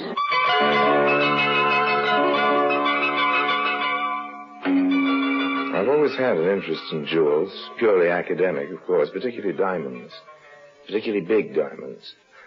My night was free. I was feeling in a benevolent mood, so I did what anyone might have done.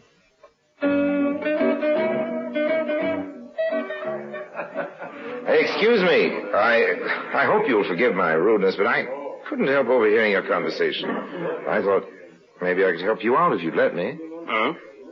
Perhaps I'd better introduce myself first. My name's Paul Atkinson.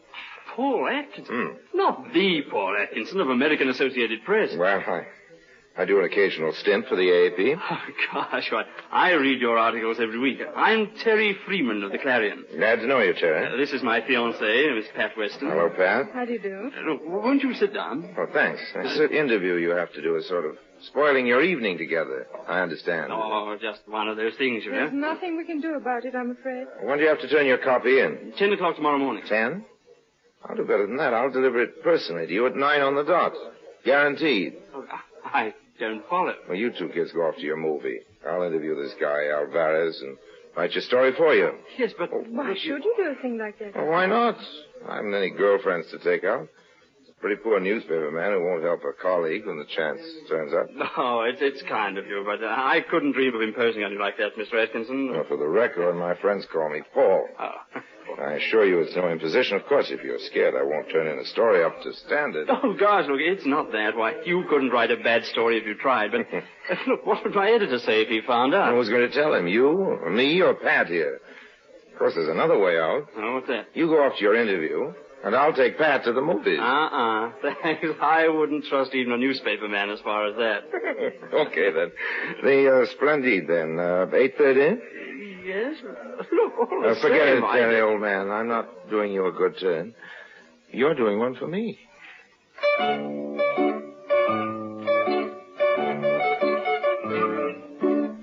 On the dot of 8:30, I pressed the bell to Suite C, 3rd floor, Hotel Splendide. I hadn't figured out any plan of campaign, you understand. This was just a sort of preliminary survey. Smooth South American type introduced himself as Alvarez and invited me in. We drank each other's health, and then we settled down to business. I am not very accustomed to be interviewed, Senor Freeman. What is the procedure? Oh, it's easy. It's easy. I ask the questions, and you answer them. I will do my best. Well, now, your job is to work out the precise measurements, as I understand it, of the jewels and their settings, so you can make exact replicas for the museum. Is that right? Partly. But you understand it is much more than a matter of mere measurement. Oh, yes, I guess it must be. There is the color of the various jewels, for instance, and some of the settings are of extremely intricate filigree. Tell me, senor, how did you fix it to gain access to the jewels? It was necessary for me to make formal application to the Bucovinian Royal Court in Exile. And you found them cooperative? Well, naturally, one does not expect these favors for nothing. Oh, yes, there will be a certain, how shall I put it, financial adjustment. Yes, I see. Well, how long do you figure the job will take you? I hope to complete it in a month. How long have you been on it now? Just a week. What's the routine?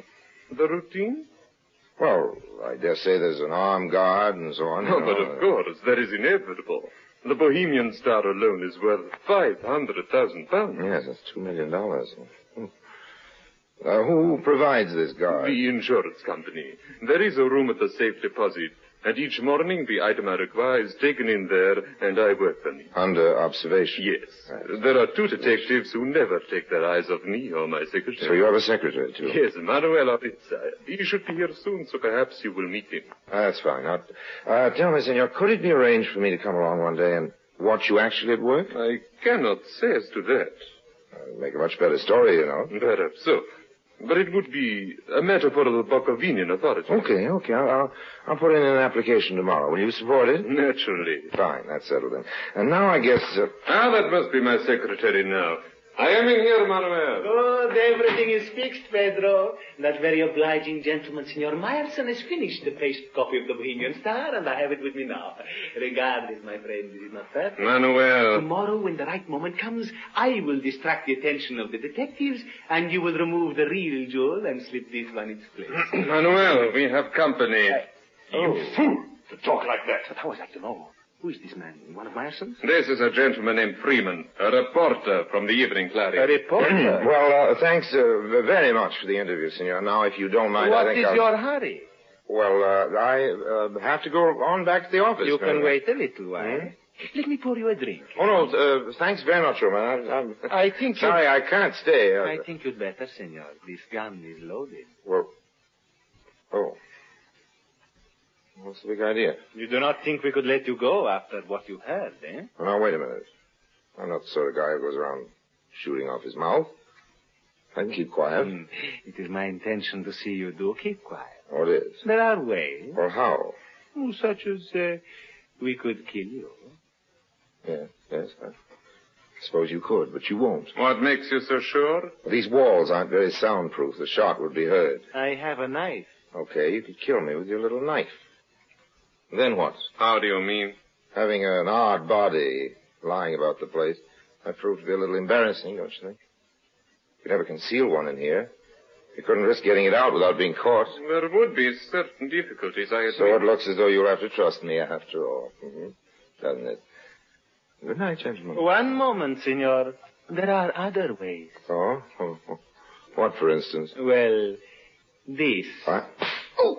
Manuel, I have told you before, I detest violence. That should keep him quiet for a little while. You know, I've been thinking, why should a reporter on an English newspaper be an American? I dare say it does happen. Yes, perhaps so, but you must admit it is unusual. What are you looking for in his pockets? Papers. A letter. There, what did I tell you? It is addressed to Harry Lime. Harry Lime? But you know the But name? of course. So does every police department in the world. You mean? I mean that compared with him, we are amateurs. So that's it, We must do something, Manuel. I know. I will drive the car to the back entrance, and we will take him down the back stairs. Like he is now? Why not? We will be seen. We will say he's drunk. Then we'll drive him to the country and dispose of him. As he himself would say, take him for a ride. Don't be foolish. There will be no killing. But surely... We are jewel thieves, not murderers. A man like Lime would have powerful friends who would stop at nothing to get even with us. Besides, this is England. What is that to do with it? There is an institution here known as Scotland Yard. Extremely efficient, I understand. I have no wish to die with a rope round my neck, even if you have. Very well. You make a better suggestion. All right. We steal the Bohemian Star tomorrow, right? Right. Tomorrow evening we catch a plane, and next morning we are in New York, where we have many good friends who will look after us, right? Right. And then it is quite simple. All we have to do is to keep our friends here quiet for a day and a half. And after that, it will not matter how much he talks. Yes, and how are we going to do that? That is up to Senor Meyerson. He must find us a quiet place somewhere and a reliable man to see that Senor Lime does not escape till we are clear. I will telephone him now. Aha. You are waking up, senor. We are going to take a little journey soon, but I do not think it wise you should appear in public like this.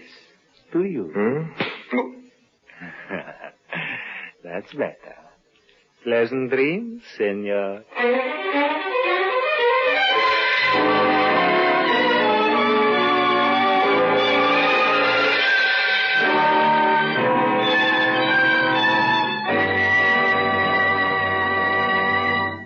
Orson Welles returns in just a moment as the third man.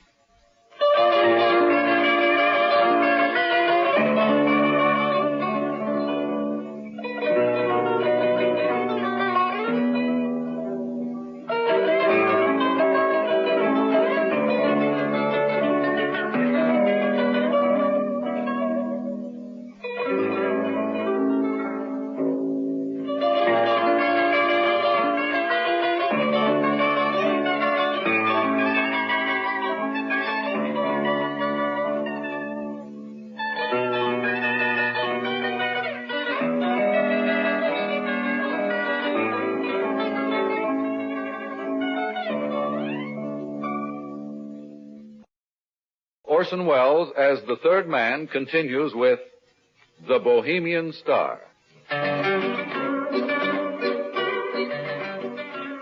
It was early morning when I finally came to.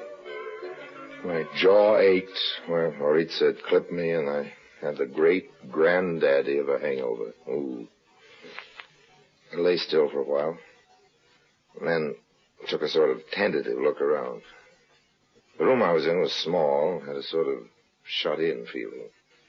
And then I saw something else. A man.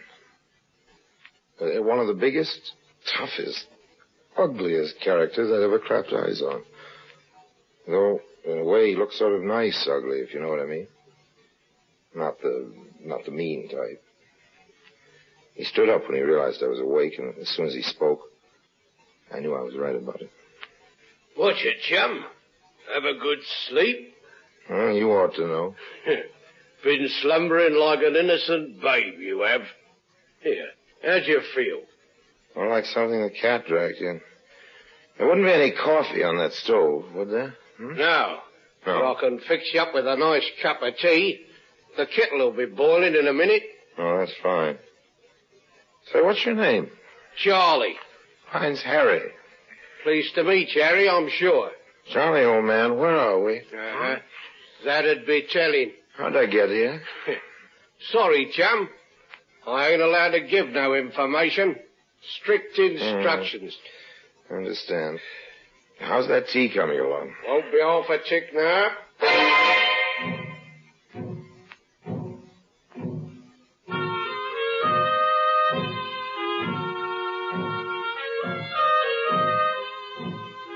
I slept again afterwards. It was going on for midday when I woke. Charlie had some food ready. After we'd eaten, he suggested a game of cribbage to pass the time. I disapprove of gambling, except maybe poker for real stakes with a few aces up my sleeve. But my only hope was to cultivate Charlie. And thank goodness he was no hothouse flower, so we settled down to play. After about an hour, I judged the time for action was right. 15-2, 15-4, a pair 6, and 1 for his knob 7. Puts me out. That's a sprat you owe me. A sprat? Yeah, a tanner. 6pence. Oh, well, here you are. So, your deal. Oh, sure. Look what I've done. Spilled them all over the floor. That's all right, chum. I'll pick them up. Thank you, Charlie. Oh! Thank you. One more for luck. Sorry, Charlie, old man. You're a nice guy.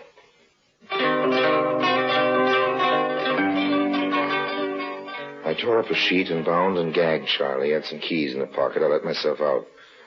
I guess it'd been right. I was somewhere in the East End. I walked till I found a main road and then called a cab.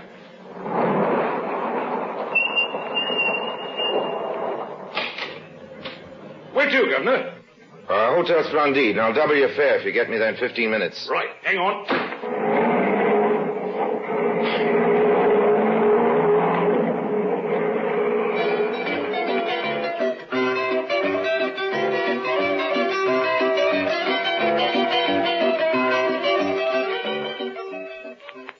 There's only one way to tackle this job. The bold approach. At the Splendide, I went straight over to the desk and asked for Senor Alvarez. Sorry, sir. He's not in at present. Well, how about his secretary? Well, he's not in either, sir. They haven't checked out, have they? They're still staying here. They leave by plane for New York this evening, I understand, sir. Is there any message? No, thanks. That's okay.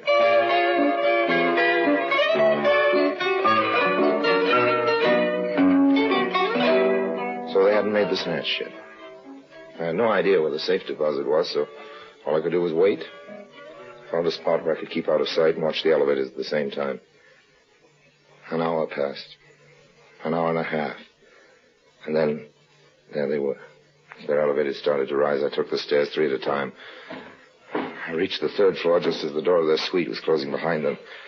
I wanted that bohemian star. Nothing greedy, you understand, but now or never.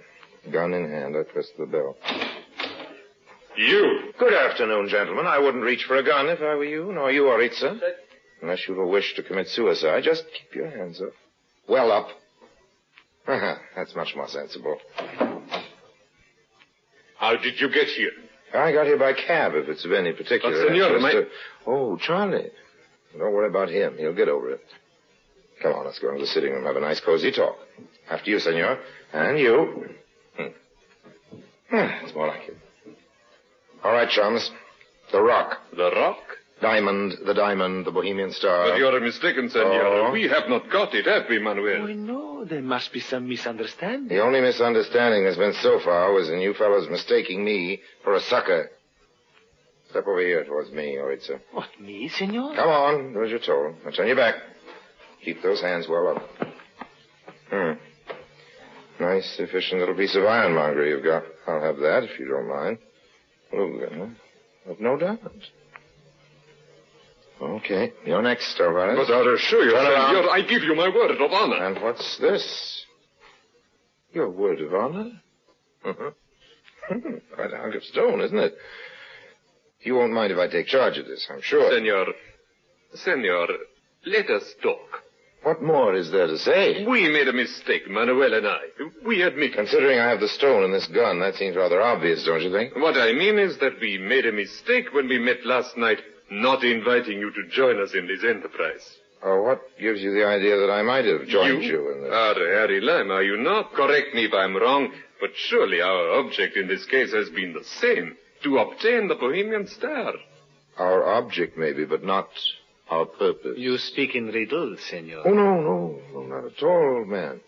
You stole this jewel for your own enrichment.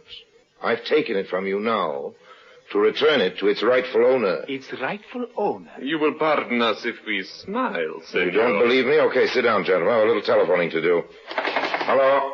Operator, get me Whitehall, 1212. That's Scotland Yard. Sure, it's you Scotland do not mean Yard. that you are going to telephone. Senor, put down that telephone before it is too late, eh? Let us make a bar. Hello? Is that Scotland Yard? It's all right, Mr. Lime. You needn't bother with that call. Now, what's the idea?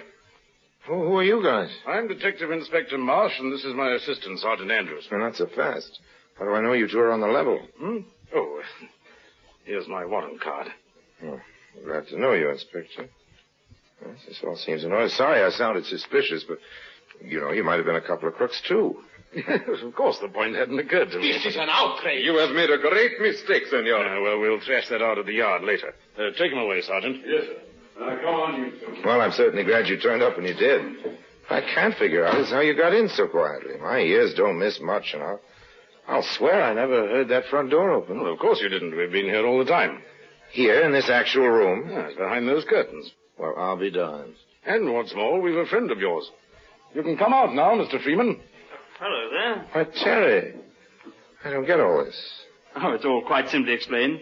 When you didn't turn up this morning, I got a bit worried, so I phoned AAP, and they told me Paul Atkinson was in Malaya. Then I went round to the yard and gave the whole story to Inspector Marsh here. And you figure there must be some dirty work, huh, Inspector? Well, it did seem that something odd was going on. And doubly odd when I rang the Argentine embassy, and they denied all knowledge of Alvarez and Oritza. So the management let us in here while they were away. We were just about to announce ourselves and find out what was what when the doorbell rang and you came in. So you figured you'd wait a while and see what happened, is that it? Exactly. I say. What is it? Just as well I'm not a crook, isn't it? I mean, if I tried to get away with the Bohemian Star instead of phoning the yard, I'd have found myself in a lovely jam, wouldn't I? Yes, well, I shan't pretend we didn't suspect you for a while, Mr. Lime. But we know now that you're an honest man. That's all right. It's not everyone who'd risk his life the way you've done. Oh, that's okay. Yeah, I guess you better take this stone, Inspector. I'll be glad to see the last of it. Oh, thanks. Of course, you realize there'll be a reward. Oh, no, please. But my dear fellow, it's no more than you're entitled to. Don't you agree, Mr. Freeman? Oh, certainly. I'll see the matter's taken up with the Bokanovian authorities, and you'll hear from them in due course. Well, if you insist, though. After all, I was only doing my duty. And Terry, I really did intend writing that story for you. I'm sorry I slipped up on it. Hope okay. You didn't get into too much trouble with your news editor. Well, there was a bit of a row, but that's all right. Oh, it will be, old man, it will be. Just wait till he sees the story you've got for him now.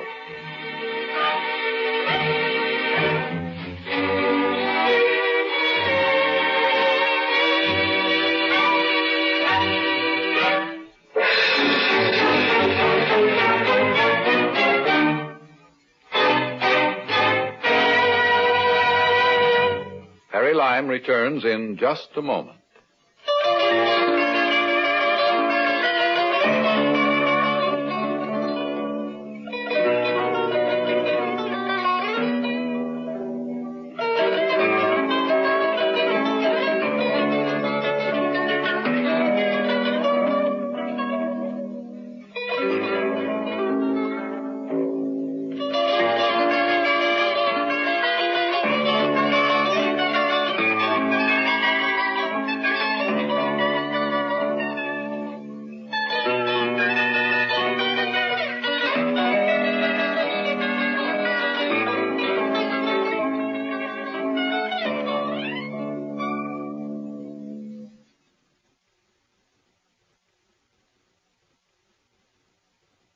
And now, Harry Lime.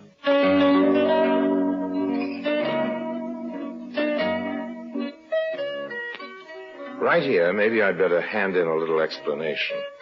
You're wondering what particular stroke of luck or lunacy led your old friend Harry to settle for just the reward, not to try for the diamond itself, at least while the going was good. Well, first of all, it was a very tidy little reward, and secondly, when I first came into that room, I just happened to notice the tip of what was unmistakably the shoe of a policeman sticking out under the curtains. Now, you may think that knowing I wasn't alone with a couple of crooks, that the realization that Scotland Yard was tuned in on our conversation had something to do with my decision to, shall we say, play it straight. That's what you may think. In fact, you'd be silly not to.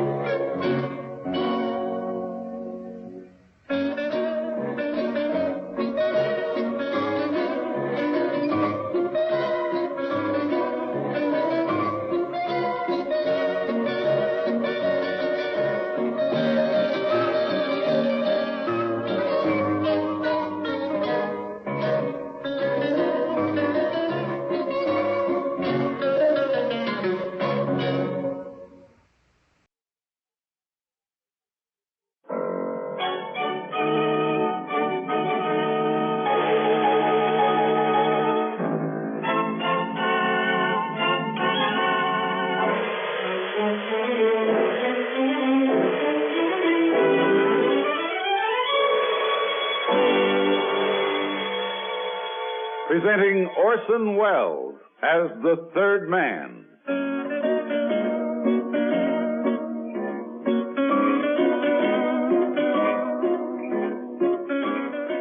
The Lives of Harry Lime, the fabulous stories of the immortal character originally created in the motion picture The Third Man, with zither music by Anton Kara.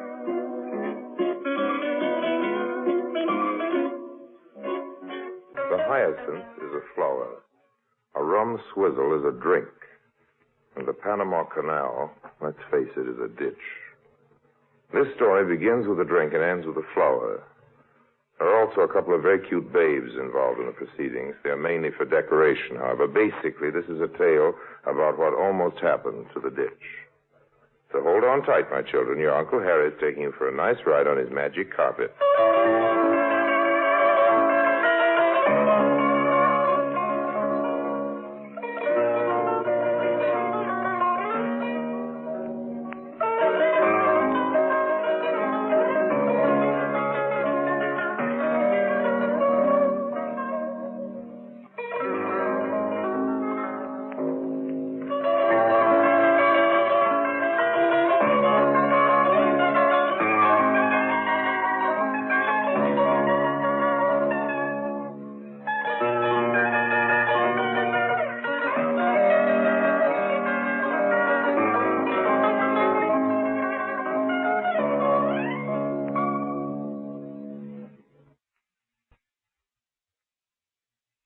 And now, Orson Welles as Harry Lime, the third man, in Hyacinth Patrol.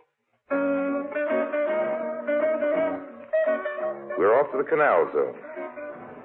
Notice, please, that despite wartime improvements in sanitation, an air of fetid decay hangs heavy over this whole area. On this particular trip, the air is even more than normally loaded with danger and tension. Why? We wonder. I decide to lay over for a night in Cristobal. Find me an air-cooled hotel, I take me a shower, and then off to a bar for one of those rum swizzles. Let's pick the most popular of all the hot spots in town while we're about it. A bistro with the charming name of Ptomaine Joe's. Okay, we're in Ptomaine Joe's now. The air is hot, sticky, and pulsing with a majority of the baser of the human emotions. But since I need something tall, cool, with an emphatic flavor of rum, I take my life in my hands and push my way up to the bar. Well, how's the little flower tonight? May I get through, please? Little flower, is it? Let's see how you like a blossom when you're right, Excuse me, buddy. Oh, gee, mister, I never meant to slug you. That's all right. I was aiming for my pal here. You all right, sir? Well, let me count my teeth first. You won't report us to the MPs, will you, mister? I never meant to touch you. I'd be the last one to report anything, Sergeant. Well, the least I can do is buy you a drink. They say one of Joe's zombies will kill you or cure you. Well, really, it's very Come nice. on, let's grab a seat. Hey, look, there's somebody leaving a table. Quick. Well, but you don't need to feel obliged just because we made it. Socked me in the kiss. Oh, you sit right down and... What do you have? Well, make it a rum swiggle, Sergeant. Hey, Joe. Yeah? A rum swizzle for me friend here. Top out another beer for me. Coming up, Joe. Now we can chin in peace. What's your tag, pal? My name? Well, it's... Me, I'm Tiger Dolan. You ever heard of me 2-3 years back? Dolan? I don't believe the Most Tiger... promising young middleweight in the fight game. That's what they called me. What'd you say your tag was? Harry Lime. You know, you got a pretty good jaw yourself. Of course, that punch I tossed in your direction didn't show half what I could do. I'm glad of that, old man. Here's your poison, Jen. Thanks, Joe. Here you are. Allow me. After all, I should do something for the good of the country. Yeah, but... Well, okay, thanks. Here's looking at you. Cheers. You know, Tiger, you'd better do something about that red hair of yours. What do you mean? It gets you into too much trouble. Oh, I get it. I used to keep my fighting for the ring, Harry. But since Hero shoved me into the Hyacinth Patrol... Who shoved you into what? The Hyacinth Patrol. Hero is the louse sitting over at that corner table with my girl Lola. Lola? Lola. It was like looking into the face of the jungle itself. Looking at Lola. She was lush, magnificent, and waiting. Her eyes were insolent, her mouth voluptuously curving and cruel. Her hair the dark red of aging blood. You see what I mean? She met my gaze, slowly smiled, and then... Hey, Harry, ain't you listening to me? Yes. Yes? I was doing all right with Lola until Nugent moved in. That guy's fouled me up ever since boot camp, Harry. How do you mean? Ross Nugent's his name. Thinks he's a boxer. He learned to throw his fists around in military school, I guess. I beat the tar out of him in a camp out once. He's hated me ever since. Tell me, does Lola work here at Ptomaine Joe's? No, just drops in now and then. Oh. I almost busted with joy when they transferred me to Panama. Studied, worked like mad. Looked like I was going to make one of the gun crews. Then Lieutenant Nugent was transferred here. To my outfit. He details me to the Hyacinth Patrol. Old man, just what is this Hyacinth Patrol that raises your gorge? It's a stinking flower detail, that's what it is. Clearing water hyacinths out of the channels so they won't foul up ships or breed malarial mosquitoes. Just for the moment, old man, let's forget the lieutenant and concentrate on beauteous Lola. She's no better than him. Old man, you're Hyacinth happy. In Lola, I detect a vast improvement over your lieutenant or indeed almost anyone else. I smiled at Lola. She returned the courtesy with interest. Lieutenant Nugent caught our pleasant little interchange and frowned. Oh, what's the matter, Lola? Am I boring you? Why? What do you mean, Ross, darling? Isn't one man at a time enough, or do you constantly play the field? Ross. Who's the man with Dolan? Why, I don't know. Is that why you smiled at him? Really, Ross, if I hadn't smiled at you when I was with Tiger one night, we might never have met. Oh, yes, we would. You'd seen to that. I don't have to sit here and put up with that. You sit here and like it. Joe, Oh, Joe. Come over here. What are you going to do? Wait and see. Yeah, Lieutenant. Anything wrong? Yeah, something's wrong. See that red-headed sergeant sitting over there with that other fella? Tiger? Sure. Throw him out. Oh. Well, I don't know, Lieutenant. They've been behaving them and... You want your place listed as out of bounds? Oh, no, sir. No, only I... Throw him out. They've been annoying the lady. Here comes Joe. You ready for a refill, Harry? Not just at the moment, Tiger, old man. This swiggle is swiggling very nicely. What about you? I never turned down a small beer. Helps drown a darned hyacinth. I'm very sorry, gentlemen, I'm but the one that's sorry, Joe. Look, fresh out of beer. Rustle me up another one. No, I must ask you to leave. What's that? You're disturbing the peace. We're disturbing the what? There've been complaints, Tiger. About us? From who? The lieutenant over there. Your friend Nugent. That's all, brother. Hold on there, Sergeant. Hold on. You're getting out. In my own good time, pal. First, I'm going to have a word with the lieutenant. Now, just wait a minute now. Come on, boys. Take your hands off of me. Oh, so you want to leave the hard way, eh?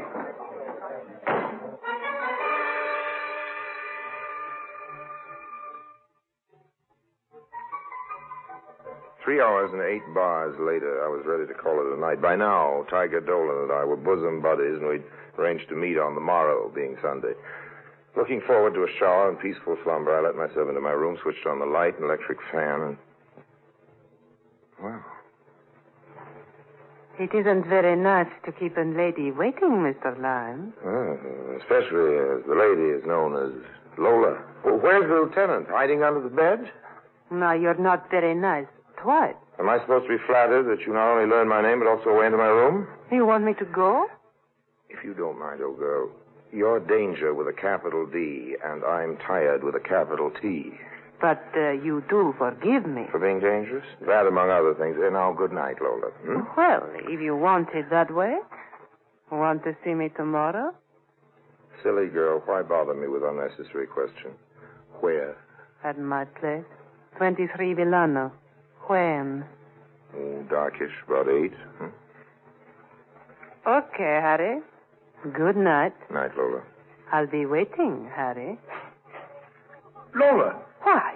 Tiger. Oh, Tiger Harry, what's boy. she doing here? Well, we'll take that up in due time, Sergeant. Come on in. I don't intend to be thrown out of this place. I'm asking you, Lime, what's she doing here? Well, I found her waiting when I came in. Why? Well, that I wouldn't know. Now, what's your problem?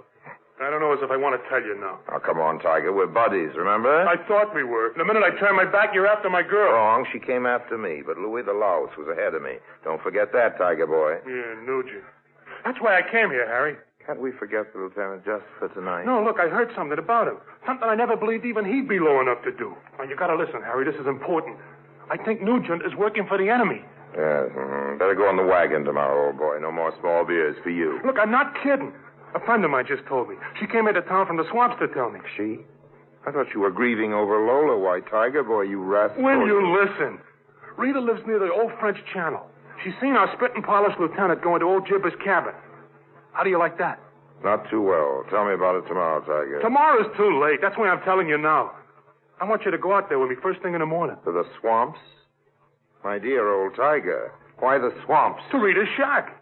She'll tell you the whole story. Rita? But why me? If the Nugent is an enemy agent, which I strongly doubt, Tiger boy, shouldn't the facts be delivered to the proper authorities? I gotta get proof before moving in. Don't you see, pal? If I reported hero, and the story should be phony, well, you could throw the book at me. You gotta come with me. Yeah, if I say yes, old man, will you leave me alone now? I want to go to bed. Until 6 a.m. 6? Okay, 6 a.m. Okay, Tiger boy, I'll go to the swamps with you and listen to Chloe. Her name is Rita. Chloe Rita. It's still going to be 6 a.m. Hold on, Tiger. What if Nugent should be an enemy agent? Then we'll be in it up to our necks, Harry. Who knows? Maybe we'll get a couple of medals on our chest. Or bullets in our gizzards. Get out of here, Tiger boy. I've got an appointment with Lola. How's that? In my dreams, Tiger. After all, a man can dream, can't he? That is, if he can ever get to sleep.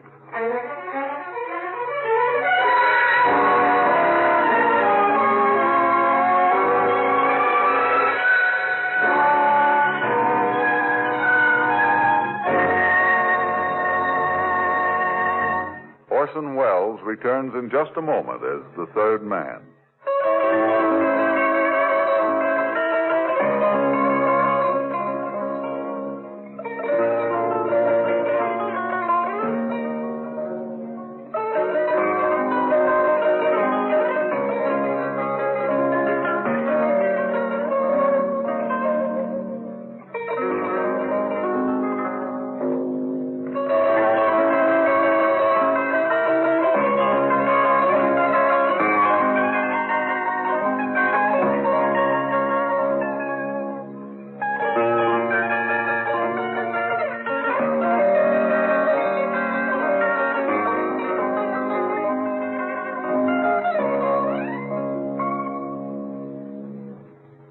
Now, Orson Welles, as the third man, continues with The Hyacinth Patrol.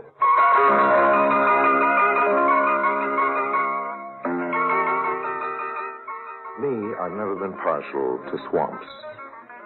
Swamps are damp, dismal, swampy sort of places with all sorts of nasty and poisonous things flying about and slithering around. This particular swamp was no exception. In the dingy hours at dawn, Tiger laboriously rode us through something that was half mud, half glue, except for those cursed water hyacinths. That's Rita now. She is coming. Just around this next bend, Harry. We'll be there. If your friend heard is coming, it follows that everybody else in the neighborhood has. Isn't such a place as this somewhat public for enemy agents? You still don't believe me, do you? I'm humoring you for the sake of our old friendship, Tiger Boy. Wouldn't you be surprised that the story was true? I couldn't think of a better way of getting back at Hero. That'd be a payoff to end all payoffs. Speaking of payoffs, old man, there's one dead ahead. Standing on that small dock.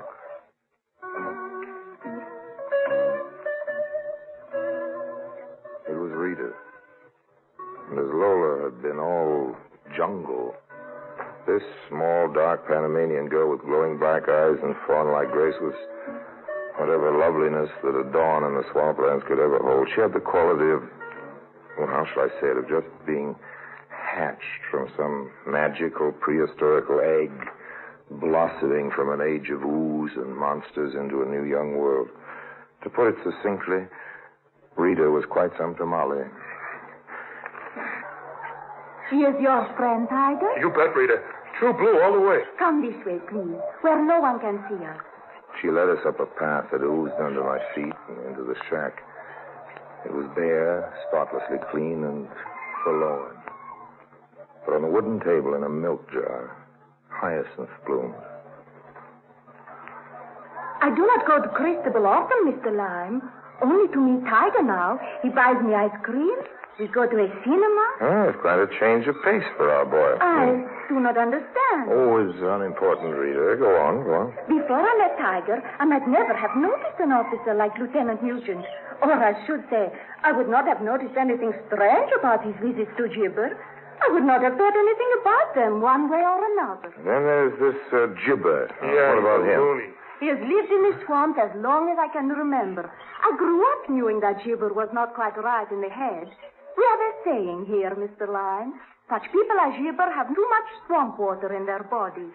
It reaches their brains. It is bad. Well, there are more liquids in swamp water that are bad for the brain, honey. See, usually, such people are kind, like children. But Gibber never was. He was always alone. Never had a friend, not even a dog, until Lieutenant Nugent. You see, Harry, didn't I tell you? Yeah, even so, this strange friendship doesn't necessarily prove there's anything dirty afoot, Tiger.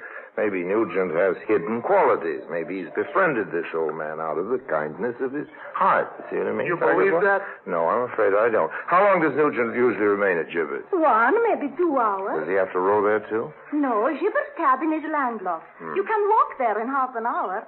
I'll first see the lieutenant when I'm looking for watercress. Next time I hide and watch, because I know Tiger does not like him. Well, what do you think, Harry? Much as I hate to say it, I think we ought to visit this Gibber individual, Tiger Boy. No? Good heavens, no. These things are done by easy stages. As for our next move, into the boat, pick up the oars, my hearty, and row. Row me back to civilization.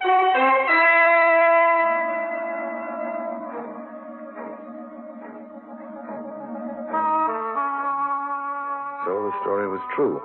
At least it looked that way. Certainly, Nugent's visits to an obscure swamp half-wit were pretty suspicious. I went to 23 Villano that evening for my rendezvous with Lola and to ask a few questions, but as I stepped up on the porch, I happened to glance in through the bamboo screen. I'm warning you, Lola, quit nagging me. Nagging you? That is a laugh. The way you talk to me, you think I was your wife.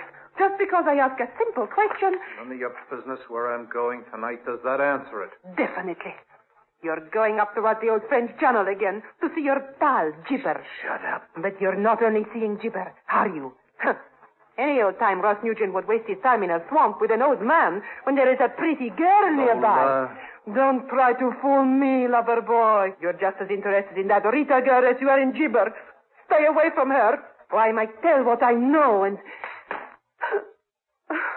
One word from you about my visits to Gibber's cabin and I'll... No, Ross. I won't say anything. I promise. I only said I would because I'm so crazy jealous over you. Believe me, darling. Please believe me.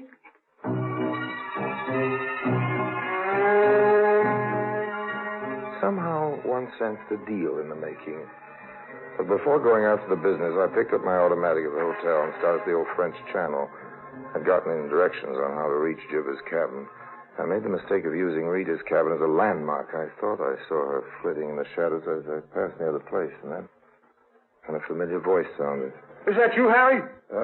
Yes, Tiger Boy, it's me. Well, what are you doing up here? It is most dangerous, senor, for a tourista to wander in the swamp at night. You might get lost. Yeah, I knew where I was going, Rita. As a matter of fact, I was going to Gibber's. Gibber's? Yes. Without me? Well, I thought it best, Tiger Boy. Might not be good for you to get involved. I haven't anything to lose. You think I have? I wouldn't miss out on being in at this kill for anything. I come too?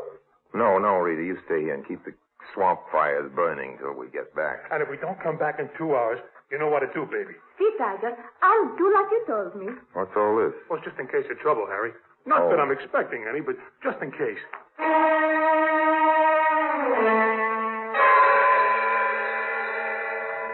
I still can't figure out why you was coming here alone, Harry. No, Tiger If I hadn't Boy. have been visiting Rita tonight, you could have got yourself into trouble. Don't concern yourself about me, Tiger Boy. Looking for swamp spirits, folks? Gibber. Yeah, who are you? We're friends, Gibber. We've come to talk to you. Oh, night ain't for talking, friends. Too many spirits about. You come back after sunup, then I'll talk to you. Now, we want to talk now, Gibber. Well, we won't take much of your time, Gibber. You see, Time don't mean nothing to me, friend. Days come and go and get swallowed up by the night. All right, Gibber. You can bring him in now. Nugent!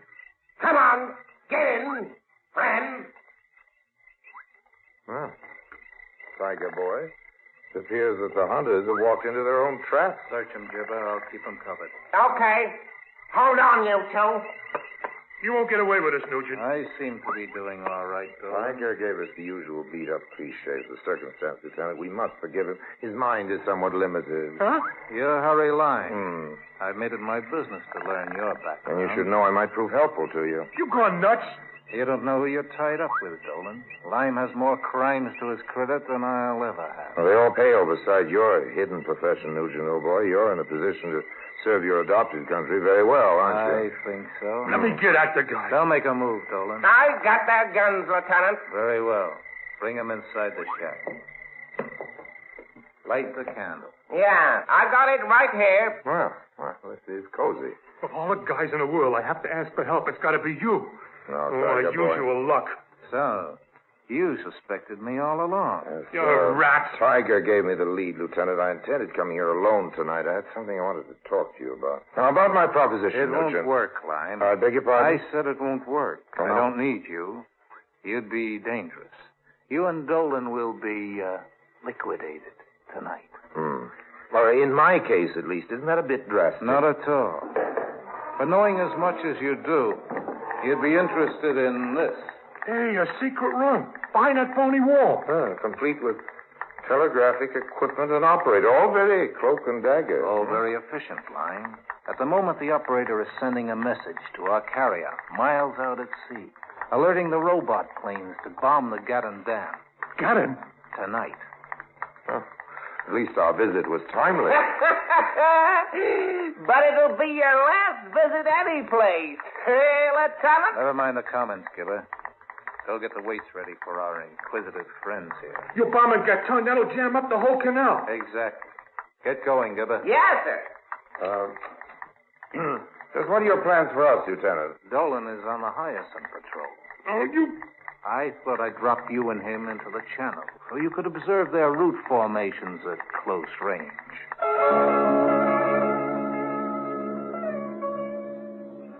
The old lime luck was definitely running out. Definitely. The 2-hour limit we'd given Rita's no good. We'd be counting those hyacinth roots long before she summoned whatever aid Tiger had dreamed up. I hardly wondered if my past life would march before me as I sank beneath the scum. I listened to the chattering of the telegraph keys that talked to the enemy carrier, and then... Got the weights down by the boat, Lieutenant. Can put 'em on these fellas when they're down there. All right, Gibber. You gentlemen will excuse me if I don't go down to the boat with you. I have business here. Gibber and the others will see to it that you get a good launching. If there's any justice anywhere, you drop dead right now, Nugent. Sorry, can't oblige you, no. Happy Hyacinth. Why, you... Hey, stop it! Stop it! The automatic warning signal. Someone's coming. Close the wall. Douse the light. Make a break for it, Harry. Don't tell me what to do, you Don't try to sneak out, Dolan Lime. I'm at the door with a gun. Ahoy! You in there, Sergeant Dolan? The Hyacinth Patrol. What? Come in and get us, buddies! The Hyacinth Patrol gathered more than blossoms that night. Nugent and the other enemy agents were rounded up, the whole canal zone alerted for attack, the enemy carrier found and destroyed, and all because little Rita went for aid the moment we started for Gibber's cabin. I didn't see Tiger Dolan for a few days, and then... I can't tell you how sorry I am thinking what I did about you, Harry. Forget it, Tiger boy. After all, how are you to know I was just trying to play for time? Those brass hats, I guess they buttered you up plenty, huh? Yes. Very embarrassing. As a rule, the authorities aren't quite as cordial. You know they're creating the Hyacinth Patrol of the Air to guard the canal? Oh, that's wonderful. I made the gun crew on one of them. Oh, good for you, Tiger All boy. because of you, Harry.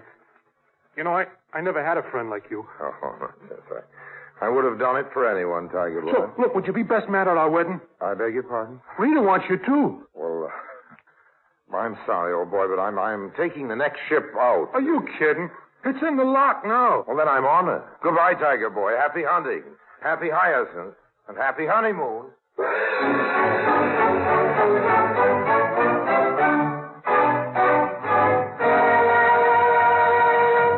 Harry Lime returns in just a moment.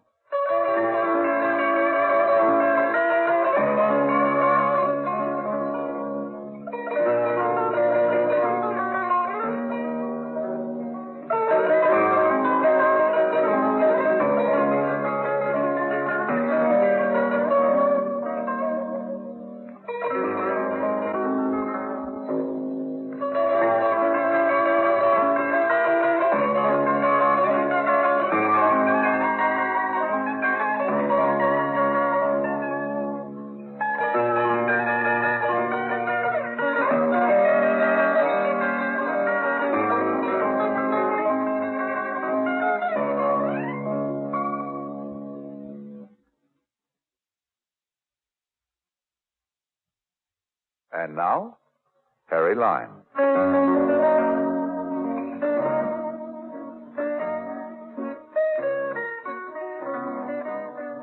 We close this story with a very pretty and sentimental tableau, with yours truly on the deck of a departing ship waving goodbye to the young couple, Rita and Tiger Boy. Sort of sad, me all alone on the boat, going mournfully off into the sunset. But the fact is, I wasn't leveling with you. The fact is, I wasn't alone. The lady's name, you may remember, was Lola. I persuaded her, without having put up much of an argument, that the big ditch with all its hyacinths wasn't really worthy of her charms. What happened after that is another story, which old Uncle Harry will be glad to give you in full some other time. Goodbye now.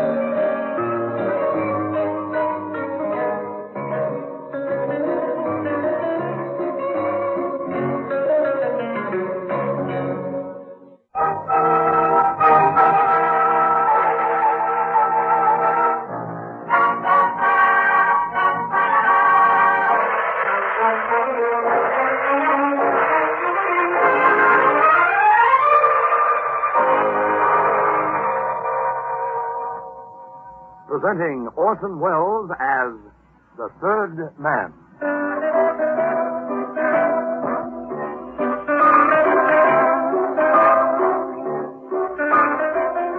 The Lives of Harry Lime. The fabulous stories of the immortal character, originally created in the motion picture The Third Man, with zither music by Anton Karas. A short while ago, I decided to pay a visit to Greece. I've always been interested in art objects, preferably the expensive, easily portable sort, and that's why sculpture isn't normally my line. This time, however, I was making exceptions.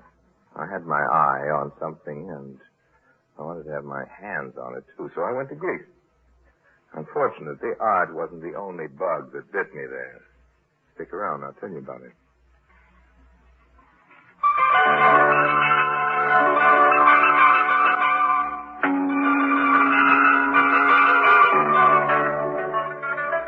Say, Again. Say 22. Nonsense. Okay. 22. What you have measles. Ridiculous. I can't have measles. I've already had measles. Measles are what kids have. I don't have measles. You have measles. I must inform the public health authorities. Fortunately, down in my office here in the hotel, I have a quarantine sign. I'll have to put the sign up. You're in quarantine. Now listen, Doc. You are in quarantine. Do we want a measles epidemic all over the entire Port of Pyrrhus? We do not. You are in quarantine.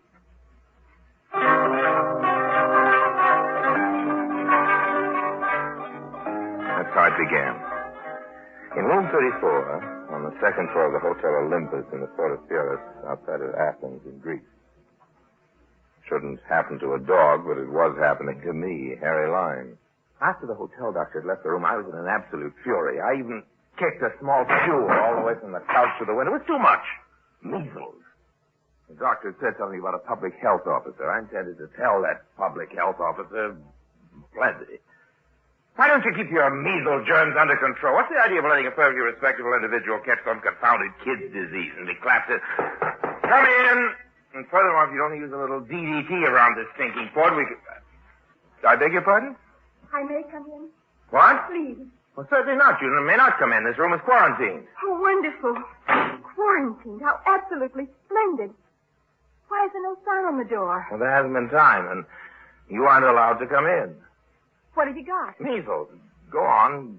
Go on. Get you mustn't touch me. I've never had measles. Well, go on. Get out of here. No. You cannot send me out. Now, listen. No, please listen to me. If you send me out there in that hall again, I'll be killed. Oh, come on. I'm not feeling so good, and I don't want any of these, whatever it is, South Balkan romanticism. Excuse me. Just run along. That's a good girl, please. You want proof? Proof? Proof of what? Now, beat it.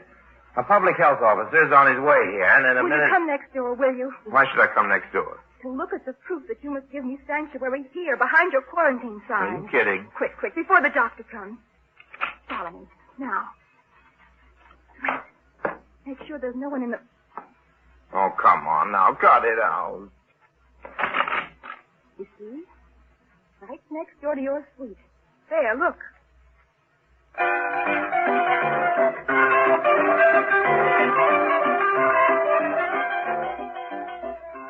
Spread-eagled in the middle of the room on the floor lay a man. His head had nearly been cut off. You see? Now, believe me? Yes, you will take me in behind your quarantine sign? Quick, let's get out of here. Back in my room, she sat tense in a chair, but only her eyes showed her fear. She couldn't have been more than 25 or 6. Her hair was reddish gold. Her face was... Well, I couldn't think about how lovely she looked. She might even have been the one who cut that man's throat. Okay, names are a good place to start. Mine is Harry Lime. What's yours? I'm called Andrea. Andrea. Okay, Andrea, did you do it? That in there? Oh, no. Why don't I call the police? Oh, no, you can't do that. Well, tell me what it's all about, then I'll judge whether or not I should call the police. You're an American, not a tourist? No, I'm an art lover. Never mind that. Now tell me. An art lover? Yes, that's right. Oh, tell me, Mr. Lime. What do you know about Greek politics? Greek politics? Nothing. Why? Oh, well, let me tell you. Go ahead. That man in there. Yes? He was called Gregor. Well? I was to give him certain papers. Huh? Documents proving that Greece was to be attacked. What? You may well be astonished. Well, it was announced yesterday on the radio. But I never knew that. Where can I hide? Hide? The bathroom. Come on. Bathroom. Get in that door, quick. Coming? Porter, sir. Oh, Porter, good. Where's the sign you're police to put on the door? Sign? Oh, the sign to the door, yes. The doctor asked me to bring it. Yes, thanks. Just hang it there. You didn't need to knock, yes. No, sir. No. I'm sorry if I disturbed you. No, not at all, yes. Well, as a matter of fact, I was... Oh, I see you have a lady visitor, sir. Who? A lady visitor? Well, nonsense. How could I? I'm in quarantine. Yes, sir. Oh. What gives you an idea like that I have a lady? The lady's handbag on the mantel, sir. Lady's handbag on the wall. Good day, sir. I will attend to the sign on the door. Thank you. Okay. He's gone. Who was it? Oh, just some kind of a hotel porter with a quarantine sign. He didn't need to come in for that. I know, but he did.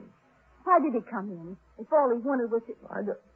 He wanted to see if I was here. Oh, stop it. He's just a hotel porter, I tell you. You don't understand. Oh. Now what? I left my purse on the mantel. Sure, and he saw it. Please, Mr. Lime, I've got to think. Now they must know I'm here. By now they must know. Oh, if only I knew which... Oh. She sat, her head in her hands, thinking. Things were coming a little fast for me. That man next door, that at least was a fact. But her story... What was going on? Why couldn't she go straight to the cops with her? Hey, Andrea. What's wrong with taking up papers to the police? Please, I'm trying to think. Okay. Oh, my goodness. This time take your pocketbook, will you? 1 minute! Yes? I am the public health officer. Oh? Good afternoon. Good Almost evening. Good evening. Good I am evening. coming in. Yes, please do. I am being Dr. Papanikolos. Dr. Papanikolos. My name. Yes. Good evening. Good evening, yes. Please to take your coat, your tie, your shirt, all off. All right, here we go. Well, I'm supposed to have his measles, you know. A contagion disease. Yes. Very. Please, sir. What's the matter? Why the sniffing, old man? You use perfume. I smelling perfume. Well, maybe I like the smell of perfume, old man. What's that got to do with my measles? What, you're a public health officer or no? Yes. Yes. And your job is, To prevent the spread of an epidemic. To prevent. And, he cracks about perfume. I'm sorry. Every man has his taste. Say, I've already said, Just tell me how long do I have to be in quarantine, old man? Please, leaving me look. Cough? No. Bright light bothering you? No. Feeling like a cold? No. German measles. German. Good.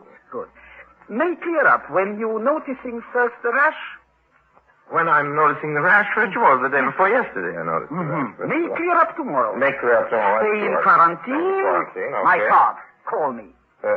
That's all? What is else? What is else? Well, I could leave tomorrow. Could be, possibly. Well, how about that, huh? Good, though. I presume. Oh, you presume. Oh, I know. I suppose, being Greek, you hate all Americans now, don't you? Ever Please since this... hate Americans? Yes. Why? Since we stopped sending you military aid yesterday. Who telling you Only a story natural, like this? Stopping sending militaries? You mean you are? Never. The Americans are ridiculous. Now, wait just a... Goodbye. Second. Not true, you're sure? The Americans are still... What's the secret? Why we speak so in a whispering? Please. Okay, old man, you're quite sure the Americans have not said they will stop sending arms to Greece? Never. Ridiculous. Goodbye. Andrea? Who was it? Well, the man who told me that you lied when you said the Americans had stopped sending military aid to Greece. Yeah. This is a public health officer, my dear Andrea. I'd like you to know that I always suspected your story. I never believed it, and I am now going to... What? What are you going to do? Call the cops and tell them about this Gregor, if that's his name, which I doubt. Now, let go. I want to get to the phone. Oh, no, please, Harry, you mustn't. Please.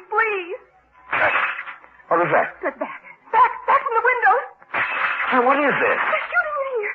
From a room across the street, see? The window curtain, third floor. They can't. Get down. Get down. Oh, curtain. Now that it's getting dark. See, Harry? Now then, you were saying... Those 2 bullets. And the plaster. Over here. I believe you said you were going to call the cops. Not now. No, now I'm calling room service. Now I want a drink. Also food. I'm hungry. Yes, food. What is it? Oh, I keep forgetting. You're sick. Measles. What's the joke? You should be in bed. What's the matter? I think you did cut that man's throat. Oh, You lied to me. Oh, Who is he? Who killed him and why? You don't believe me. All right. You really didn't give me time to think up a proper story. Now I guess I'll have to tell you the truth. And I did so want not to. Go on. First, the dinner. Why should I give you more time? I think it's because when I look at you, I can't believe that you could be involved in anything evil. Not even when bullets come in through my window. You're very sweet, Harry. No, I'm going to call room service. I'm very hungry. Need enough for 2. We'll talk about Gregor after we've eaten.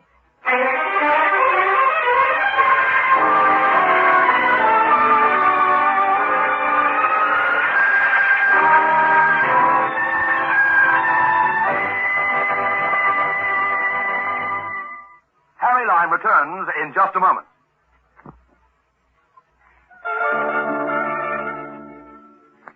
Was it my fever from the measles?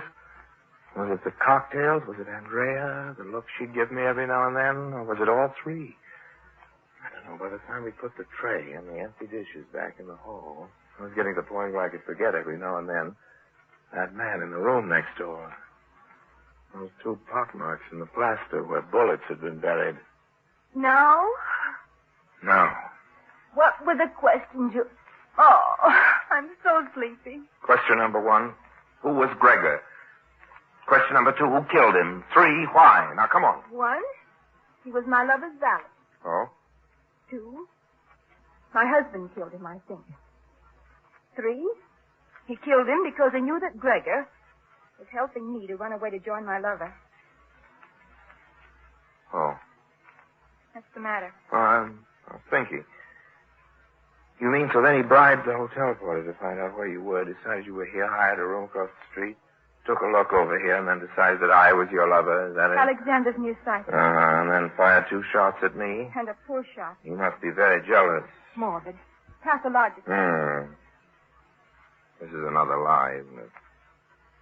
Isn't it? For the truth. What's to prevent him from coming right in here and shooting me point blank, and you too? Hey, listen, will you? Andrea, you're treating it like a joke. My gosh, I'm going to go... Now what? Well, I'm going next door. I'm beginning to think this Gregor was a vaudeville prop, that no one's been killed. The way you act about it, I can't Harry, even... come back here. Are you crazy? Listen to me. So long as that sign is on your door, they won't enter. They won't? Who won't? And if they do... Hey. Put that away. Where did you get that? It has 6 cartridges in the chambers. And I have 30 or so more in this little box. They won't come in tonight. Go to bed. Go to sleep. You mean you're going to sit up here all night? I'll have plenty of time to catch up on my sleep tomorrow. Oh, what happens tomorrow? A ship comes into the port. Ship comes into the port? To the dock, which you can see from your window. If you want to give my husband another shot at you. When a signal comes from that ship, I will leave. Are you serious about that story of a lover and a jealous husband? What's wrong with it? Yes, it's incredible. Of course, it's a lie, but at least I can believe it before I could believe the others. So? Could never be mixed up with red agents and secret documents and espionage. Not you. You're no femme fatale. I can tell. I said you were sweet. Harry. Go to bed.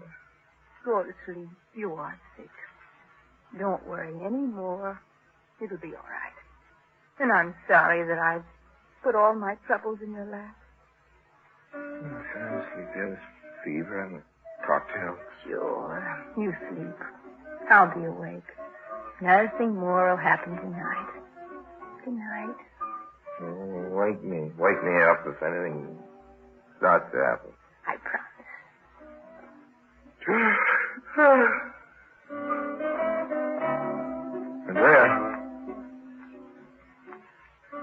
Andrea. Still dark. I looked at my watch. It's 5 a.m. Andrea? Who's that? Oh, Harry, I frightened you. I'm sorry. Where were you? Down to the dock. The ship I was... Oh, you mean your lovers arrived? Is that it? You don't believe me yet, do you? 5 o'clock. Give me that gun. You take a nap. I'll sit up a while. I might take you up on that, Harry. Good.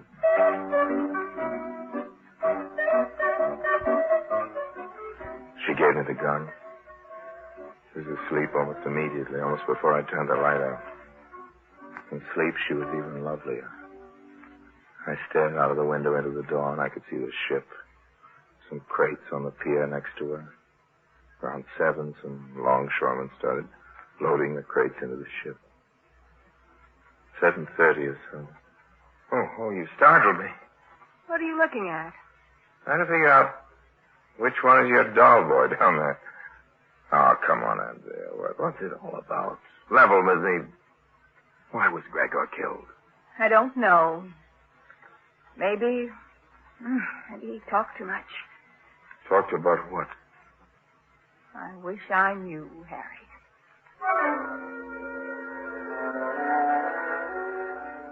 What time is it? 9 o'clock. Those curtains across the way, yes. What? They moved just a minute ago. Now they're into the bathroom. Yes, who is it? Public health officer. Oh, it's Dr. Papanopoulos. Are you okay? Okay. Come in. Hey. You're not Dr. Papanopoulos, or whatever his name is. His assistant. He sent me over instead to give you medicine. Medicine? Penicillin. If you would roll up your sleeve. Penicillin? For measles, penicillin? We cannot lift the quarantine unless you get this injection, Mr. Lyne. Oh, well, okay. What's that in there? Just alcohol to what? Just toss the needle on the bed there. Quickly. Wasn't a bad idea pretending to be a doctor. But on the other Andrea, hand... I'm not sure that you're making a... Take a seat, Harry. Tie his hands. Countess, you'll never be able to... Up or I'll shoot your teeth in. This gun has a silencer, too, you see. Tie him good, Harry. The pillowcase for a gag. Listen to me, Lyme. You do what she says and you'll be a dead man before another hour is out. One more word and I'll shoot, and I mean that. Yes, I knew why I was doing this. Is he your husband? Him.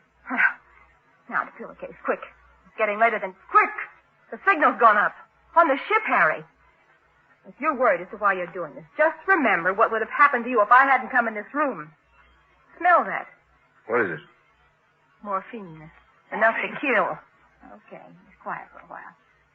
Is your bag packed, Harry? All set, but I... What? What about the man across the way when you came out on the street? That's all figured out. What did you think I was doing at 5 this morning? Come on.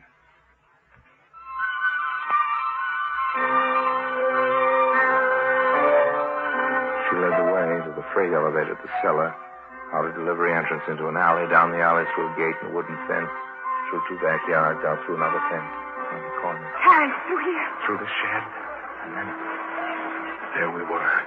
A gangplank right in front of us. We scrambled up. A man in a dirty blue uniform stood waiting. Oh, Countess, you are prompt. And this is Gregor? Captain, you'll never know how glad I was to hear you say that. Everything's ready? Your crates are aboard, yes. And the envelope for you. He started to hand her an envelope, then he paused. Perhaps just to make sure, we should first make sure that the consignment is as ordered. Most certainly. You there, crowbar, rip this open. One should be enough. A rascally-looking seaman prized a plank loose from a big crate. Inside, Satisfactory? Seems to be. I could see the dull gleam of gunmetal. They looked like machine guns. The envelope. Here you are. Thank you, Captain.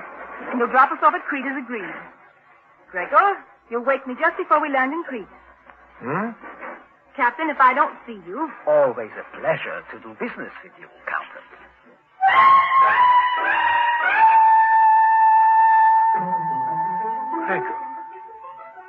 Gregor. Yeah. Do you mind if I call you Gregor, Harry? Well, why? Just for a few minutes more, till we land in Crete. What's the matter, Harry? Oh, I hope this boat sinks. The guns, you mean? And you, too. And me. And your blood money. I suppose that's what was in the envelope, the payoff, huh? Yes. Half yours, of course. Unless it's counterfeit. The last installment always is when they can get away with it. Why aren't you registering a complaint with the captain? With your six-shooter, I don't think it would be a good idea for me to complain, Harry. He might decide to examine my crates more carefully if I complain about his money. What? He might find out that the ammunition I sold him doesn't fit his guns. I'm a woman, Harry. I don't like killing. This time I can tell. You're speaking the truth, aren't you? It's always a pleasure to double-cross killers. Oh. Oh, poor Gregor. Gregor, is that me this time? No, Gregor. Oh, the real one. He always talked a lot. You know, I was never sure until the last moment whether he'd been killed by the people who didn't want us to sell these worthless guns or by our employers who discovered they were worthless. What then? When he came out of the boat this morning... There was always a possibility. Oh. But when the captain greeted you as Gregor, it was quite a load off. Oh, my goodness. Yes. I've become quite cynical because of all the treachery and double-dealing I've seen. And even you were double-crossed. Me? When? But quite honestly, I always try to make up for it. For example, to make up for it this time, I think I shall present you with the Order of the Cross of Rubeola. What's that? Rubeola. Something that's common to both of us. We both had it. Although I told you I hadn't. Rubeola is all riddled. Still riddled. No, measles. Measles? If you'd lean down just a bit, I'll confer the order on you. Thanks. Now let's, try that one.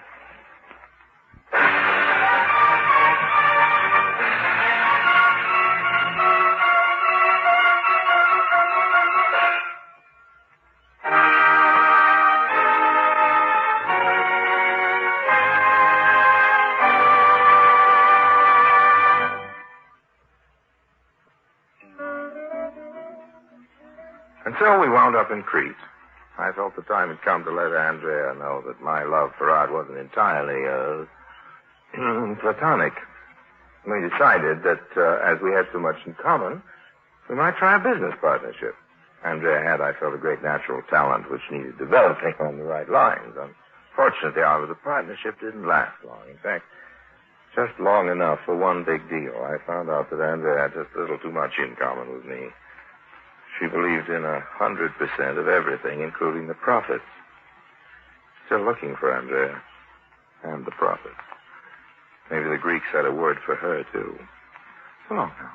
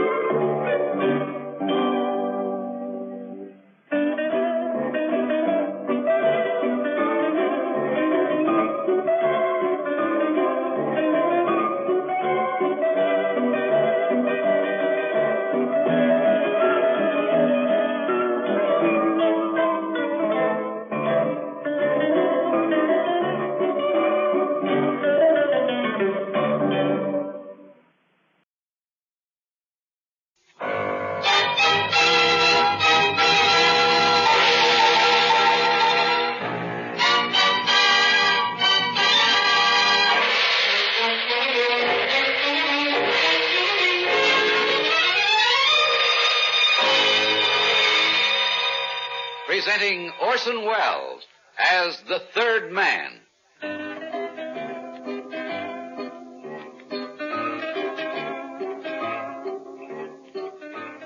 The Lives of Harry Lime. The fabulous stories of the immortal character originally created in the motion picture The Third Man, with zither music by Anton Karas.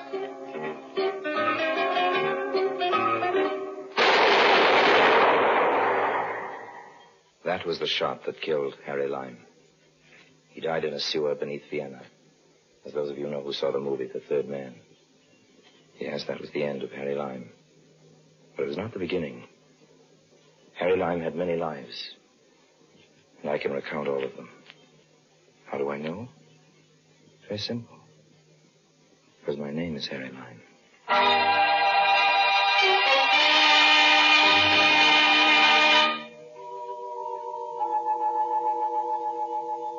You say what you will about Harry Lime, he at least was honest in his desire for money and the good things of life.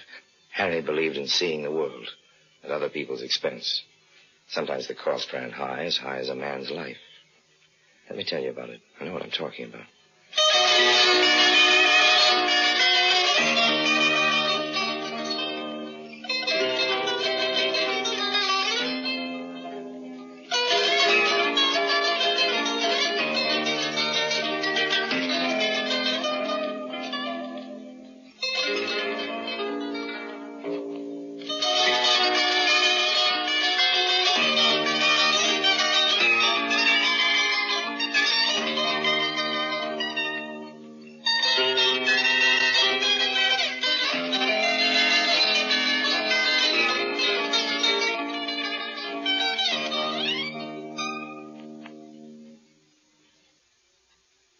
And now, Orson Welles as Harry Lime, the third man, in Clay Pigeon. In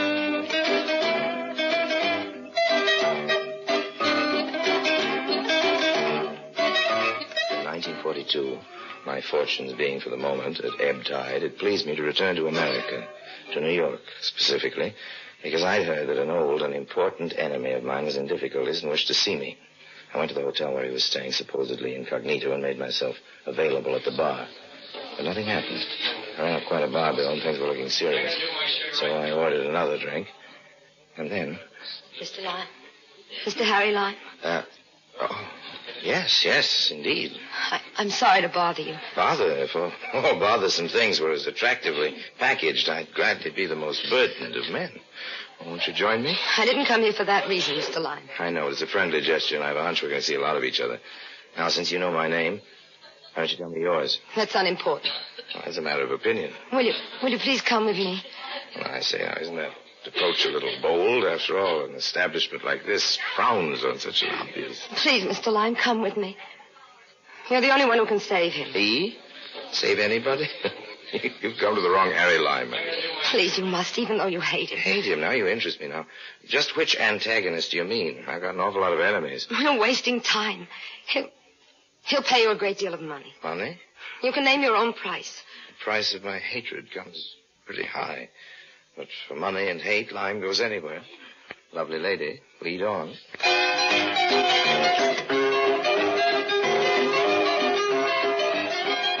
Profitable business should be made as painless as possible, and this girl was a pleasure. The dark Irish type with eyes, the mood and color of the restless channel waters, and hair as blue-black as the proverbial raven's wing. I began to enjoy myself. My waiting game was going to pay off through an old enemy. It was a fine evening for cold mischief. We took the elevator in silence, walking down the corridor to the suite of my enemy. I studied my young guide. She caught my glance. Her color mounted. I smiled. We're almost there.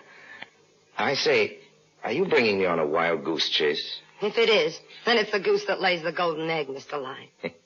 And this is it. You don't approve of me, do you? Follow me, please. I'd love to. You're just like the rest of the public, dear. You're always clamoring for high ideals, fair play, and always the first to indict without a hearing. Yes? I found him, sir. To the contrary, I found you. Please. Well, come in, by all means. The Honorable James Hadley, I believe. Aren't you surprised to see me, Lime? Not particular. This morning when the wind from the East River brought with it the usual aroma of stale grease, ancient garbage, and sewer gas, I had an idea I might run into Governor Hadley before the day was out. Aren't you in the wrong state? Still the same old Harry. Insulting, conniving. You're the man I'm supposed to help. It's not by choice, believe me. That I do believe, Governor. The dislike is mutual. Well, Governor, it's nice leaving you. Wait, Lime. I'm offering you $15,000. If... Had I better leave, Governor? No. You're responsible for bringing Lime here, Nora. Perhaps my only hope of keeping him here. You're quite wrong, sir. There are 15,000 reasons holding me here for the time being. How long I remain depends on you. Talk. I know how you hate me. I also know your capabilities, Lime. You're the only man to accomplish the job I have in mind. I've already told you what I'd pay. Lime, I'm begging you to help me. That's good. You begging me for help. All right. Sing your sad song, Hadley, old man, about the beast you must feed. You know. Don't I always know, Governor? Knowing who was after your official scalp, I realized you'd undoubtedly come to me for help. Used one poison as the antidote for another. Made myself available. You found me. You mean you knew it all the time, even downstairs you knew? In general, dear Nora, though I neither knew the sordid details nor the price to be paid for my services. Show him the pictures, Nora. Yes, Captain. Right here in the briefcase. Here you are. Thank you. Governor, I didn't think it even of you. You see, Nora, even Lime believes the man in those cursed pictures is me. It's very interesting. Who's the lady? How should I know? Oh, come on now, Governor. Official manners, or in this case, even unofficial manners, demand that you at least know the name of your female companion. Has American etiquette deteriorated to the point that you summon such creatures with a, hey, you? Mr. Lime, I'll have you know that Governor Hadley is not the man in those pictures. And good little girls should never tell lies, Nora. Oh, hang it all, she's telling the truth, Lime. I never frequent such clubs as those pictures show. And here, look at this one. You recognize a newcomer to the party. Yes, Cato. Cato, the robber baron. I admire his instincts, but not always his performance. He's a bit clumsy. Trubus Cato. Gambler, ward heater, grafter. Such dear, nostalgic words. You almost make me homesick, Governor. Be sensible, Lime. Can you imagine me in such company at any time, particularly with an election coming up next month? Not unless you're even more stupid than you used to be, James. But then everything is possible. Really, Mr. Lime, this is the... But cameras don't lie. You, above anyone else, should know better than that, Lime. How many times have you faked a picture to gain your ends? Touché, Governor, but then I always do things the hard way. You told Nora that yourself. Yeah, hard for your victims. Oh, but this isn't getting us anyplace. No matter what else you may choose to think of me, Lime, you know my term in office has been clean. Insofar as proof is concerned, the incorruptible Governor Hadley. However, these pictures could prove extremely embarrassing, old man. The untouchable Hadley seems to have been taken. I don't know much about you, Mr. Lime, except that you hate Governor Hadley. But now he's asking for your help. No matter what happened in the past between you, please help him. He's willing to pay. He said your hatred came high. Wasn't his offer high enough? Nora. That's quite all right, Governor. I admire honesty and loyalty, even though I don't approve of it or believe in it. Come here, Nora. What? Come here. I want you to stand right before me. Look right into my eyes, straight in my eyes. Answer a question. But Well, Mr. Lime, what is it? If I were the governor and you were my secretary, would you be as honest, as loyal? As honest? Yes. As loyal? No. I see. Well, why the great concern about these pictures, Hadley? Surely your indiscretions aren't that important. Then you are going to help me. I'm considering it. Then you know those pictures are important, Lime. Cato's going to use them to ruin me. Why? He wants control of my state. Either his crooked syndicate moves in, or he sends these pictures to every newspaper in the state on the eve of the election. True as Cato has improved with the years, this is almost worthy of me. I never expected you to understand, Lime. But I thought the fee might make it worth your while. Re-election means a great deal to me. I've worked hard for my office. I don't want to win or lose because of a hoodlum like Cato. And I don't want my wife, my family, to be subjugated to this kind of smear campaign. They don't deserve it. Spoken like a true family man, an American and a politician. Governor Hadley, there must be some other way to get the negatives than this man. Please, Nora. Elaine, the fair Elaine, the lovable Elaine, the lily maid of Astolat. High in her chamber, up a tower to the east, guarded the sacred shield. I'll get the negatives and the rest of these pictures from Cato for $15,000. Oh, thank heaven. And dismissal of all charges against me in your state, old man. What? The price is cheap, Governor, for your career, your family. But, Governor, you can't. Just a moment, Nora. Very well, Lime. You get me those negatives and you'll receive your money and full pardon. I'll take the money now. I expected that. Pay him, Nora. How do you know you can trust him, sir? He's the only man I know who can outwit Cato. I've got to trust him. My fee, Miss Peyton? Here it is. You'd better count it, Mr. Lyne. But why? I trust you. Oh. Just how do you plan to contact Cato? Well, that's easy enough. Easy to find a man like Cato. The hard part is in avoiding him. You should know that very well, Governor. Well, what is my next move? Right back to your nice snug capital. Return to your ivory tower, Hadley, and carry on business as usual. Oh, very well. I might as well start packing, Nora. We'll leave at once. Yes, Governor. No. What? Nora stays with me. I what? Now, listen here, lad. Cato doesn't know her by sight, does he? I don't think so. He contacted me away from his office. And she'll be our go-between. You can still pack, Nora. I want you to register at another hotel, the Plaza will do. I'll meet you at the cocktail lounge in 3 hours. Just what do you think? Nora, I'd appreciate it if you would cooperate with Mr. Lyme in whatever way you can. Well, Nora? Very well, Governor. I'll do my best. You understand, Nora? We must trust Mr. Lyme.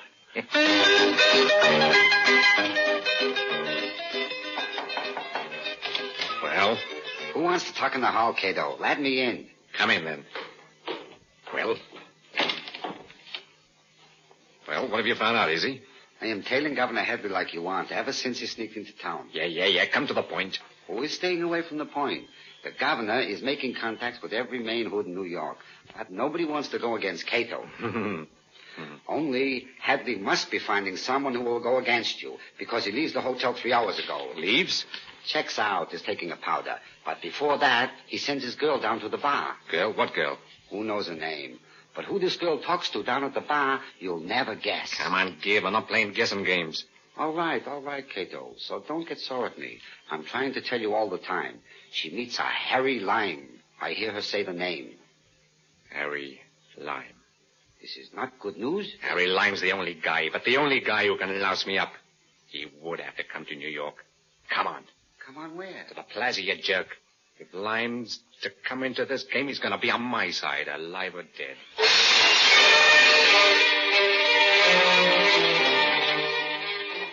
Mr. Lyne. Nora, I never dared hope you'd be this eager to see me. It's Cato over at the bar. Oh?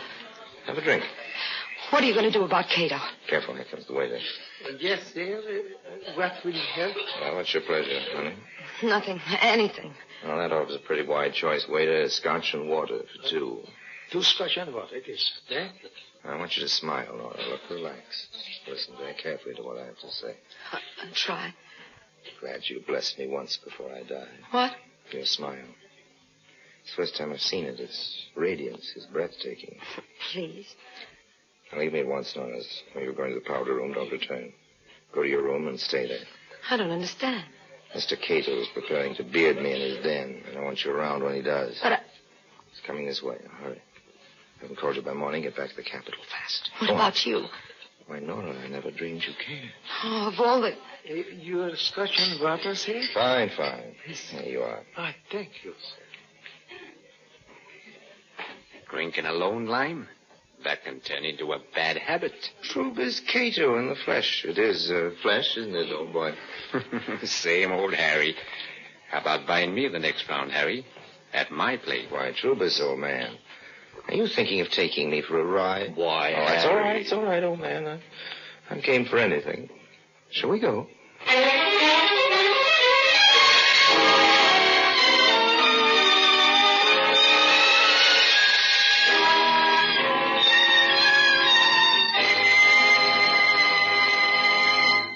Orson Welles returns in just a moment as the third man.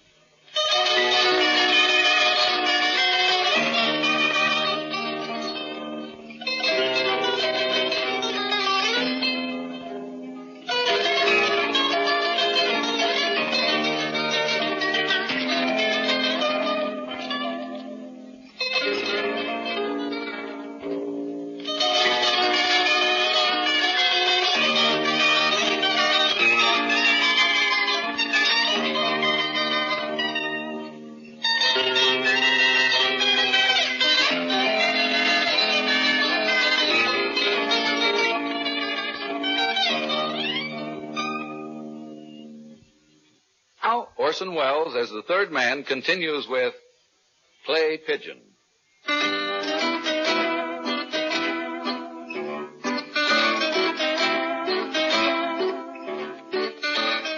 Sounds funny, but it's true. I was being taken for a ride. And a long one. A silent one. Once we got in the car, Trubus stopped talking, and I was not in the mood to make any conversation. I had my tiger by the tail, and I waited for his move.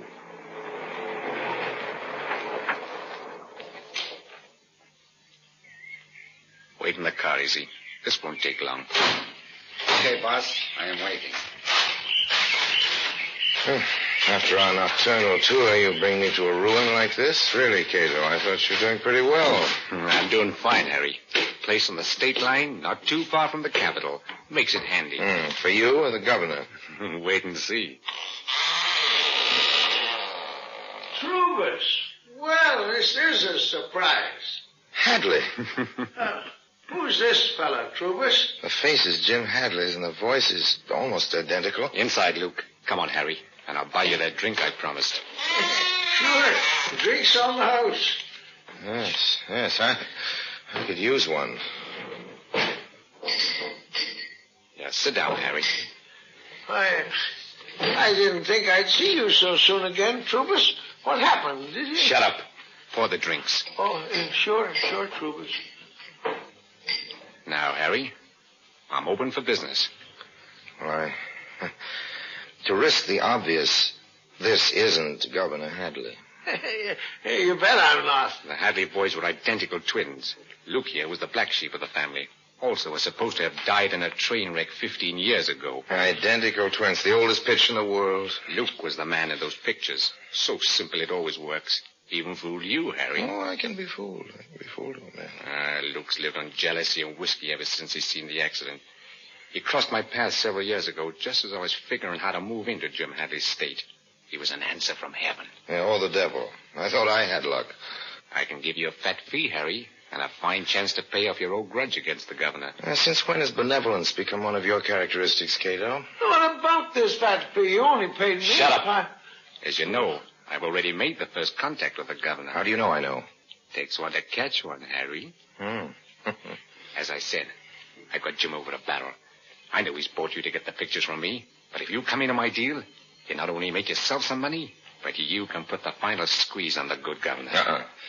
Planning to set me up as a clay pigeon, are you, old man? Sending me to make the actual transaction so you can move your syndicate into the state while I'm caught with my blackmail down. No, Harry, you know I wouldn't do that. To coin a cliche about thieves, Cato. I know. How much is the governor paying you to get these negatives? $15,000 and a full pardon. $15,000? Why, Trubus, you only gave me $500 to pose in those pictures. I'll give you $25,000 to come in with me, Harry. 25 in advance? Half of it. The rest when the deal is clinched. Listen here, Trubus. If you're so quick to throw money around, toss some my way. I've been cheated. And a percentage of my gross to take when I'm in the state. It'll be like an annuity, Harry. You listen to me, Trubus. You cut me in on this big deal you're talking about. If you don't, I'll go to jail. You what, Luke? Nothing, kiddo. I didn't mean. I was only trying to. Oh, what are you going to do, Trubus? Is he? I. Take this rat and let Muggsy work him over. No. He talks too much. No, I promise not to talk. You need me. I'll never. Come on, Luke. No. Roll. No, please. Come on, I won't. No. Well, what's your answer, Harry? Do all of your business partners get that treatment, old man? No, of course not. He's always asking for it. But now us, for instance. Why, we'll clean up in Hadley State. Slot machines, numbers, racket, dope protection, and that's just the beginning. Harry, give us 5 years and we'll be making money from every man, woman, and child in the United States. Compared to you, Joe Stalin is an amateur. I don't think I'll settle for a mere percentage, Cato, no. Our deal's got to be 50-50, or I won't come over and slide down your cellar door. 50-50? Why, Do you think you'll get away with this? I'm certain of it, no, because the young lady was with me at the plaza. What about her? She's Hadley's secretary. I spent a great deal of time and effort on getting a complete file of your misdemeanors, Cato. If I fail to contact her, copies of said file will immediately be sent to all state and federal law enforcement offices. Your pitiful tintypes will be forgotten in the headlines about Trubus Cato. You wouldn't want to be named public enemy number 1. 50-50 it is.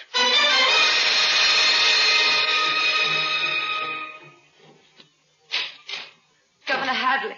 Nora. Good heavens, girl. What's happened? Harry Lime, he's with Cato now, or at least he talked with him last night. By this time, he might be dead. Dead? Why don't you call the police or the FBI? You're the governor. Do something. You too, Nora. What do you mean? The notorious Lime charm. The man's brutal, merciless, vindictive. Lives only for himself. Yet when he wishes, he can hide all this with a cloak of magnetism. Great fascination.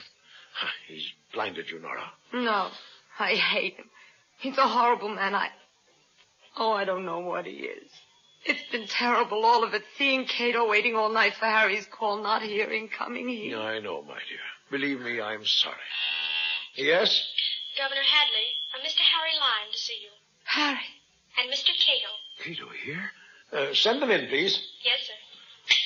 What can it mean? I don't know. Good afternoon, Governor Hadley. Nora? Mr. Lime. And true as Cato. Surely you haven't forgotten me, Governor. Cato, I told you once and for all. Don't be too hasty, Mr. Governor.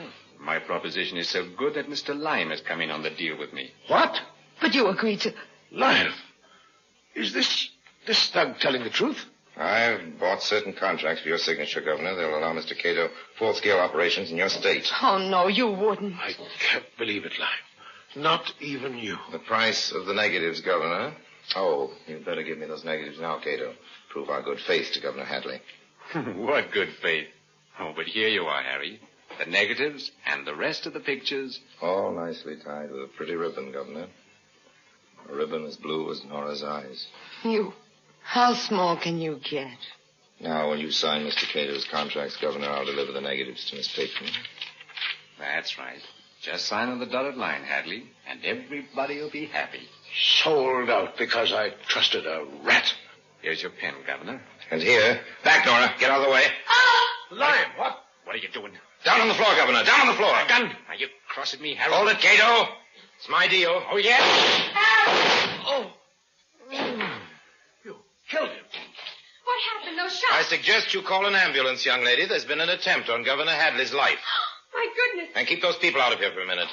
How can I ever thank you, Lime? You risked your life, Harry, and all the time we Save it. I had to kill Cato to take over his very lucrative business myself. I'll keep these negatives, Governor. You'll what? No, Harry, oh, no. This is one time, Governor Hadley, when you're not getting off so easily. These incriminating negatives in my possession, like the sword of Damocles, will be suspended over your uneasy head from now on. Call them Harry Lime's annuity, Governor. Now, if you'll excuse me. I might have expected this. And I was beginning to think you were a human being. By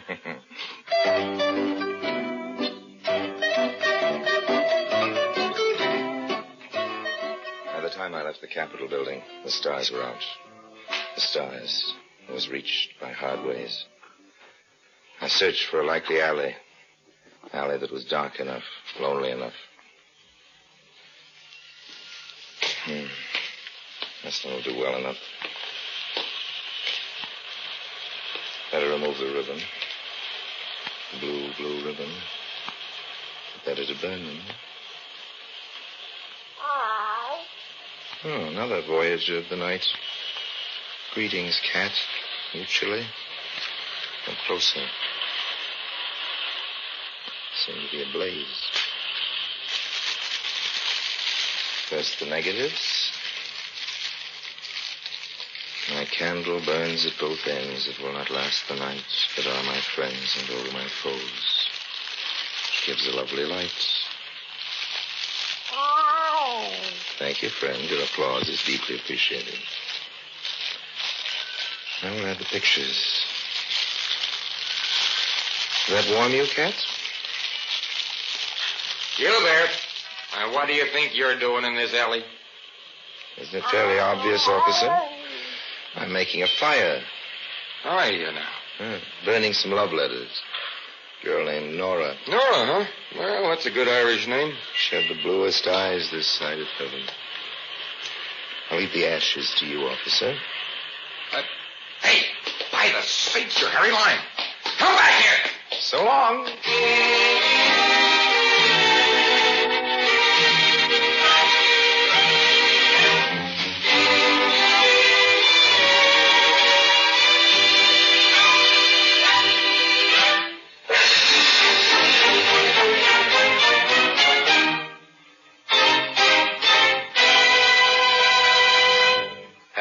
returns in just a moment.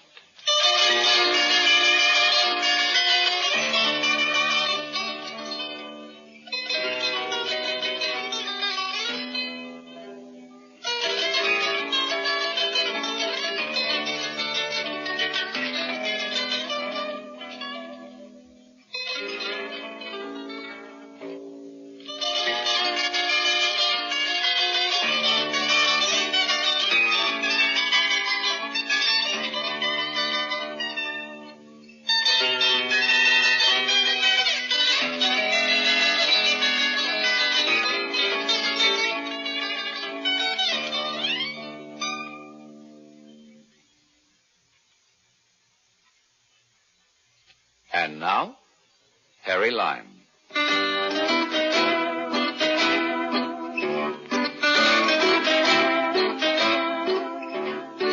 Goodbye for now. And remember what Ben Franklin said about honesty being the best policy. I wish I could. Just keep slipping my mind.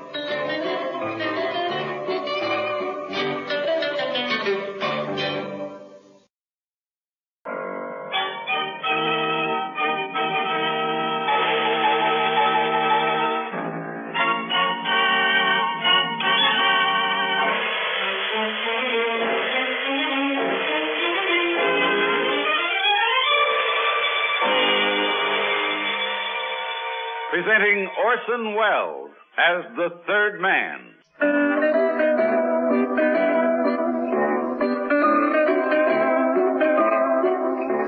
The Lives of Harry Lime. The fabulous stories of the immortal character, originally created in the story The Third Man, with zither music by Anton Karas. This little story of frustrated love and violent death just happened to happen on the Côte d'Azur. It might have happened somewhere else, but no. This little strip of Italian and French coastline called the Riviera is where it all took place. The story begins at dawn. The lovely, tender, early dawn of a summer's day in 1946. At this period of my career, I was in the cigarette business, American cigarettes. My end of it was distribution, which in France was organized out of Marseille. That's where I was bound on this particular morning. I had a full truckload of the 4 leading brands disguised in cans of powdered milk. And I'd crossed the border, never mind how, while it was still dark. And by 6 o'clock, I'd passed through Monte Carlo. I think I was somewhere just outside of Villefontaine when I saw her. She was young, red-headed. She was standing behind a big limousine trying to push it, and she was wearing an evening dress. I slowed up. She seemed to be having trouble. The car wasn't budging. She's a very beautiful girl. So I stopped. Got out of the truck. I could see she was frightened. I went over to the car she'd been trying to push. There was a man sitting inside. I could see he was wearing a dinner jacket. He had on black horn-rimmed glasses, and he was bald. None of which would have been very interesting, except that he was also dead. Well, that's how it began. Stick around. I'll tell you how it ended.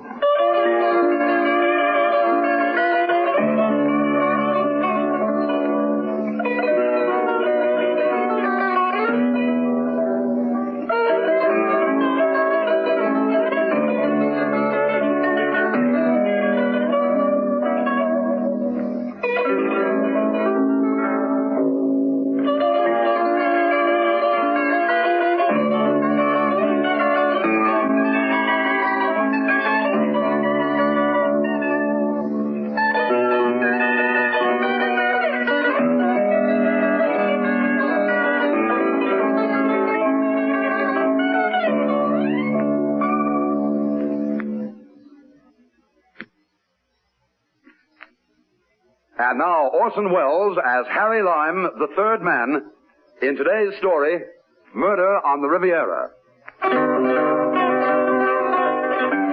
Well, I went back to my truck and turned it around. Don't ask me why. I'm just telling you what I did. I moved the truck up behind the car. She was still standing there in the road looking at me. Hey, you. You're stupid, aren't you? She didn't answer me. Well, you must be stupid. Don't you know enough to take off the brake? All at once, she understood, ran back up the road to the car, opened the door, and released the brake. Before I knew it, the car was teetering over the edge of the road. Then, with a lurch, it slipped down the embankment into the sea. She just stood there, looking at me. Well, what are you going to do now? I don't know. Well, where are you going? I don't know. Well, you can't just stand there. The day's starting. People are waking up. There's going to be traffic. Come here. What do you want? I suppose I give you a lift. You'll be a good girl if I do. Remember, I've got the gun. What's your name? Danielle? People call me Danny. Well, I'll call you stupid. Come on, get in and close the door, stupid. Better be on our way. Thank you. What's your name? Harry. Know where I'm taking you? Police? I live in Nice, stupid. It's just 10 kilometers away from here. We're going home.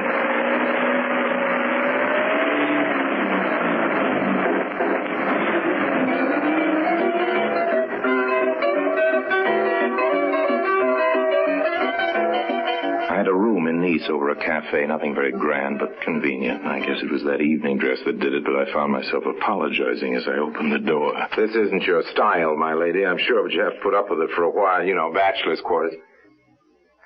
Hey. Hello, Harry.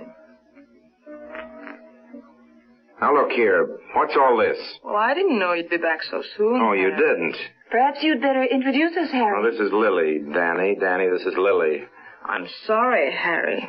Don't look so upset. I know how you feel. How I feel? See, I thought you'd be up in Genoa for another couple of days, and by then I'd found some place to stay. The old woman downstairs let me in. Come on. Get your things on now and go. Go where? It's a nice day. Go take a swim. Well, I don't have a bathing suit. Here. What's that? 2,000 francs. Why are you giving it to me? Go out and buy yourself a bathing suit. Goodbye. There's something I've got to explain. All right, start talking, but make it fast. Remember what I told you before. Make it good. Well, the first thing is I've got to get to Paris. Well, if you think I'm going to drive you there in the truck. No, of course not.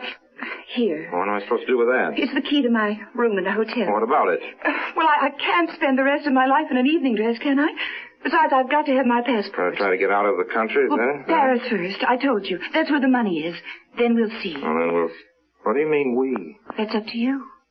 Oh. So I'm supposed to check you out of the hotel, is that it? Well, just put a few things in a bag. You know, things I can wear in the day. Oh, and remember the passport. It's in the drawer by the bed. Is that what you wanted to tell me? Why, yes.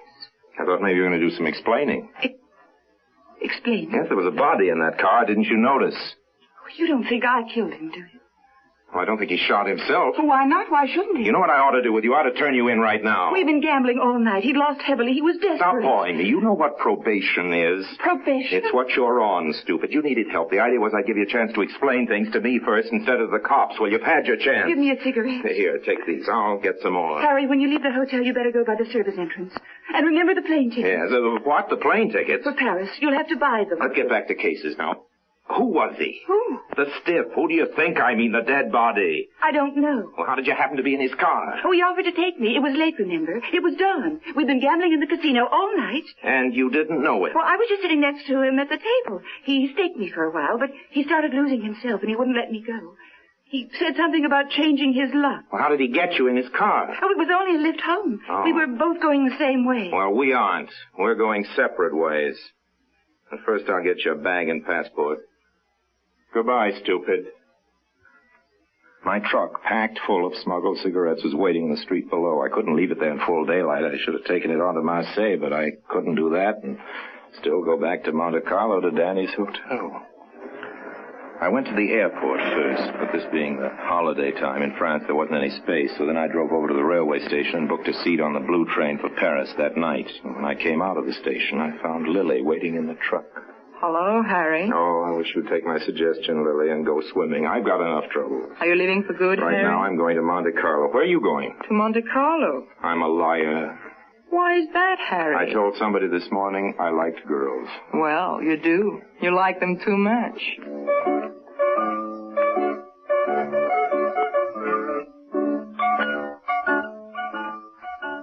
Lily was a nice kid, but she wasn't making life any easier for me that day. I tried to talk her out of tagging along with me, but it wasn't any use.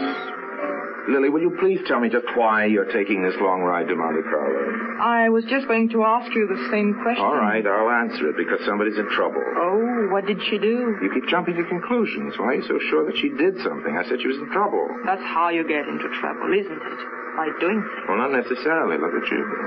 I am not in trouble, Harry, unless you want me to be. Well, you lost your job. That's trouble enough. You didn't do anything. They just fired you. Well, I threw a gin face at a man and hit him with it.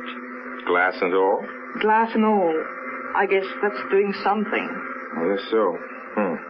Well, now what? You mean about me? Yeah. Well, it's not been working in those cheap little flats. Gonna try for something better? You've seen my act, Harry. The dance of the sacred flame. Yes. Lousy, isn't it? Pretty lousy. Well, it isn't going to get very much better. To be a dancer, I figure a girl ought to be able to dance. No, with your equipment, You like me, Harry? You mean, do I like the way you look? Well, do you? Well, I like the way you look, but you're wasting your time, honey, if you're thinking of marriage or anything like that. I'm not the type. Oh, yes, you're the type. You're just not in the mood. What's wrong with that girl?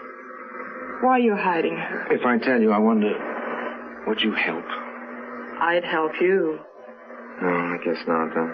No, you wouldn't help her. Well, why should I? And come to that, why should you? Well, I get a funny reaction when people are in trouble, Lily. I guess because I've been in so much trouble myself, but I never changed. I have to help them first before I ask any questions. Besides, I don't like policemen. What have the police got to do with it? Nothing, I was just talking. Look, if a bird flew in your window, what would you do?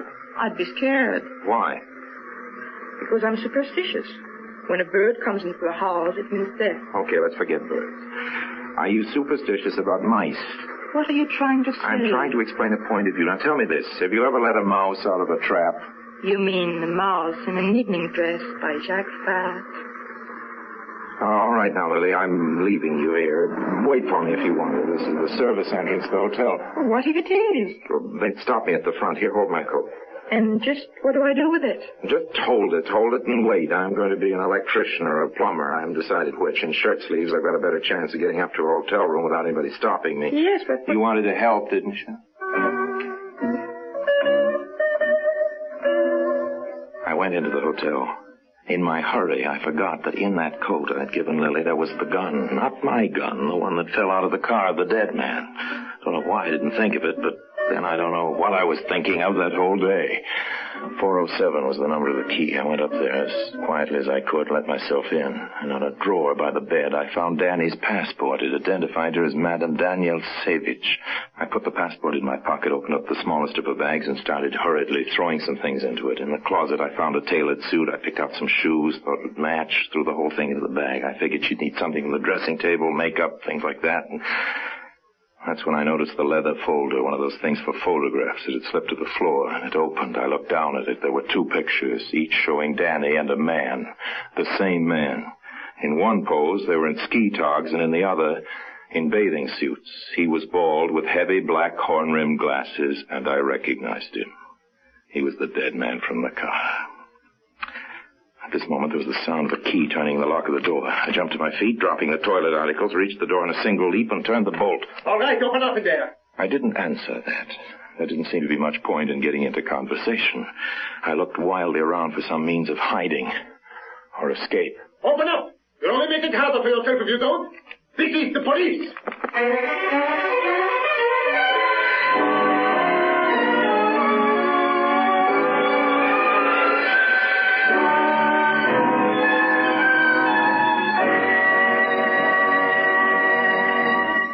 In a moment, Orson Welles returns as Harry Lime, the third man.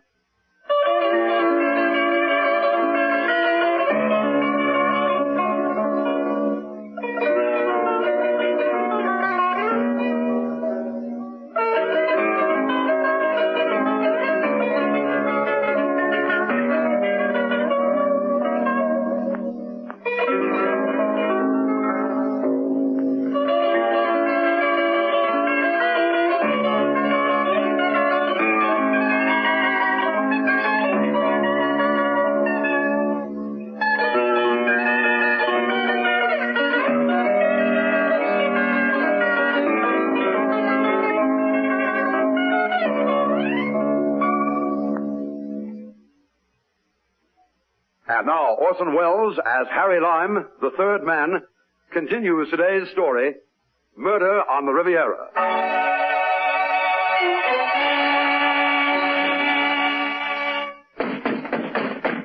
Open up in there. This is the police. I rushed to the window. It was locked. I kicked it open. There was a balcony on the floor below. It was quite a drop.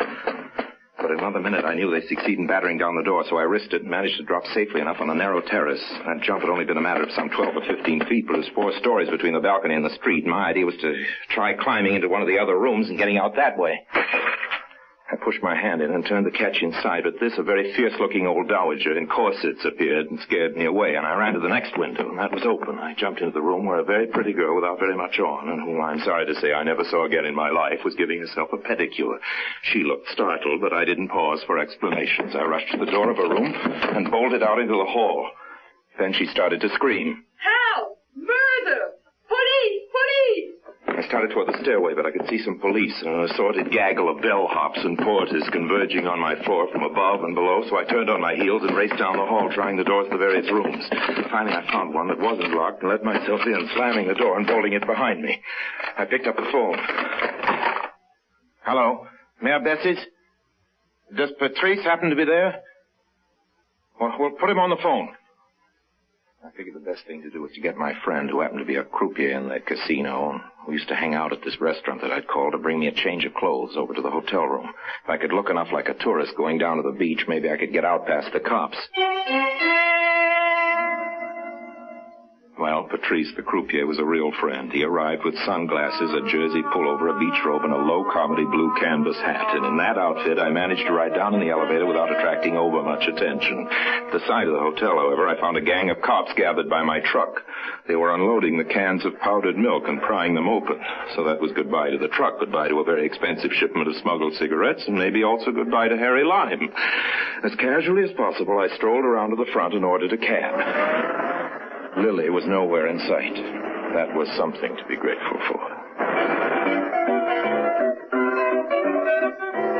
40 minutes later, I was back home in Nice. Not, I can assure you, in a very cheerful frame of mind. For one thing, the door of my room was locked. And for another, my croupier friend, Patrice, had told me that some sportsman spearing underwater for fish had come on the car. The bald man had been found and identified. His name was Victor Savage. Yes? Okay, stupid, let me in. Oh, it's you. Better let me in, Mrs. Savage. Oh. It's not much of a welcome. Hey, what are you doing? Thank you, Harry. That was nice. What do you dress like that for, Harry? Well, What have you been doing all this time? What have I been doing? Well, nothing much.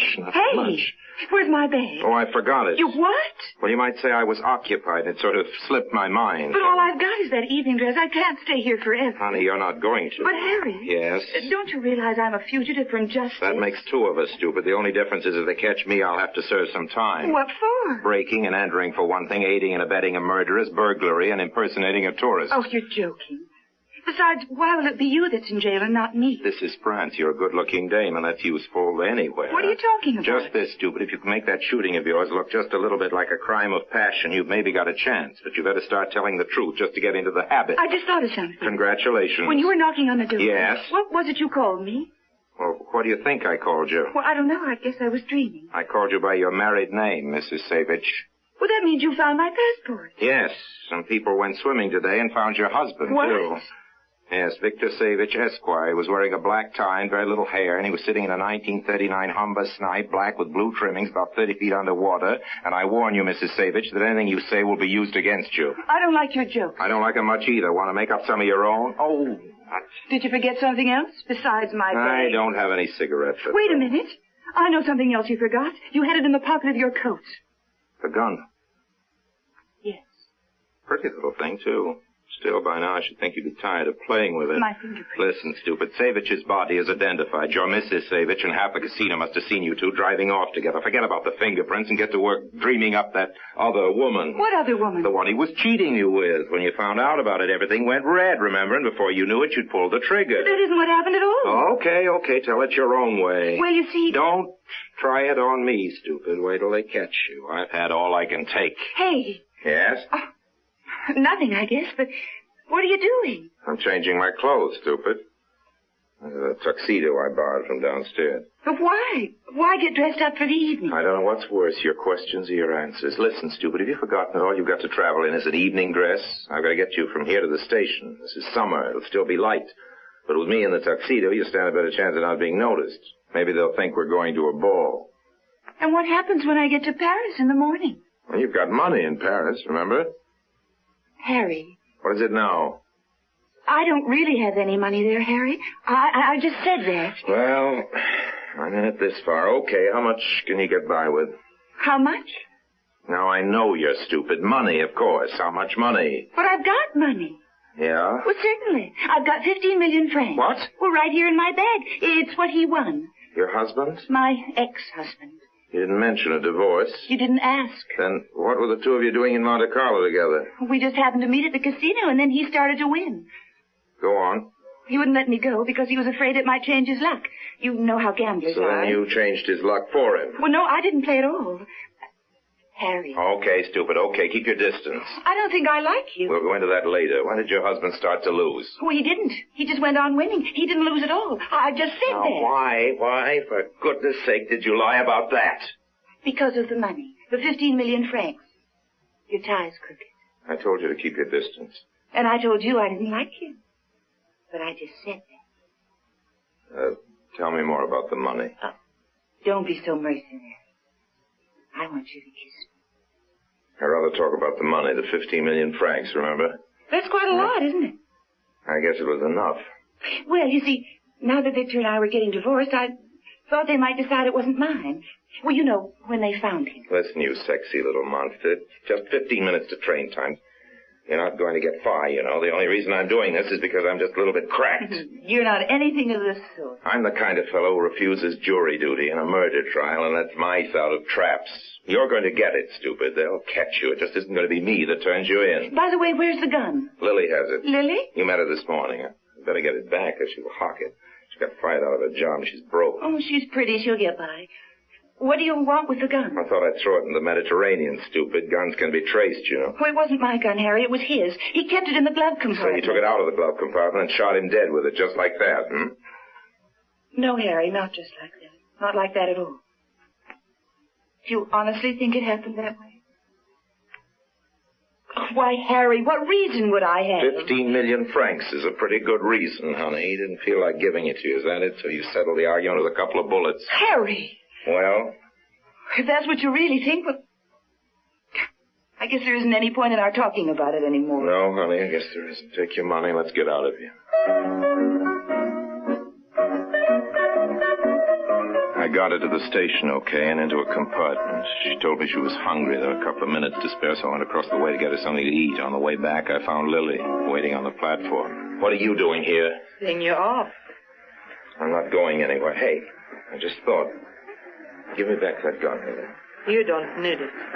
I don't need it. I don't even want it, but neither do you, and you're better off without. Come on, give it. Harry, Yes? why are you going back to her now? Can't you leave her alone? Got a ticket. Is that all? You sure? No, I'm not sure. I just wish. What? Well, I wish I had a better idea of what she's really like. Shall I tell you? No, you wouldn't believe me. Here's the gun. If you decide to go to Paris, Harry, send me a postcard.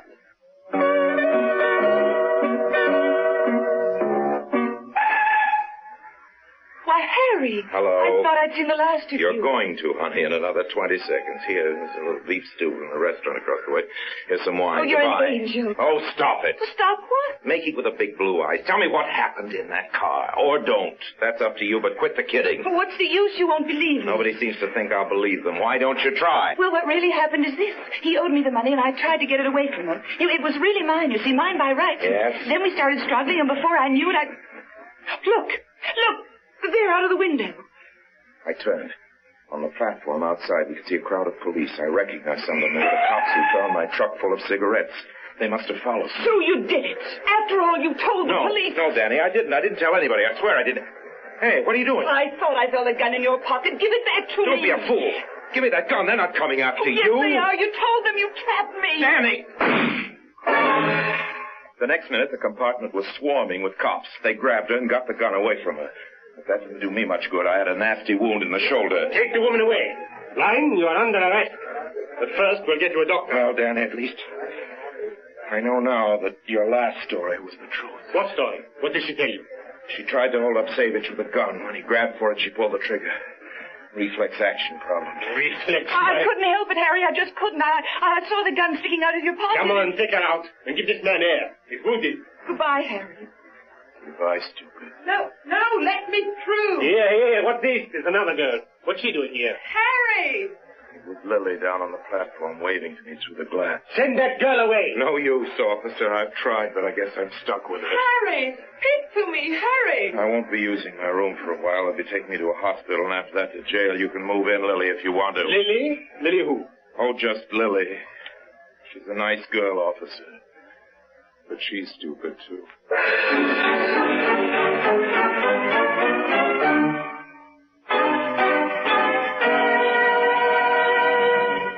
Harry Lime returns in just a moment.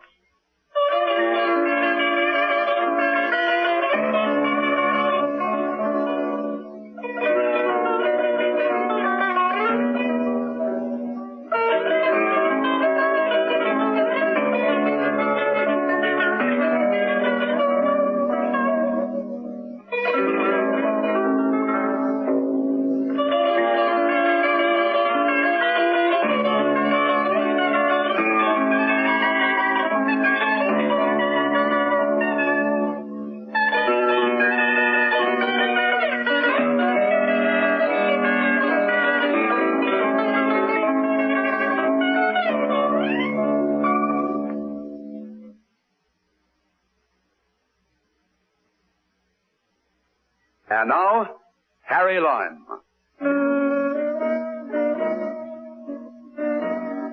So here I am, in the hospital. But the doctor says I'll soon be up and around. Maybe around is the wrong word. The up part of it is more accurate. Up on a charge of cigarette smuggling. Well, I guess that's all for now. By the way, don't let this sad little tale of frustrated love and violent death keep you from taking a holiday on the Riviera. Murders don't happen here any more often than anywhere else. And generally speaking, in this part of the world, love doesn't get frustrated. Just keep your powder dry and look out for that moon. It's loaded. So long now.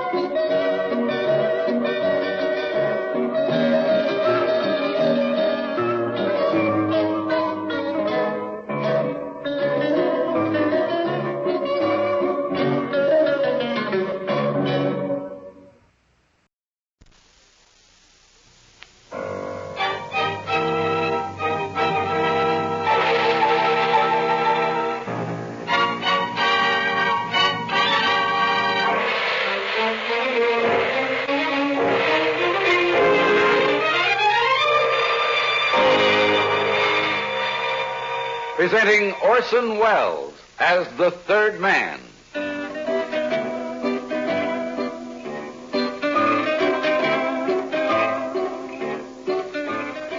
The Lives of Harry Lime, the fabulous stories of the immortal character originally created in the motion picture The Third Man, with zither music by Anton Kara.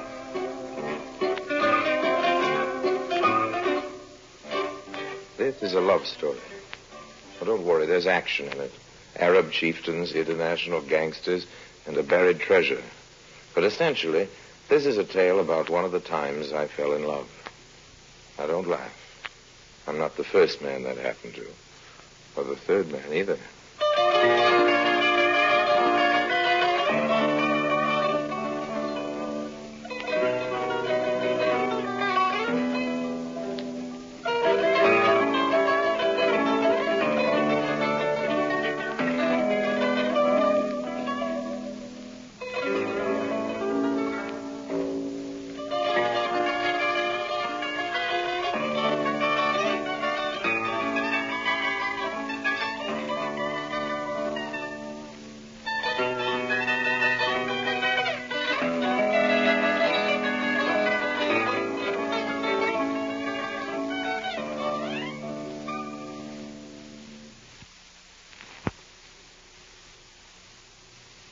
And now, Orson Welles as Harry Lime, the third man, in An Old Moorish Custom.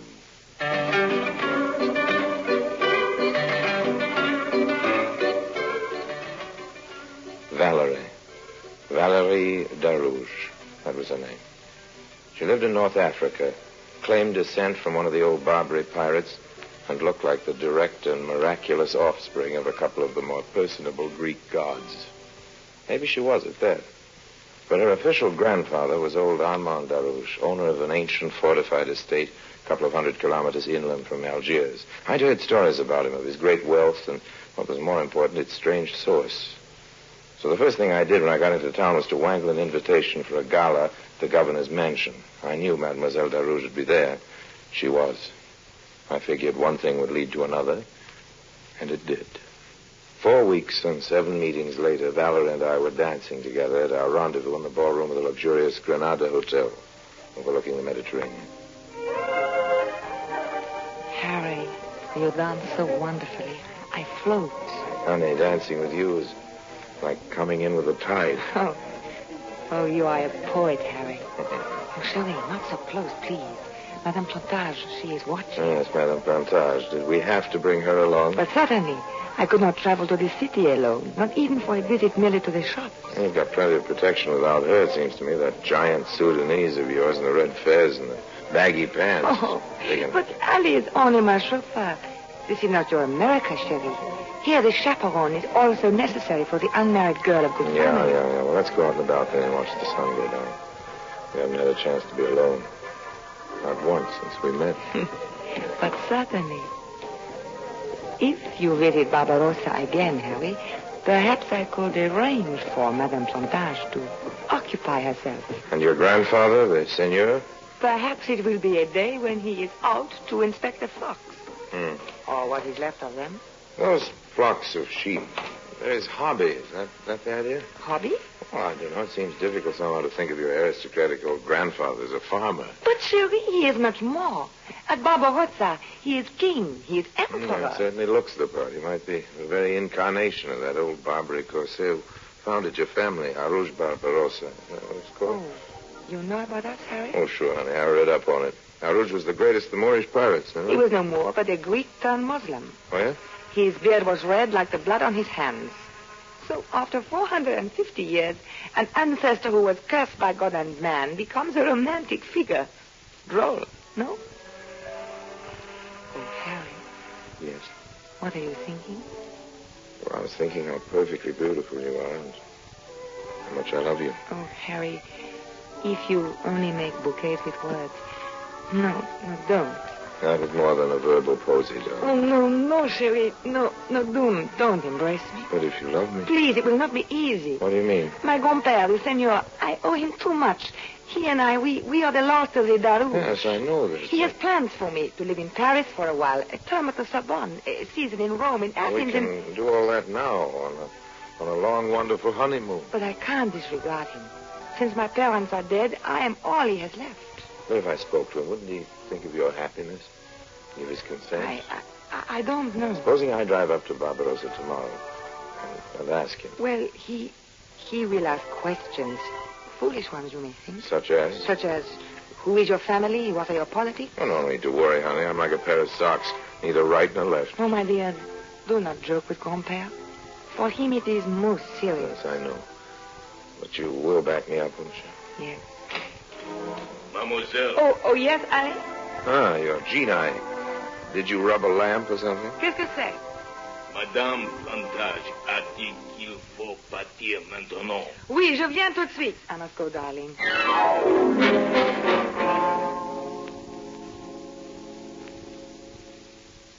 I left the hotel and threaded my way through the streets toward the little apartment in the European quarter that I'd rented when I first arrived. The twilight was sowing stars in the sky. And I heard footsteps overtaking me and looked down at the stout, pink-cheeked little man in a baggy alpaca suit and fuzzy fedora. He kept pace, looking up at me with glossy, inquisitive eyes. Monsieur Lime. Yes? Permit me to introduce myself. He drew a wallet from his pocket and flipped it open. The identity card beneath its plastic shield stared up at me. Pierre Jules Charon, police detective. You remain in Algiers much longer. A week or so, perhaps. Why? The length of your stay is a compliment to our city, monsieur. Oh. Well, I've always felt that you can't really know a place unless you live there for a while. True, but when you stopped over in Palermo, monsieur... Palermo? Yes, just before sailing for Algiers, did you meet there one calling himself Pierre Dubois? Dubois? Only his name is not Dubois, monsieur. It is Mario Marteau. Oh? What's he done? Many things, monsieur, including murder. He fled Algiers some time ago. His trail was picked up at Palermo. But would he be likely to return to Algiers? Evidently he has. A British art dealer has identified his picture as one of several bandits who tortured and robbed him last week. I see. A dangerous man, monsieur. Yes, evidently. We think perhaps he is a lieutenant of El Sikina. Who? El Sikina, a Bedouin outlaw. One of our local gangster leaders. If it occurs that you see Mario Marteau I'll give you a ring, you can be sure. A ring? On the telephone. Oh. Of course, merci, merci. So I waddled away into the gathering twilight. How many pieces of my past do you dug up? That forged passport, dechecked it with a Paris Sûreté. But no, it's not. He'd have picked me up for sure if he had. Or was this another one of those cat and mouse games? Couldn't tell. Went on to my apartment. When I got there and put my key in the lock, it refused to turn. The door was already unlocked. Come on in, Ami. Do not just stand there and stare. Mario. What are you doing here? El Sikina's treasury is getting low. It was necessary to get money at once. Oh. He is getting impatient with you, Harry. Impatient? You know, just stopped me on the street, a police agent. Asking questions about you. Tell me something new. Well, perhaps I will. That legend you told me in Palermo, about Arouge Barbarossa bearing $1 billion francs worth of gold cups and things like that in a cave. It is no legend. Maybe not. Anyway, I did some research in the government library. So? Arouge Barbarossa actually captured a galleon back in 1504, which the Pope had sent from Genoa, loaded with gold dust and wine for the use of the church. He was pursued by warships and hid his loot in a cave on the coast somewhere between Algiers and Bougie. There used to be a legend that Arouge and his crew returned to the cave once every year, rising from hell, to celebrate their capture and toast their loot in sacramental wine. Now, wine, eh? Yes, an old Moorish custom, no doubt. The Koran does not permit Muslims to drink, my friend. Arouge was a Greek variety. He and his corsairs wrote their own Koran. I am not interested in fairy tales. And neither am I, Mario. According to the records, the galleon Arouge captured was loaded with newly mined gold dust for the goldsmiths of Civitavecchia. There's no mention of finished gold articles. I do not care a sou what the records say. All I know is what I see now. Old Armand Arouge this past year has sold numerous antiques of pure gold to dealers. The Englishman we robbed had a 16th century cup he bought from Darouche just 2 weeks ago. Okay, you just leave it to me. I'll find out soon enough just where the stuff is hidden. Good. You have just 24 hours. What? If you still have not secured the necessary information, El Sikina will take steps to obtain it himself. Meaning just what? Meaning he may have to visit Barbarossa personally. I see. And as for you, Harry, your services will be dispensed with permanently. I am sure you understand. Yes, I think I understand.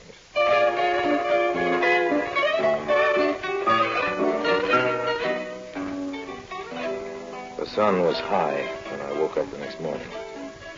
I dressed carefully, hired a limousine, an expensive-looking one, and drove out from Algiers toward the ancient estate of Barbarossa. I pulled up before the villa of Signor Armand Darouche.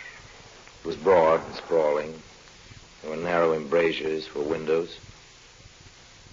The old house was like a lonely fortress in the blazing heat.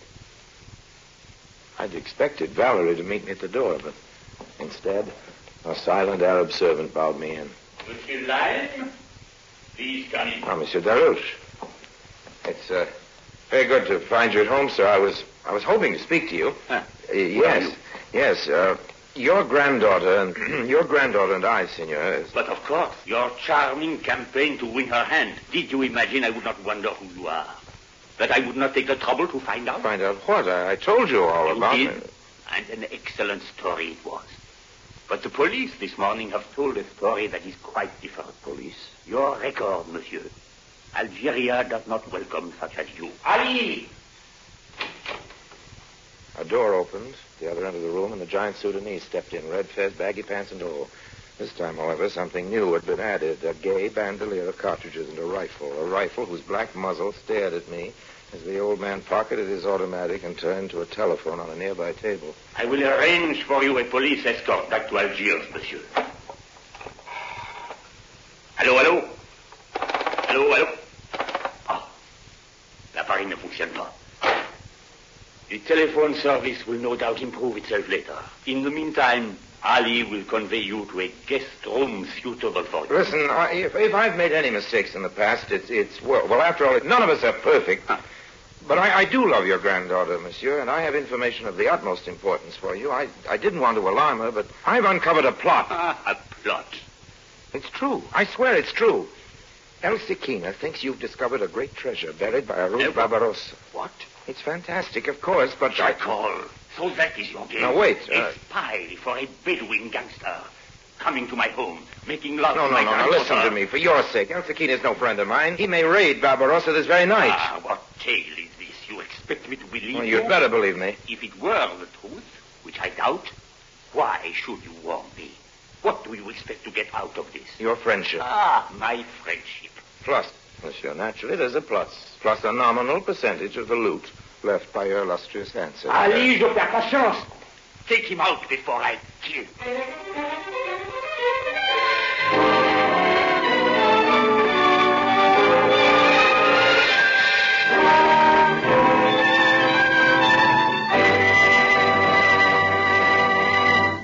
Orson Welles returns in just a moment as the third man.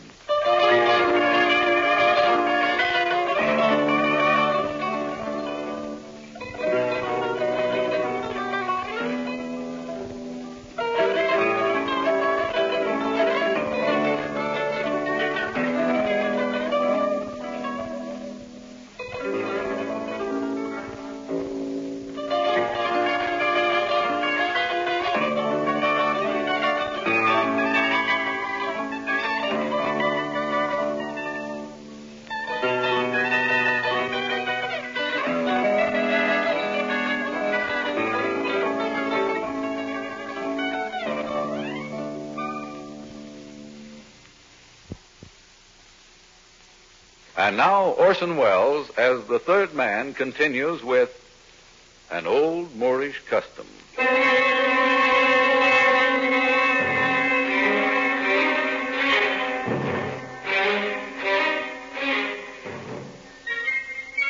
The guest room in which Ali locked me featured primarily an iron door, naked stone walls, and a single barred window.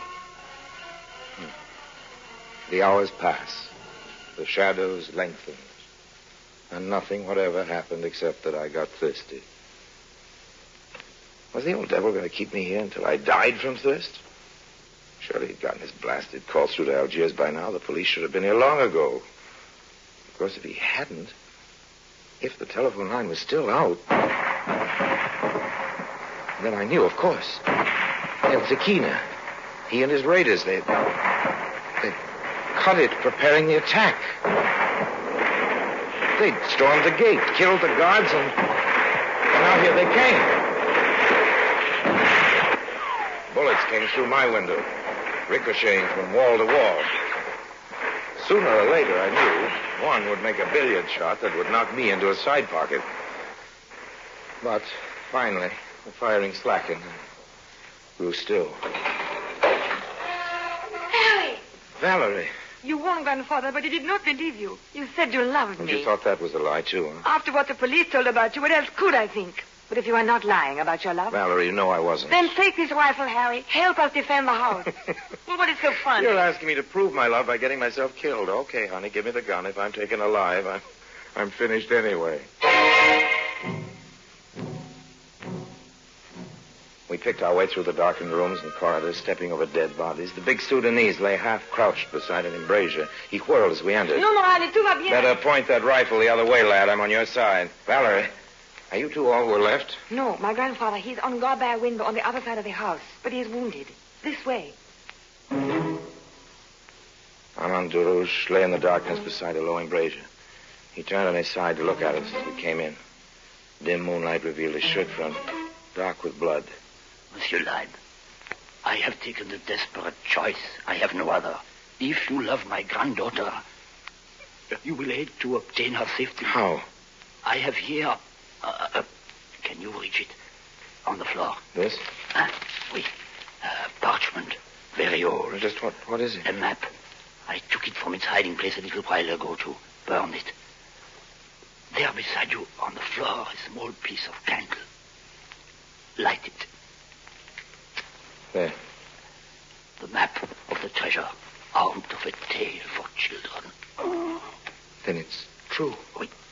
The smaller part remains where it has been for over 400 years with the curse of God upon it. If you love Valerie, you can buy her life with it, and yours. You are clever, Lime. You can bargain with Elsikina. Save Valerie from those swine. These symbols, I don't understand. I will tell you their meaning. First, swear on your salvation that you will keep faith. I swear. Now listen. Bend closer. I will show you how to find the cave of the Corsair. Here is the key to the code. When Darouche had finished, I put the parchment in my pocket, snuffed the candle, tried to make the old man a little more comfortable, but his body had gone limp. When I spoke, there wasn't any answer. The master of Barbarossa was dead. Here they come. Valerie! Valerie, are you hit? Harry's wounded. Valerie, it's no use. Oh, Harry.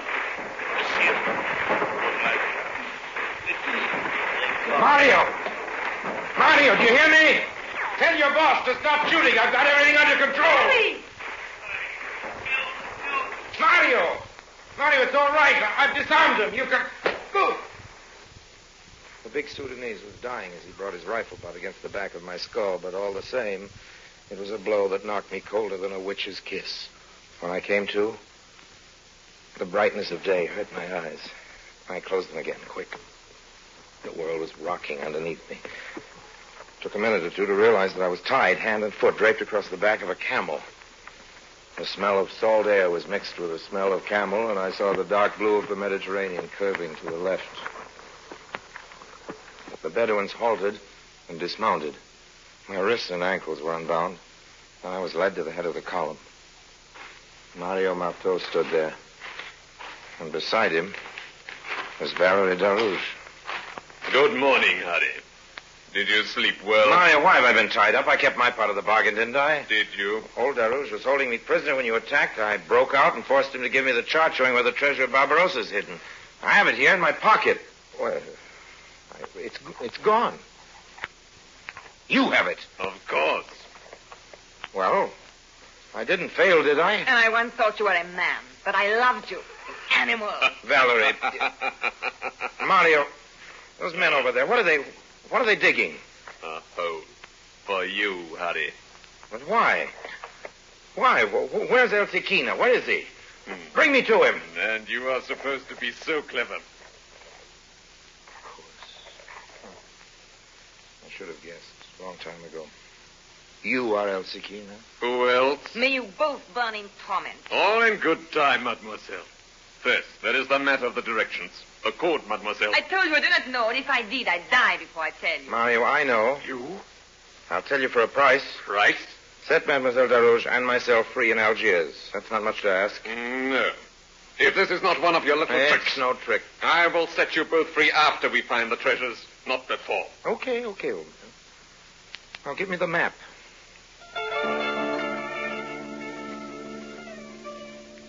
We followed the broken coastline, and later that day, as the sky grew gray and dust devils danced, we reached the place. An old Bedouin remained with Valerie on the beach as I led them into a narrow break in the rocks, a break that widened into an enormous cavern.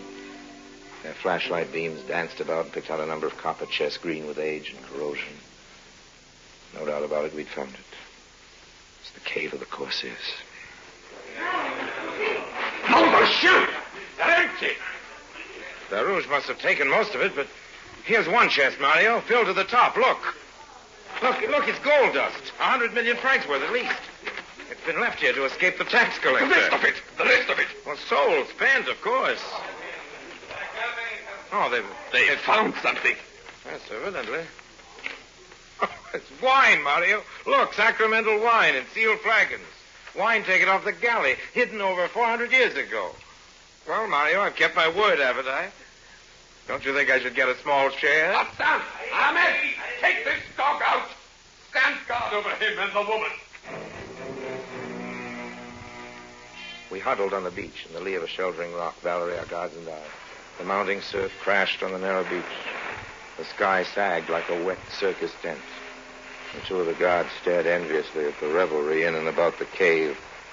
The third, more devout, scowled. Keep away. What's wrong, old girl? You're shivering. Do not touch me. Two of our guards are leaving, headed for the cave. The others staggering around, lying about the sand. They all drink enough. What the devil? A chest of gold dust. The only one that's left.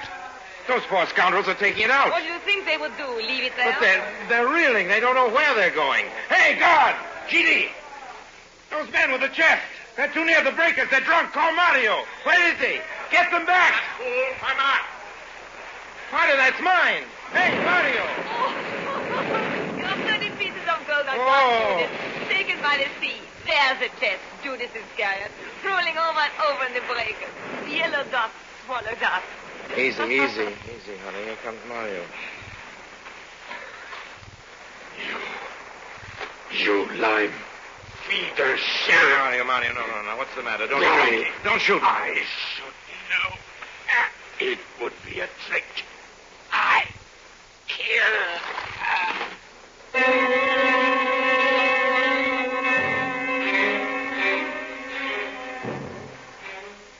Mario Marto collapsed, his pistol falling from his hand as he fell. Look at them, all of them.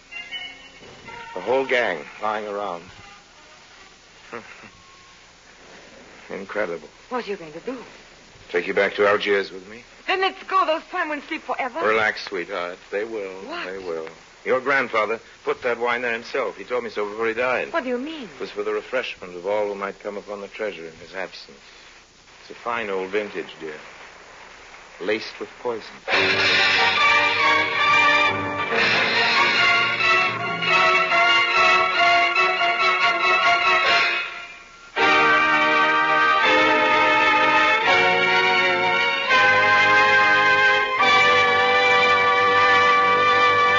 Harry Lime returns in just a moment.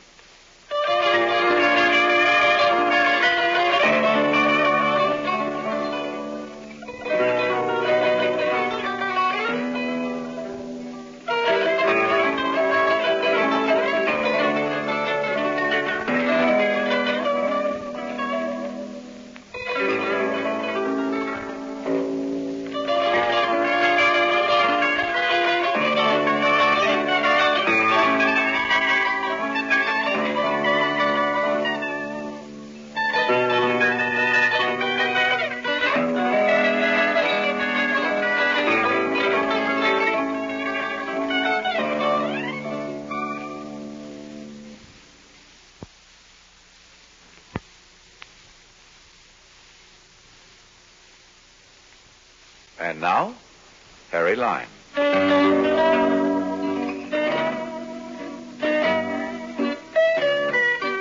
Whatever happened to Valerie? I'm sure you're asking that question. Well, so am I. Come to think of it, I saved her life, and all she had to say to that was goodbye.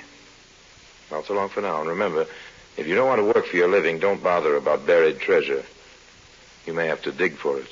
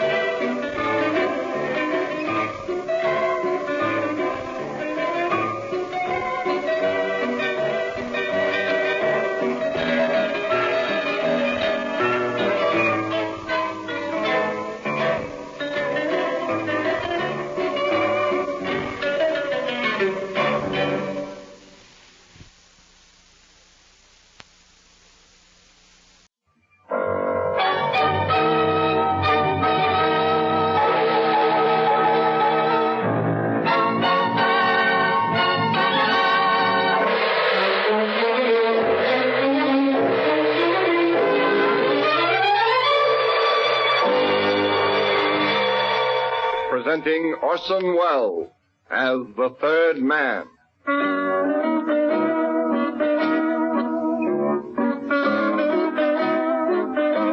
The Lives of Harry Lime, the fabulous stories of the immortal character originally created in the motion picture The Third Man, with zither music by Anton Karas.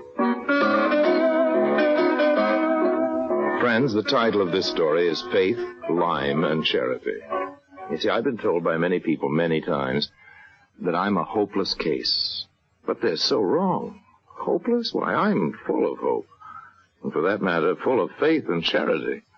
Faith in the great universal succor. Hope that he's coming my way. And charity, well, there's one cause that's always right in front of me. Every time I shave.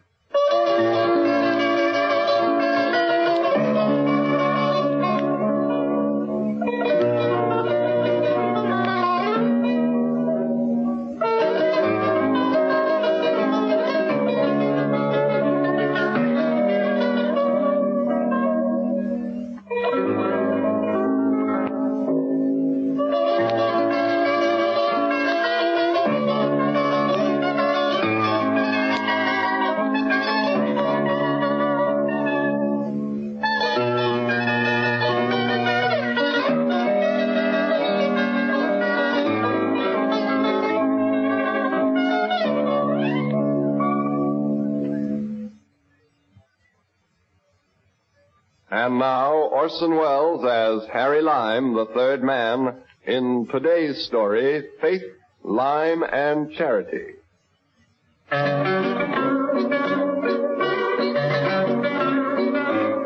Wealthy tourists have always been attracted by the romance of India and the beautiful Taj Mahal.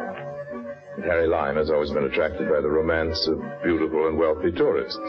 It was with this idea in mind that I took the train from New Delhi to Agra, which is the ancient capital city of India where the Taj is located.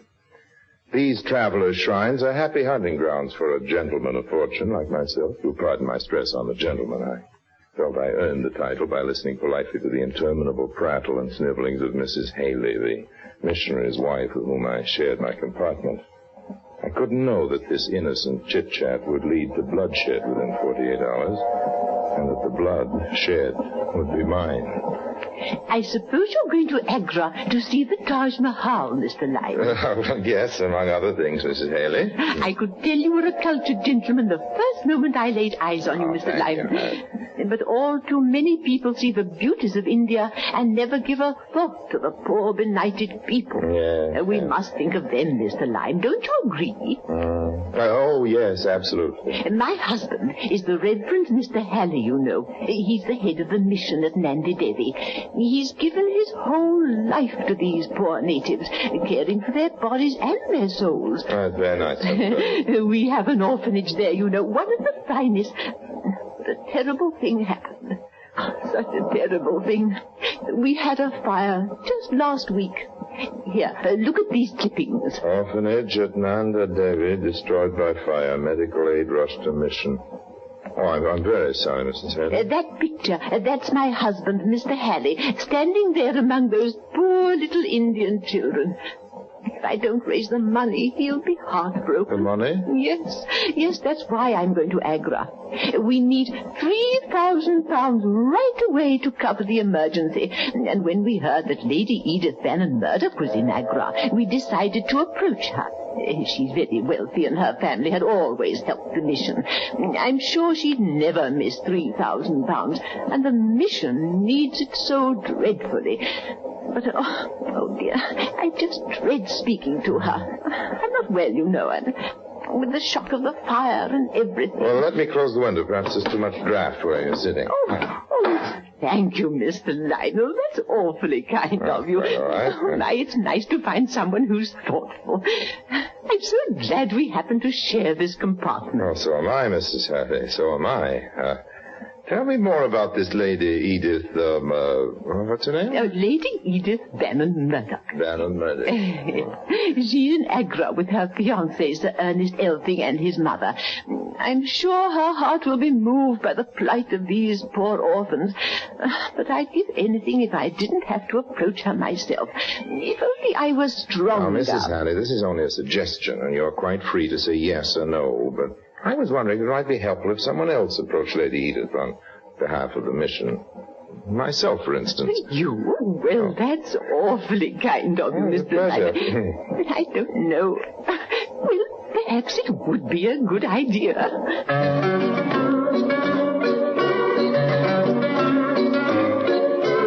By the time we arrived in Agra, the missionary's wife had gratefully agreed to let me approach Lady Edith for the cash. Here I should add, I think for the benefit of those with sensitive dispositions, that I had no intention of making off with the 3,000 pounds needed by the orphanage. But I calculated that if Lady Edith was good for 3,000 pounds, she was good for 5. 3 for the orphans and 2 for Harry Lyme. After all, if a man gives 3/5 of his income to charity, who can complain? This is a great stroke of luck, a ready-made scheme for relieving the overly rich. And so, armed with the credentials and the clippings Mrs. Haley had given me, I set out to find Lady Edith. Just as I arrived at the steps of the consulate where she and her party were staying, a large limousine drew up. I heard angry voices and hid behind a month-old copy of the London Times. I don't care, Ernie. I think you're a miserable sport. Keep your voice down, Edith, and remember poor Ernie's indigestion. I'm tired of remembering poor Ernie's indigestion. Well, if you're going to marry him, you'll have no choice. Ernest was always a frail boy. But we came all the way to Agra to see the Taj Mahal. Oh, I'm afraid Mother's right, Edith. I just don't feel up to anything tonight. Oh, you would insist that we go to that native place to eat, and all that blasted curry. Oh, I feel wretched. Oh, come on, Ernie. You'll feel better out there in the open air. Couldn't we go tonight, just we two? Remember how we used to talk about seeing the Taj by moonlight? Oh, I'm sorry, my dear. Really, I am. It's almost twilight now. The moon's coming up. Oh, it'll be lovely. Do come, Ernie. Well, I'm absolutely against it. You'll have to wait for another night when Ernest is feeling better. Yes. I can't have him out in the night air with his stomach upset. That's right. Yeah, perhaps tomorrow night. It's tonight or never. Ernie? Oh, I think I'd better lie down. Oh, you're impossible. Now calm yourself, my dear Edith. Don't be so impulsive. Come along inside and we'll have a nice, quiet evening together. Edith, where are you going? Driver, take me to the Taj Mahal. Oh, but Edith, you can't go out there by yourself. Oh, can't I? My chivalrous soul could not bear the thought of the lovely Lady Edith having to visit the romantic Taj Mahal all alone. So I hailed one of the ancient and unlikely taxis that catered to tourists. Driver, take me to the Taj Mahal. Yes, I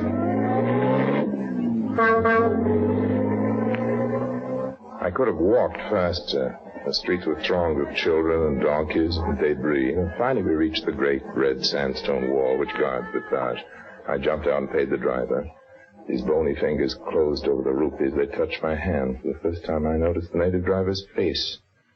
The cheeks were sunken and the eyes glowed strangely like dark coals. I stared at him, fascinated as he spoke. Remember, he who betrays the little one shall pay with his blood. Yes. Then he was gone.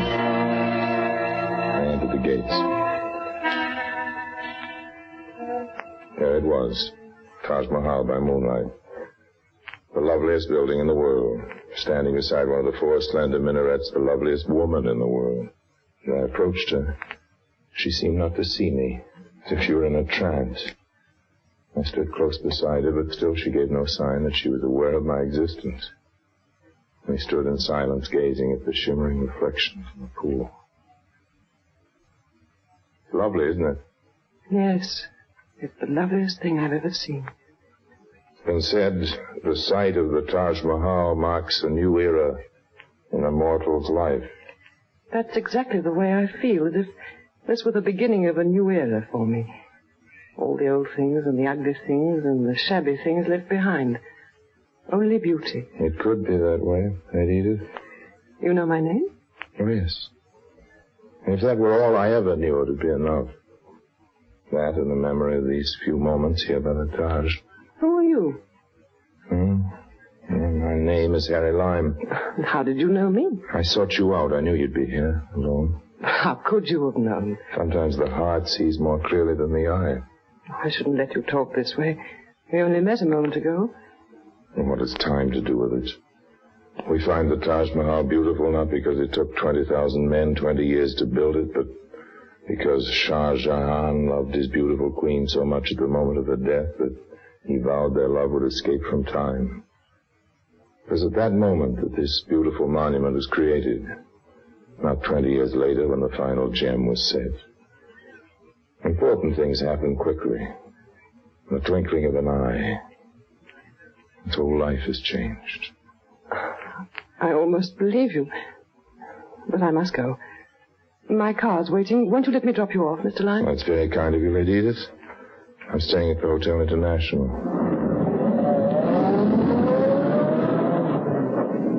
Seated in the luxurious limousine, equipped with a correct English chauffeur, she became Lady Edith Bannon Murdoch. Gracious and casual. She chatted of this and that as if the moonlit scene had never taken place. By the time we stopped at the International Bar for a drink, we were talking and laughing easily together. Do you know, this is the first really pleasant evening I've had since I arrived in India. Well, I'm honored. Some of the credit goes to the Taj Mahal, no doubt. Some of the credit.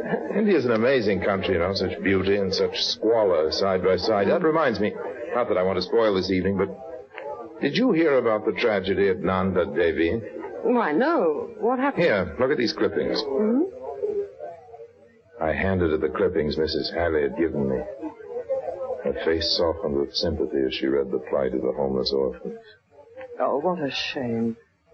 Poor little children. Yes, coming up here on the train, I met Mrs. Haley, the missionary's wife. That's how I happened to know about it. A frail little creature for a big job of raising £5,000 the next few days to cover this emergency. I understand the missionary's a poor one, but does an extraordinary amount of good work. Now they're in desperate trouble. Oh, how dreadful. And how kind of you to be so concerned. Oh, Mrs. Haley's story touched me considerably, so much so, in fact, that I agreed to help her raise the money. Have you had much success? None at all so far. Oh, that's too bad. I have a dreadful confession to make, Lady Edith. That's why I followed you to the Taj Mahal tonight. Mrs. Haley read in the paper that you were in Agra and asked me to approach you on behalf of the orphans. Oh, is that why you approached me? On behalf of the orphans? Well, that's why I followed you. But once I'd seen you, I'm afraid the whole thing went right out of my mind. I don't understand. Perhaps it's old-fashioned, but now that our acquaintance is on a more personal basis, I couldn't use it, that's all. No, I'm sorry I even told you about Nanda Devi. I'm glad you did. Let's just forget about it, shall we? No, we shall not. In spite of your foolish chivalry or whatever it is, we shall not forget it. I insist on making the contribution. You do? Yes, I do. How much money did you say the mission was? £5,000 to cover the emergency and start rebuilding the orphanage, but all this makes me feel... Oh, don't be ridiculous, Harry. Oh, I really must get back to the consulate now. When will I see you? How about tomorrow night? At the Taj. Very well. I'll have the money for you then.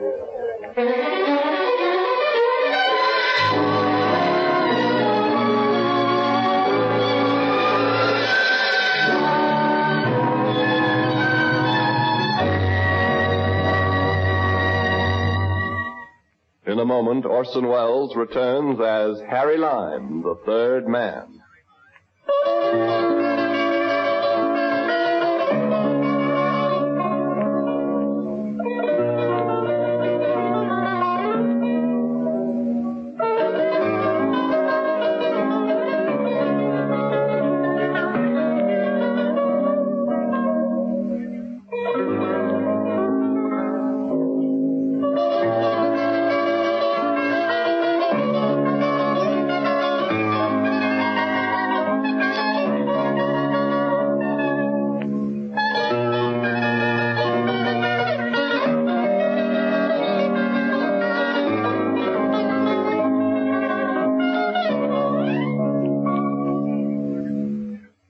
And now, Orson Welles as Harry Lime, the third man, continues today's story, Faith, Lime, and Charity. I awoke the next morning to find my breakfast waiting for me. Evidently one of the native servants had brought it while I was asleep. On the tray, under one of the dishes, I found a note written in a strong hand that said, "Remember the little one." I pushed the food away from me. And that night I met Lady Edith at the Taj Mahal once more. She gave me the packet of bills, which I put in my pocket with a few more protests, and then we lingered on. She wore a simple evening dress, and there was a white scarf, I remember, over her head. You know, if the King, Jahan, could have seen you tonight, I think he would have forgotten about his queen forever. And then he wouldn't have built the Taj, and we should all be poorer. He would have built it for you. I noticed someone coming through the gates at the far end of the courtyard. Something about the slope of the shoulders looked familiar. As the figure approached, I saw that it was Sir Ernest, Lady Edith's fiancé. She rose to her feet. Annie, what are you doing here? I might ask the same question, Edith. Come along. Well, I won't be spoken to like a child. What does this mean? It means that you are coming back to the consulate with me. Oh, I'm doing nothing of the kind. Oh, Edith, please. You must come with me. I'll explain everything later. Oh, very well, Ernie. I think it's rather rude of you. Good night, Mr. Lyme. I hope we'll meet again. I hope so, Lady Edith. Good night. Ernie, I wish you'd tell me. Something was up. Now all I had to do was get out of Agra, and fast. There was nothing to stand in my way. Nothing but a white turban native who suddenly appeared out of the shrubbery. You will come with me. Well, who are you? A friend of the little one.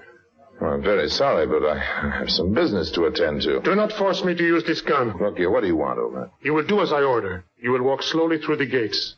I will be a few paces behind you with this gun hidden in my cloak. You will not attempt to attract the guards in any way. If you make one sign or one move as we pass them, it will be the last foolish thing you ever do. I, Mustafa, swear it by the beard of the Prophet. Okay, old man. Let me go.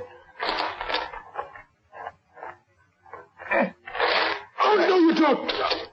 As the native came abreast of me, I quickly threw my weight against him.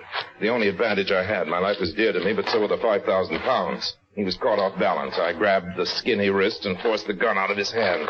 But suddenly the other hand was holding a knife. It grazed my cheek. Talk now, you will pay!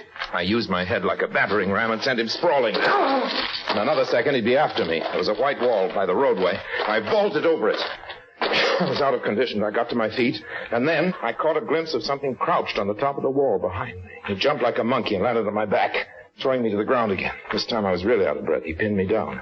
I felt his knees pressing into my ribs and the cold steel of his knife against the flesh of my neck. The soil on which you lie is holy soil. This is an ancient burying ground.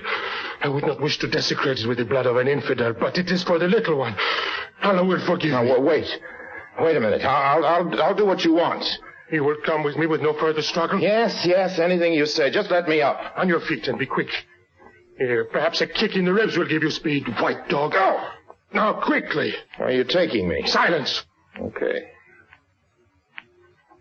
We made our way between the tombs toward a ruined building with a dingy dome. Hurry. What is this? The poor man's Taj Mahal? It is an ancient mosque. Take off your shoes. What? Take off your shoes. This is a holy place. Oh, you take that knife away from my ribs, and I will. I bring you to the little one.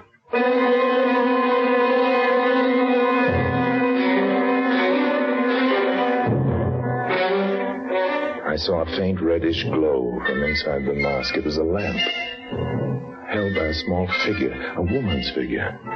She was wrapped in the women's garment of India, the sari. What kind of creature was this? We meet again, Mr. Lyme. Mrs. Halley.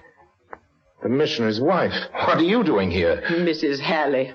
That was one of the greatest parts I ever played.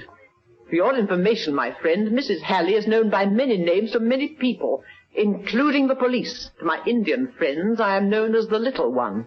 Oh. When I had to leave England, I decided that a clever person could make a good living from rich white tourists. I came through Nanda Devi a few days ago and heard about the orphans and the fire. My native spies already had Lady Edith under observation. This was too good a chance to miss. And so you posed as Mrs. Halley and used me to work for you. Exactly, my friend. I knew enough about Lady Edith's personal life to feel that an attractive gentleman would have a better chance than an old woman. And so I used you. You have a fascinating mind, Annie, or whatever your name is. I think we might get along. Have a good laugh, Mr. Lyme. It will be your last one. What do you mean? Your usefulness to me has ended. I want the £5,000 you collected from Lady Edith. Oh, yes, I know the exact amount you asked her for. One of my men cleaned your table last night at the International Bar. Everything you said was reported to me. Oh, you're quite an operator, honey. Perhaps we can make a deal. We will make no deal. You will give me the £5,000. And if I don't? Mustafa will kill you. And if I give you the money willingly? Mustafa will kill you anyway. Oh. I leave no loose ends when I finish a job, Mr. Lime. Your body will not be discovered here for days. By that time, I'll be gone. Now, come, we've wasted enough time. Hand over the money. As she'd been talking, the feel of the cold, slimy stone under my bare feet gave me an idea. It was a last desperate chance. The money, if you please. Help! My ankle! It's a snake! Ah! A snake! Help! Mustafa, kill it! She dropped the lamp, and in the confusion I broke away from Mustafa, but not before his knife had slit my shoulder. I ran across the courtyard, holding the wound, the stones cutting my feet, the old woman's hysterics and Mustafa's curses still ringing in my ears. I don't remember where I ran or even how I ran. All I remember is sinking to the ground behind an old tomb and lying there while Mustafa's footsteps ran by. I waited until everything was quiet. Perhaps minutes, perhaps hours, I don't know. I dragged myself up finally and found my way somehow back to the road. I was free. I had the money. Now all I had to do was get away from Agra. As far away as I could get, and fast. The pain in my shoulder was like fire. My coat sleeve was covered with blood. My feet were bruised, but I ran. Pain soared. It seemed as if I were running down a hill that got steeper and steeper the further down I went. Finally, I reached the bottom. Then everything went black. When I woke, the Agra police was standing around me. I tried to sit up, but there seemed to be a great weight on my shoulder. I remembered about my arm. It had been bandaged. Slowly, the pain came back. Policemen were talking, but there was another voice I'd heard somewhere before. It was Sir Ernest. This man is the impostor, I tell you. He collected £5,000 from my fiancée for a Mrs. Halley for the mission at Nanda Devi. I checked with the mission and found that Mrs. Halley has been dead for 8 years. He's a vicious criminal, I tell you. Just a minute, Ernie. Let him explain. After all, there is an orphanage at Nanda Devi, and there was a fire a few days ago. It's not fair. Oh, don't be such a fool, Edith. Just because you developed some sort of ridiculous infatuation. Excuse me. I must make out a report. When did you first see this man, Lady Edith? Shh. His eyes are open. Let him talk. Mr. Lime, Harry, what happened? I told Lady Edith and the police the truth. More or less the truth. I told them that I'd met the woman on the train who claimed to be Mrs. Halley and had been taken in by her, an innocent tool in her hands, and all the rest of it. And Lady Edith believed my story. Couldn't tell about the policeman. He straightened up and spoke to another officer. Bring in the prisoner. The other policeman returned in a minute with a frail little figure. She glared at me. Is this the woman you met on the train, Mr. Lime? Oh, yes. She's the one. You. How did you know I felt that way about snakes? Well, I took a chance, honey. I took a chance. Take it away. You can't do this to me. I'm a British subject. This man here is a criminal. He tried to do me out of £5,000. I'll vouch for Mr. Lime's character, Inspector. There's no need for that, Lady Edith. Well, what do you mean, Inspector? I mean that we're very indebted to you already, Mr. Lime. We picked this woman up on suspicion tonight. We've been watching her a long time, but we've never had any conclusive evidence against her. Now you've given us the testimony we need. Howling Annie, alias the little one, alias Mrs. Halley, won't be troubling wealthy tourists any longer. Oh, Harry, what a dreadful experience for you, to be the innocent victim of that wretched woman. I know you never would have forgiven yourself if she'd got a hold of my money. No, you're quite right. I never would have forgiven myself. And thanks to you, the money's quite safe. The inspector found the packet in your coat and returned it to me. No? Oh? Oh, fine. I knew you'd be glad to hear it. And now I have a surprise for you that'll make all this trouble of yours seem worthwhile. You're coming to New Delhi with me next week.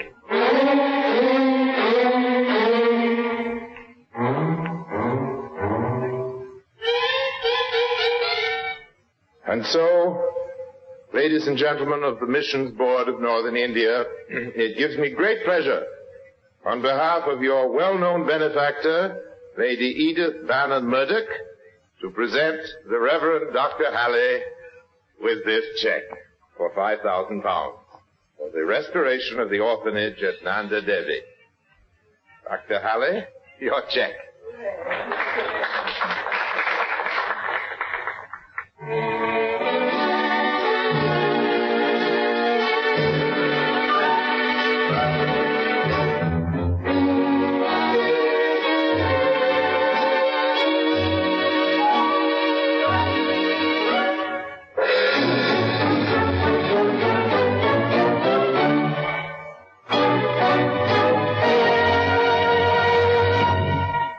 Harry Harry Lime returns in just a moment.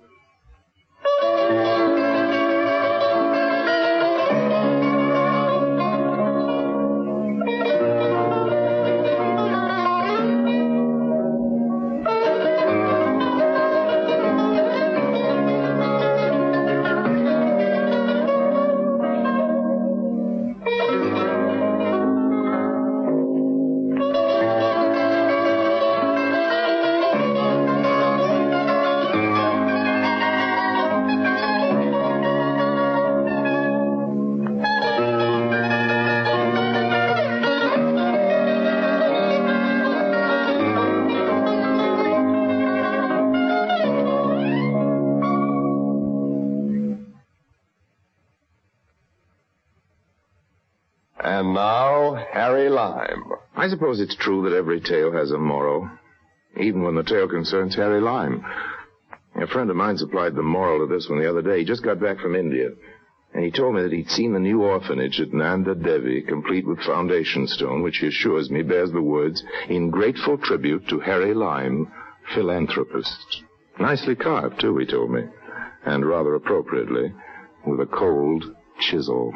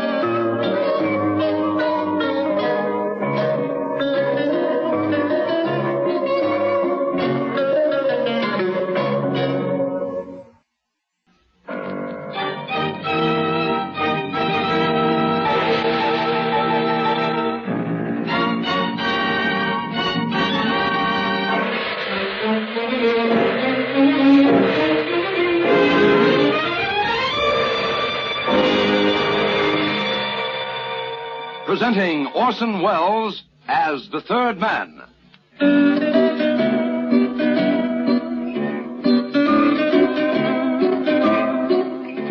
The Lives of Harry Lime. The fabulous stories of the immortal character, originally created in the story The Third Man, with zither music by Anton Karas.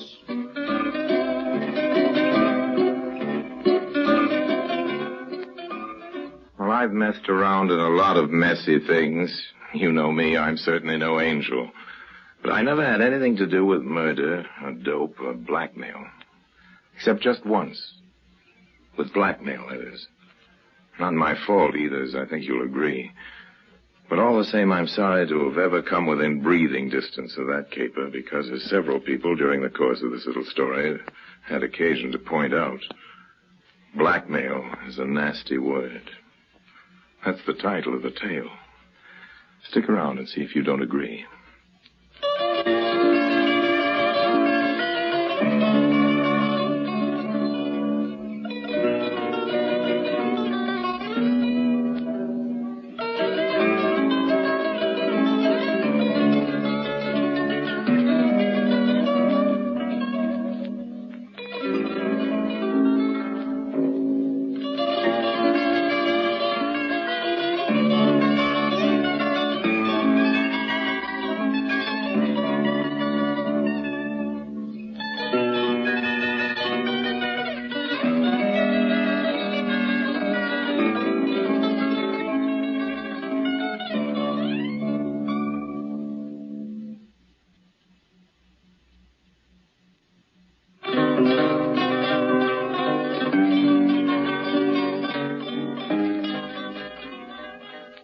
all started in Marseille back in 47.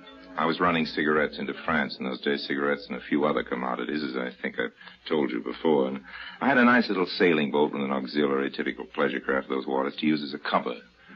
This was in September, and I just come into port that afternoon. A few of us had been having dinner in the town. I was on my way back to the boat alone. It was late, about 4 a.m, cold, rather foggy. Suddenly, looming ahead of me in the mist, and lurching drunkenly, I saw the figure of a man. A big fellow he was. I thought I'd stay out of his way. Marseille's a tough town, one of the toughest in the world. It's a good place not to have any trouble in, so that's why I tried to keep clear of the drunk. But before I could get out of the way, he caught sight of me, uttered a strange, muffled sort of cry, and suddenly threw himself forward. I braced myself for a fight, but before I knew it, he was down on his knees in front of me, groaning. Then all at once I realized he wasn't drunk at all. That all that wet on his chest was blood. I never found out who did it. Even after I took him onto my yacht, tried to do what I could for him, never told me who it was that had stabbed him. The knife had gone in just over his heart, and by dawn it was pretty clear that he wasn't going to live through the day. He seemed to realize it, too. They got me. And it doesn't matter why. Maybe they were right. They got me, and now very soon I'm going to die. What is your name? Lime, Harry Lime. I've heard of you. You've quite a reputation, Monsieur Lime. I call you Harry. Okay. I am Draco. Yes, I see from your face that you have heard of me, too. You call me Marcel. Okay, Marcel. That way I spend my last hour or so among friends.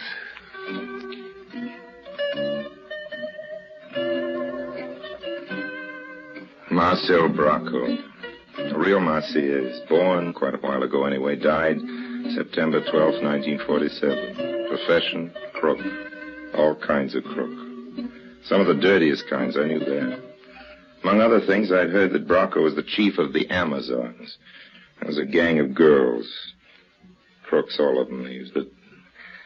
No, the big ugly man in my berth wasn't one of the nice people. And you mustn't think because I'm telling you this story that I've anything to say in his favor. But he was a guy. See what I mean? He was somebody. And he was dying. Steady, old man. Easy does it. I'm with you. I haven't got time to make a wheel. I know that sounds like a joke, but I'm certainly sorry. I'd like to leave you something to show my gratitude, something to remember me by. That's okay, old man. No, all I can give you is this. And it's worth something, Harry. It's worth quite a lot. I give you a name. A name, Harry. Do not think I am joking. This name is just as good as money or jewels. Remember it. The name, it is Maurice Juvolet. Did you hear that, Harry? Juvolet. Maurice Juvolet. Well, who is he? Oh, he's many things, Harry. He's a very many different sorts of man. You must remind him of this. It will be like money to you. Where do I find it? In the Chamber of Deputies of the National Assembly of France. What do I say to him? Say... I'm dying, Harry. Hold my hand. I am, old man. I'm holding. I haven't time to tell you. You must have Julien. Julien? Yes, Julien Moreau. Moreau? Oh. But he was dead. I pulled the sheet up over his big, ugly face and went out of the cabin and locked the door.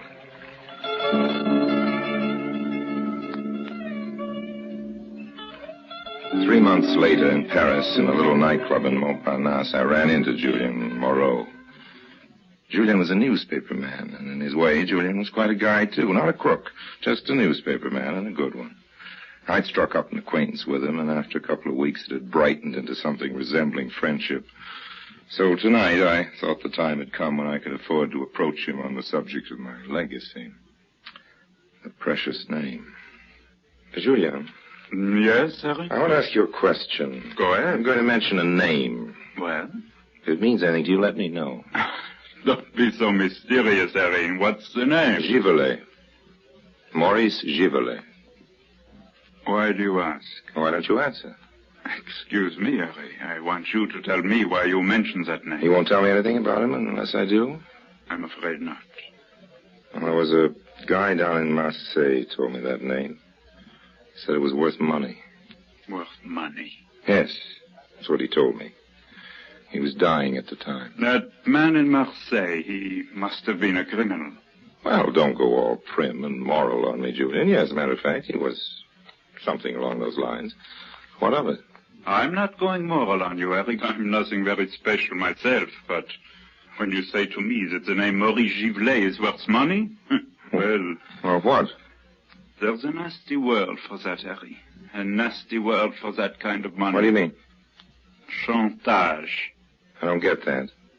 That's French, Harry. French for blackmail.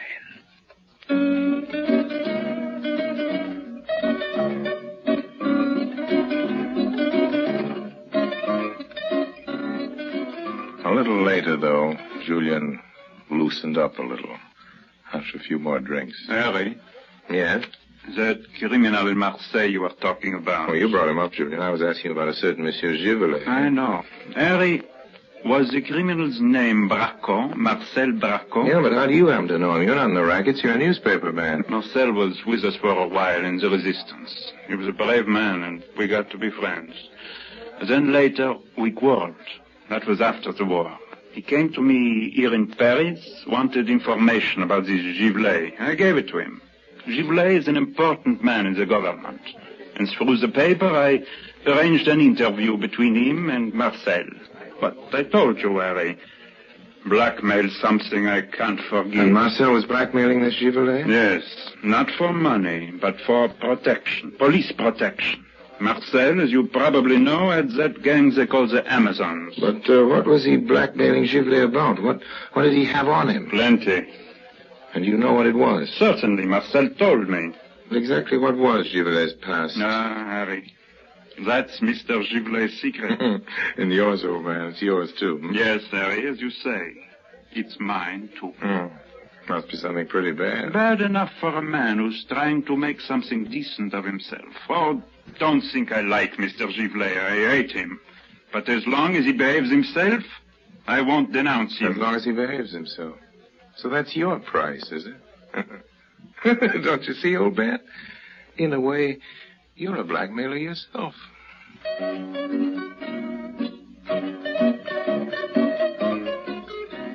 Then, some months later, in the lobby of the Georges V in Paris. Calling Mr. Lime, Monsieur Harry Lime, Yes. Monsieur Lime. Yes, boy? Monsieur Lime? Yes, what is it, a phone call? There is a lady to see you, Monsieur Lime. She's waiting in the lobby. A lady, young or old? Young, Monsieur Lime, and very pretty. Well, either way, old man. What are we waiting for?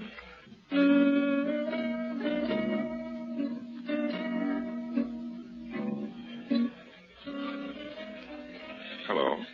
You are Harry Lime? Insist on the original, honey, accept no substitutes. This is it. I don't understand. I'm Harry Lime. That's what I'm trying to tell you. Who are you? We haven't got around to that yet. You have not given me a chance to tell you. True enough. My name is Müller, Heidi Müller. Glad to know you, Heidi. Shall we go into the bar and have a drink? It's a little early for dinner, but... This is serious, Mr. Lime. I've come to see you on business. I was afraid of that. Well, go ahead. I have been told about you, Mr. Lime. Idle gossip, honey. You know how people talk. I'm a straight, upright, clean-living, law-abiding citizen. What is it you had in mind? Well, Which particular law did you want me to break for you? I want a passport.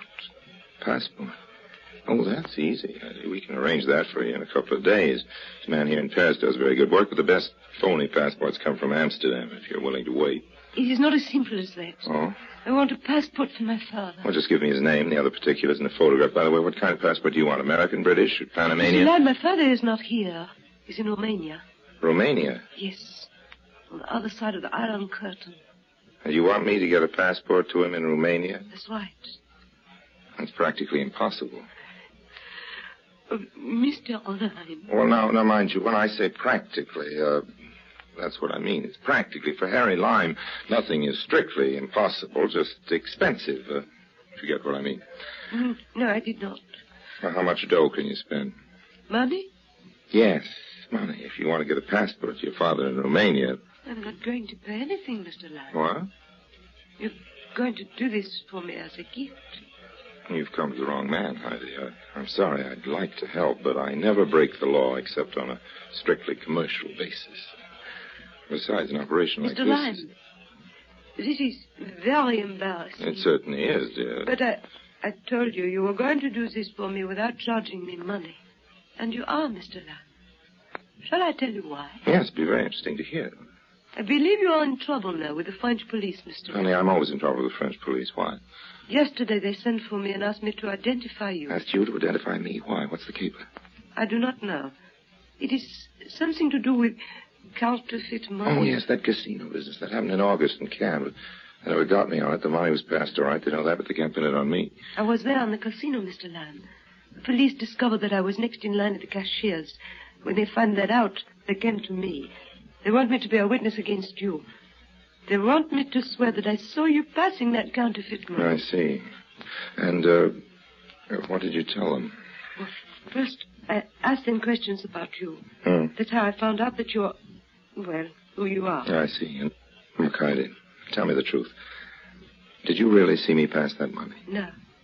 As a matter of fact, I didn't, but unless you helped me with my father, Mr. Lime, I say that I did. And then, of course, you'd go to jail. Hmm. Well? Well, that reminds me of something a friend of mine was saying last night. The French have a nasty word for what you're up to, young lady. I can't remember what it is now. Blackmail's a bad word in any language.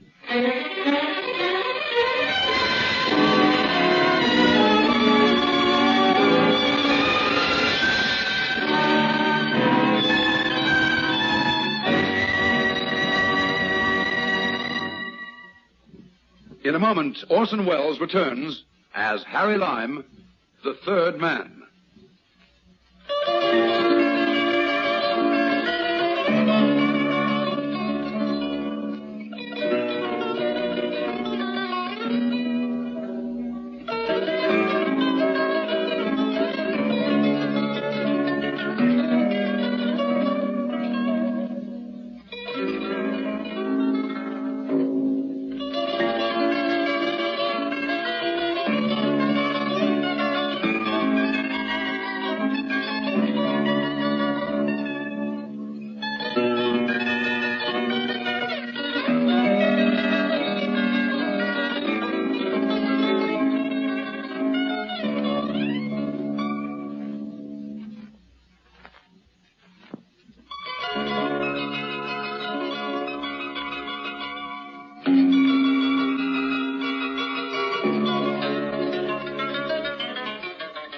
Go to Mama Rodzinski.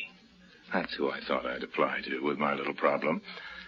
Mama Rodzinski is quite a character and a great authority on passports, frontiers, international laws in general, and how to break them in particular.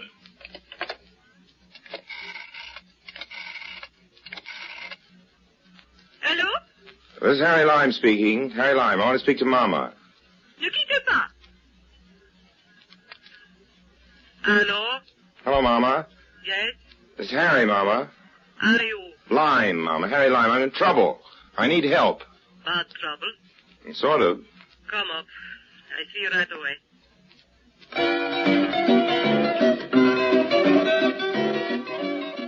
An hour later, I'd filled Mama in on the whole story and was waiting for advice. Well, Harry, it's a tricky business. I don't need to tell you. The phony passport's easy. But finding this man Muller in Romania and then getting him back through the Iron Curtain, it's no joke. Look, Mama, I didn't come here to listen to how difficult it is. I want some help. Well, there are two ways. Yeah? The first way, you go to Romania yourself. That's the way I don't like. I don't blame you. A man can get killed around there. The other way is through diplomatic channels. Well, the way you say it, it sounds easy, Mama, but do you know any ambassadors? No. I don't know any ambassadors, and neither do you. All you need is somebody high up in the government here in France. If you could just find a weak place somewhere. A weak place where you could put some pressure. You mean blackmail? I don't like the word, Harry. No. I mean pressure. Just find the soft place where you can push. Hey, where are you going? Sit down and make a nice glass of tea. Thanks, Mama. I haven't got time. I've got to find myself one of those soft places. And then, Mama, I've got to start pushing. Pushing quick, or else. Or else? It's that same old word, Mama. I don't like it any more than you do. Blackmail? Pressure, Mama. Pressure. So long.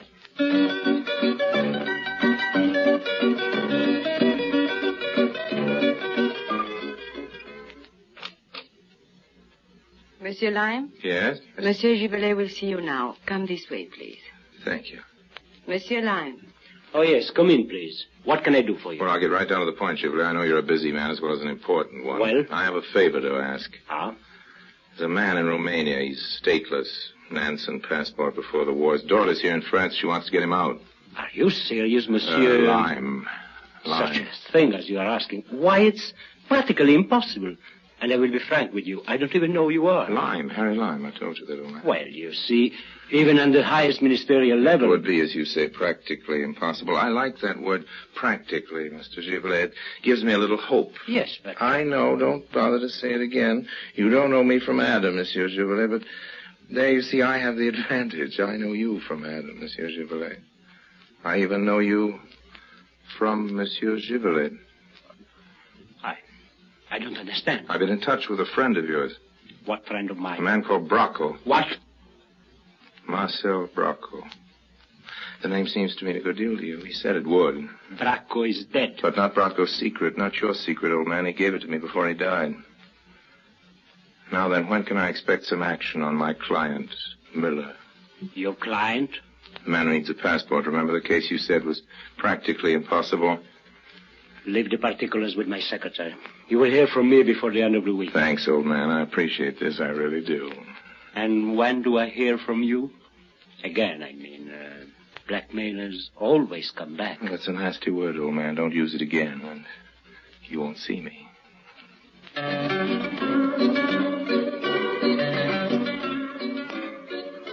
Well, it worked.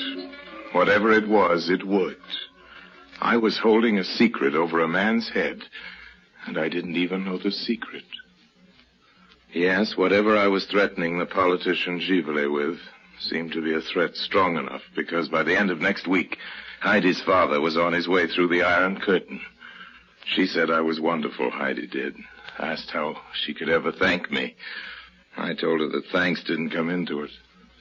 I'm not your benefactor, honey, remember? I told her. I'm your victim.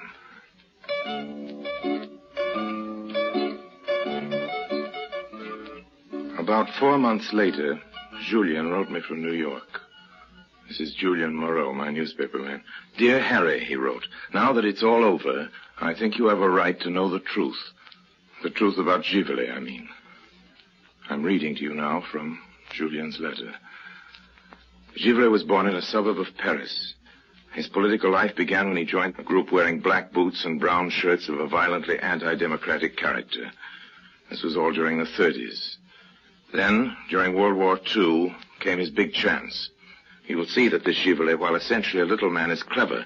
He secures for himself very early in the German occupation a false identity card, and it is under the false name of Givray that he is a collaborationist, a Nazi stooge, and a black marketeer. His real name is therefore a good name. It is the false one which is bad. Now it's the beginning of 44.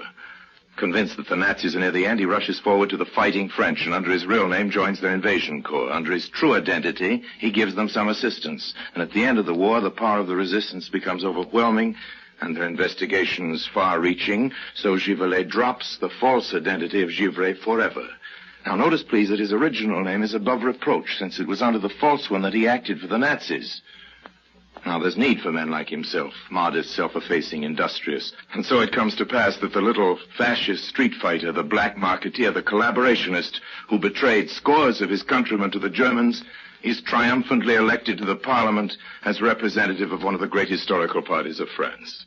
Well, now, my friend, we come to the Amazons. I gave them this title in the newspapers myself just before the war. Theoretically, the racket was broken up, but in fact, it was still flourishing in Paris until the very recent death of a certain Marcel Bracco.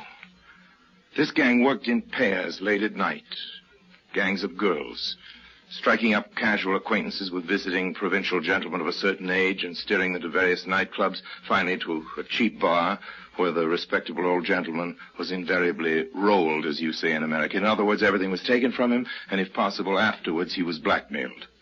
Now, some such poor old fellow was being beaten up in a bar by Bracco and the others who worked in his gang when Givelet, driving home from an all-night session at the National Assembly, heard the noise. He was waiting for a traffic light to change, and seeing no police on the street, he went into the little bar to investigate. Now, Mark, this was a genuinely kindly act, the act of a self-respecting French citizen. And you see what it got him. Of course, the gangsters turned on him and beat him senseless. Going through his wallet, they came on his old identity card, which he'd kept for some reason or another, concealed behind a photograph of his mother. It was the card of Givray, the Nazi stooge.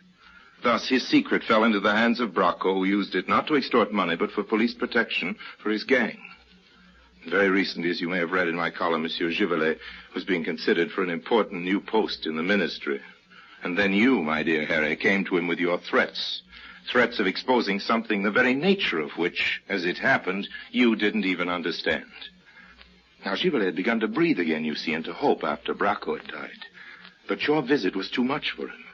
The French government had put a price on the head of Givray, the Nazi stooge. Givelet, the politician, didn't realize that his secret was safe. Perhaps he was right. A secret like that is never safe. And so it was that after some weeks of waiting for you to return, and of course you never did, his nerve finally cracked.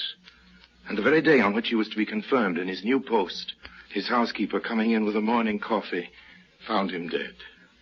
He was seated before his desk where he had shot himself, seated before a blank piece of paper. He had not even written a note of farewell. I suppose at the end he found it difficult to decide who he could write to, what he would say, and above all, what name he would sign.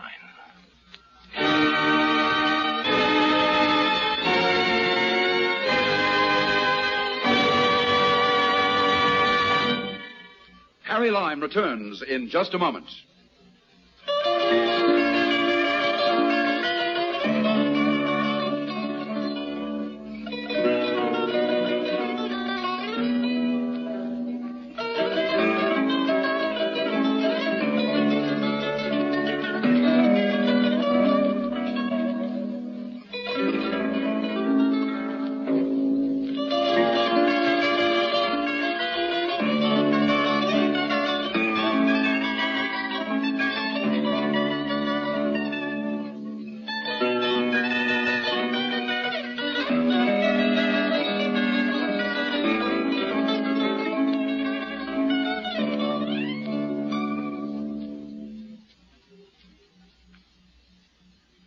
And now, Harry Lime. A few days ago, I was in Paris. I went into a little place I know near the markets where they make a wonderful fish soup. And who should I see having lunch there but Heidi? Heidi and an old gentleman I was sure must be her father. It was. She introduced him, and I sat down with him for a drink. So finally, I get to meet the wonderful Harry Lime. This is really a pleasure. Well, I'm glad you're with us here, Miller, on the sunny side of that iron curtain. Thanks to you, Mr. Lime. Oh, no, really, it wasn't me. But yes, my daughter has told me everything. Everything, Heidi?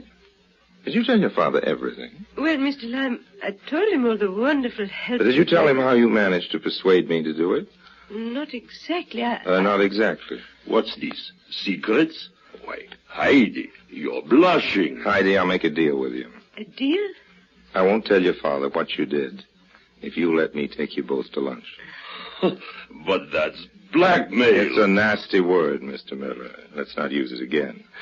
It'll spoil our soup.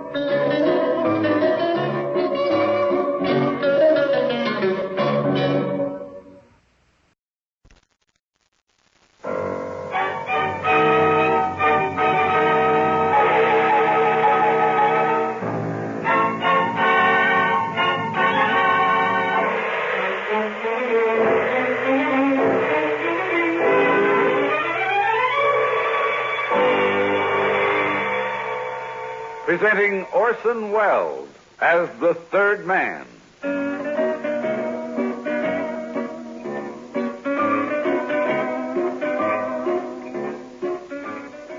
The Lives of Harry Lime. The fabulous stories of the immortal character originally created in the motion picture The Third Man, with zither music by Anton Kara.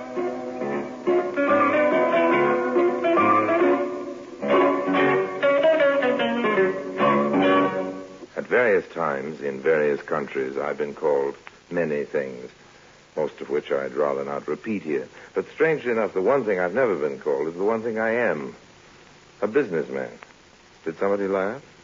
I'll give you a little lesson in economics. All business pays in direct proportion to the amount of risk involved. The safest investment, therefore, paying the lowest return. Now, my returns are likely to be high because I'm willing to take risks outside the law. That's where high finance starts getting really high. High, wide, and handsome. The following little anecdote illustrates my point. It's called 5,000 Pengos and a Kiss. Now, what, you may ask, is a pengo? It is not a small black and white bird. A pengo is what they use for money in Hungary. A kiss is the same thing all over the world.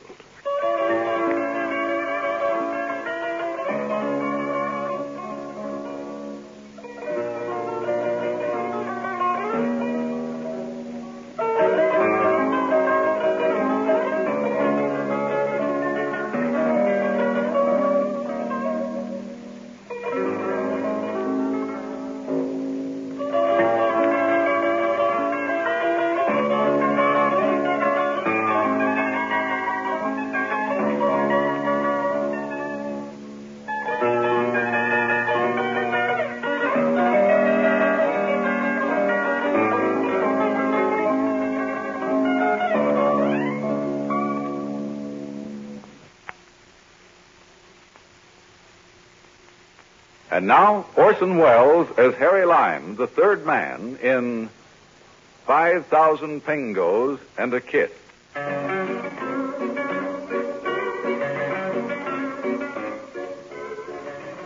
In Hungary, various political events after the war brought about new and very strict laws concerning getting out of the country. But people have always wanted to get out of countries, even charming countries like Hungary used to be. And when they can, they'll pay well for certain risky arrangements being made for them. So inevitably, I found myself in Budapest, where I soon made certain necessary contacts, and then, like any good businessman, went looking for customers, which, as in any business, are often found in the nicest places. That's why one evening, not long ago, I happened to be at the exclusive Club Royale in Budapest. Very lovely place, Club Royale. But not nearly so lovely as the young lady I soon noticed making her way to my table. Pardon me, sir, but are you Harry Lime? I beg your pardon. I don't believe we're acquainted. No, we're not. My name is Helene Barna. Oh, of course. Stupid of me not to have recognized the very famous and equally lovely Helena Barna. Thank you for the compliment, but you have not answered my question. You are Harry Lime? Miss Barna, at the risk of being tried, I must remind you that a rose by any other name would smell as sweet. Won't you sit down? Oh, all right. Thank you. Mr. Lime, I must get out of the country, and to understand that you could My help. dear Miss Barna, certainly I needn't tell you that you can't believe everything you hear, and you certainly can't repeat it in public places anyway. Oh, I'm so sorry. I didn't realize. I'm terribly upset. I see that. It's my guess you've been working too hard. No. You actresses are like that. The show must go on. Never a thought of rest and relaxation, but eventually it tells on the nerves. No, this is not a matter of work. I'm sure it's been a long time since you've had a single day away from your work, Miss Barna. Mr. Lime, please. I have something much more important to discuss. And possibly be more important than oneself. Really, Miss Barna. I think you need nothing so much as a quiet stroll in the park, perhaps a visit to the zoological garden. Mr. Lime, and the best thing in the world for you, too. In fact, I'd be delighted to offer my services as your escort tomorrow afternoon and show you the monkey house, the zoo. Mr. Lime, really, I'm not in the mood to look at animals. It's my opinion, Miss Barna, that nothing could be more important to you right now than a visit to the monkey house tomorrow afternoon. But what the are monkey you... house, Miss Barna, at 1 o'clock tomorrow. Good night. So it happened that the following afternoon I arrived at the monkey house adequately armed with a bag of peanuts. I've been informed by experts that monkeys are very fond of peanuts. Looking for someone, Miss Barnard? Oh, there you are. I hope I'm not late. Not at all. I just tried myself. Care for some peanuts? No, thank you. I don't like them. Couldn't we talk someplace quiet? It's my guess, Miss Barnard, that conversations such as ours are better held with noise. Oh, yes. I suppose you're right. Now, that's pretty tricky, isn't it? What is? The way that monkey caught the peanut. Oh, can I have your attention? I won't take long. Miss Barnard, you have my undivided attention. I must leave the country as soon as possible, and I was told you could arrange it for me. You flatter me. I've tried to get a passport many times, but they've always refused. Oh, on what grounds? On no grounds. My applications simply go unanswered. For what reason? I don't know. They simply ignore my request. For no reason? Very well. I tell you the story. I've been married for a number of years. My husband is in Austria. He's been there ever since the end of the war. Well, he must be lonesome. My husband? No, that little monkey all alone in that cage over there. My husband, he's the reason for my being refused a passport. You see, he's, an enemy of the current regime. They would like nothing better than to get him back here. And I'm being held as a lure. We've been apart for a long time now, and the last word I received from my husband was that he is planning to attempt a visit. But if he should even try to enter this country, I hate to think of the fate that awaits him. Life behind bars must be unbearable. For monkeys, you understand, Miss Barnard? I understand, but now you know my story. I must get to Austria before my husband does something rash. I understand you can make the necessary arrangements for me. So there are really only 2 questions I have to ask. Will you do it? And how much will it cost? You know something? You're very lovely, my dear. Will you please pay attention? But I am paying attention. My price to anyone else would be 10,000 gold pengo. But for someone as charming as yourself, my price is 5,000 pengo. And a kiss. 5,000? But I couldn't possibly If someone were to pay open that. the gate of one of these cages for these monkeys, I wonder if they would stop to quibble about peanuts. 5,000 gold pengo, Miss Barnard. At the Schurplatz tomorrow midnight. But I must be running along. If you'd like to stay a while and feed the monkeys, you may have these peanuts. Personally, I can't stand monkeys. They're such greedy little fellows.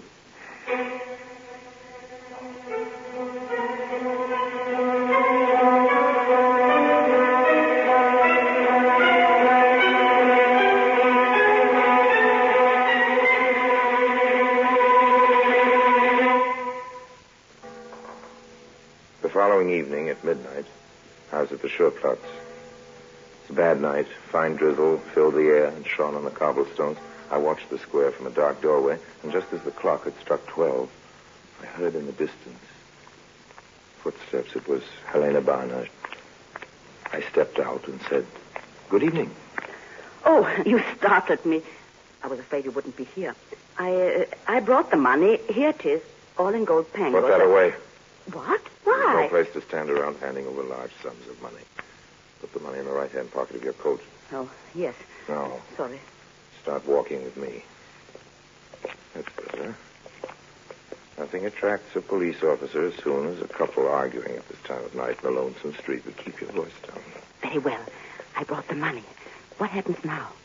Well, there's no blueprint for these things. But take each step as it arrives. Tell me, have you ever heard of the little village of Margialova? Yes, I have. But I've never been there. That's a charming little town. They tell me there's a very fine country club located nearby. Yes, I've heard of it. Do you think you could arrange an appearance there now? Yes, but why there? Margialova is a very convenient little village. Convenient? Any geography book will show you it's located quite near the border. Oh, I see. But I could never go there without a work permit. You know, I can't leave Budapest without permission. And the sensible thing would be to apply for a work permit, wouldn't it? They would never approve it. Nonetheless, I suggest you apply for a work permit to go to Margialova. All right, I will. Now, again, with my apologies, I'm afraid I must leave you. But how can I get in touch with you? Don't. I'll get in touch with you. Good night, Miss Barnard. But wait, you've forgotten the money. I have it right here in... Oh, that's strange. It's gone. Miss Barnard, please. I had it in this pocket, and now it's disappeared. No, Miss Barnard, not disappeared. Just in good hands now. Good night.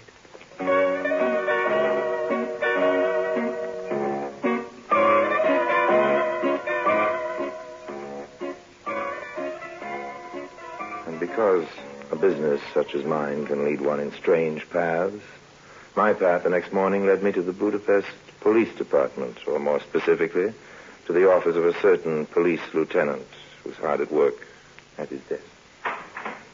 Good morning, Lieutenant. Lime, what the I thought it time I paid you a visit again. I must ask you to be brief. What brings you here? No, a simple matter, Lieutenant, simple matter. I'd like you to arrange a work permit for a lady of my acquaintance. A work permit? Now, see here, Lime. Aren't you going too far asking favors for your girlfriends? As you well know, I'm not at all satisfied with the way our arrangement has been working out. But it's 6 months now since you delivered anyone of consequence to me. And I'm beginning to wonder about this whole arrangement. The lady's name happens to be Helen Barna. Helen Barna. Helen Barna is trying to leave the country, eh? Yes, I thought I'd put it rather clearly. Lime, are you sure about this? I've already been paid in full. Wonderful, Lime, wonderful. Just what I need. The inspector has been making my life miserable. This should keep him quiet for a while. Helen Barna, eh? I thought you'd be pleased. When does she want to cross the border? Well, I haven't made any arrangements. I assumed it wasn't necessary. Yes, but... You always spared me that trouble in these cases. Yes, that's true, but... Yes, this one is different. I want Helen Barna caught in the act of trying to cross the border. An example must be made. You mean you want me to go through with this? To the last detail. This is no part of our agreement at all, Lieutenant. I don't mind doing what I must in order to stay in business, but I don't relish leading the victim to the guillotine, holding her head while the knife falls. Oh, come now, Lime. You're being dramatic. If our arrangement is to continue, I must have a major public arrest. You have no choice. Well, I don't like it. I didn't ask you what you liked. We can arrange it so that you will be absolutely safe. You can leave the girl at the border just before my men close in on her. But that's the way it must be. Okay, Lieutenant. You can make your arrest at the border. Good. I knew you'd be reasonable about this. Now, when does she want to go? Well, nothing's been arranged. I told her to apply for a work permit to appear at the country club at Magyarova. Good. Miss Barna will be in Magyarova by tomorrow night.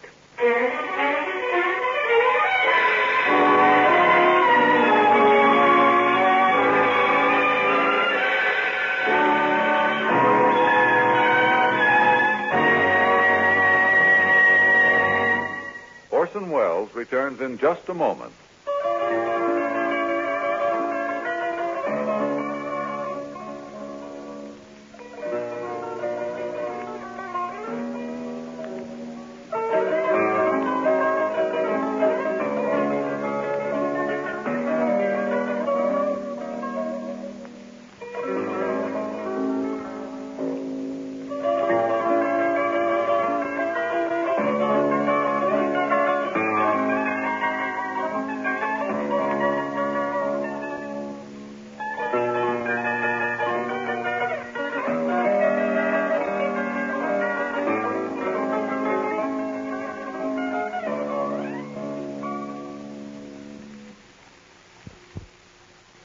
And now, Orson Welles, as the third man, continues with 5,000 Pengos and a Kiss.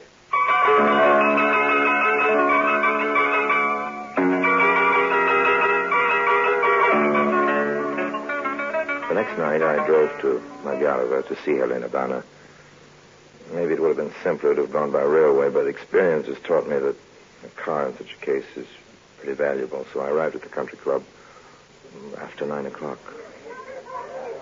Helena was just finishing a number, but she saw me as soon as I came into the room, and she hurried over to me.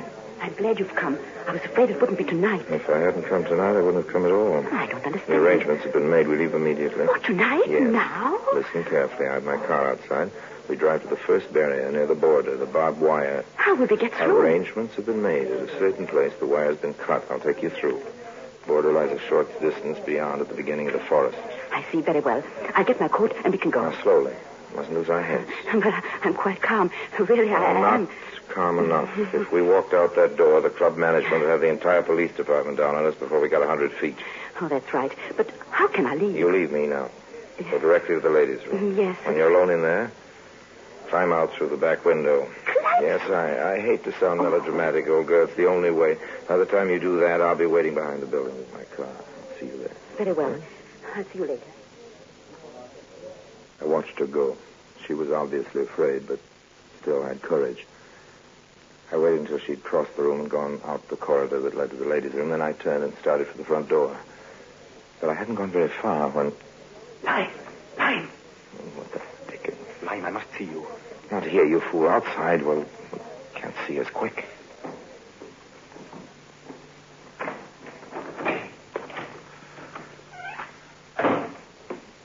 Yes, we can talk here. Now, what's happened? Did you bother to get her story before you went into Of course. Yes, there are a few little matters you missed. Like what? Like the fact that before she approached you, she had been dickering for some time with Cerna. Cerna? Yes, she came to you only when his price was How do you too know? high. When Cerna learned she had made a deal with you, he wanted his revenge. He went direct to the inspector and told him everything. Where did you hear this? Oh, from the inspector. Where else? He's in town and he wants an arrest made for certain. Oh, well, there's no problem. You were planning an arrest anyway. No problem for me, but there may be for you. The inspector wants a double arrest. What do you mean double? He will settle for nothing less than the girl and you. Oh, I see. That does complicate matters well. Well, I must go back to Budapest. The attempt will not be made tonight. No, you don't. Don't what? Don't leave me in this fix. If no attempt is made tonight, the inspector will know just where the weak link is, and then we're both in the soup.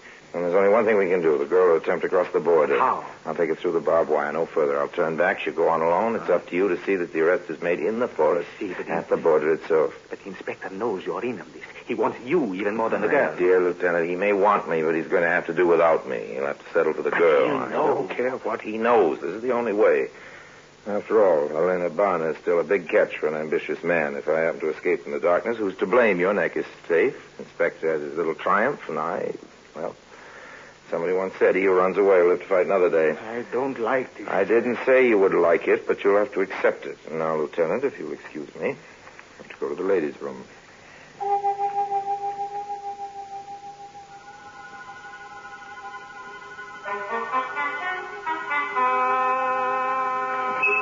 It is the unforeseen contingencies that are the most tricky. Now, who could have known that a distraught young lady, anxious to leave the country, had first approached my rivals, and that in revenge they would have gone to our mutual enemy, the police? However, hesitation in my line of work can be fatal. I proceeded as if nothing had happened and met the girl at the rear of the country club. We were soon in my car, driving down a back road until we came to the barbed wire, the last barrier before the border. Is this the place? Yes. Now, follow me. Be careful. All right. Now keep going. We're almost there, just a few feet more. Help me. I can't walk. Put your arm over my shoulder. That's it. Look out for this last row. There. I'm through. Good. The worst is over. The border lies 100 meters across that field, immediately inside that forest. Perhaps someday we'll meet again, but now I'll say goodbye. Goodbye? But we're not at the border yet. You have no problem. There are no further obstacles ahead. But you can't go now. You agreed to take me across the border. This is no time for technicalities, honey. You are substantially at the border, and I must turn back. It'll take me some time to get through the wire again. The Border Patrol and I are not on the very best of terms. You agreed to take me to the border. I'm not going to. I'm afraid I must be firm. I'm afraid we will be firmer. We? Myself and this gun. I mean business. There's something I forgot to tell you. The patrol I spoke of is waiting for you directly ahead. What? You approached Zerma before you came to me, didn't you? Yes. Mr. Zerma is a very greedy man. He was very reluctant to lose your account to me. He went directly to the inspector of police. I don't believe it. How else would I know? But why'd you tell me? I could kill you for You that. could, but a gunshot would bring the patrol out on the... Look! There they are now. Where? No place. Give me that gun. No, don't. Let go. That's better. Now get up. I said get up. I knew it was a trick. It happens this was not a trick. I told you the truth because I had to. Now I'm turning back. Sorry it had been so rough. There's nothing else for me to do. You have to get to the border the best you can. Austria's directly ahead of the west. Czechoslovakia is in that direction, north. You have your choice. Guess the patrol to be in that clump of trees somewhere over there. Now, Miss Barnum, my regrets that our association ends on such an unpleasant note. But wait, come to think of it, it needn't end on such an unpleasant note at all. I just remembered. I haven't been paid in full. What? My price for this service was 5,000 gold pengo and a kiss. The pengo you were kind enough to give me. I have yet to receive the The rest of it. No. The kiss. You must be crazy. A bargain is a bargain, Miss Barnett. Out! Who's there? The patrol. The patrol. Let's run. For what? We're trapped. No. Too late for that. Don't move. Don't move. They'll know where we are. Stand perfectly still. I have your gun. I'll hide behind that boulder. You cry out for me to attract their attention. When their attention is on you, I'll come out and cover them. It's a lie. I have no time for lies now. They want me even more than they do you. Do as I say now. Our lives depend on it. All right. But if this is another trick, Harry Lime, so help me, I'll see that it's no loss. No trick. It's no trick. We're on the same team now, whether we like it or not. As soon as I get behind that boulder, cry out for me. Use my name. All right. All right. Harry Lime! Harry Lime, come back! Over there. Who's there? Keep quiet. Out! Don't move. Lime, come back! Come back! Don't shoot, men. You there. Put your hands in the air. It's the woman. Keep her covered. All right. We've got her now. Well. The famous and lovely Helena Barna, huh? Little did I expect to meet you under these circumstances. Where's Harry Lime? I don't know. I don't know. You must know. I heard you call him. I tell you, I don't know. You two men, quickly, in that direction. Yes, Inspector. You follow the wire in the other direction. He can't have gone far. Miss Barna, where is he? I don't know. You must know, and if you know what's good for you, you tell me where Harry Lime is. Did you call me, Inspector? Don't turn around, Inspector. Yes, this is a gun you feel in your back. Lime. One move, Lieutenant, and you have a dead inspector on your hands. Tell your men to throw their guns on the ground. Lime, you'll hang for this. I'll worry about my neck. You worry about yours. I want those guns on the ground, quick. I'm a desperate man, Inspector. Disarm yourself. Yes, Inspector. Good. You head for the Austrian border, quickly, before the other men return. Hadn't you better come with I'm me? afraid not. The Austrian police think no more highly of me these days than does the inspector right now. But I hate to leave you like this. Fine, I appreciate your consideration and loyalty, but this is no time for etiquette. Every moment counts. Goodbye. Good luck. Well, all right, I'll go. But here's the rest of my bargain. The kiss I promised. Thank you. And goodbye. You're welcome. Lime, you'll regret this. Inspector, I will regret it in Czechoslovakia. In the meantime, I have an attractive business deal for you. On the other side of your barbed wire, I unfortunately will leave an expensive automobile, of which I'm quite fond. Would you be interested in buying it? Are you out of your mind? Not at all. I'll take whatever you happen to have on you and return to the car. Lime, for the last time Inspector, I said I'll take whatever cash you have on you. My liquid assets are all in Budapest, and I'll need whatever money I can obtain. Give it to me, please. Perhaps we'd best do as he says, Inspector. All right. Lime, here you are. Not very much. Lieutenant, perhaps you'd care to contribute to the inspector's purchase. Any contribution will be gratefully received. Quickly. Here you are. Still not very much, but then it isn't exactly a seller's market, is it? The car's yours, Inspector. And now, will both of you please do me the favor of giving me your trouser belts? What? You heard me correctly. Your trouser belts. Take them off, please. When you return to Budapest and ransack my quarters, you will, I'm sorry to say, find enough money of mine to buy yourself and the entire police force new belts and suspenders for the rest of your lives. Now, I'm afraid I must remind you that I'm holding a gun. Your trousers belts, gentlemen, and make it quick. What kind of madness is this? Lieutenant, really, is it necessary to explain? You're a scholar, aren't you? What's that got to do with it? Well, old man, in all the famous chases in history, no policeman has ever been known to catch a fugitive and hold up his pants at the same time. Thanks. Goodbye for now.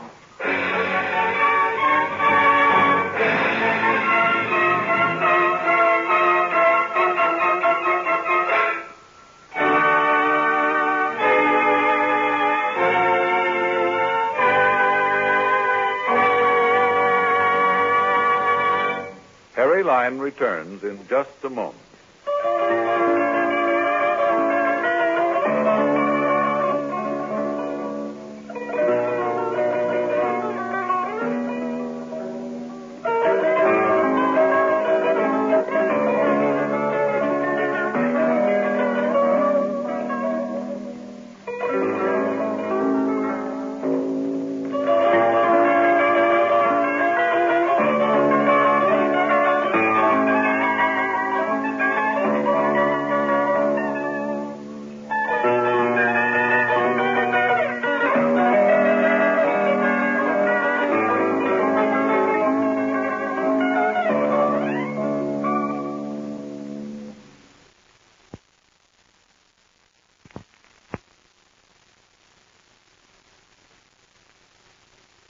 And now, Harry Lime.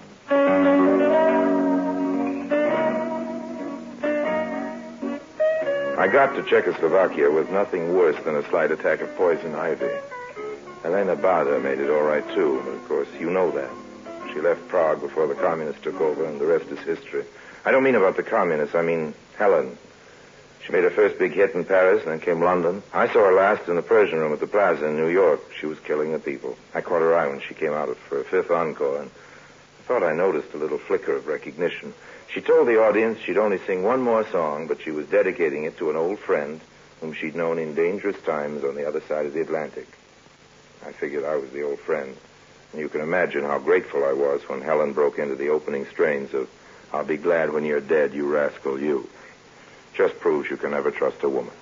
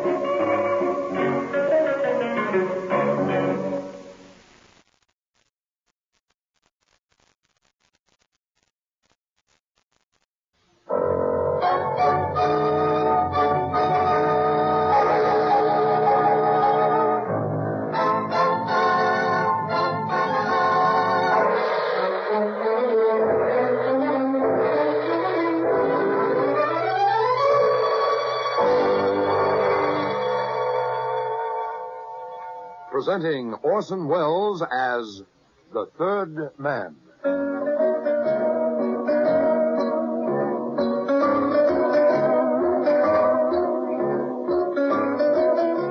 The Lives of Harry Lime. The fabulous stories of the immortal character, originally created in the motion picture The Third Man, with zither music by Anton Karas.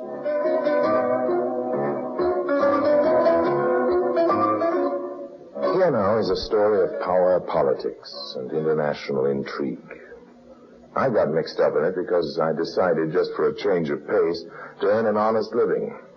I got myself a concession in Malinia for Buzzo. Buzzo being, as you probably know, a popular soft drink. And Malinia being, as you probably don't know, a small island republic in the Mediterranean. The concession I won in a crap game. As it just happened, the dice were loaded in my favor. But the way things turned out, I'd have been luckier if I'd lost. Stick around, I'll tell you about it.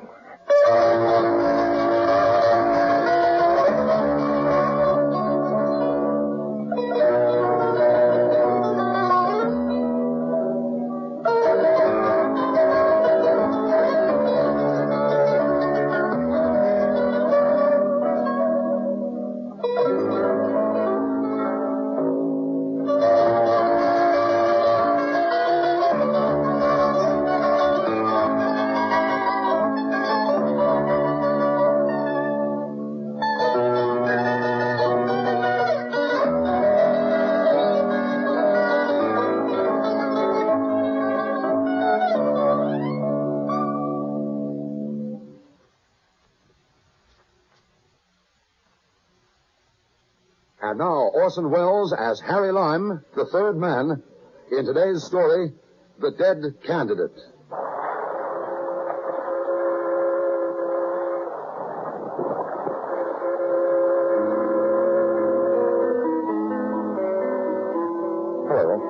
The sea is nice and calm, isn't it? Yeah. You're getting off Melania City? That's right. Me too. For goodness sakes, what for? Buzzo. I'm going to get married. But what about you? Buzzo. You keep saying that. Sounds like Buzzo. That's right, Buzzo. Millions of people keep saying it. Keep drinking it, too. Oh, sure. I remember. Buzz off. That's it. The drink thrill for a nickel. I have the concession for Marino. Yes, I'm carrying the Buzzo gospel to its last frontier. Aren't you pretty young to be getting married? Listen, how would you like to be called Kraus? You're never too young to change a name like that. I suppose not. A lady in Washington told my fortune in a teacup for 50 cents. And you know what she said? She said I'm going to marry a diplomat and take a journey across the sea. And look, it's true. Only what do you think the diplomat's doing now in the bar? Getting drunk. No. Playing stud poker with that Greek from the second class. Is your fiancé a card shop? No, he's just a diplomat. Consul General in Washington for the Millennium Republic. Someday, he says, they're going to let him be the Millennium Secretary of State. Yeah, sounds wonderful. When's the wedding? I don't know. I guess just as soon as I fall in love with him. And there he is, playing poker. Looks like it's going to be an awfully long engagement. How about breaking the monotony? I warn you, Miss Cross. You're very pretty. I'm going to kiss you. Okay. That was nice. What's your name? Harry Lime. All right, Harry. You go right ahead and kiss me again. I hope I'm not interrupting anything. Oh, Joaquimo, you wouldn't care if you Well, were. I guess I'll be running along. Don't unless you want really, to. I must. Well, be seeing you. Don't you want to know who that was? I don't know or care, really. I'll choose my own occasions for being jealous, darling. You can't force these things. You're not a Latin at all, Joaquino. Of course I am. When I think of Latins, I think of guitars like the one that's playing now, and a moon like that, and a balcony. Darling, I don't think a balcony is provided on this boat. You wouldn't know what to do with it if there was one. What do you do with a balcony? Romeo climbed It is nothing. He got over the garden wall, all right, but the balcony was too much for him. That's the whole purpose for a balcony, to present the opposite sexes to each other with maximum visibility and minimum availability. It's our romantic Latin natures. We prefer reading the fine print only after the contract is signed. You know what you are, Joaquino? What? You're a poop. Here you are going on about women in general, when just 2 minutes ago your woman in particular was being kissed. Oh, yes, I forgot to ask you. What was that fellow's name? Harry Lime. Never heard of him. Did I tell you I lost the poker game? Listen, Joaquino, I want to talk to you seriously. Oh? I don't care how Latin you are. Just because we don't love each other is no reason why we have to get married. Let's sleep over it. I don't want to sleep. You'd better. We're getting into port early tomorrow morning. I never should have let him go. That was my mistake. Who, that fellow Lime? That fellow Lime. He's not just that fellow Lime. Then who is he? He's Harry Lime. And what of it? You mean to tell me you never heard of J. Harry Lime? Never. I'm surprised at you. Honestly, I am. How long were you in Washington? What's that got to do with it? You were the diplomatic representative of your country, and you ought to be ashamed of yourself. Haven't you any idea why Harry Lime is going to Melania? Why? You don't know? No, I don't. To look things over for the president, that's all. The president of Melania? No, the president of the United States. And what's he got to do with the president? What has Harry J. Lime got to do with the president? I thought it was J. Harry Lime. It's the same thing. You mean he's one of those presidential advisors? The president doesn't make a move without him. Oh. Of course, you don't see his picture much in the papers. He likes to keep behind the scenes. But, Susie, you're always making up stories. I'll bet this is another one. If the president was sending somebody to Melania, we would have heard about it. But this is unofficial. Oh? Yes, that's the way he always works. Unofficially, incognito. This time he's pretending to be a representative for Buzzo. For what? You know, buzz off with Buzzo. It's a soft drink. Very interesting, I tell you what, Susie, if you go down that companionway and then up by the prow, you can see the porpoises. The who? Porpoises. What of it? They're phosphorescent. I don't care. Well, go and look at them anyway. I'll be with you in a minute. Well, at least you're being forceful. That's some improvement. I'm just going to send the cable, dear. I'll be right with you. Yeah? You're the wireless man, aren't you? That's me. You've been playing your guitar very nimbly. Thanks. You want to hear something special? Yes, amigo. The sound of your quick hand on the telegraph key. A nation's fate depends on you. Now, see if you can take this from dictation. It should be in code, of course, but then code costs a little money, and a little money is exactly what my country doesn't have. Malinian Foreign Ministry. Most secret, most urgent. Line, repeat, line. First name Harry. Arrives Malinia City, my ship tomorrow. Am I going too fast for you? Yeah, that's okay. Good. For your information, this line is the American President's chief confidential advisor. Line's purpose visiting Malinia, obvious. Stop. Second, I need not remind you that our repeated attempts to obtain financial aid for Malinia from Washington have been always rebuffed due to American prejudice against what they refer to as, quote, dictatorship, unquote. Stop. This presidential advisor, Lime, will be looking for evidence of despotism, brutality, and terrorism in a police state. Need I say that he will not find any such thing? Repeat, Lime will not find any such thing. Yours, democratically, Joaquino. Is that all? Right. Send it straight wire. That'll be $20, mister. My fiancée will pay you. Good night.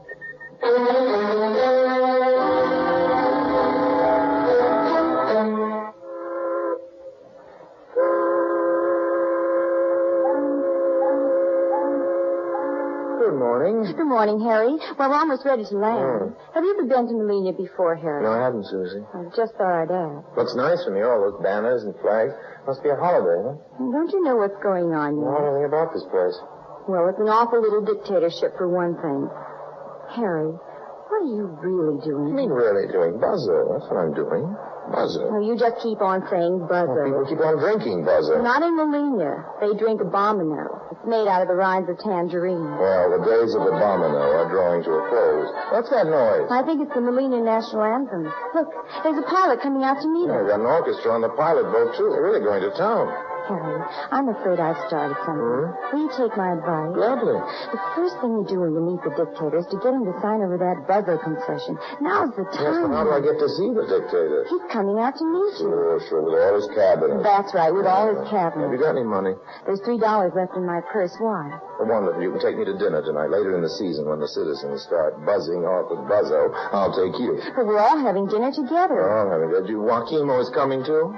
All right. Not only Joaquimo, the president's wife, the cabinet, and everybody. By the president, you mean this dictator, Admiral, who's this? Admiral Cuchibamba and Lolita. You know, the famous Lolita. That's Mrs. Cuchibamba. It's Mrs. Dictator. And we're all having dinner at the same table? That's right. You're kidding. Look at those banners on the dock. Here, take my binoculars. Read what the banners say. Viva Harry Lime. That's funny. You know what it looks like? It looks like Viva Harry Lime. That's what it says, all right.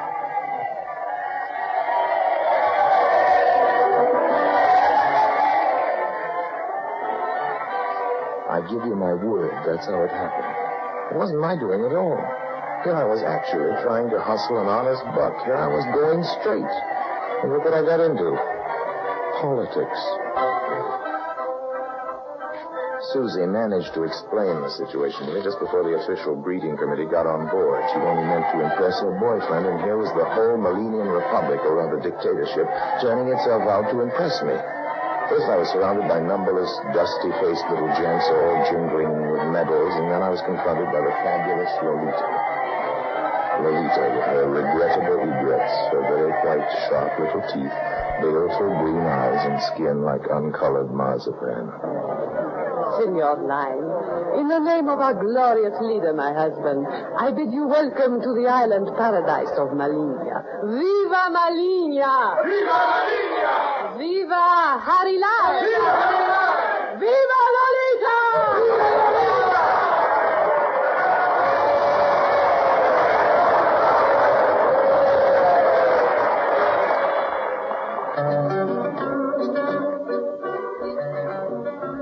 On shore, a lot of beat-up-looking characters without any shoes had been issued armloads of paper roses. They threw the roses at me.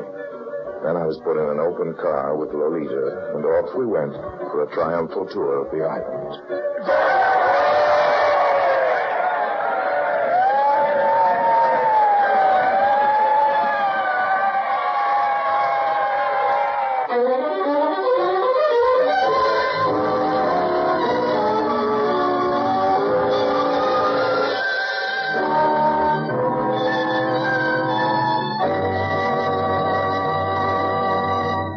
Orson Welles returns in just a moment as the third man.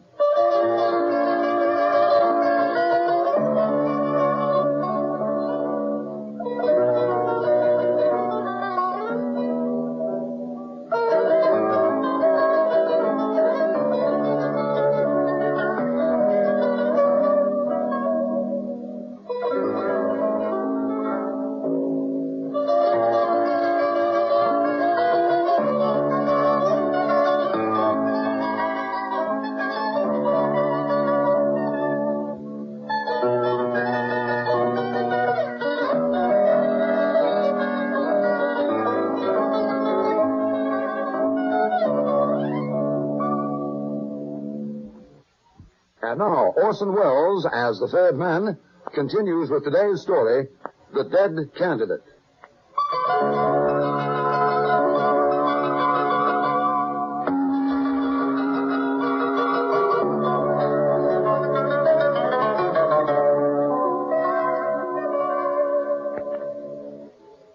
As of 6:30 that afternoon, I was still an honored guest of the Millennium State, and a banquet was scheduled in my honor. We take you now to the presidential palace, where Lolita is pinning herself into her evening dress. The admiral, his medals all arranged, is waiting for her on the other side of the screen. See who that is, Sugar Plum.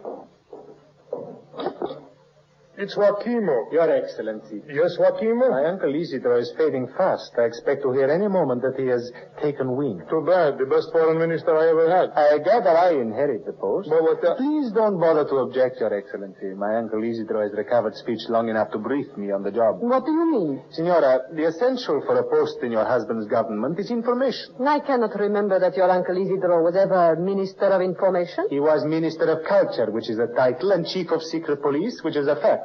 In Maligna, the information is politically important in direct relation to who has it about who. Uncle Isidro had lots and lots about everybody. A legacy is handing down to me. But don't worry. All the dirt will be as closely guarded as before. I look upon this as a point of family honor. And I look upon it as a form of blackmail. I suggest we stop bickering, Signora, and get down to immediate questions of state. Such as? Such as persuading this Harry Lime to use his influence in Washington to get us some of that money. And how are we going to do that? Oh, that's easy, by convincing Lime that Maligna is really a democracy. No. These phony demonstrations of democracy for Lime's benefit to put us in a difficult position. Difficult. Just take the speech Lolita made today. What about my speech? Signora, it was dynamite. You promised the people freedom of speech, freedom of worship, shorter hours, higher pay, old age benefits, and hot lunches for the children in school. Naturally, there was applause.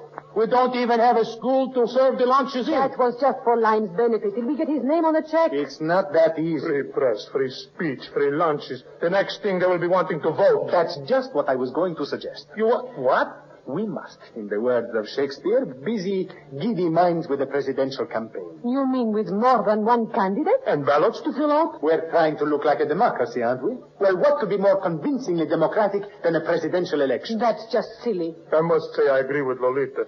The idea of a presidential election in Maligna is silly. May I ask why? Why? Because there's only me to vote for. Suppose we find someone else. Why should we? You mean somebody on our side, somebody safe. Me, for instance. Signora Presidente. Sounds rather nice. Now, sweetmeat, let's not get ourselves excited. Since a communist menace is just as necessary to an election, it's my suggestion we combine the two. And you want me to run against the red? Mm-hmm. Where are you going to find one? Well, I did think of Campo. Campo? We only called him a red. Poor old Campo. I'd almost forgotten him. He was nothing but a milk and water social democrat. Besides, the real trouble with Campo is he is dead. Who's Campo, Sugar Plum? Before your time, sweetmeat. Campo was president of the republic before the coup d'etat. What did he die of? Oh, some of the boys were chasing him. The boys? My boys. It was fairly rough going in the last days of the Civil War, Senor. You know the sea cliff up west of the country club above the prison camp called Robbers Leap? Well, Campo leapt. We told the people that he fled, escaping justice by leaving the country, which is, after all, more or less what happened. By the way, where's Lime? In the Grand Imperial Hotel in his suite. He wanted a hot bath. If he gets it at the Grand Imperial, he made history. While I was in America, Excellency, I made quite a survey of election campaign methods. And in many cities and even in some states... Sweet, make me another drink. Look, I'm sorry to press this point, but I'm not mistaken, am I, in the belief that we're facing a real crisis? Crisis? Bankruptcy. Not too much water, sweetmeat. Now, to get back to the American election. Don't eat so many nuts, Sugar Let Plum. us say that some political machine is challenged by a reform party. Yes? Well, first, if this other party gets a bigger vote, there's the venerable tradition of dropping the ballot boxes in the river. But the best tactic is to ensure victory from the outset, and for this purpose, the cemetery is best. The what? What could the cemetery? Party workers are sent to the public graveyards. They consult the names on the tombstones and make careful lists which come in very handy on election day. There's no better way of getting a comfortable majority for the straight party ticket. Really, there's nothing more reliable than the dead voter. Now, my idea is even better. Without boasting, I feel it bears the hallmark of true statement. All right. What is it? I'll put it simply. I doubt that, but go on. If you can improve your chances in political campaigns by using dead voters, why not make absolutely sure? Fine. But how do you do it? Isn't it obvious? A dead candidate. Naturally, I wasn't present for any of these secret meetings of state, but later I managed to piece it all together in jail. How did I happen to be in jail? We're coming to that. But just for a minute, let's review the situation. The Millennium dictatorship was busy turning itself into a democracy to put it over on Harry Lime, who in turn was putting it over on Millennium. The banquet, in my honor, of course, was a big do in which all the guests got themselves nicely tanked up on a domino. I managed finally to get away for a taxi ride with Susie. The driver took us up to a place called Lover's Leap. Lover's Leap is what they call it, senorita. But Campo's Leap is the real name. Campo? That's the name of the man who's going to run the election. They told us about it tonight, Harry. Sure they did. But, driver, you don't mean to say he jumped in the ocean from here. Senorita, he did not have any choice. But he couldn't have lived. Oh, we have always told ourselves that he did, senor. A sardine boat picked him up, and someday he comes sailing back and deliver Malinia from its bondage. But, driver, haven't you heard about the election? Maybe the driver wasn't at the bank. Oh, that's true. Well, driver, they just announced the election tonight. Campo is going to run for president. Too bad. Well, why too bad?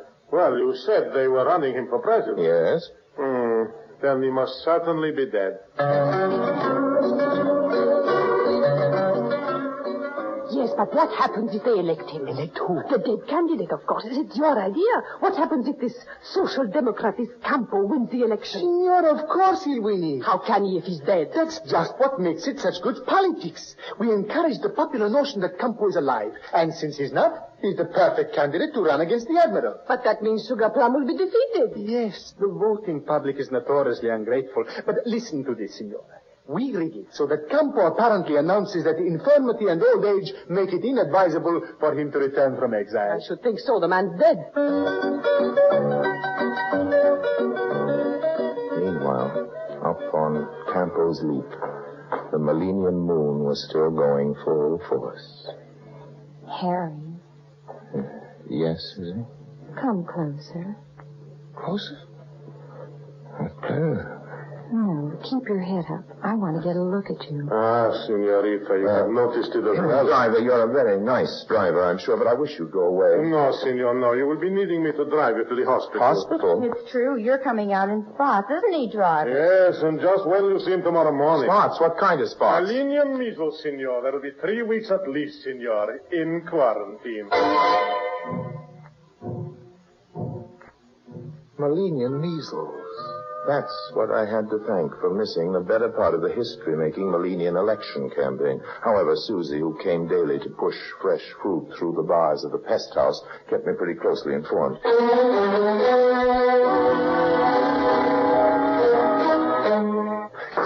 Come in, come in. Is this your office, Wakilo? Yes, excuse the shirt sleeves, but we're awfully busy in here. All those titles on the door? Yes, I'm now acting Minister of Culture. Have a drink. Chief of Secret Police and the Admiral's campaign manager. Here you are. Thanks, Wakilo. Well, this is Bazo. Certainly it's Bazo. The stuff is sweeping a domino right off the market. Now tell me about Campo. Campo's doing almost as well. And Friezo? Friezo, never heard of him. No, besides the Admiral, Campo is the only candidate. Friezo isn't a candidate. It's a drink. You mean like Bazo? Well, Friezo is better than Buzzo, really, if you ask me. I didn't. Lime gave me a nice percentage of the Bazo concession, and there's no need for competition. Competition is democracy. Exactly. Here, let me read you Campo's dying words. I just wrote them. Beloved fellow countrymen, you see, we thought we'd best let him die officially just on the election eve. More dramatic that way and a whole lot safer. Come in, come in. Hello, it's me. Keep your distance, you're in quarantine. Not anymore. I sort out the bars with my nail file. Besides, my spots are fading, aren't they, Susie? A little, Harry, but there's such a lot of them, aren't there? Joaquimo, I came here to make a confession. Sorry, we haven't got time for that now. No, this election has gone far enough. You mean you got instructions from Washington? No, I don't ever get any instructions from Washington. This was Susie's idea, Joaquimo. She just made up one of her little stories. You know how Wait a minute. Are you trying to tell me you are not the president's right-hand man? Right. You're under arrest. Arrest? What for? Suspicion of being an American spy. Take him away.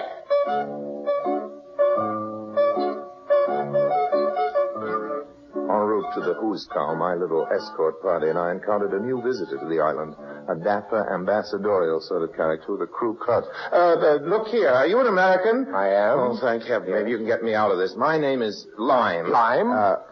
Did you say Lime? Yes, Lime. Not Lime of Buzzo. Well, yes. I'm Jones of Friezo. Good day, sir.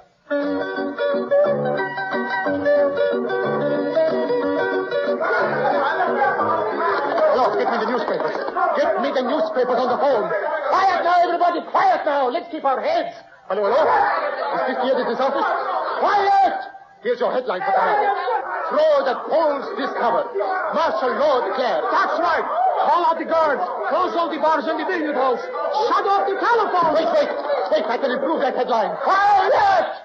Never mind the newspapers. Send the boys out to burn up the ballot boxes. Too late. What do you mean? Too late. Too late? It doesn't matter if Peter Campo's elected. Yes, but it does matter if he's alive. Alive? You mean Campo isn't dead after all? He certainly isn't. He's been in America all this time working for Friso. What's Friso? Another one of those soft drinks. Campo's been working as a bottle washer in the Scranton Works.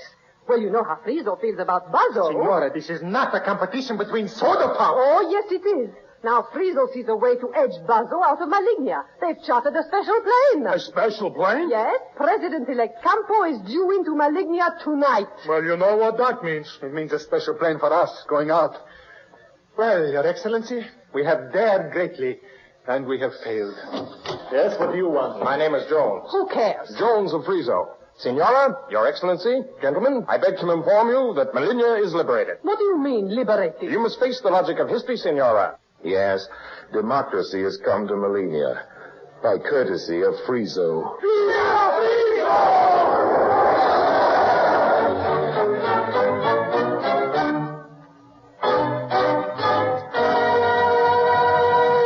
Harry Lime returns in just a moment.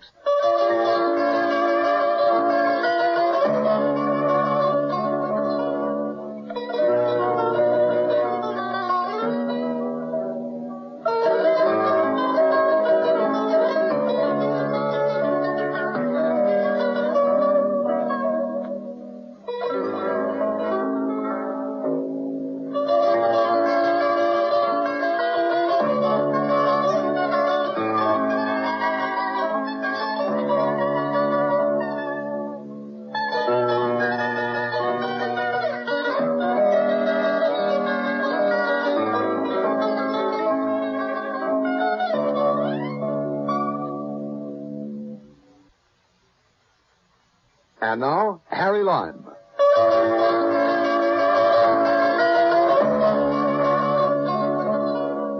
Included in the liberation, I'm glad to say, was one slightly spotted jailbird by the name of Harry Lime.